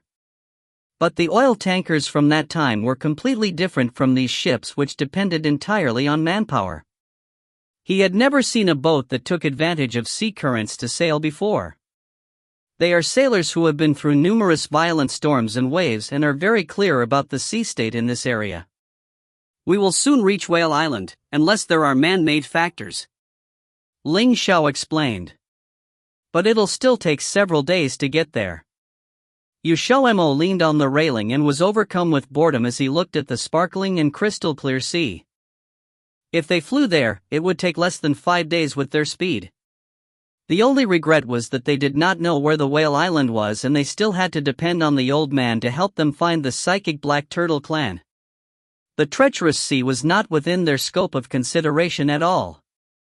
If you find any errors, ads pop up, ads redirect, broken links, non-standard content, etc., please let us know. Report chapter so we can fix it as soon as possible. Chapter 535. Chapter 535, Cooking. Translated by Jouissance of Exiled Rebels Scanlations. The two remained on the deck to admire the view for the entire night, and were also buffeted by the cold wind the entire time. The sky was just brightening when Ling Xiao finally dragged XiaoMo back to the cabin. Even if he had never seen this world's ocean at night, he still shouldn't behave so foolishly, it would pull his IQ down further. At noon, the sunlight became harsh. XiaoMo left the cabin to get some air. It was lunchtime, though he had food in his pocket to mention, but he had gotten sick of always eating those things. XiaoMo found a crew member and asked after the location of the kitchen. On his way over, he thought of what he would make, having decided to cook it himself. Speaking of culinary ability, it was something he had taught himself from when he was young. Since they rarely seemed to care about him, the young XiaoMo wanted to do something to attract the attention of his parents. He wasn't very smart back then, so he chose to cook, and definitely regretted it afterwards, because he didn't get his parents' attention, but instead you lu and you buy. From then on, he lived a miserable life. Whenever he was free, you lu and you buy would make him cook for them. They were especially picky eaters and forced his culinary skills to improve to more or less the level of a 5-star chef. But since he came to this world, he found that he hadn't ever cooked Ling Xiao a meal before. XiaoMo thought over it and decided to cook something while he had the tools necessary, so that he wouldn't commit the same failure like his first time cooking Thousand Spirit Earth Sheep. There was only one chef in the kitchen, called Wan, and his assistant. He was in charge of cooking meals for the sailors and captain of the merchant ship. With 20 to 30 people, he cooked in massive pots. By 11 o'clock, lunch had been made already. So the kitchen was empty. However, Chef Wan and his assistant were eating at the door of the kitchen. They always ate separately from the crew. "Chef Wan, can I borrow the kitchen?" XiaoMo walked in front of Chef Wan and gave him a few spirit gems. With the 5 spirit gems, Chef Wan nodded. They were normal humans, and 5 spirit gems was enough to purchase everything in the kitchen. This was the first time he had ever met a practitioner that cooked. XiaoMo entered the kitchen and looked around at what ingredients were present. The crew weren't vegetarians and their work required a lot of energy, so the ingredients consisted of primarily meat. There were even a few live chickens and ducks in the cages on the ground. Rather some contemplation, XiaoMo eventually decided to make 3 meat dishes and 2 vegetarian dishes, as well as a soup and dessert. Killing live chickens was something he had done before as an ordinary human, so the first dish was spicy and sour chicken. This dish tasted fresh and salty, while the sourness and spice melted in your mouth. It was definitely suitable for Ling Xiao, who preferred meat. The only thing was that he didn't know if his lack of practice these few years had caused his culinary skills to regress or not. He bustled around the kitchen, not noticing that the chef Wan and his assistant outside had been lured in by the aroma. Watching XiaoMo cooking with practiced swiftness, the two looked at each other. 6 dishes and the dessert took XiaoMo a mere hour to finish. And he had done this by himself. The kitchen was already filled with a mouth-watering aroma. Chef Wan and his assistant were already drooling all over the place. Observing the finished product, XiaoMo sighed in relief. His skills hadn't deteriorated, his blades had not dulled. However, it would be a little troublesome to take all the dishes back himself. That was when XiaoMo noticed Chef Wan and his assistant. Seeing them staring directly at his food, he had an idea. "Master Wan, can you help us bring the food to the room? In return, I'll let you have some of what I just made. How does that sound?" "No problem." Chef Wan's assistant wiped his drool away. He had noticed that there were leftovers in XiaoMo's pot. Even if the other didn't suggest it, he would have still taken the initiative to help. Before leaving the kitchen, the assistant hid the leftovers XiaoMo made to prevent others from eating everything while they were delivering the dishes. That would be terrible. Then, the two carried 3 dishes each towards the cabin at a swift pace. XiaoMo was a little slower, washing the grease from his hands and face before leaving with the dessert and cutlery. Just as he arrived at the cabin, 3 people walked out, heading in the opposite direction. These people were also outsiders like him. XiaoMo glanced at them briefly, calmly walking past them. Chef Wan and his assistant just happened to be coming back from the room and greeted him in a hurry before heading back to the kitchen. XiaoMo pushed open the door and walked inside. Ling Xiao was looking at the dishes on the bed strangely. They had to be put on the bed since there was no table. "You made this?" Ling Xiao asked. XiaoMo proudly lifted his chin. "Of course I made it, who else did you think it was?" Ling Xiao glanced up at him. "I thought it was that chef." XiaoMo set down the dessert and tableware, shoving a pair of chopsticks into his hand. He said, "The food that Chef Wan cooks is nowhere near as good as mine. I made everything." They were drooling over it. "If you don't believe it, then try some." Ling Xiao's chopsticks went towards the spicy and sour chicken without shame. Though the ingredients were very normal, it had a mouth-watering scent, something that was just his taste. "How is it?" XiaoMo stared at him with bright eyes. Ling Xiao said, "Finally, you at least have something going for you, my hope was not in vain." XiaoMo. "Should I thank you for having hope for me?" Though he showed no mercy in his words, the dishes were quickly picked clean by Ling Xiao. This time, Ling Xiao ate even more than he did, his actions providing XiaoMo with some comfort at last. "In the future, dinner is on you." The stated Ling Xiao suddenly said this as XiaoMo was about to walk out, plates in hand. XiaoMo looked back at him and said, proudly, "That depends on my mood." Then he strutted out like a peacock. Ling Xiao gazed after him as he left, a smile curling on his lips. How vindictive! XiaoMo only just walked into the kitchen when he saw Chef Wan and his assistant staring at a pot with dejection written all over their faces.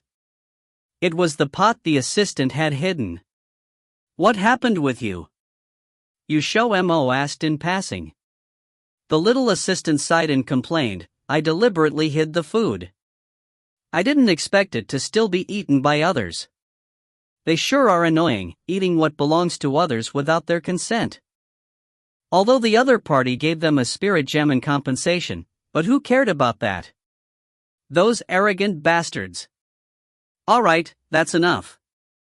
Chef Wan stopped his complaints, not wanting to be overheard by that group. They were only normal people, after all. The assistant grimaced. XiaoMo didn't pursue it, setting the tableware down before leaving. He wasn't a saint, he couldn't go and teach those guys a lesson just because they ate someone else's food, and those people had compensated the two for it with a spirit gem. The assistant knew that it was impossible, too. He was just complaining. Returning to the room, XiaoMo originally wanted to take advantage of this time at sea to practice making a first-grade rainbow pill. A few days ago, he had traded some magic herbs with Tian Xiu, and now he had 2 more ingredients for a pill. But at the thought of what a rainbow pill's creation would bring with it, he gave up on this idea. The sea was a dangerous place, and if he lured in a disaster, the ship might capsize. That would be terrible. Seeing him so conflicted, Ling Xiao said, "How about we cultivate? Seems like that's all we can do." Due to his recent breakthrough, he wasn't expecting another anytime soon. But he hadn't had time to stabilize his power yet after the breakthrough. XiaoMo walked to the side of the bed. Seeing how Ling Xiao had taken up 2/3 of the space, he said, "Move over a little, give me some space." Ling Xiao suddenly pulled him into his arms. "What space? Just sit here." With his fleshy butt against the other man's leg, XiaoMo immediately realized what kind of cultivation Ling Xiao was talking about. He hadn't picked up Ling Xiao's train of thought, thinking that the other was referring to meditation. XiaoMo quickly stood up, but was pulled back again. He turned and smiled foolishly at the other man. "It's the middle of the day, and we're in someone else's bed, don't mess around. Don't you want to eat my food tonight? It'll be delayed." Ling Xiao frowned and thought for a second before saying with lament, "That's true. I guess I have no choice but to forego dinner." It isn't like anything will happen if I miss a meal, no? At the end, he gave XiaoMo a smile. XiaoMo, no, my ass. In the end, of course, he was unable to escape. Fortunately, Ling Xiao just pulled off his underwear and did it once. At first, he thought that Ling Xiao just wanted to sedate his lust, but when he felt the colors in his sea of consciousness begin to spin, he found that Ling Xiao really did want to cultivate with him. As if he dared to bet that cultivation was only second to the primary motive, lust. Once again the wife has won over the husband through the stomach route _ Addis, let me know if you guys want me to write out a recipe for the chicken. XD. Due to the demand for the recipe of Patreon users, LOL, you guys crack me up. I wrote it out and tried to make it easy to understand for you guys. Hope you try it out so you can have your very own Momo meal. Here. Let me know if you have any questions about the recipe and I will try to change it or add notes to it accordingly. If you find any errors, ads pop up, ads redirect, broken links, non-standard content, etc., please let us know. Report chapter so we can fix it as soon as possible. Chapter 536. Chapter 536, Kitchen Chaos. Translated by Crystal of Exiled Rebels Scanlations. By dinner, Chef Wan and his assistants' hope for XiaoMo to borrow their kitchen was crushed. It wasn't that he couldn't get out of bed, it was that after being messed around by Ling Xiao, he was no longer in the mood of cooking. On the second morning, he made himself a meat congee, and because he made too much, Chef Wan and his assistant finally got what they wished for, his food. It was lunch when XiaoMo went, once again, to the kitchen. He was greeted there with puppy eyes from Chef Wan and his assistant.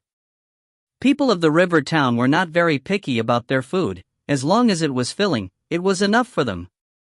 Chef Wan was a chef from River Town and made food for a large group of people all year round, in a huge pot nonetheless. Therefore, his dishes couldn't be elaborate and good at the same time. Thus, Chef Wan's cooking skill was at most what one would see on the tables of a normal household. As for the spicy sour chicken they ate yesterday, he hadn't even heard of it before, much less tasted it.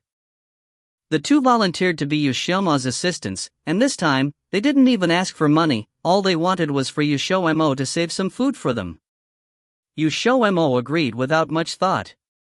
Cooking by himself would take quite a while, like the day before, he had to kill the chicken and wash the vegetables while paying attention to the stuff cooking in the pot, he almost couldn't do it. Thus, having someone help would reduce the time by at least a third. XiaoMo told the two to each kill 2 chickens.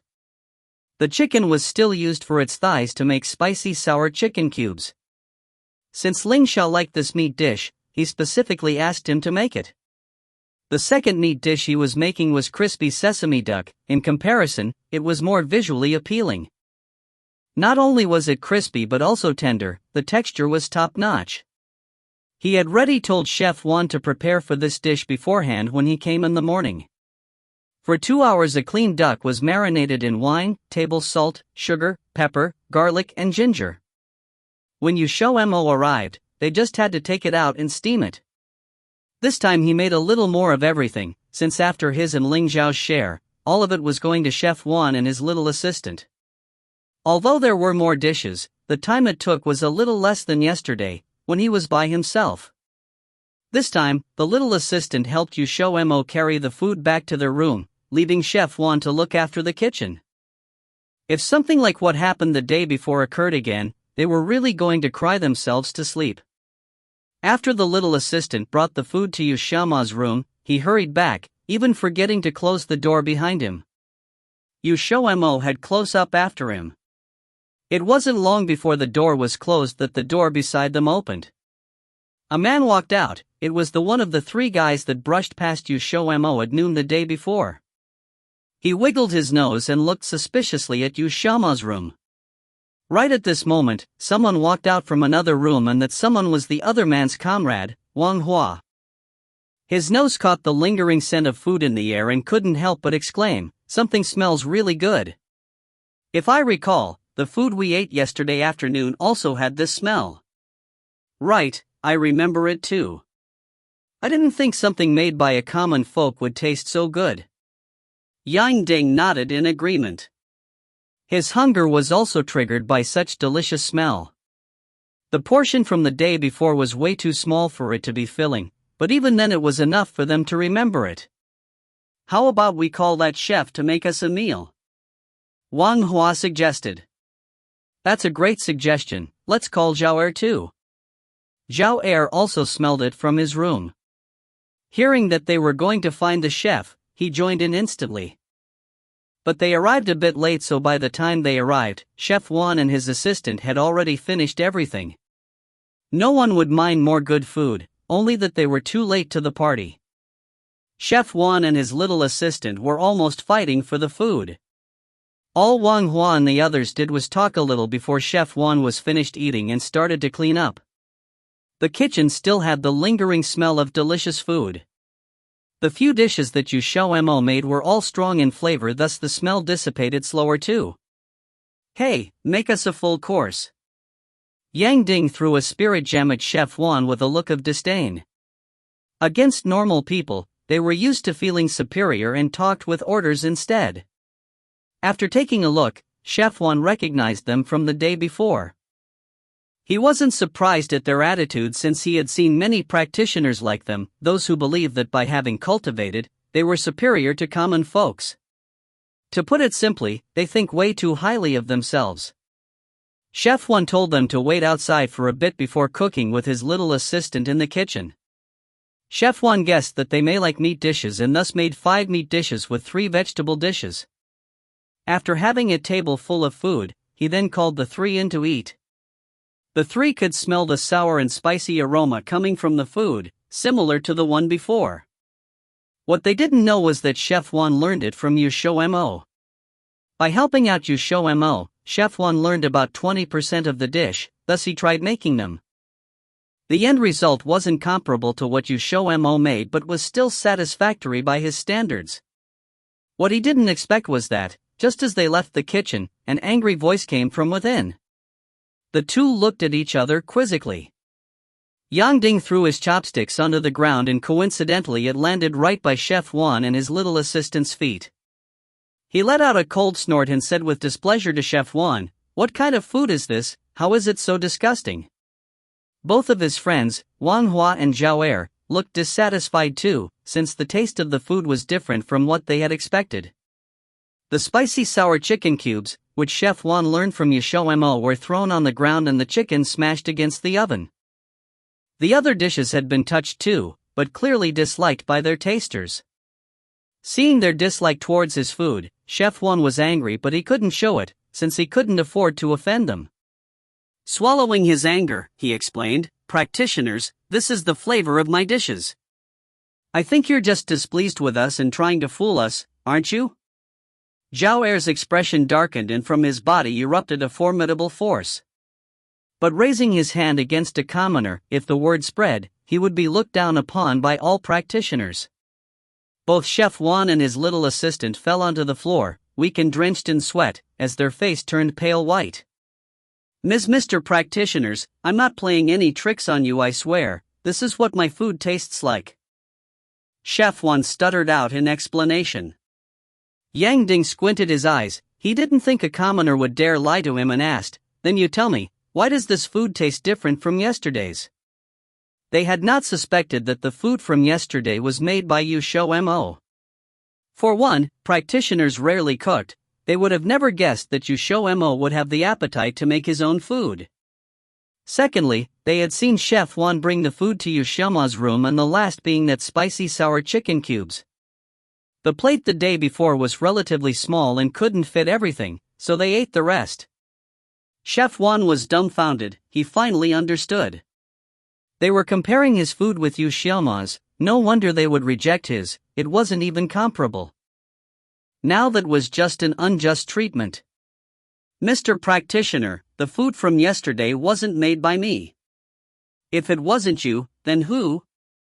Yang Ding squinted his brows as he only believed a fraction of what he said. The reason being that on this merchant ship, only he was a chef. If it wasn't him, then who? Just as Chef Wan was about to respond, a silhouette appeared by the door. The one who came was XiaoMo, who carried his finished plates and chopsticks. Coincidentally, he saw this scene and a look of surprise flashed across his face. As if he saw his savior, Chef Wan pointed to him and said, "It's this young man, the food was made by this young man." XiaoMo looked to the chicken cubes by the oven and the unfinished food on the table. Combining that with what Chef Wan said, the situation began to take form. By the looks of it, these three were the ones that the little assistant was talking about the day before? Yang Ding looked suspiciously at XiaoMo. Looking back, they did see this boy carrying a tray of pastries back to his room, and the 2 times they smelled something nice also came from his room. Therefore what Chef Wan said may very well be the case. "Hey, you, the food you ate, you made them?" Yang Ding said unwelcomingly as he looked at XiaoMo from head to toe. They couldn't tell XiaoMo's level, but with the knowledge they had, they already placed XiaoMo into the non-threatening category. XiaoMo only bothered to answer him after he dropped the plates in the sink. "Is there a problem?" Yang Ding got out 2 spirit gems and threw them on the table. With arrogance he said, "Make us something good and the 2 spirit gems are yours." XiaoMo glanced at the 2 spirit gems on the table and felt that this person's actions were beyond belief. Not mentioning whether he wanted to cook for them or not, that demanding attitude of theirs really pissed him off. Moreover, they wanted to hire him with only 2 spirit gems? Keep dreaming. "Sorry, I don't want to." XiaoMo rejected instantly. Thinking he thought 2 spirit gems was too little, Yang Ding added 3 more and said with impatience, "I'll give you 5, now that should be enough." But XiaoMo smiled without showing his teeth. "I don't think you understand. What I said was, I don't want to. I'm unwilling, do you understand now?" The expression on their faces changed. With a cold laugh, Xiao said, "You little brat, throwing away the face we gave you, refusing the toast only to drink the forfeit. The fact that we are letting you cook is thinking highly of you." "I need you guys to think highly of me? Who the hell are you?" XiaoMo was not the same XiaoMo from his previous life. His temper grew. But this simply provoked the group of 3 conceited people. The first one to make a move was Xiao as his right hand slammed against the table. Before the table broke, however, he disappeared. When he appeared, he was in front of XiaoMo. XiaoMo acknowledged that these 3 were all formidable. Take Xiao for example, he was a human practitioner at the 1-star emperor level, not low by human standards. If he was in a small place, his level was enough to be king or ruler. No wonder they were so arrogant, there was a reason to their madness. However, this time they were destined to fail. As Xiao's silhouette appeared, XiaoMo landed a kick on his balls without hesitation. The person didn't fly away and instead kneeled with force in front of XiaoMo. With so much force, he made 2 indents in the floor. With a cry of pain, Xiao covered his balls with a painfully twisted expression. Fuck, they had shattered. Yang Ding and Wang Hua were completely dumbfounded, and it took them a few seconds before they came to their senses. The 2 looked at each other and both could see the anger as well as killing intent flaring. They thought that XiaoMo had only been able to kick Xiao by accident. The 2 came together, from right and left, in a clear-as-day fashion to make a killing blow on XiaoMo. 1 3-star and 1 2-star emperor-level practitioner. Even if there were 10 more, XiaoMo could have still handled it with ease. Freaked out, Chef Wan and his little assistant cuddled together as worry grew in their hearts. With a lot of experts fighting on their boat, by the looks of things, they could easily sink the ship. However, what XiaoMo did after told them clear as day that their worry was unfounded. If he couldn't even beat Yang Ding and Wang Hua, Ling Xiao would mock the hell out of him. He was definitely not giving him the chance. XiaoMo's punch landed squarely on Yang Ding's nose. It was so fast that Yang Ding couldn't even capture his movements. Before he could react, due to the pain, XiaoMo pulled him by his shirt and instantly swapped positions. By the time Wang Hua realized this, there was nothing he could have done, and his vicious kick, using 90% of his force, landed directly on Yang Ding's bottom. Ah! According to some, Yang Ding's cry could be heard from the other merchant ships. If you find any errors, ads pop up, ads redirect, broken links, non-standard content, etc., please let us know. Report chapter so we can fix it as soon as possible. Chapter 537. Chapter 537, Whale Island. Translated by Yen of Exile Rebels Scanlations. After 4.5 days, the merchant ship finally arrived peacefully at Whale Island.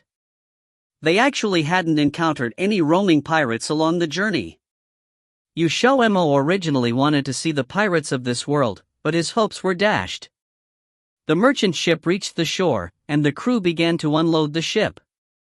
Whale Island's port was 3 or 4 times bigger than Rivertown's port. There were also more merchant ships in the port, and it was extremely lively. Indeed, it was exactly what the old man had said. Whale Island's situation was much better than Rivertown's. XiaoMo and Ling Xiao weren't in any hurry to get off the ship, but Yang Ding and the rest fled rapidly off the boat as soon as it neared shore. Ever since XiaoMo had punished them, they didn't dare to create any more trouble, and every time they saw XiaoMo on the ship, they grew extremely nervous. In the end, they simply hid in their rooms and didn't dare to come out. A third of the cargo had just been unloaded when the captain came up and told them to get off, saying that there was someone looking for them. XiaoMo turned his head and looked at Ling Xiao. He had spoken correctly again. It seemed that the old man from Rivertown indeed had some connections. Now there was no need for them to go search on their own, as he had already arranged it for them. After disembarking, they saw who had come to find them, and they discovered that it was a young person whose facial features still seemed slightly childlike. Unexpectedly, the young person's original form was that of the Tortoise clan. The youth took the initiative and indicated that he had come to find them, as the old man had said. Although the youth wasn't from the Mystic Tortoise clan, nor was he a psychic black turtle, it seemed that his rank wasn't low in the Tortoise clan either. Moreover, he was very familiar with the people on Whale Island, and people continuously greeted him along the way. The youth wasn't a calm person, and he very quickly began to start asking them questions. I heard Old Long say that you guys came to Living Waters River Boundary because you were entrusted by the Tortoise clan. Could I ask what the name of the person who entrusted you is? Old Long was the old man, and his original body was that of a dragon turtle. XiaoMo had long since guessed that he would ask about this. The psychic black turtle most likely already knew of how Mo Jing had been attacked while bringing back the baby turtle. All in all, the baby turtle was the Black Turtle clan's descendant, and its status and position were both not ordinary. The Black Turtle clan's people were probably extremely worried that it hadn't come back for so long. But this was still too fishy, so even though they knew that XiaoMo and Ling Xiao most likely had something to do with Mo Jing and the baby turtle, they still didn't dare to just rashly take them to the Black Turtle clan. There's no harm in telling you. XiaoMo asked for Ling Xiao's opinion using his eyes before he said, his name is Mo Jing. After finishing, XiaoMo caught a flash of excitement across the youth's face. Up to this point, they could basically confirm that the old man and the youth were actually both the Black Turtle clan scouts, or else they couldn't have known about Mo Jing's situation with their status. However, XiaoMo didn't plan on instantly handing over the baby turtle to the youth. The youth deliberated for a while. Did the man called Mo Jing only tell you guys to deliver a few messages to the Black Turtle clan? There was nothing else besides this? Of course. What else do you think there is? XiaoMo innocently blinked. He really knew nothing at all. Oh, nothing. I was just asking casually. The youth nodded hastily while releasing a breath of air at the same time. He just knew that it was impossible. The young master was so important, so how could Mo Jing just hand it over to 2 strangers, but Old Long had insisted on him asking about it. Speaking of which, don't get offended, but I have a small pet that's the same race as you. XiaoMo suddenly laughed before fishing out the baby turtle from his robe. See, it's this baby turtle. Isn't it cute? The baby turtle crawled slowly across his hand, and its claws hung gently over his fingers. Its strength was very light, so it felt as if it was tickling him. This movement indicated that it was extremely happy. The moment the youth heard baby turtle, his eyes grew wide, but when he saw the baby turtle on XiaoMo's hand, he calmed down again. Young master was a psychic black turtle, and their shells had a pattern across them. This baby turtle didn't have any, and it seemed that it was just an ordinary baby turtle. He glanced at it once and then lost interest. XiaoMo laughed secretly to himself. Now he could confirm even more that the youth knew about the baby turtle. As for why the pattern on the baby turtle's seal disappeared, it was actually very simple. It was because he covered it with paint that was the same color. Afterwards, XiaoMo boldly let the baby turtle stand on his shoulder. The youth didn't even notice anymore, but XiaoMo could imagine how upset he would be once he learned of the truth. The youth was also from the Dragon Turtle clan. He was called Xiao, and though he looked shy, he was actually a very talkative person. He had a somewhat good opinion of XiaoMo, so he willingly explained Whale Island's situation to him along the way. Whale Island was a middle-tier island in Living Water's river boundary. It served as a transfer point among the various islands. For example, there were some islands that would bring the goods that they were selling to Whale Island before transferring them to other islands that needed it via Whale Island. That was why it was so lively. Xiao brought them to an inn to stay at. Sea beasts didn't really put much emphasis on living spaces, so the buildings were as simple and crude as they were in River Town. But with one glance they could tell that the buildings were very sturdy and practical. Please feel free to stay here at the inn.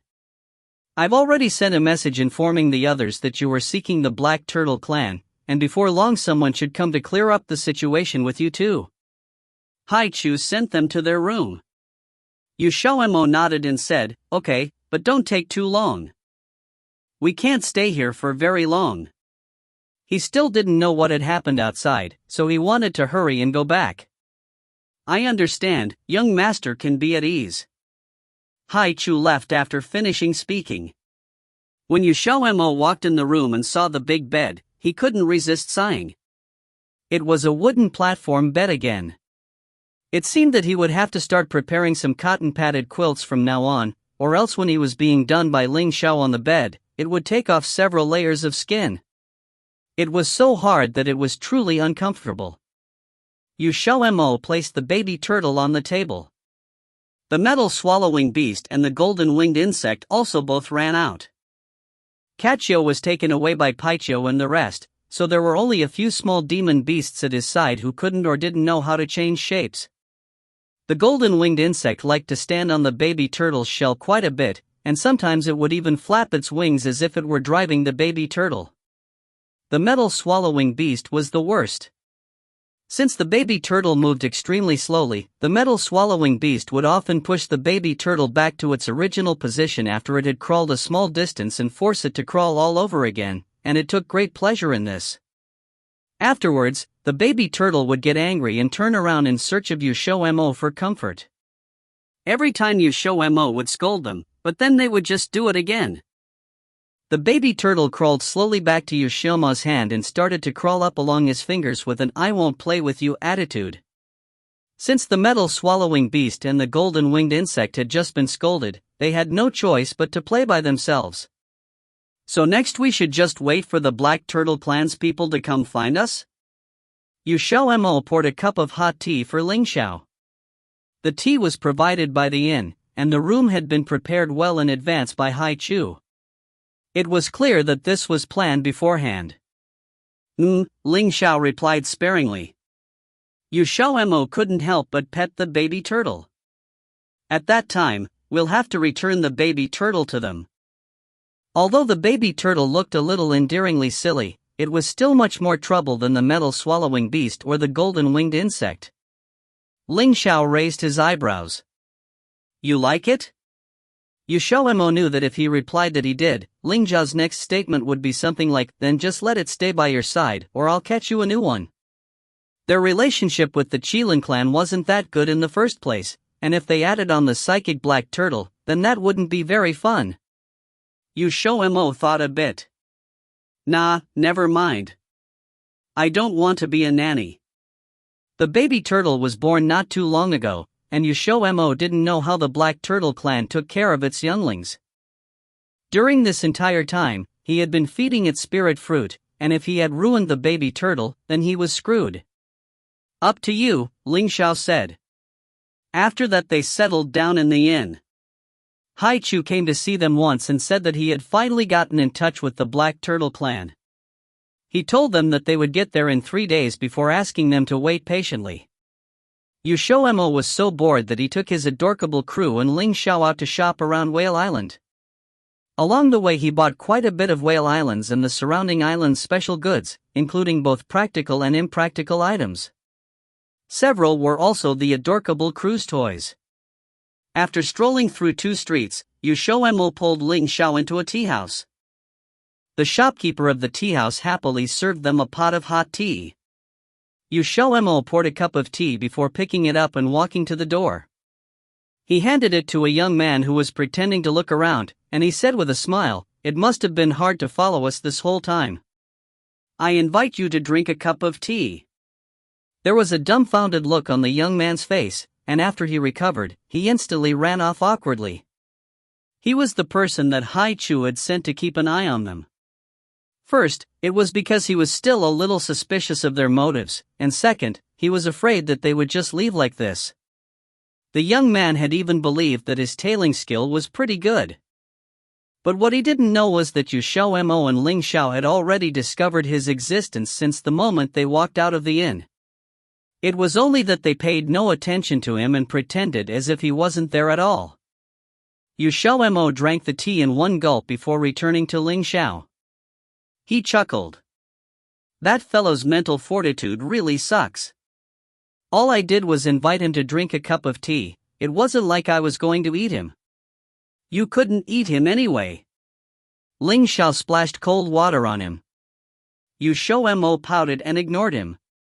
He lifted the cup and fed the baby turtle some tea, and the metal swallowing beast also came over to join the fun. If you find any errors, ads pop up, ads redirect, broken links, non-standard content, etc., please let us know. Report chapter so we can fix it as soon as possible. Chapter 538. Chapter 538, The Black Turtle Clan Arrives. Translated by Column CD of Exiled Rebels Scanlations. Hai Chu had said that the people from the Black Turtle Clan would arrive in 3 days, but they took less than 3 days. On the afternoon of the second day, there was a note left on the table of the room. Written on the paper was a message stating that they should meet at a tiny unknown port on Whale Island to be on the safe side. A map of the port was attached for fear that they did not know where the port was. XiaoMo took one look at it before rolling the note into a ball and putting it into his clothes. He then turned to Ling Xiao. The note said that just the 2 of us should meet them at a tiny port in the evening. Should we wait for that Hai Chu person? No, Ling Xiao rejected it without even a second thought. A hint of a strange smile flashed through his eyes. Since the person who left the note asked only the both of us to go, then let's just do as he wishes. XiaoMo felt that his expression was Ling Xiao's signature move before he committed a misdeed. However, he could only head for the small port together with him when evening approached, carrying a belly full of doubts as he could not guess what Ling Xiao was thinking. The location of the tiny port was slightly remote. There were fewer and fewer people as they walked along the road until they could not even see a single person. The so-called tiny port was actually an abandoned port. Since the development of Whale Island, the tiny port had been abandoned for a long time because it was facing the wrong way and it could not meet the requirements of the fishermen. XiaoMo could see 2 figures standing at the small harbor from far away. The people who asked to meet them seemed to be an old and a young man. Both were wearing cyan robes and their hair was tied up and adorned with a green hairpin. Though he had never seen the people from the Black Turtle clan before, the image they presented did seem like those from the Black Turtle clan. This one is surnamed Xian, and named Shang. Are you 2 the ones who wish to find someone from my Black Turtle clan? Hearing footsteps, the old man in the green robe turned to reveal a benevolent and aged face. With a grizzled beard akin to a goat and a bountiful smile, he did not provoke one's dislike. XiaoMo gave them a once-over upon hearing the old man claim to be from the psychic Black Turtle clan. It was true that they were from the Black Turtle clan based on their auras. He then looked up at Ling Xiao. Ling Xiao did not express anything, and there was constantly a smile that was yet not a smile on his face. Correct, that's us. A trace of dark joy was revealed in Xian Shang's eyes. This old man heard from old Long that it was Mo Jing from the Mystic Tortoise clan who asked you to come. He said that there was something you had to convey to us. May I know what the matter is? He said that he had something important to tell you, but he was ambushed in the middle of his journey and was seriously injured. So he was unable to come in person and wanted to look for people from the Black Turtle clan to pick him up. Ling Xiao indifferently stated. XiaoMo looked at him in surprise. Didn't he say to pass the baby turtle to them? Why was his excuse the same as the one he used before? Don't tell me that. Ling Xiao was really going to listen to his words and leave the baby turtle to him? XiaoMo's face was like as he thought about it, but it was true that Ling Xiao could do this kind of thing. Yet, Xian Shang did not seem too satisfied with this answer. His two white eyebrows furrowed and quickly smoothed out again. Xian Shang spoke after several seconds of deliberation. Sir, are you certain that Mo Jing only asked you to convey this message? Did he pass anything to you? XiaoMo stared at the old man in the green daopao with wide eyes. Generally speaking, shouldn't this person first ask about Mo Jing's whereabouts? Although Mo Jing was from the Mystic Tortoise clan, they were both from Tortoise clans. When their clan members were in trouble, would the people from the Black Turtle clan not even ask a question of concern? He thought that he might know why Ling Xiao did not tell them about the baby turtle. Ling Xiao's expression suddenly chilled. What does Your Excellency mean by saying this? It is a misunderstanding, sir. This old man did not mean that. Since there's nothing, then it was this old man who had wrongly assumed. Xian Shang knew that he had misunderstood upon hearing that and hurriedly clarified. Uncle, why are you speaking so much rubbish with them? They should count their fortunes for them to be able to see us in their lifetime. There is no need to speak so politely to them. The young man beside Xian Shang was immediately displeased as he declared. In his view, for these two to be able to see them who were from the Black Turtle clan was the glory of the human race. A peculiar glint flashed through Xian Shang's eyes and he seemed to be swayed by the young man's words. However, it was only for a moment. Then his tone chilled as he warned, Zhe, have you forgotten the rules of our Black Turtle clan? How can you say such words to the benefactor who helped us? Though Zhe did not utter a single word, his expression showed even more disdain. It is said that those from the Black Turtle clan treat people modestly. Apparently this is not so. XiaoMo compared this man named Zhe with the representative of the Black Turtle clan he met in the Amaranthan Mountains. Both were of completely different grades. Although Xin Ming was like a slow doctor, he had a hidden shrewdness and was definitely not a person who would look down on others. No wonder one could be a representative of the Black Turtle clan whilst the other was obscure and unknown. It seemed that their characters were poles apart even if they were from the same clan. T/N equals infantile convulsion met a slow doctor. It means that one is so sluggish, even urgent matter can't rush them. That man named Mo Jing is healing in the Chuyun mountain range. XiaoMo simply gave them the answer before he pulled Ling Xiao and prepared to leave. To ask him to give the baby turtle to this kind of people, sorry, it was not possible. Maybe he ought to think about the possibility of taking the baby turtle as his own. Wait a minute. Xian Shang hurriedly called out to them. Not only did he do that, he also ran to them and blocked their path. XiaoMo frowned. He was becoming more and more disgusted with this old man and unhappily retorted, We've already told you his location. What else do you want? Xian Sheng stroked his grizzled beard and put on an insincere smile. This old man just wanted to ask, is Sir certain that Mo Jing is at the Chuyun mountain range? It was not surprising that he was suspicious because the Chuyun mountain range was where XiaoMo and Ling Xiao had met Mo Jing, who was being hunted down by Xing Qi and his companions. It was also the place where Mo Jing had nearly been killed. XiaoMo could not refrain from narrowing his eyes upon hearing what he said. Sure enough, there was a problem with this old man. How could a person who was unfamiliar with the situation casually question others' words and look so unconvinced unless he already knew that Mo Jing had met with danger in the Chuyun mountain range? It was impossible for Mo Jing to remain at such a dangerous place like the Chuyun mountain range even if he was seriously injured. Who knew whether Xing Qi and the rest would come looking for him again? Staying there was just like courting death. Xian Sheng obviously knew this too, but his words made XiaoMo suspect that maybe Xing Qi and them were in cahoots. You have constantly been questioning our words. It seems that you know what happened better than us. Ling Xiao raised any eyebrow and a piercing glint suddenly flashed through his black eyes as his tone contained an unquestionable affirmation. Even though Xian Sheng's expression was obscure, he did not immediately refute Ling Xiao's words. This hesitation confirmed the truth of Ling Xiao's words. Uncle, we should not hide it anymore since they've seen through us. Xian Zhe had long wanted to shed all pretense of cordiality. The Black Turtle clan really did treat people modestly as per the rumors from the outside world, but this did not include them. What he detested the most were humans and those inferior demon beasts. Since matters had reached this stage, Xian Sheng also knew that the two would not believe him even if whether he explained again. Thus, he simply tore off his hypocritical smile. The benevolent expression was instantaneously replaced by arrogance and contempt. That's right, we definitely know what happened to Mo Jing. You might have deceived us if we didn't. But you seem to have long recognized us, right?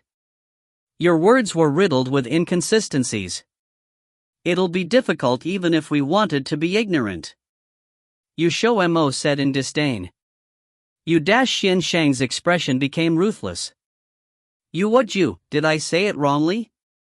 If you want to pretend, you also have to be on point.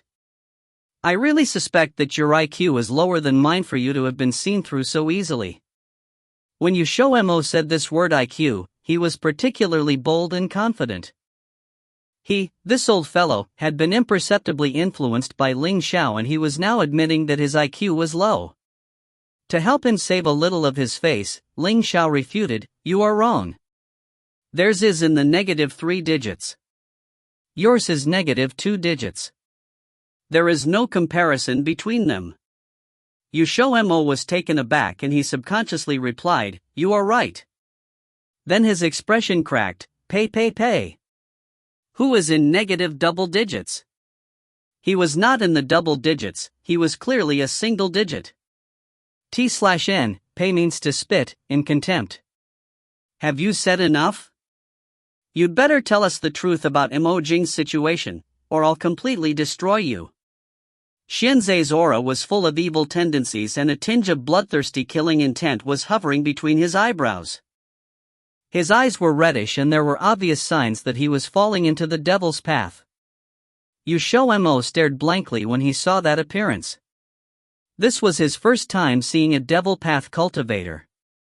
The so-called devil path cultivator was one who was unable to guard their mind when they advanced and was taken advantage of by heart devils. These kind of people generally had two endings. One was for their body to die and their cultivation to vanish. The other was to successfully advance, but they would be hounded by heart devils from then on. The person would become like they had been plagued by a devil and their temper would become more and more volatile. When they got angry, their eyes would become red and then their whole mind would be preoccupied with killing people. When his eyes become completely red, it signaled that he had completely become a devil. Under these circumstances, it would be very dangerous for the practitioner when they advanced again. It seemed that the resentment of this man called Xianzhe was pretty strong for him to not have died even until now. Zhe, calm down. Xian Sheng's expression could not help darkening when he saw Xianzhe's appearance. Although the fighting strength of devil path cultivators would double, he knew the consequences very well. Uncle, what are you worried about? Xianzhe did not understand why he was hesitating. No one knows we called them out. Even if Hai Chu finds it suspicious later, he wouldn't be able to find any evidence after we have dealt with them. I have ways to get them to tell us of Mo Jing's whereabouts as long as they fall into our hands. Although Xian Shang knew that Mo Jing had met with danger, he did not know that the people who rescued Mo Jing were Ling Xiao and XiaoMo. In reality, even Xingqi and Gaoying did not know their identities, and only knew that two strangers who they had never met before had saved Mo Jing. The only one that knew this was Mo Jing. Xian Shang was convinced. They could not be away for too long, otherwise their clan members would become suspicious, so this matter must be resolved quickly. Xian Zai's fighting strength was not any lower than Xian Ming's. When he defeated that young man, he could go over to help him. Ling Xiao did not want to let people know his true cultivation level, so he would deliberately suppress his own cultivation before others unless their strength was higher than his. Otherwise, others could only see his suppressed cultivation level. Let's take one each. XiaoMo animatedly told Ling Xiao. Ling Xiao raised an eyebrow. Are you sure? Of course. XiaoMo nodded in affirmation. Xian Zai's strength was at the 1-star level 11. This progress was really remarkable at his age. Ordinary people may not have this achievement even after 10,000 years of cultivating. There was a basis to his arrogance, but the more arrogant he was, the more he wanted to beat Xian Zai into the ground. All right then. 1 versus 1. It looked very fair. Xian Zai also wanted this outcome. He was more worried than XiaoMo that Ling Xiao would interfere. Come with me if you have the guts. Once Xian Zai spat this sentence out, he turned to fly out to sea. XiaoMo especially wanted to leave him hanging out at sea. His expression at that time would definitely be entertaining. However, he followed after pausing for 2 seconds since he proposed the battle this time. Ling Xiao and Xian Shang were the only ones left at the tiny port. May this old man offer your excellency a bit of advice. A wise man submits to circumstances. You'll come to no good end by setting yourself against the Black Turtle clan. Xian Shang arrogantly eyed Ling Xiao. He did not want a battle with him if it was possible because too much of a commotion would attract other people's attention. It would be troublesome if he was discovered by Hai Chu. Ling Xiao looked at him with a smile that was yet not a smile. Can a traitor of the Black Turtle clan speak as a representative of the Black Turtle clan? Xian Shang's expression darkened as he sinisterly admitted, "It seems that I cannot let you go no matter what happens. You both know too much. I'll only feel at ease if you're dead." With that, a vigorous soul power erupted from his body and the pressure of a mighty powerhouse rushed towards Ling Xiao like a sharp awl, as if he was attempting to overwhelm Ling Xiao by depending solely on his aura. Ling Xiao's calm and still figure disappeared in an instant just as the razor-sharp awl was about to crash into him. Xian Shang's vigor went up in smoke then and there. If you find any errors, ads pop-up, ads redirect, broken links, non-standard content, etc., please let us know. Report chapter so we can fix it as soon as possible. Chapter 539. Chapter 539, Jumping into the Fire. Translated by Juessence of Exiled Rebels Scanlations. Looking at the empty space, Xian Wei was shocked, but he soon reacted. However, no matter how fast he reacted, he wouldn't be able to beat Ling Xiao. "Old man, where are you looking?" Ling Xiao's voice suddenly came from behind, sounding frail like a ghost, yet sinister in tone. Even in broad daylight, it was rather atmospheric. Xian Wei's hair stood up on end from shock. He wasn't afraid of ghosts, but the fact that Ling Xiao could appear silently behind him, how could he not be shocked? Perhaps he had miscalculated the other's strength. That thought flashed through Xian Wei's head, yet at the same time, he struck without hesitation, not even thinking as he sent an attack behind him. However, it missed. A hand suddenly appeared on his shoulder and that sinister voice once again spoke into his ear. "He, are you attacking the air?" Fear clung to Xian Wei's heart, and he suddenly roared with rage, the soul power inside him gushing out like a flood, attacking the area all around him, not missing a single angle. That was when an intruding power appeared inside of him. Just as his face twisted into shock, the hand on his shoulder suddenly forced him down. Just as he fell lower, Xianwei saw the man send a palm strike down at him. His eyes widened. He wanted to use the power inside him, but it did not react. "You can't kill me!" Xianwei yelled in fear. He had never thought he would die here. Ling Xiao didn't care if he could or couldn't kill the other, his palm impacting the other's chest directly. Unexpectedly, this attack didn't blast Xianwei into pieces. Though he was still alive, Xianwei could feel the muscular system within his body breaking down bit by bit, and, in the blink of an eye, it was almost completely destroyed. With his muscular system entirely destroyed, even if he did live, he'd live as a crippled person, unless he could obtain a legendary 7th grade rainbow pill. However, that all depended on if Ling Xiao would give him that chance at all. Xianwei spat out blood, his expression sinking into complete despair. He felt like even death would be better, but so long as a glimmer of hope remained, he didn't want to give up, he didn't want to die just like this. A shimmer of desire for survival erupted in Xianwei's gaze. "You can't kill me. I am a 2nd-generation elder of the Black Turtle clan. Killing me would be equal to making an enemy of our entire clan. No matter how strong you are, you're still nothing compared to the clan leader." Xianwei wanted to scare Ling Xiao using the Black Turtle clan. Even though he was traitor to the clan, only the clan could deal with him. Plus, he would rather fall into the hands of the Black Turtle clan than die at Ling Xiao's hands. At the very least, he wouldn't be killed. The Black Turtle clan was very lenient towards their fellow clanmates. Ling Xiao stepped on his chest and began to laugh in delight at hearing his words. "Who would find out if we killed you?" Xianwei's pupils shrank. Originally, they had been ever so careful in coming over here, afraid that the elders of the clan would find out. They even put in a lot of effort to cover themselves. Who would have thought that they were working to cover up their own death? "I originally intended to swap the little turtle for a drop of black turtle life blood. Yet you save us that trouble, sending yourself right to my door." Ling Xiao calmly spoke of his intentions. At first he hadn't thought of doing this, but that was mainly because he didn't realize that he was of the Black Turtle bloodline. After finding out, he had thought of this idea. However, the blood essence of psychic black turtles wasn't so easy to get. If he wanted to activate those hidden bloodlines, then he needed very high-grade blood. That sort of blood would be purer, and he'd benefit more from activating these bloodlines. He hadn't realized this before and had used silver dragon blood to activate his Dragon Clan bloodline. It was just fortunate that it had succeeded in the end. As for the blood essence of the black turtles, only 3 drops of blood could be condensed from a dead black turtle. That was a minuscule amount, and it was of great use to the Black Turtle clan as well, thus, they wouldn't give it out so easily.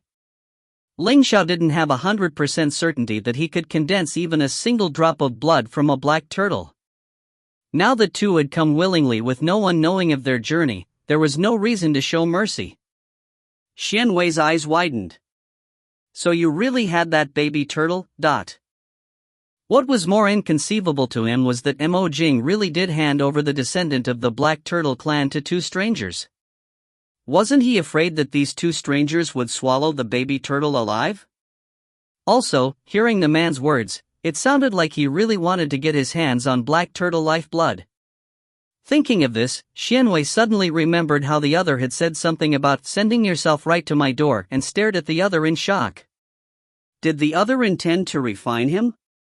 Seeing the fear in his eyes, Ling Zhao's smile grew with eager malice. Bloodlust, cruelty and killing intent was clear in his gaze, his voice a sinister drawl. "If you understand, then it seems that you've accepted that death is your fate. Then, die, Dot." "No." Xianwei's eyes went as wide as they could go, and the last thing he saw was the man raising his hand, a purple flame appearing from the center of his palm and landing on his head without hesitation. Boom!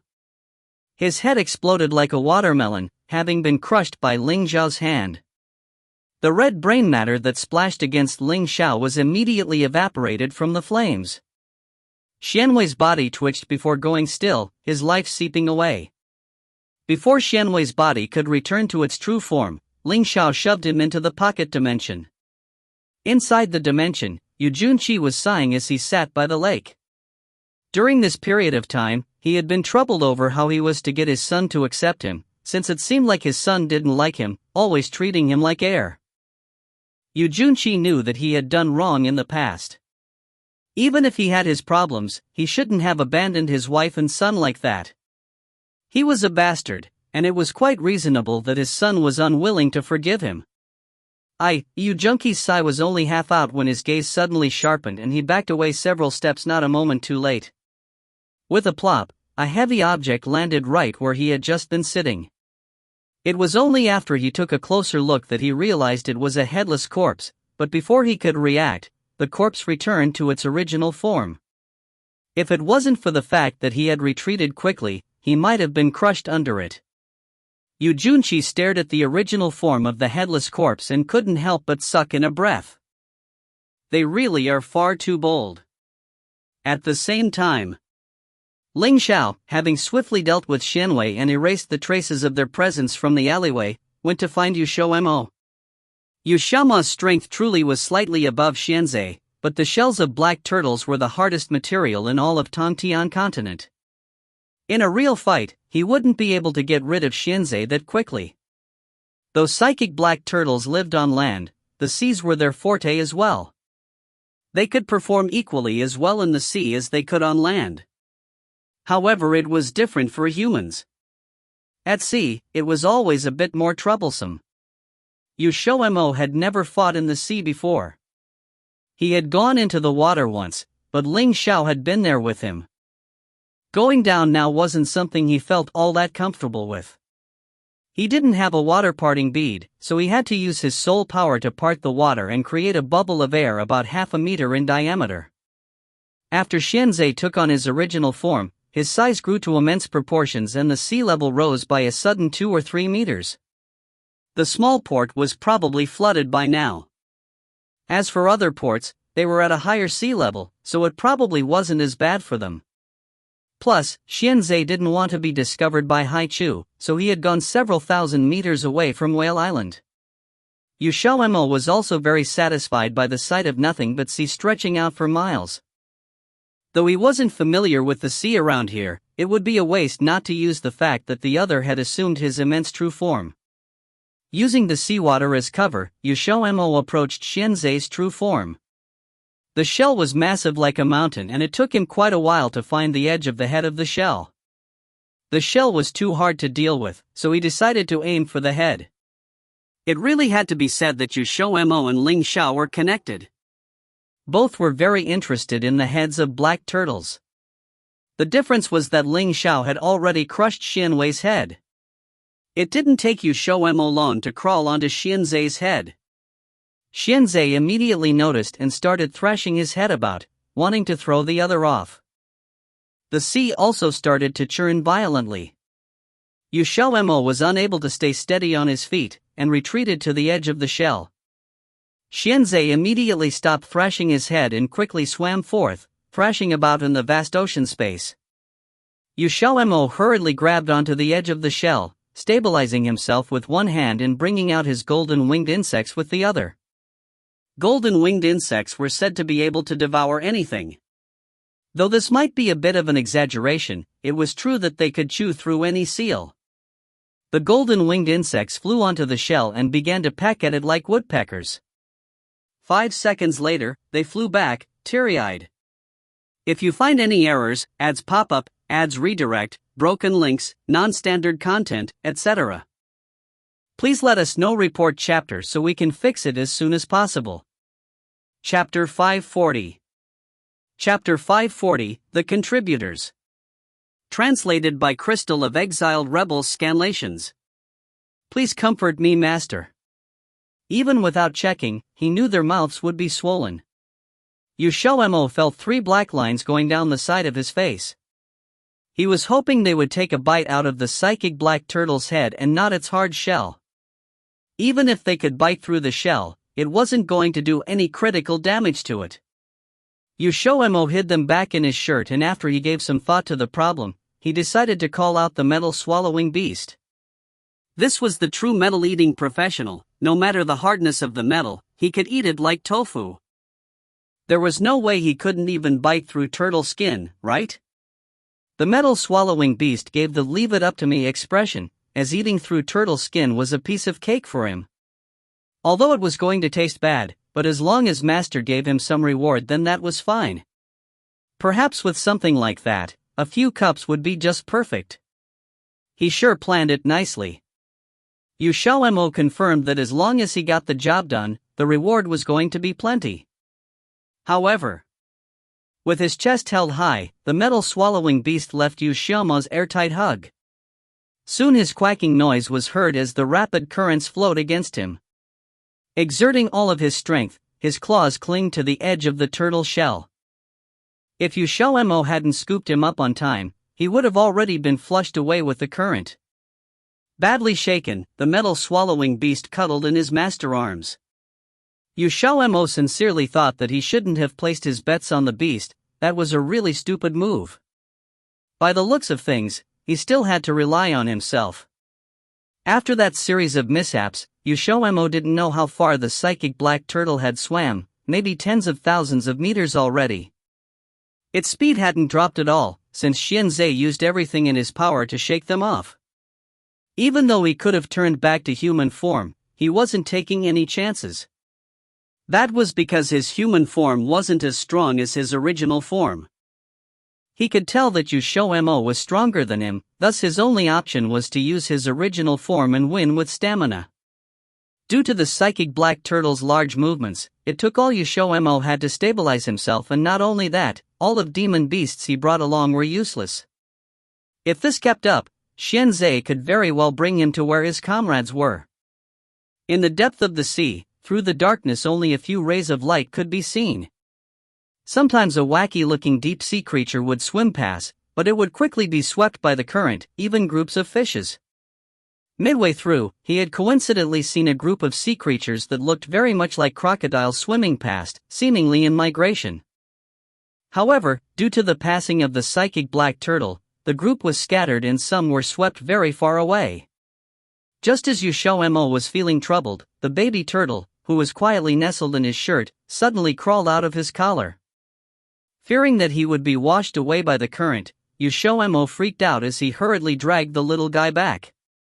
The little guy had no fighting power in him at all, and with the vastness of the ocean, if he was swept away, there was no way he was going to find him again. What was he going to then? The baby turtle didn't struggle at all, actually, acting cute, its tiny head even rubbed against his palm. XiaoMo didn't have time to play with it, but just as he was about to stuff it back into his shirt, the psychic black turtle beneath him suddenly shook violently and started slowing down. XiaoMo was astonished. However, Xianzhe was more surprised than him. A psychic black turtle? How?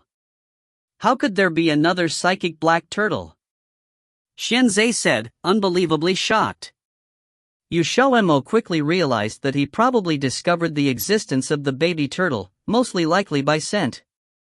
Demon beasts were highly sensitive to the scents of their species, and since the baby turtle was young, it hadn't learned how to conceal its presence yet. It goes without saying that Xianzhe would discover it. As for why he only discovered it now, he didn't know. But it wasn't just by scent.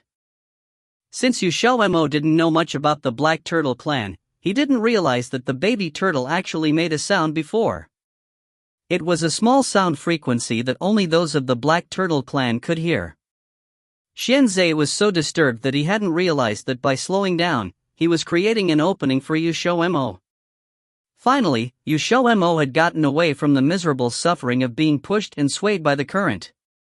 As Xianzhe was talking, he took the chance to jump on his head and without another word, brought his fist down. Ah! Xianzhe let out an angry cry of pain. This punch held 70 to 80% of XiaoMo's power. Although it didn't smash through like Ling Xiao, on a fragile body part like the head, it was painful enough for Xianzhe. All Xianzhe felt was a dull pain coming from his head, stopping him from thinking, and finally, the continuously moving body of his stopped at unknown waters. XiaoMo did not stop because of that and swung his fist down a few times. Xianzhe howled in pain as he violently tried to shake XiaoMo off of his head. As for the golden-winged insects and the metal-swallowing beast, who were in his shirt, they immediately jumped out to regain their lost face and pride. Each insect took a merciless bite out of Xianzhe's eyes, and when he closed his eyes, they flew away. The metal-swallowing beast didn't back down either. He landed straight on the neck that was below the shell and proceeded to bite the hell out of it. As expected, his teeth were very sharp. See, he got through the skin. Just as XiaoMo was about to land the critical blow, the latter finally couldn't take it anymore. As if a heart beating, the massive body of his shook and instantly he returned to his human form. Startled by the sudden lack of footing, XiaoMo quickly fished back the metal-swallowing beast and the golden-winged insects. Right below them Xianzhe was slowly sinking as he was on the verge of death. The brain was an extremely fragile part of the human body and XiaoMo had aggressively knocked it 4 to 5 times. The fact that his head hadn't shattered was already impressive enough. There was no way nothing happened. Maybe Xianzhe should be glad that he wasn't in his human form, because if he was, XiaoMo's punch would have definitely knocked his brain out of his head. One wouldn't know until they saw it, but when XiaoMo flew over to Xianzhe, he was completely taken back. Xianzhe looked tragic. His whole face was bleeding, his eyes couldn't open due to the handiwork of the golden-winged insects, and the wound on his neck, bitten by the metal-swallowing beast, was gushing out blood. All the blood attracted many demon beasts to gather, but they only dared to watch from afar. XiaoMo was afraid that they would be seen and grabbed Xianzhe, ready to run. However, he was still a step too slow. A vigorous force suddenly appeared from behind, wreaking havoc along the way, as if a rampaging tsunami. Its force scared away all of the surrounding demon beasts. This scent wasn't Ling Xiao's, but its power was the same, definitely a level 12 expert. Just like that he met one? How unlucky was he? What XiaoMo didn't know was that this was Xianzhe's intention all along. The psychic Black Turtle clan wasn't the only force to be reckoned with in the Living Waters River boundary. There was many ancient demon beasts that had resided there from tens of thousands of years ago. The lord of this sea area, the Red Thunder Flood Dragon, was just one of them. If there wasn't the Black Turtle clan above him, the Red Thunder Flood Dragon would have been the overlord at the Living Waters River boundary. What XiaoMo didn't know was that the region he was in right now was the true Living Waters River boundary. The part of sea that surrounded the Whale Island and He Town was just normal waters. However, where he was now, all the demon beasts that resides here, although not all, many were extremely tough. The Red Thunder Flood Dragon was a 3-star level 12 practitioner, a true powerhouse. Even the younger members of the Psychic Black Turtle clan would have to pay him respect. However, if the Psychic Black Turtles were in trouble, he wouldn't just watch on the sidelines. The fight between XiaoMo and Xianzhe alerted the Red Thunder Flood Dragon. He came over to make sure that the Psychic Black Turtles wouldn't have a mishap in his territory. XiaoMo took a deep breath. He had heard Tian Dao talk about the Red Thunder Flood Dragon. By the looks of things, he could only let go of Xianzhe, but just as the thought crossed his mind, a hand suddenly pressed against his shoulder, scaring him. Once he regained his senses, he was already in Ling Xiao's dimension, and below him was the corpse of Xianzhe. Looks like you have a trouble-attracting constitution. From his ear appeared the unwavering tone of Ling Xiao's voice. XiaoMo felt the corner of his mouth twitch violently. That he definitely did not agree with. He wasn't the one who summoned the Red Thunder Flood Dragon, it was Xianzhe. At most he was just a tiny part of the cause. Quickly switching the topic, XiaoMo asked, "What are we going to do about the medicine now?" There was a flood dragon outside who was about the same strength as Ling Xiao. Even if they went out, things wouldn't look favorably, but if they didn't, they wouldn't be able to return to the Whale Island. If Haichu noticed their disappearance, connecting that with Xianzhe and Xianshang's disappearance, he might guess that there was some connection. Although Xianzhe and Xianshang was traitors of the Black Turtle clan, no one would thank them for killing their clan members. You think I can't beat the Red Thunder Flood Dragon? Ling Xiao stared at him with his black eyes that shone an odd luster. Letting out a dry laugh, XiaoMo replied, definitely not. Ling Xiao didn't question him further as his dimension was different from XiaoMo's, it couldn't move. Their only choice was to wait for the flood dragon to leave or go out and fight. Ling Xiao didn't have a choice, thus he dragged Xin Zhe to where the dead Xin Shang lay. XiaoMo made a face as if he still wanted to say something, before he was interrupted by Yu Junqi as he suddenly ran over with a face of excitement. Son, you finally came to see your daddy, daddy's missed you very much. As he finished shouting, he pounced on XiaoMo. Dodging instantly, XiaoMo questioned why this tens of thousand-year-old man would try to act cute like a child. Even though Yu Junqi hadn't hit the mark, he wasn't disappointed but instead looked at him with innocent eyes. Sonny! Stop! What do you actually want? XiaoMo said as he felt goosebumps all over. I missed you, can you please forgive your daddy? With expecting eyes, Yu Junqi looked at him. XiaoMo just couldn't understand why missing him had anything to do with forgiving him. Was he trying to just brush over his past mistakes? Don't even think about it. No way. XiaoMo thought that his mother for this life really got the wrong end of the stick. Such a young flower got plucked by a 10,000 or so year old cow. Yu Junqi looked at him, hurt. Ignoring him, XiaoMo walked over to Ling Xiao, who had taken the last remaining life force of Xin Zhe. To prevent his body from returning to its original form and not fitting in the dimension, Ling Xiao was currently cremating his body. For such an arrogant person, one that bragged about killing them, he was now left with nothing, not even a corpse. It was the first time that they had actually killed one of the 4 Divine Emperor Beast clan. All XiaoMo hoped was that the psychic black turtles would never find out it was them who did it. He still held a favorable impression of them. Not only that, he still had the Mo baby turtle. At the same time, the moment Ling Xiao and XiaoMo entered the dimension, the Red Thunder Flood Dragon arrived. He did sense the presence of a psychic black turtle, but he had no obligation to take care of a junior of their clan, thus after 15 minutes he left. It didn't take long for Ling Xiao to extract 3 drops of life blood from Xin Zhe. The 4 Divine Emperor Beasts differed from normal demon beasts because they had no Dantian. Otherwise, XiaoMo would have a level 11 Dantian. Ling Xiao wasn't in a hurry to stimulate the psychic black turtle bloodline within him, instead he placed the life blood into a bottle and brought XiaoMo out of the dimension. They left the whining Yu Junqi alone to face the massive, headless, black turtle. He finally realized that he wasn't able to see his sonny often in the dimension. Once they left the dimension, the two left for Whale Island without a pause. The fact that Xin Zhe appeared in his original form didn't affect the Whale Island residents very much, they just thought it was a rising tide or something. Also, because XiaoMo had not fought with Xin Zhe near the island, Haichu hadn't discovered them. But, he did find out that they weren't in their rooms. Just as Haichu was about to send a search party, XiaoMo and Ling Xiao arrived at Whale Island. The two parties met at the doorway of the inn. If you find any errors, ads pop-up, ads redirect, broken links, non-standard content, etc., please let us know. Report chapter so we can fix it as soon as possible. Chapter 541.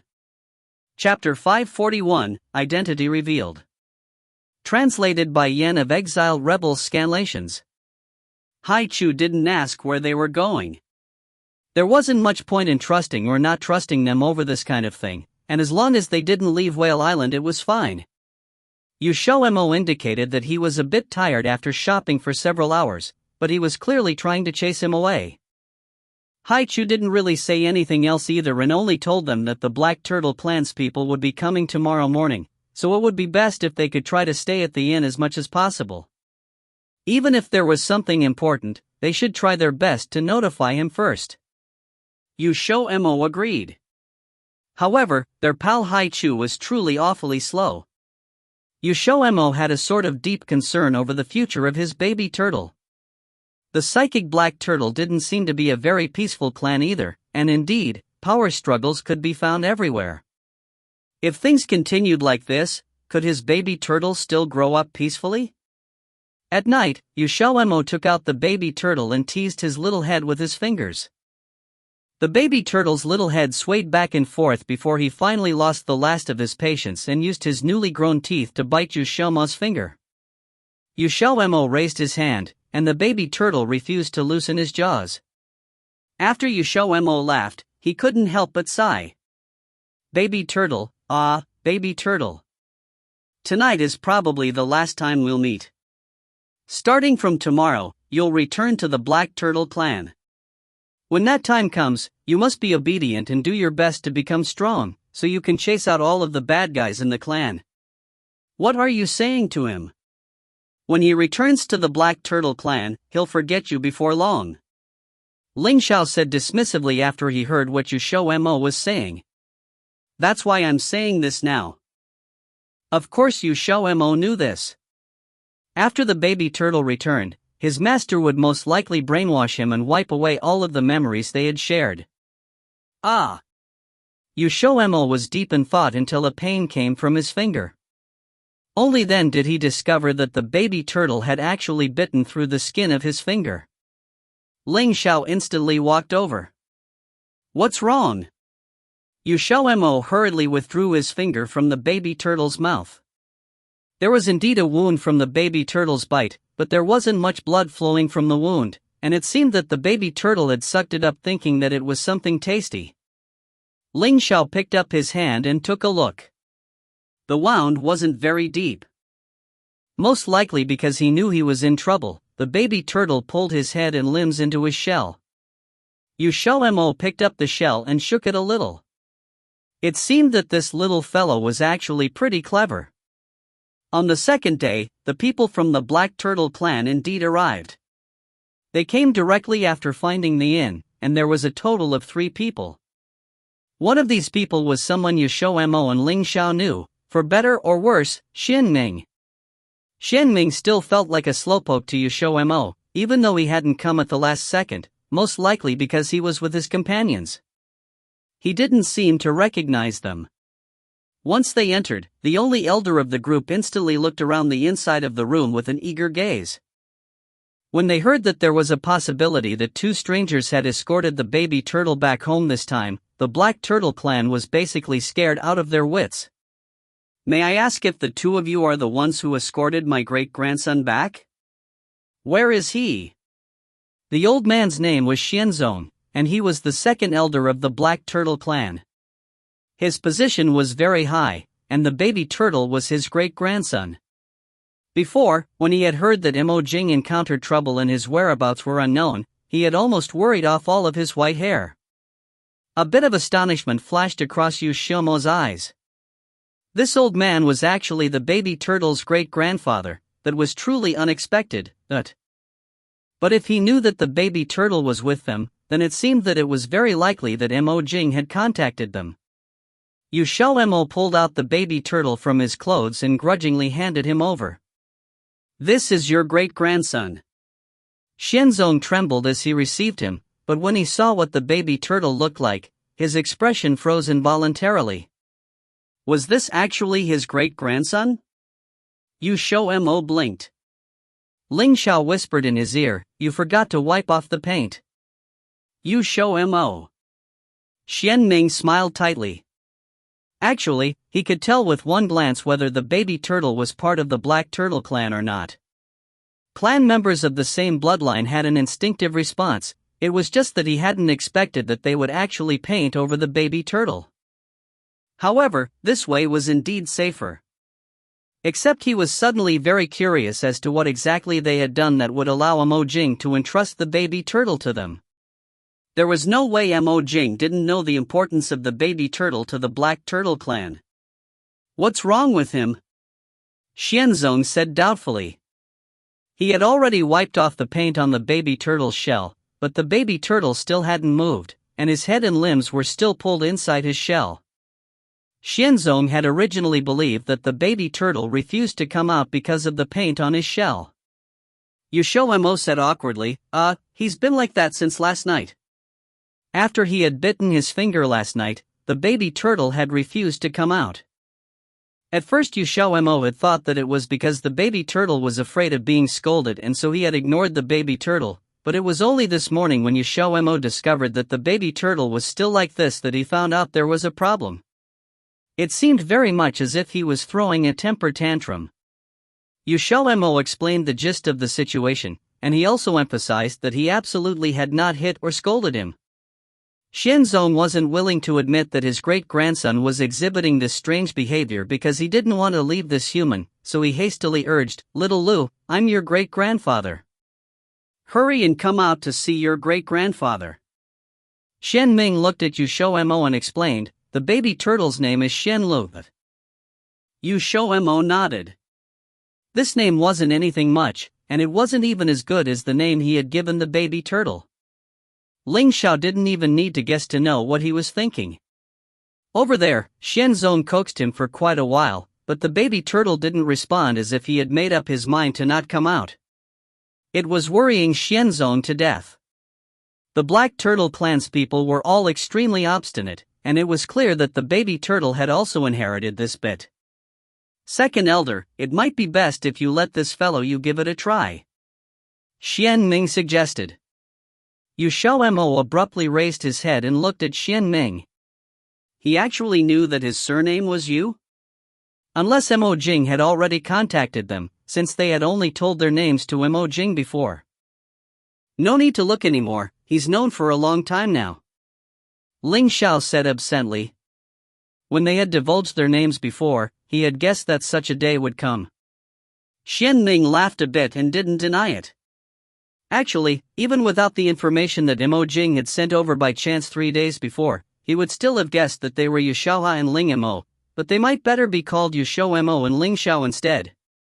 Since there were rumors currently flying wildly around outside right now, and the only two parties involved were coincidentally absent, their images fit too well if someone looked at the two of them. Xianzong gave it his all but was still unable to persuade his great-grandson, and he could only do as Xian Ming said and hand over the baby turtle. There was a clearly unwilling struggle in his eyes. He actually had to depend on an outsider to coax out his great-grandson, and it left a very bad taste just thinking about it.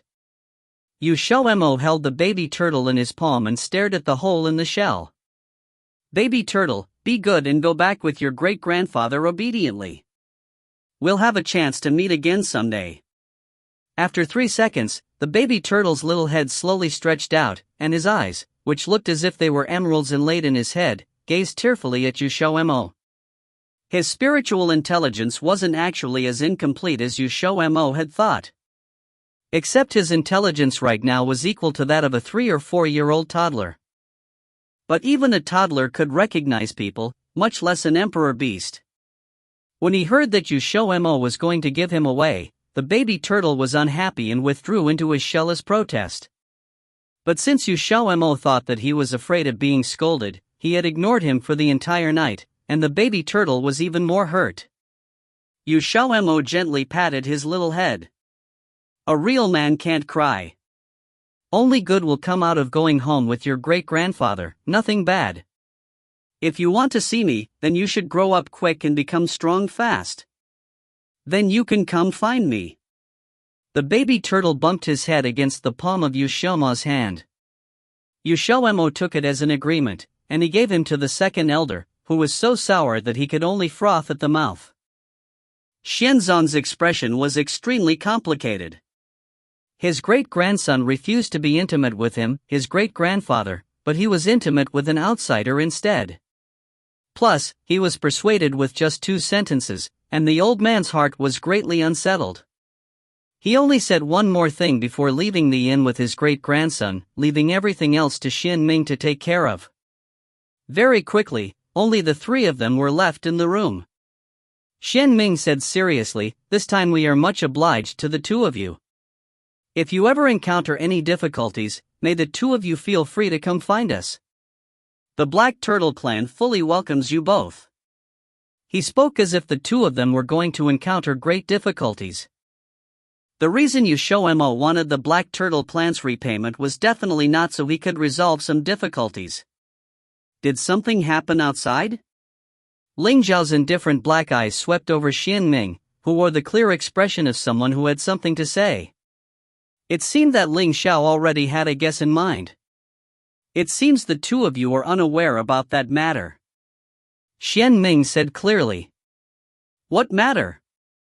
Xian Ming didn't talk in a roundabout way and got straight to the point. Your identities have already been exposed by the Vermilion Blood Clan. Right now, the Vermilion Blood Clan is using the title of traitor in order to drag fellow you back. They've even found the Xiao institution, and as of now the power level of all parties involved is still unclear. How did the Vermilion Blood Clan know? XiaoMo cried out in alarm. Xian Ming shook his head. The Black Turtle Clan had never really cared about the outside world's affairs, so he was also unfamiliar with the specifics of the situation. There wasn't a trace of surprise on Ling Zhao's face. Rather, he revealed a strange smile. They should be spreading information about me outside as well, right? Xian Ming hesitated for a moment before nodding. Ling Zhao's identity was the true explosive point. Basically nobody had thought that the Ling Mo who had defeated Yuan Tai and the Eagle Guild was actually the descendant of the Qilin clan and the Demon Phoenix clan. Moreover, he was a descendant that had been cast out. 10,000 years ago, this matter had once created a huge sensation in the Tongtian continent. If only it wasn't because it had happened so long ago, this matter would have long since been unearthed by someone. Both the Qilin clan and the Demon Phoenix clan refused to acknowledge Ling Xiao as a member of their clans, which they had already expressed 10,000 years ago. After this piece of information had leaked out, the Vermilion Blood Clan called him out shamelessly.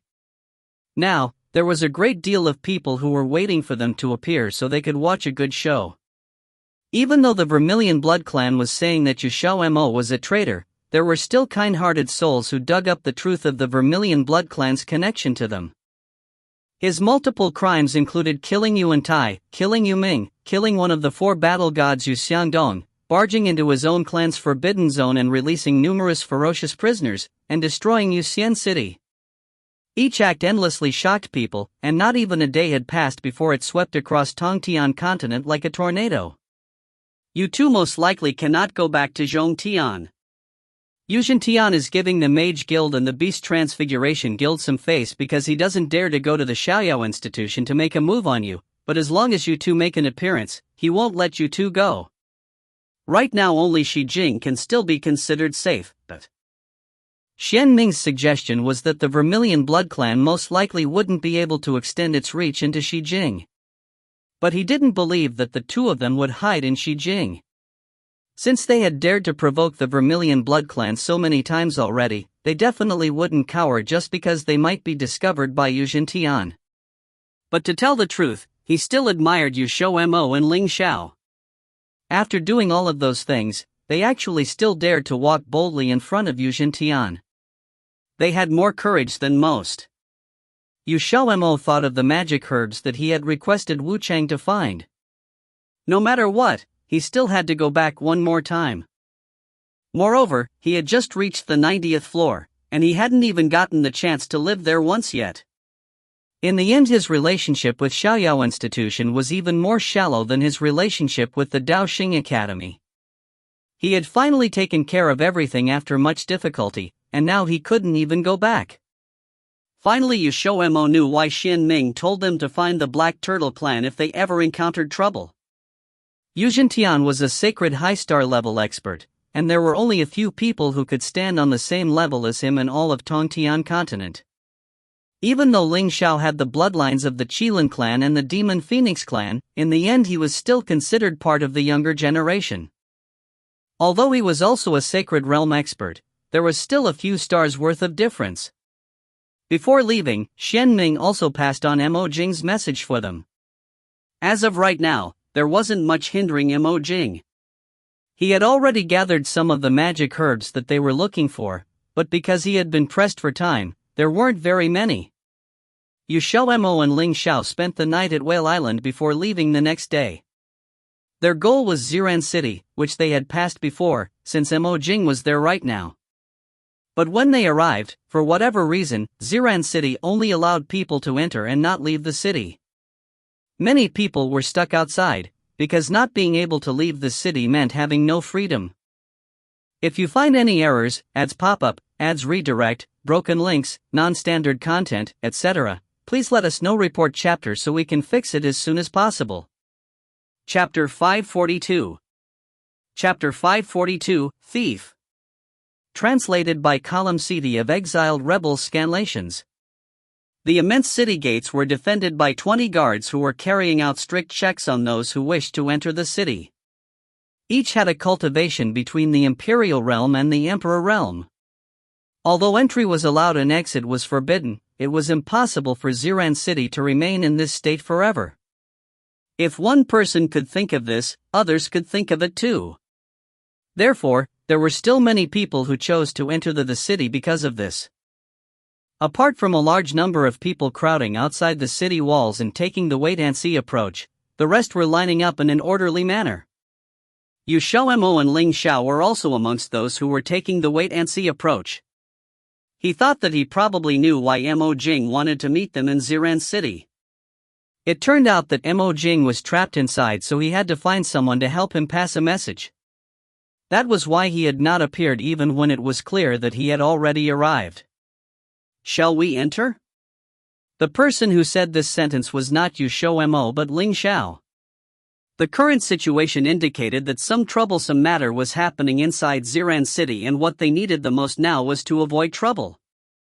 Therefore, Ling Xiao passed the right to choose whether to attract trouble by getting Mo Jing's magic herbs or leave right away to XiaoMo.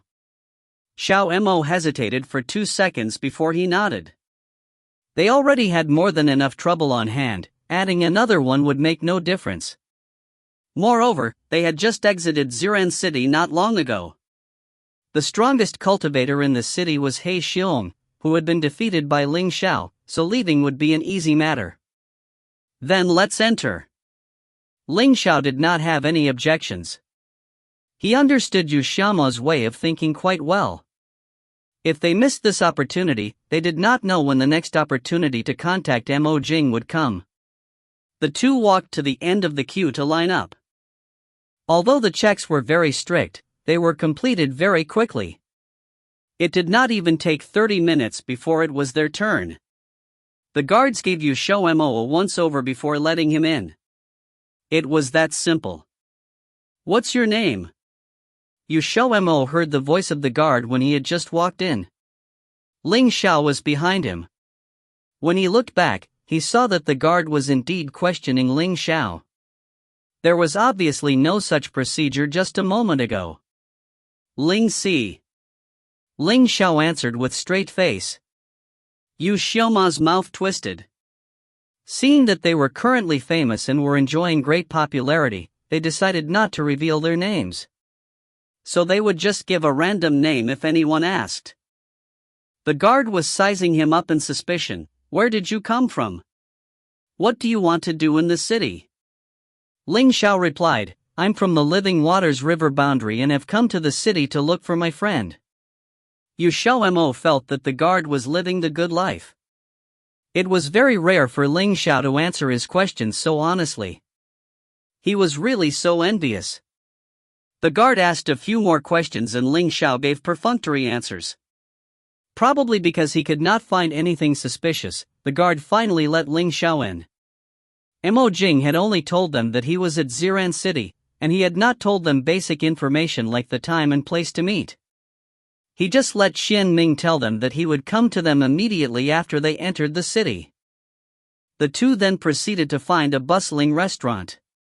Many people were gathered in the lobby of the restaurant and each table had at least 2 or more people were sitting around it. They were chattering continuously about the closure of the city for these 2 days. No one seemed to know why the city was sealed and many were trying to guess the reason. The order to seal the city was issued by Xiao. Some said that Xiao was trying to find the person who beat him that day, others said it was for catching thieves, as it seemed that Xiao had lost something important. In conclusion, there were many different opinions, yet every opinion had someone opposing it. It should not be possible for him to have sealed the city in order to find us. Could it really have been due to a thief? XiaoMo poured a cup of hot tea for Ling Xiao while speculating enthusiastically. One person came to mind while speaking of thieves. They had first met Dao Yun at the spatial passageway, and he declared that he was the disciple of the thief god from the 10 divine gods ranking. They had not seen him again after leaving Beidong. Furthermore, there had been no news regarding the thief god. XiaoMo did not know if Dao Yun had found his Shifu and whether he had passed his Shifu's test. Ling Xiao drank a mouthful of tea. The rumor of something being stolen is false. It should be because he's looking for someone, but XiaoMo was just about to blurt out the sentence, "He can't really be looking for us, right?" when he suddenly felt that this sentence was honestly quite stupid and quickly covered his mouth. Then who do you think they are looking for?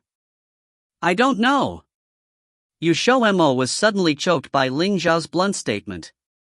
He was just expecting Ling Xiao to prophesy with supernatural accuracy, and it seemed that he had been waiting for nothing. After thinking about it, he unwillingly asked, "How are you so sure that they are looking for someone? They would not need to only allow entry yet restrict exit if they weren't looking for someone. Furthermore, the checks to enter the city were so strict. It was obvious that they were looking for more than one person. They were probably worried that someone would come to the rescue of that person." "You're really smart," XiaoMo praised with sparkling eyes. "No, you are just too stupid." The sun soon set after staying in the lobby of the restaurant for more than an hour. The sky in clouds was dyed red by the setting sun, and the light reflecting off painted the people's faces in a red hue. XiaoMo looked at the color of the sky and felt they would probably be staying for a night, so he went to ask the shopkeeper for a room. He was actually very doubtful that Mo Jing could find them. After all, there were still too many people in Xiran City, and there were still large crowds walking in the streets even though the sun had set, especially after the exit restrictions were put into place. Night fell and it was pitch dark. This was the moment where thieves were the most active. Hence, XiaoMo and Ling Xiao's room was patronized by a thief. "Stop, I'm not a thief." The thief's voice that had been painfully suppressed came from below XiaoMo's body. He had been kicked over by an alert XiaoMo just as he had entered from the window. XiaoMo was stunned. Why did he feel that this voice was a little familiar? The dimly lit room was illuminated by a faint beam of moonlight. Ling Xiao let out a low laugh while sitting on the bed with a hand supporting his chin. "He is Mo Jing." XiaoMo immediately released his hands and feet. Looking carefully, it was really Mo Jing. XiaoMo awkwardly helped him up and dusted his clothes as he embarrassedly laughed. "Are you okay?" Mo Jing rubbed his old waist, which had been kicked, and grimaced. "You can try being kicked suddenly. I'm sure it'll be memorable enough for a lifetime." XiaoMo felt even more embarrassed, but he could not help refuting. "Who asked you to enter by flipping over the window instead of entering from the door? I thought you were a person harboring malicious intentions. I might have been arrested if I didn't enter through the window." Mo Jing did not want to enter in this manner too, but he was currently wanted by the whole city. He also could not exit the city gates, and he definitely would not be able to wait for them to arrive if he was not careful. "How could you become wanted by the city guards?" XiaoMo immediately knew that Mo Jing was the person that Xiran City was looking for upon hearing his words. He was quite surprised.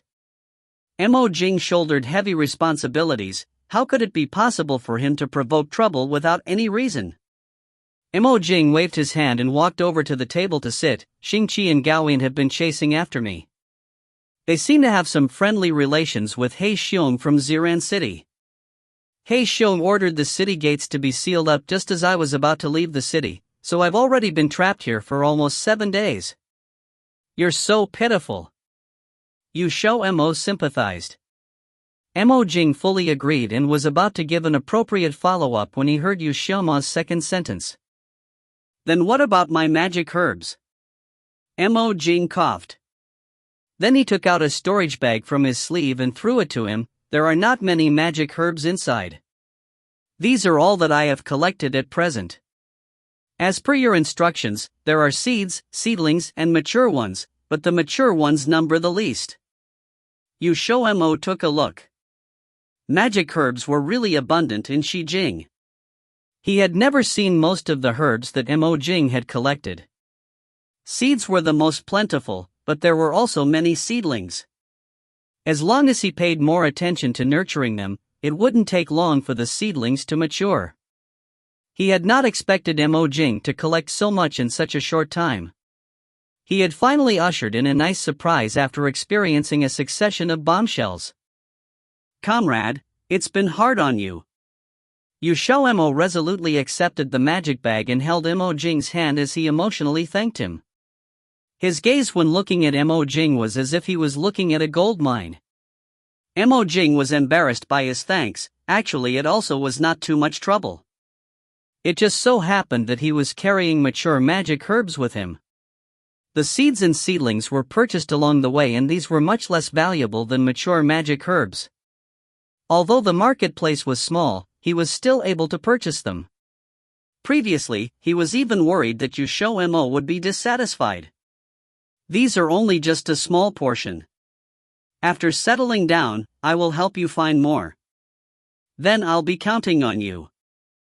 XiaoMo patted him on the shoulder excitedly. "By the way, your little master has been successfully picked up by his great-grandfather. You don't have to worry about it." Mo Jing nodded. He had guessed as such when he saw them appear in Xiran City, and at the same time, he breathed a sigh of relief. His task was finally completed. "We are going to leave Xiran City after this. What about you?" This sentence from XiaoMo was exactly what Mo Jing has been looking forward to. It sounded just like heavenly music to him. Why would he have been trapped in Xiran City? It was because of his lack of strength. With the addition of He Xiong to the team of Xingqi and Gao Yan, he was certain that the group of three would be able to capture him as long as he dared to break through the city gates. Therefore, he had been waiting for the arrival of Ling Xiao.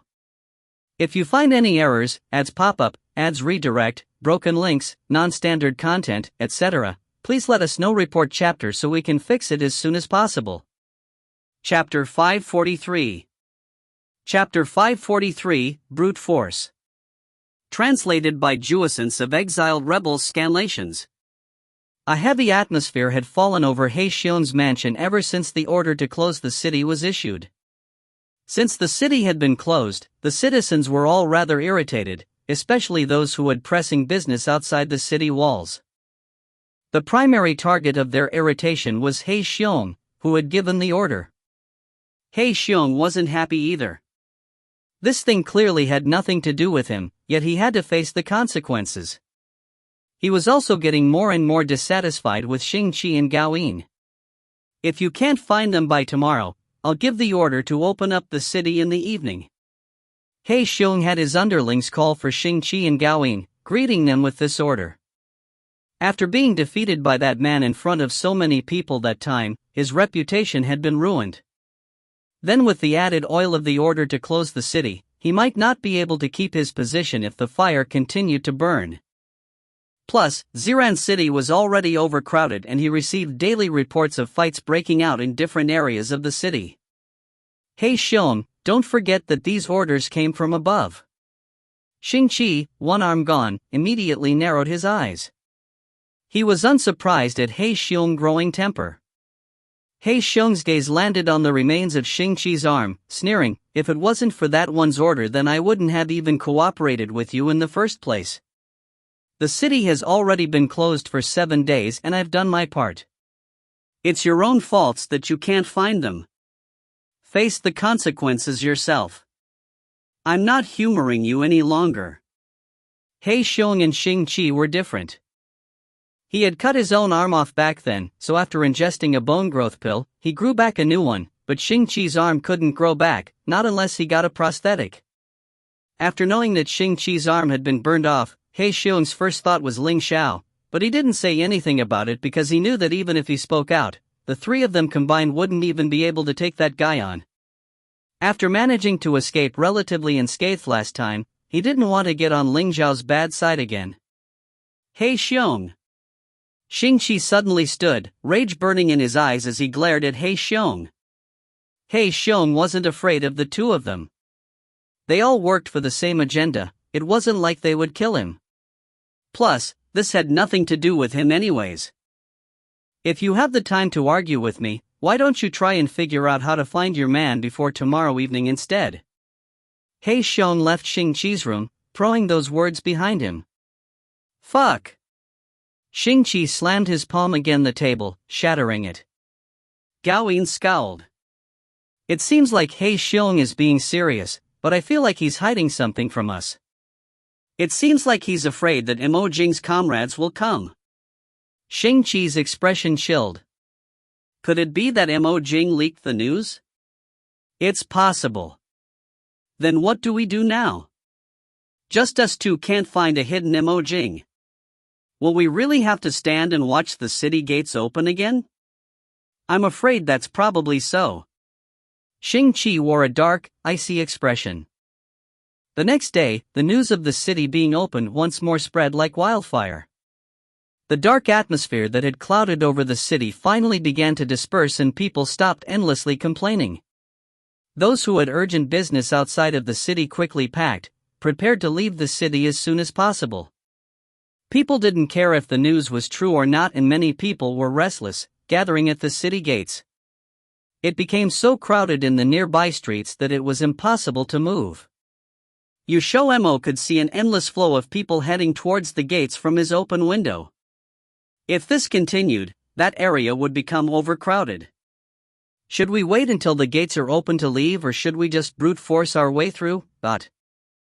Mo Jing said contemplatively, if we wait for the gates to open, then Xingqi and the other two will definitely go to guard the gates personally and act if they see anyone suspicious. Though with fellow Ling's strength there's no need for worry, we can't be certain that they won't have other helpers. That would be very troublesome if it's the case. There are actually a few good points about brute forcing our way through.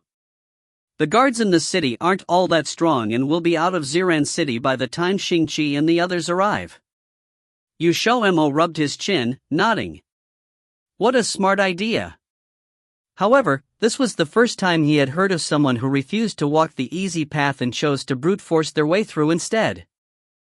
Ling Xiao rose, slowly walking towards the door and stopping in front of it. His handsome face twisted to reveal a malicious smile before he said in a mild tone, well, there's no time like the present to brute force our way through. In this time, where everyone was anxious to get through the city gates. A time where people were crowded in anticipation. A time where no one would expect someone to brute force their way out rather than wait for a gate that was about to open. XiaoMo truly felt that their actions would definitely cause a huge impact and send everything into absolute turmoil. The gates would probably be squeezed open. The burning sun rose to the middle of the sky. The blinding sunlight was like embers, raining down on the people crowded at the city gates, adding oil to the fires that burned in their hearts. This was a place even more noisy than a market. XiaoMo finally realized that, though he had thought that marketplaces were the most dangerous weapon, there were worse things out there. One might not be able to imagine it, but that didn't mean it wasn't impossible. Xiran City had two gates, one in the south and one in the north. Though the south gate was the city entrance, there were plenty of people who wanted to leave through the south gate, too, and, naturally, the north gate wouldn't have any less traffic, only more. To assure the order and peace in the city, both gates had many guards, to keep watch. However, Xingqi and company all thought that Mo Jing would want to leave through the north gate because it led to Living Water's river boundary. Thus, there were more guards there. This was convenient for them. The guards had made a buffer with railings with a 10-meter diameter around the south gate. In the buffer zone, if anyone entered apart from the guards, then, they'd immediately be arrested. A few people hadn't believed this and purposefully walked inside. They ended up getting taken away by the guards, and after that no one dared try again. Just as everyone thought this, a white-robed young man walked steadily into the buffer zone under everyone's gazes. Gazes converged on him like lasers, and the hottest ones came from the 15 guards, their gazes bearing a hint of killing intent, fixed on the young man. Stop right there. Come closer and don't blame me for what I do." The head of the guards walked forwards, his spear raised and pointed at the young man emotionlessly as he gave his warning. The young man seemed to not have heard, his footsteps not stopping. Seeing this, the guard didn't bother wasting his breath and swung his spear, prepared to send an attack with a shout. That was when the young man moved. He suddenly dashed right in front of the guard as an aura more intense than the guard's erupted from him. The guard's face went pale at once. Though he was the captain, he was only in 5-star emperor level, still far from divine level. It wasn't just him who was shocked. Those who were prepared to watch the young man get taken away by the guards were also shocked. This weak-looking young man was actually this strong? That was too unfair. The guard didn't dare face the young man alone, hurriedly calling out, "Everyone, together, ah!" He didn't even finish his sentence when the young man's figure flashed in front of him and kicked him to the side. The other guards didn't even have the time to react. By the time they did, a sliver of terrifying killing intent shot over from afar. When the crowd looked over, they were immediately bathed in red light. An arrow with a red flame shining like the sun shot forwards with withering speed. It was in front of them in the blink of an eye and hit the gates in the next moment. With a huge explosion, the arrow destroyed the gates entirely and those who were close were caught up in the blast. Some people were hit by the debris, jumping. The young man that had kicked the guard had long since disappeared. By the time the smoke cleared, the closed gates had become a huge hole about 11 or 12 meters wide. Even the city walls had been hit. The guards had the most injured and dead, lying amongst the rubble and moaning in pain. The entire area seemed to go silent for a while. Then, like a tightly wound string breaking, a thunderous roar rose from the crowd and they charged like crazy out of the city. They all fought to get out of there first like swarming ants. Some people even trampled over the bodies of the guards.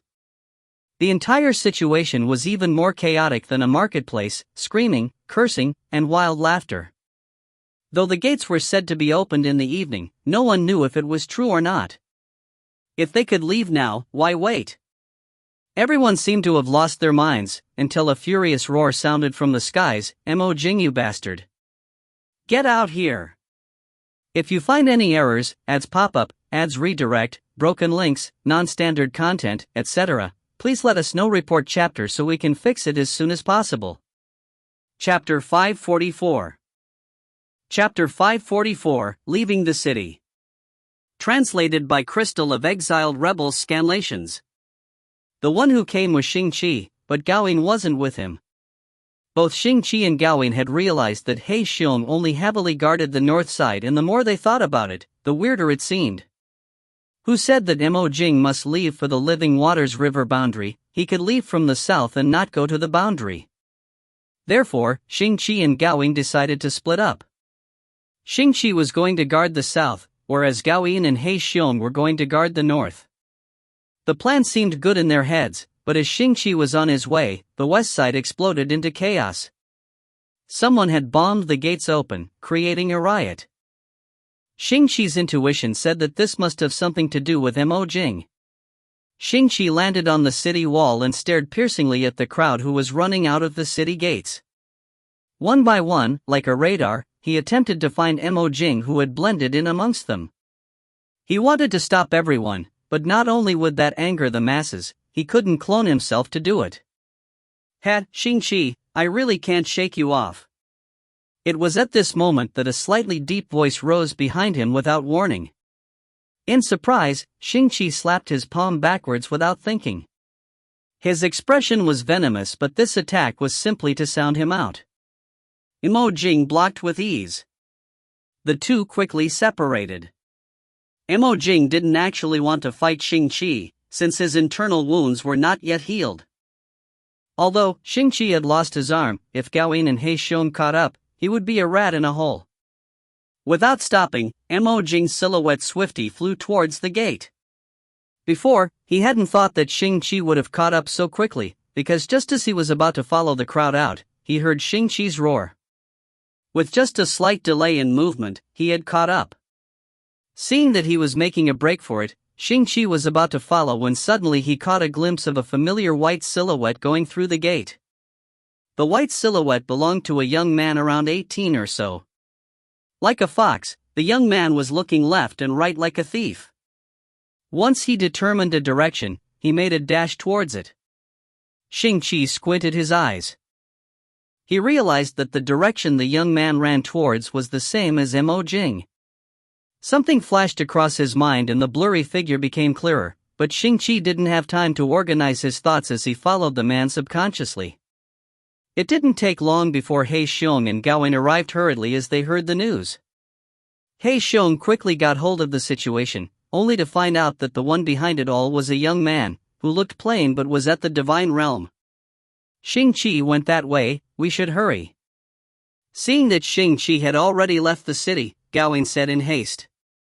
Due to his anxiousness, he didn't see the odd expression on He Xiong's face. Suddenly, He Xiong said, "You go first, with you and Xing-Chi's strength, Mo Jing shouldn't pose a threat. I'll deal with the stuff here first and then catch up with you guys." Gaoyin didn't think too much about it, he was more worried that Xing-Chi would take a beating against Mo Jing. With Xing-Chi's lost arm, if he used his original form, his power level would drop by a grade.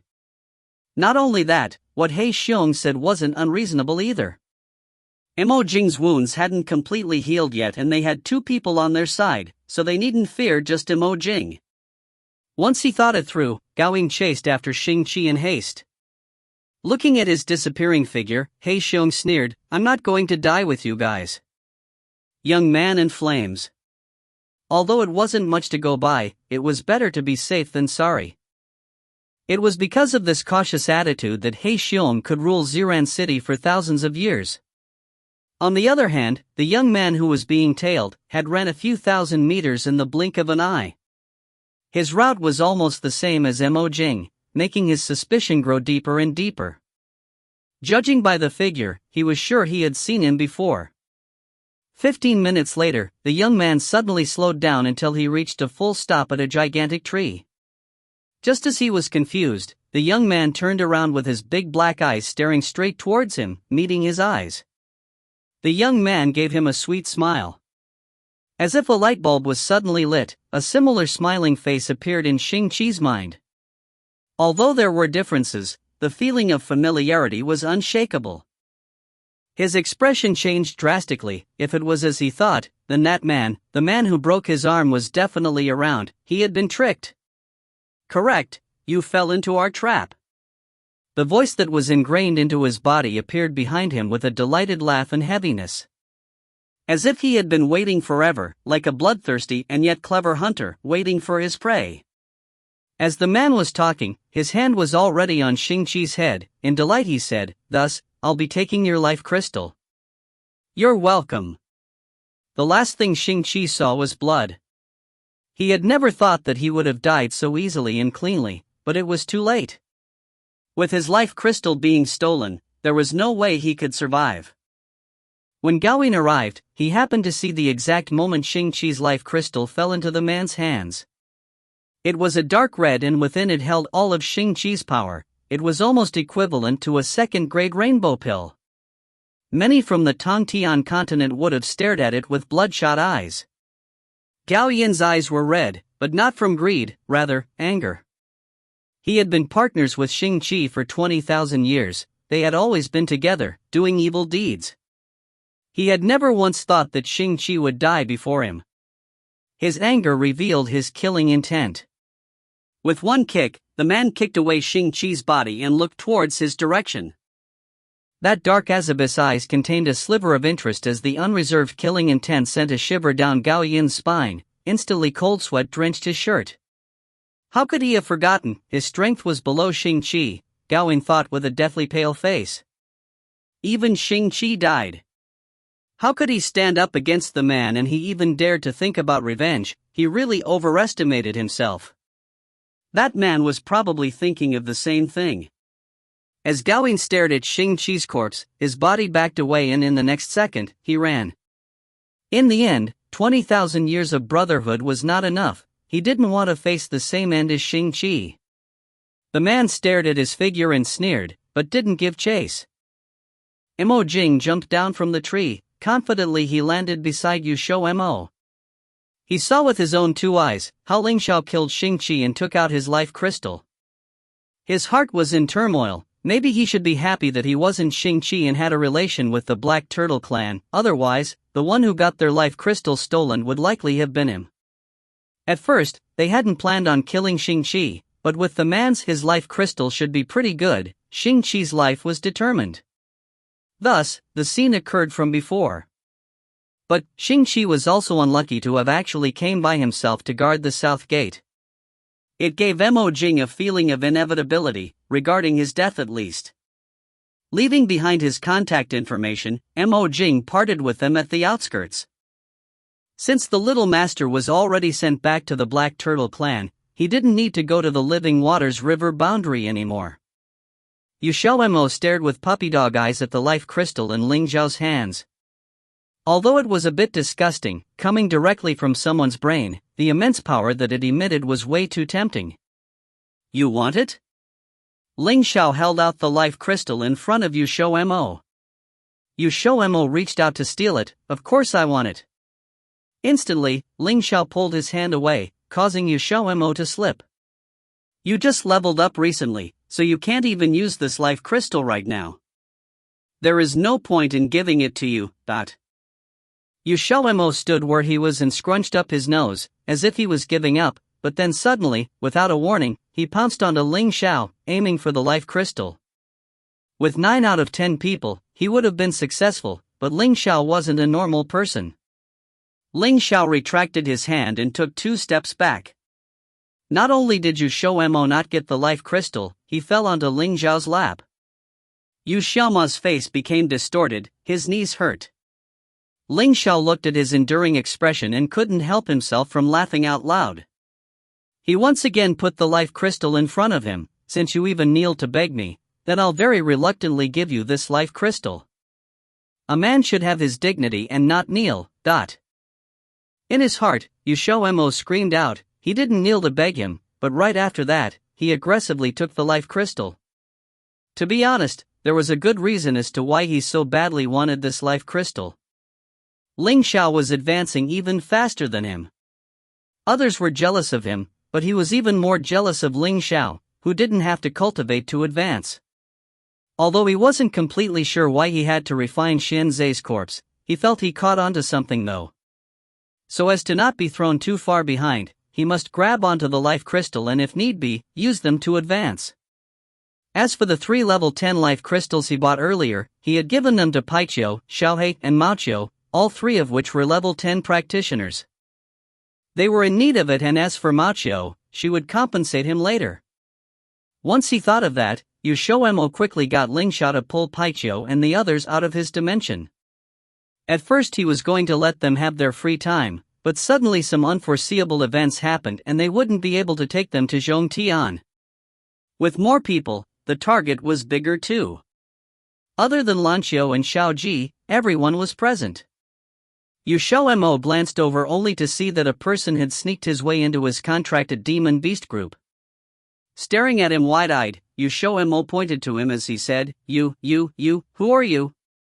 With an expression of being wronged, Junqi walked out with his hands covering his chest, heartbroken. Sonny, you forgot about me? I'm your, Mom! XiaoMo suddenly shouted. Junqi felt the blood swell up in his throat. Those with less composure, like the new member, the giant rock, he also felt it in his throat. As for the others, they were used to it. Often their master would do something crazy, one would get used to it. The reason why XiaoMo told Ling Xiao to have the contracted demon beasts in his dimension was actually because of Junqi. Even though he was in the wrong, leaving him alone there just seemed too pitiful. So, he thought of having his demon beasts there to accompany him to see how nice he was. The result was that when Ling Xiao pulled all the demon beasts out, Catqiu and Paiqiu were talking to him, thus he was brought along too. Junqi placed both of his hands onto XiaoMo's shoulders and said solemnly, Son, you have to remember, I'm your father, not your mother. What you have, I have. What you don't have, I also have. I said it wrong. What you don't have, I also don't have. XiaoMo's mouth twitched violently. Even his contracted demon beasts were looking at him unbearably, like father like son.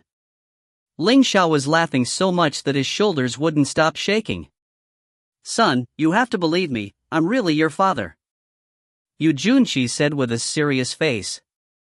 How are you going to make me believe that I have such a stupid father? If Ling Xiao knew math, he would definitely say that 2 times -2 makes a negative. My positive energy would be stupefied by you. T/N, 2, is a modern slang for stupid. Remember how Ling Xiao said Momo only have IQ of 2? His positive IQ of 2 multiply with his dad's stupidity, -2, equals -XD. On the outside, XiaoMo was expressionless, as if he wasn't moved at all, but on the inside, he called bullshit. Sonny. Stop, let us talk business. Okay. XiaoMo turned to Ling Xiao with anticipation and blinked his eyes.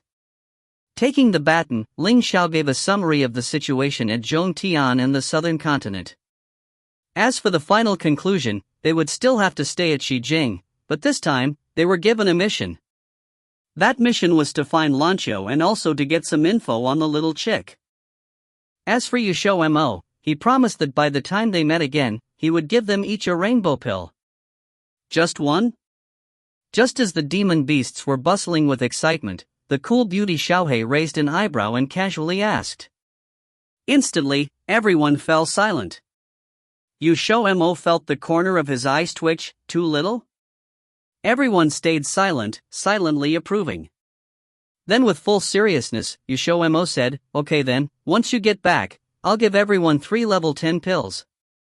Now then, that's settled nicely. Everyone. If you find any errors, ads pop up, ads redirect, broken links, non-standard content, etc., please let us know. Report chapter so we can fix it as soon as possible. Chapter 545. Chapter 545, Ingesting Lifeblood. Translated by Yan of Exile Rebels Scanlations. The situation at Zhongtian wasn't actually as grim as XiaoMo was imagining. Although the Vermilion Blood Clan threatened to drag the traitor XiaoMo back home, the protagonist was still absent. No matter how high one leaped, there was still nobody there to applaud them. The incident finally calmed down slightly after almost 10 days of chaos.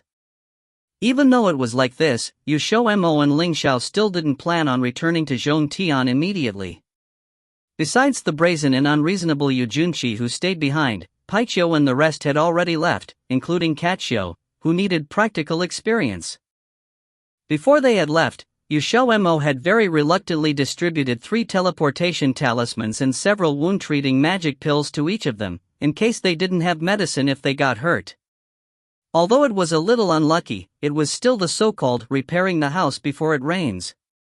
Ling Xiao told them to split into 2 groups when leaving. Since there were 6 people, they split perfectly into 2 groups of 3. The team with the giant rock was more powerful, so they were told to go find Lanqiao.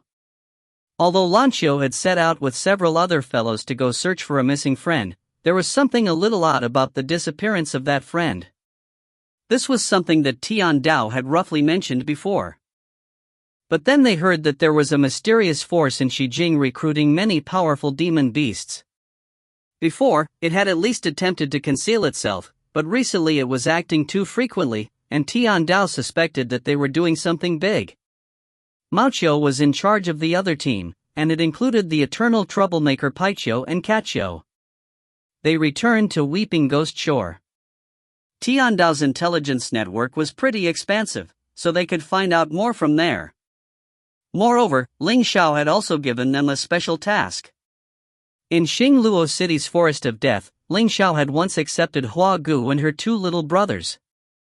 Back then, he had told them to go ahead to Weeping Ghost Shore by themselves, but they hadn't seen them the last time they were in Weeping Ghost Shore, so clearly they still hadn't found it yet. The task that Ling Xiao gave them was that if they found Hua Gu and her little brothers, they should hand them over to Tian Dao. Hua Gu was a good child, careful and considerate, and her little brothers were good assistants. The most direct method of training them would be to let them follow Tian Dao and learn from him, so if there was ever a time Ling Xiao needed them in the future, he could just use them right away. So this task was also called the advantageous training method, or in other words, the more fit one is, the more they should do. XiaoMo assessed this task. Its most impressive point was how it could anger Tian Dao to death, who would be taken advantage of. As for whether or not Tian Dao would accept Hua Gu and the rest, that wasn't something they had to consider. As long as one continued to wear it down, there would always be a point when an iron bar would be worn down to a needle. "Sonny, where should we go next?" Yu Junqi was very happy that his son finally was no longer putting him back in the dimension. Even though he could still be with his son despite going into the dimension, he lost quite a few opportunities to get close to him. It wasn't that XiaoMo did not want to put him back, but he had been pestered too much. "Of course, we're going back to Zhongtian." He then looked pleadingly at Ling Xiao. Ling Xiao murmured, "Let's first find a place without people, and then we can talk." XiaoMo instantly nodded. Yu Junqi opened his eyes wide. He found out that not only was his son being the one pushed down, but he also listened to everything this man said. Could it be that he actually had a daughter? XiaoMo very much wanted to ignore his clingy dad's gaze, but instead, goosebumps erupted all over him because of it. He couldn't bear it any longer, nor was there any need to. "What are you looking at?" Yu Junqi walked over and looked him up and down. He asked carefully, "Sonny, tell your dad the truth." "What dad has, you actually don't have, isn't that right?" "What you have, I don't have, XiaoMo understood very well what he was saying, but Ling Xiao just happened to call for him, so he ignored his dad and ran over to Ling Xiao. Yu Junqi's face was full of tears. He indeed had a daughter. They were going to the ravine in Xijing where Ling Xiao had risen in rank last time. Originally it was a large ravine, rich and green, but after Ling Xiao had turned into a patch of scorched earth. The demon beasts that used to live in the ravine either died or ran away, but even after all this there were still people who came to try and figure out what had happened. When one rose to the sacred realm rank, there was a period of time when their energy fluctuated. Moreover, the unusual change in weather were more noticeable than thunderclouds, so at the time it had alarmed many experts. But by the time they had rushed over, Ling Xiao had already left. XiaoMo and the rest stood at the edge of the scorched valley, and all they could see was an extremely devastated ravine. Something had smashed into the middle, creating another deep hole, as if it was a small ravine within the big ravine. Next to it were unsteady trees, half burnt and half withered, without a single trace of life left. "Why did we come here?" Ling Xiao took out the bottle with the black turtle life blood. There were only 3 droplets inside, since Xianwei's hadn't yet been refined. But he only needed 1 drop, so he withdrew 1 drop before handing the rest to XiaoMo. The Black Turtle clan's lifeblood is full of the cultivation base from their original bodies. You can try absorbing its essence, it'll be useful for your cultivation base. However, do not use it to refine your constitution, since it will be discovered by the Black Turtle clan. XiaoMo knew what he was going to do when he saw him take out the lifeblood, and he nodded seriously after receiving the bottle. Many months had already passed since the last time Ling Xiao had risen in rank. There hadn't been people for a long time now around the scorched valley, so they didn't have to worry about someone suddenly barging in here. Plus, they had a free guardian. Yu Junqi sighed again. The 2 of them had actually killed 2 black turtles because of the Black Turtle clan's lifeblood. This wasn't something that could be kept a secret forever, and in the future they would have a horde of extremely strong enemies. He didn't know the truth and could only silently keep the secret for his son. In his eyes, even if his son did something wrong, it would still have to be right. However, there was something that Yu Junqi didn't really understand. With Ling Zhao's level of power in the bloodlines of the Demon Phoenix clan and the Qilin clan, the Black Turtle clan's lifeblood was already of no use to him. Even if it was, it would be just a drop in the ocean. Then why did he still want to ingest the Black Turtle lifeblood? Yu Junqi finally knew the answer a little while later. XiaoMo had already witnessed Ling Xiao stimulate the Dragon Clan bloodline before. He was the most envious of this jump 2 levels at once kind of thing. There was truly no way to compete with natural superiority. XiaoMo sighed heavily before swallowing the 2 drops of life blood and concentrating on absorbing the life blood's essence. Xianzai's strength wasn't very high, so 2 drops of life blood shouldn't be enough to help him break through, but it was still better than nothing. Not far in front of him, Yu Junqi had long since opened his mouth in surprise. He had actually detected the presence of the Black Turtle clan's bloodline in Ling Xiao before. Although it wasn't very rich, it was still impossible for him to ignore it. In addition, as more time had passed, that thread of a bloodline seemed to be fully awakening, and he could faintly sense that it was as if this bloodline possessed a kind of power that didn't belong to the Black Turtle clan of today. A black turtle twice as big as the baby turtle crouched on Ling Xiao's shoulder. The eyes of the black turtle were half open, and its eyelids looked lazy, yet the wisdom that leaked through its gaze seemed as if it had been accumulating for hundreds of millions of years. Yu Junqi suddenly thought of a distant legend, and a monstrous wave instantly rose in his mind. Legend had it that the Black Turtle clan's first ancestor was Tongtian continent's first sage. His mind was vast, embracing all under the sky with boundless wisdom.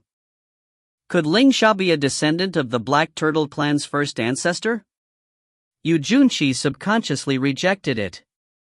But as for this boundless wisdom, he hadn't seen it at all in Ling Xiao during the past 2 times.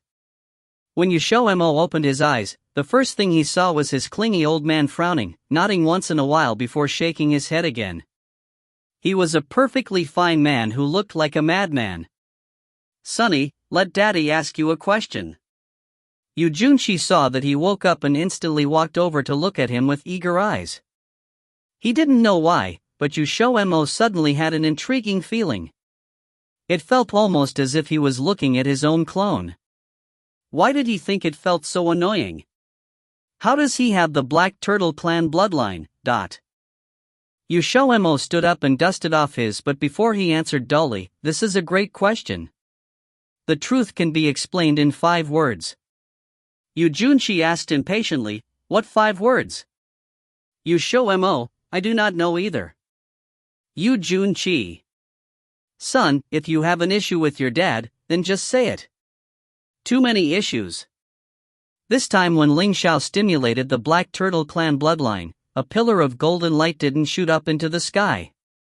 Instead, huge patterns of waves rippled out from his body like the tide, spreading in all directions. A vast aura was included with it, and even demon beasts far away could sense it. Those that were weaker immediately kneeled down. XiaoMo suddenly had the impulse to kneel down. Yu Junqi hastily supported his son. In ancient history, the Black Turtle clan's first ancestor was greatly loved by all of the demon beasts, and he was the only sage that tens of thousands of demon beasts followed. So, no matter if it was a human or a demon beast, everyone would be affected a bit by his bloodline. Ancient history? The corners of XiaoMo's mouth twitched. How long ago would that have to be? Yu Junqi coughed dryly. No need to consider the time. In any case, it's from an era that was too long ago to remember. XiaoMo looked at Ling Xiao, whose power level was steadily climbing. Who knew how high his power level would rise this time? The first ancestor of the Black Turtle clan seemed very extraordinary. About 2 minutes had passed before Ling Xiao suppressed the aura that was leaking out. Everything was calm and peaceful again, as if that shocking scene just now was merely a mirage. When Ling Xiao opened his eyes, XiaoMo clearly felt that he wasn't the same as before.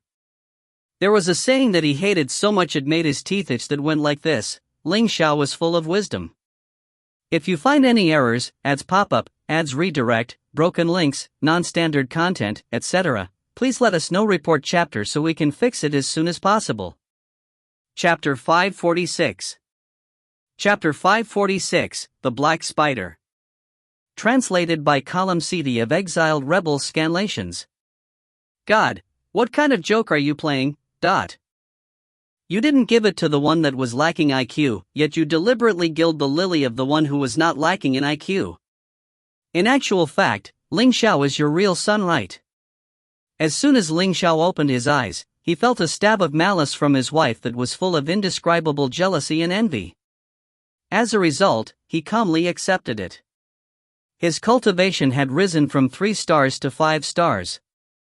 This time, there was no difference in the rise of his cultivation from taking the lifeblood and stimulating the bloodline of the Dragon Clan. Although this increase was not enough to contend against Yu Zhentian, it did not mean that the outcome of the battle would be certain. How do you feel? Ling Xiao asked upon seeing XiaoMo staring blankly at himself. A little bit. XiaoMo subconsciously returned. Only after his brain made a full circle did he realize that it was the opposite. He should be the one asking this sentence. How are you? Ling Xiao stretched and laid down as he smiled cheerfully. I feel wonderful. Both replies had 3 words, but the result each expressed was poles apart. XiaoMo was deeply envious. They were preparing to return to Zhongtian next. Before they left, XiaoMo thought to himself, since it was his cheap dad who wanted to stick to him of his own will, wouldn't it be letting himself down if he did not make the best use of his dad? Thus, he courteously invited Yu Junqi into his dimension to help him plant magic herbs. His dimension was originally given to him by Yu Junqi, so he was indifferent as to whether the secret inside would be revealed to him. Although Mo Jing gave him many transcendent-level magic herb seeds and seedlings, these also needed time to mature, and the time needed for them to mature was relatively long. Therefore, it was necessary to seize the moment and plant it now so as to avoid being out of stock when it was needed. XiaoMo had also grabbed Ling Xiao and pulled him into the dimension to be a worker. Planting magic herbs took a lot of time, and it would be even faster with 3 people doing it together. Before Yu Junqi could even appreciate the scenery in the dimension, his son used a leg to kick him into the magic herb field to remove weeds. XiaoMo no longer needed those low and mid-level magic herbs as his cultivation base rose. He also had a large stock of some high-level magic herbs. Since he was only growing a few magic herbs at present, the large area he had cleared for the magic herb field was now full of weeds. Of course, XiaoMo could have used his control over the dimension to plant the magic herbs, but he would quickly become mentally exhausted, and he had to be inside the dimension for him to do this. He was only able to take objects in and out from outside the dimension. Furthermore, if he did not enslave Ling Xiao from time to time, his mind would feel off balance. Yu Junqi was pulling weeds, XiaoMo was planting magic herbs, and Ling Xiao was in charge of watering at the end. The one who had it the most miserable was Yu Junqi. He always felt that his work was the most laborious. Sure enough, this sentence of a father is not needed if there's a husband was right. Son, how about we make a deal? You let me switch jobs with your man and water the plants for a change? Yu Junqi threw away the weeds that he had just plucked out, walked over to his son and squatted down with an expression of currying favor. XiaoMo lifted his eyelids and looked at him. Do you know how to water them? Do you know how much water a stalk of magic herb needs? Do you know that different kinds of magic herbs need to be watered with different amounts of water? I will agree to let you switch if you can answer any question. Not far away, Ling Xiao was content with his lot and watering the magic herbs. He reminisced of the things in the beginning. He had also lacked the slightest knowledge about magic herbs. XiaoMo would always be harping about these matters beside his ear when he dragged Ling Xiao into his dimension afterwards. As time went on, Ling Xiao had to understand it even if he did not want to in the beginning. His current job was actually an accumulation of his many experiences. Then forget it. Yu Junqi embarrassedly rubbed his nose and walked away after hearing this. He could not even answer one of them. He now thought that his son still treated him the best. It turned out that pulling out weeds was such a relaxed job. XiaoMo rolled his eyes. He was not the least bit surprised by his answer. In actual fact, he had specially wrote down all these things in a small book which had been prepared for his Qiao team members. When they left for the Weeping Ghost Shore, he put the book away and only showed it to Ling Xiao once. The work proceeded extremely smoothly after a superficial little episode. 1 hour later, XiaoMo looked at the seedlings and seeds planted in his magic herb field and smiled in satisfaction. It was really different with 3 people doing things together. The speed of the work, which usually took 2 or 3 hours to complete, had increased by 1 to 2 times. They set out for Zhongtian after leaving the dimension. They no longer needed to change their faces as their identities has been exposed and they had nothing to hide. On the contrary, others may not recognize them with them walking about openly. Zhongtian was just as lively as it used to be. Even a remote little town was still talking about Ling Xiao and XiaoMo's matters. Using a low-level dimensional talisman, XiaoMo and the 2 were transported to a little town at the fringes of Zhongtian called Ebony Plum Town. Ebony Plum Town was small, but it was along the only road towards Central City. Moreover, Ebony Plum Town also had a small-scale dimensional transport circle which would directly transport users to Central City. It was because of this that there was an extremely large flow of people every day despite Ebony Plum Town being a small town. Since it was too extravagant to use teleportation talismans to travel from Ebony Plum Town to the Central City and the accuracy of the landing was low, the 3 decided to take a small-scale dimensional transportation portal to the Central City after inquiring about the situation in Ebony Plum Town. The fees for the portal was low and it cost 2,000 spirit gems per person. XiaoMo handed over 6,000 spirit gems, then the 3 waited at the inn till it was time to depart. One would usually need to wait for around 2 hours for their turn after registering as there were too many people taking the dimensional transportation portal every day. It's been so long since I've been to such a bustling place. I've nearly forgotten how to interact with others. Yu Junqi suddenly sighed in sorrow as he looked at the throng of people before his eyes. You're delusional, XiaoMo said. Yu Junqi was startled. He turned his head to look at XiaoMo. Son, what did you just say? XiaoMo pondered, then he suddenly put on a stern expression. I didn't say anything and I didn't talk to you. You misheard it just now. Impossible. Yu Junqi denied it with all his strength and solemnly stated, Daddy just heard you say you're delusional. It's impossible for Daddy to have misheard. The corners of XiaoMo's mouth twitched and he decided not to speak to him again.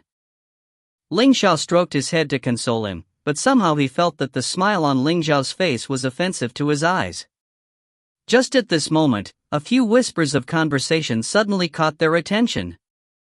I've heard that the Vermilion Blood Clan has not found their so-called traitors. It's already been 10 days, could those 2 have hidden away? It's normal even if they hid, their opponent is the Vermilion Blood Clan. Who would dare to touch the brows of the Vermilion Blood Clan? If it was me, I would hide away and simply refuse to come out. That's true. I say, this news is already so outdated. Why are you still talking about it? Hasn't it just been 10 days? Could it be that there's some other exciting news again? Of course. This is definitely an exclusive news. The speaker's face was triumphant, as if he knew something important, and the 3 words, quickly ask me, were written on his face. The people around him did not disappoint and there were people immediately questioning him. The man suddenly mysteriously whispered, Do you know of the Black Spider? The Black Spider? You mean the new faction that emerged 1,000 years ago? It is said that there's a sacred realm powerhouse overseeing them. They specialize in buying and selling all kinds of treasures obtained by improper means, and they even dare to accept many unseemly things, but I've heard that the price of the items is half of the market value. XiaoMo immediately understood the nature of this Black Spider upon hearing this. Putting it plainly, it was nearly the same as a black market, something that was unavoidable in any era. The Black Spider was established 1,000 years ago. The reason why their reputation was so notorious was because there was once a clan's family heirloom that fell into the hands of the Black Spider. They publicly auctioned that heirloom and this resulted in the family head of that clan bringing a group of experts over to look for them. In the end, that group was beaten and injured, and even the clan was nearly exterminated. At that time, the person from the Black Spider that stepped in was a 7-star Divine Realm expert. However, he only seemed to be nothing more than a subordinate. The person behind the scenes of the Black Spider definitely was a Sacred Realm practitioner for such a strong expert to be perfectly happy to obey someone's order.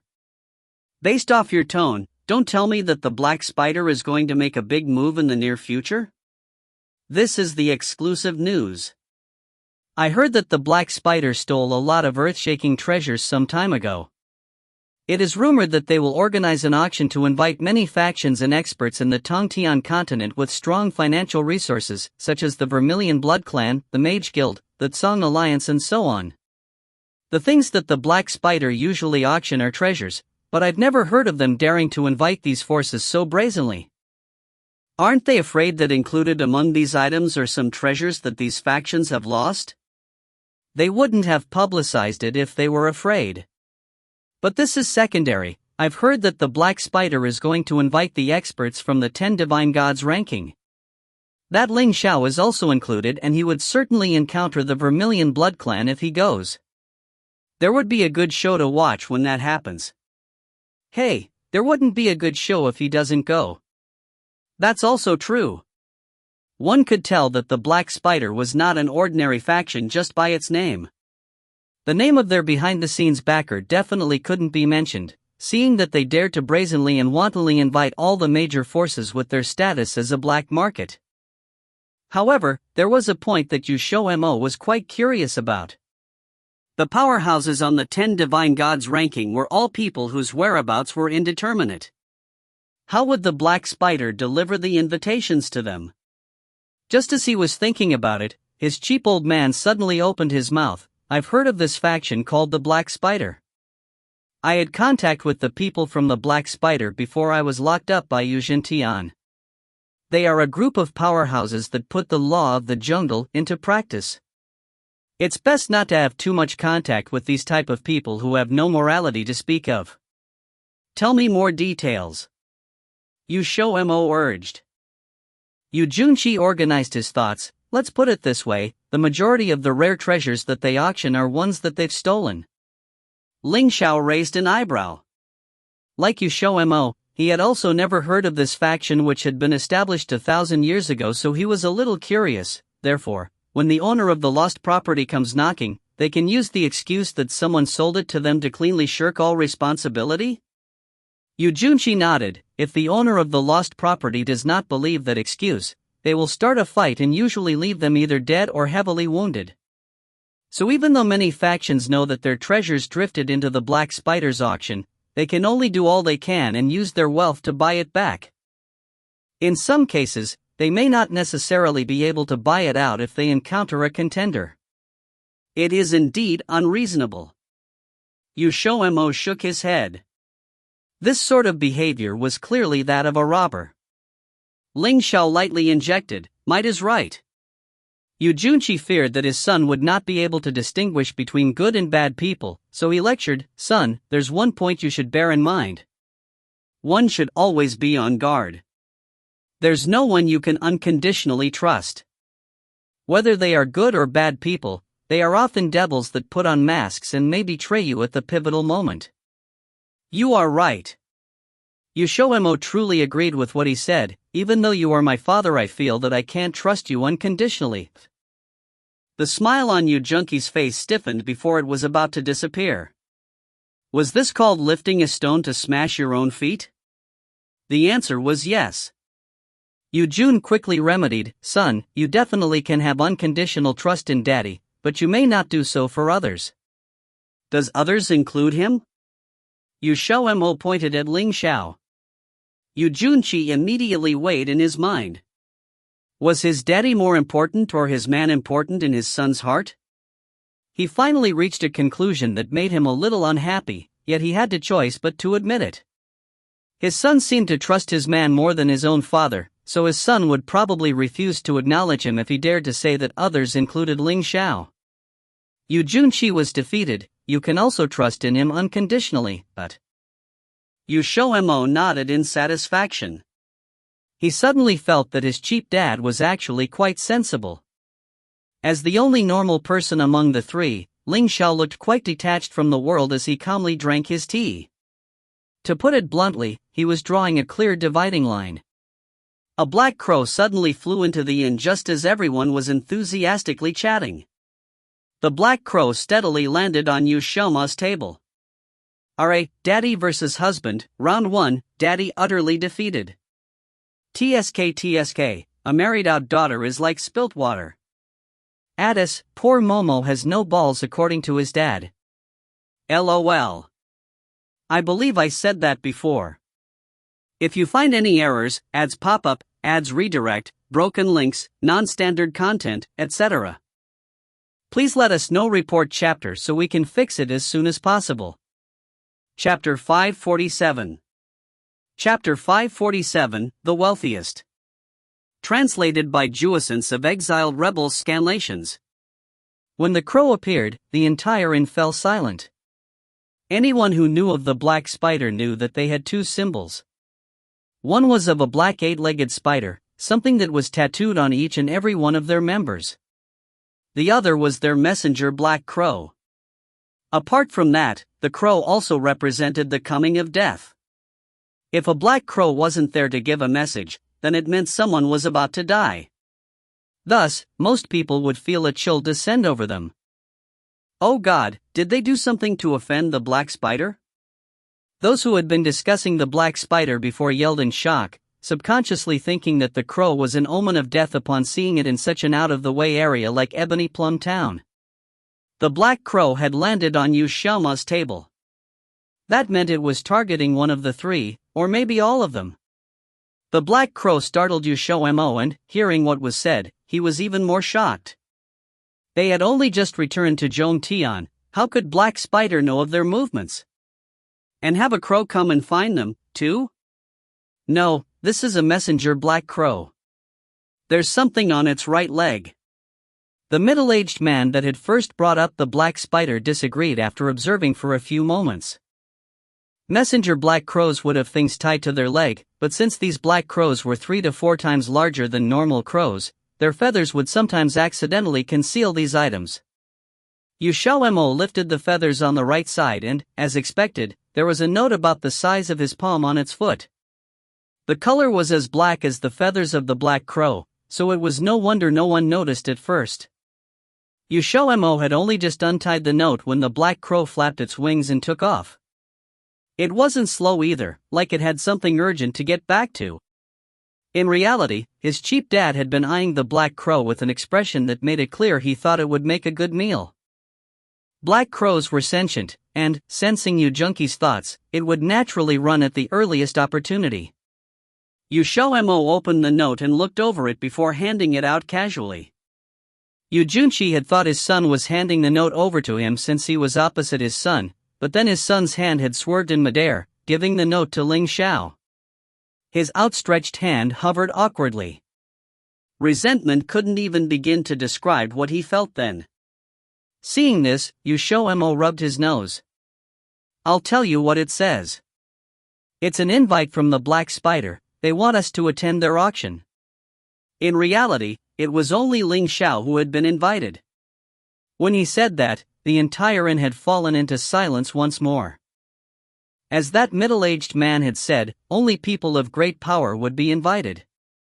Apart from that, individuals that were invited had to be experts of divine level or higher, and this was just one of many requirements. When will the auction start? Junqi asked. In a month, XiaoMo replied. Junqi said consideringly, it's not too soon, but not a very long wait either. If the Vermilion Blood Clan wants to come and cause trouble, there's no need for them to wait a month. XiaoMo nodded, turning to look at Ling Xiao. Should we attend? Ling Xiao said in a low tone. Theoretically we should, but... But what? Do you have several 100 million spirit gems on you? The invite wasn't just a normal invite, there were several requirements for attendance written on it, too. For example, there was no trading items, they only dealt in spirit gems, so if you wanted to attend, you would need to bring an appropriate amount of spirit gems. XiaoMo only had 20 million spirit gems on him. In reality, this was already a huge fortune, but it was nowhere near enough if you wanted to actually buy anything. You needed hundreds of millions, even billions of spirit gems. There was no way they could earn that much in a month. Then we aren't going? XiaoMo was a little disappointed. Not necessarily, Ling Xiao said. We can always get more spirit gems if we don't have enough, and even if we can't get enough, we can go and have a look around. But the Vermilion Blood Clan might also go, right? If we go, then there's no way Yuzhen Tian wouldn't take this chance to capture me. XiaoMo scratched his head in vexation. He wanted to go and see what it was like, but he didn't want to get caught by Yuzhen Tian. Ling Xiao suddenly reached out and flicked him in the head. Idiot, do you think the Vermilion Blood Clan will be the only ones invited? The place where he was hit went red. XiaoMo didn't care about the pain though, because the words caused a person to pop up in his mind. His depressed expression immediately turned into one of delight.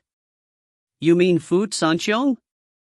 The Tsang Alliance and Vermilion Blood Clan were at the top of the southern continent. After fighting behind the scenes for all those years, neither had managed to subdue the other. If Fu Sanqiong stood on their side, Yuzhen Tian would have to go through Fu Sanqiong to get to them. They had to use the shield well. You mean the head of the Tsang Alliance? What reason does he have to help us? Yu Junqi didn't know the promise they had made with Fu Sanqiong. Hearing what they said, he could only think of how hard it would be to get Fu Sanqiong on their side. XiaoMo waggled his finger in delight. You don't know this, but we've made a deal with Fu Sanqiong. So long as we can deliver, then he'll definitely stand by us, and his favored disciple, Wei Bai, is my second Xixiang. Yu Junqi had heard of the name Wei Bai before. After all, he had only been locked up by Yuzhen Tian for 20 years. He was still kept up with the times in the Tongtian continent. 200 years ago, he had heard that Fu Sanqiong really spoiled this young man called Wei Bai. What thing are you expected to deliver? Yu Junqi was very interested. XiaoMo smiled at him, drawing out his words as he replied, it's a secret. Yu Junqi's excitement wasn't crushed by this. After thinking for a while, his face broke out into a smile. XiaoMo looked at his smile weirdly. What are you smiling at? Sunny Yu Junqi called him in that unique and cutesy way of his, causing goosebumps to rise on XiaoMo's skin. Tell me what it is and I'll give you a surprise that is definitely of equal value. How does that sound? XiaoMo stared at him suspiciously. Ling Xiao suddenly said, do it. XiaoMo turned his head, why? Ling Xiao said, because I want to know what this surprise of equal value is. If you aren't satisfied, you can just ignore him in the future. Yu Junqi. XiaoMo hesitated just slightly. All right. In reality, it was just a samsara pill recipe. However, this recipe was definitely something Fu Sanqiong would be willing to splurge on. Grade 6 rainbow pills were nothing to scoff at, and the number of grade 6 rainbow pill recipes that had ever been discovered could be counted on one hand. In addition, it concerned Wei Bai's well-being. Sonny, are you really giving it to Fu Sanqiong? It's a real treasure. Yu Junqi hadn't thought it was something so valuable. He knew that the Mages Guild and the Beast Transfiguration Guild only had 3 in total, and they were practically guarding the 3 with their lives. It's just a recipe. There's no problem. XiaoMo waved his hand, saying heroically. If those people who were guarding those recipes with their life heard this, they would definitely cough blood. Without the recipe, you couldn't refine the pill even if you had the magic herbs. That's why Fu Sanqiong focused on finding the recipe these few years. XiaoMo rushed the other. I've already spoken, hurry and tell me what your surprise of equal value is. Yu Junqi didn't speak. He raised his right hand, which had a ring on it.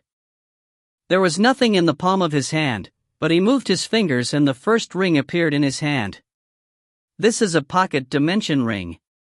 You'll understand when you look inside. XiaoMo had only just peeked inside before he immediately raised his head to look at his cheap dad. How come you have so much? Junshi smiled triumphantly. In the past I went to a mid-level plane. That plane was still in its uncivilized stages. I found a ley line there. That ley line had been there for hundreds of thousands of years and no one had discovered it. I thought it would be a waste to just leave it, so I dug out all the spirit gems. I haven't used much of it these years. After Yu Xintian stole the position of family head, Yu Junshi had left the Vermilion clan and had spent thousands of years wandering around. He had gone to many planes, and wild planes were amongst them. Uncivilized planes were a special sort of plane. In 100 million planes, there'd only be one, because that meant the resources on that plane were still untouched. So, if there really was such a plane, the entire Tongtian continent would be in an uproar over it. So, the wealthiest man on the entire Tongtian continent was his cheap dad, who didn't have anything to his name. XiaoMo looked at his cheap dad, conflicted. This was truly an amazing surprise. He had always thought his dad was completely broke.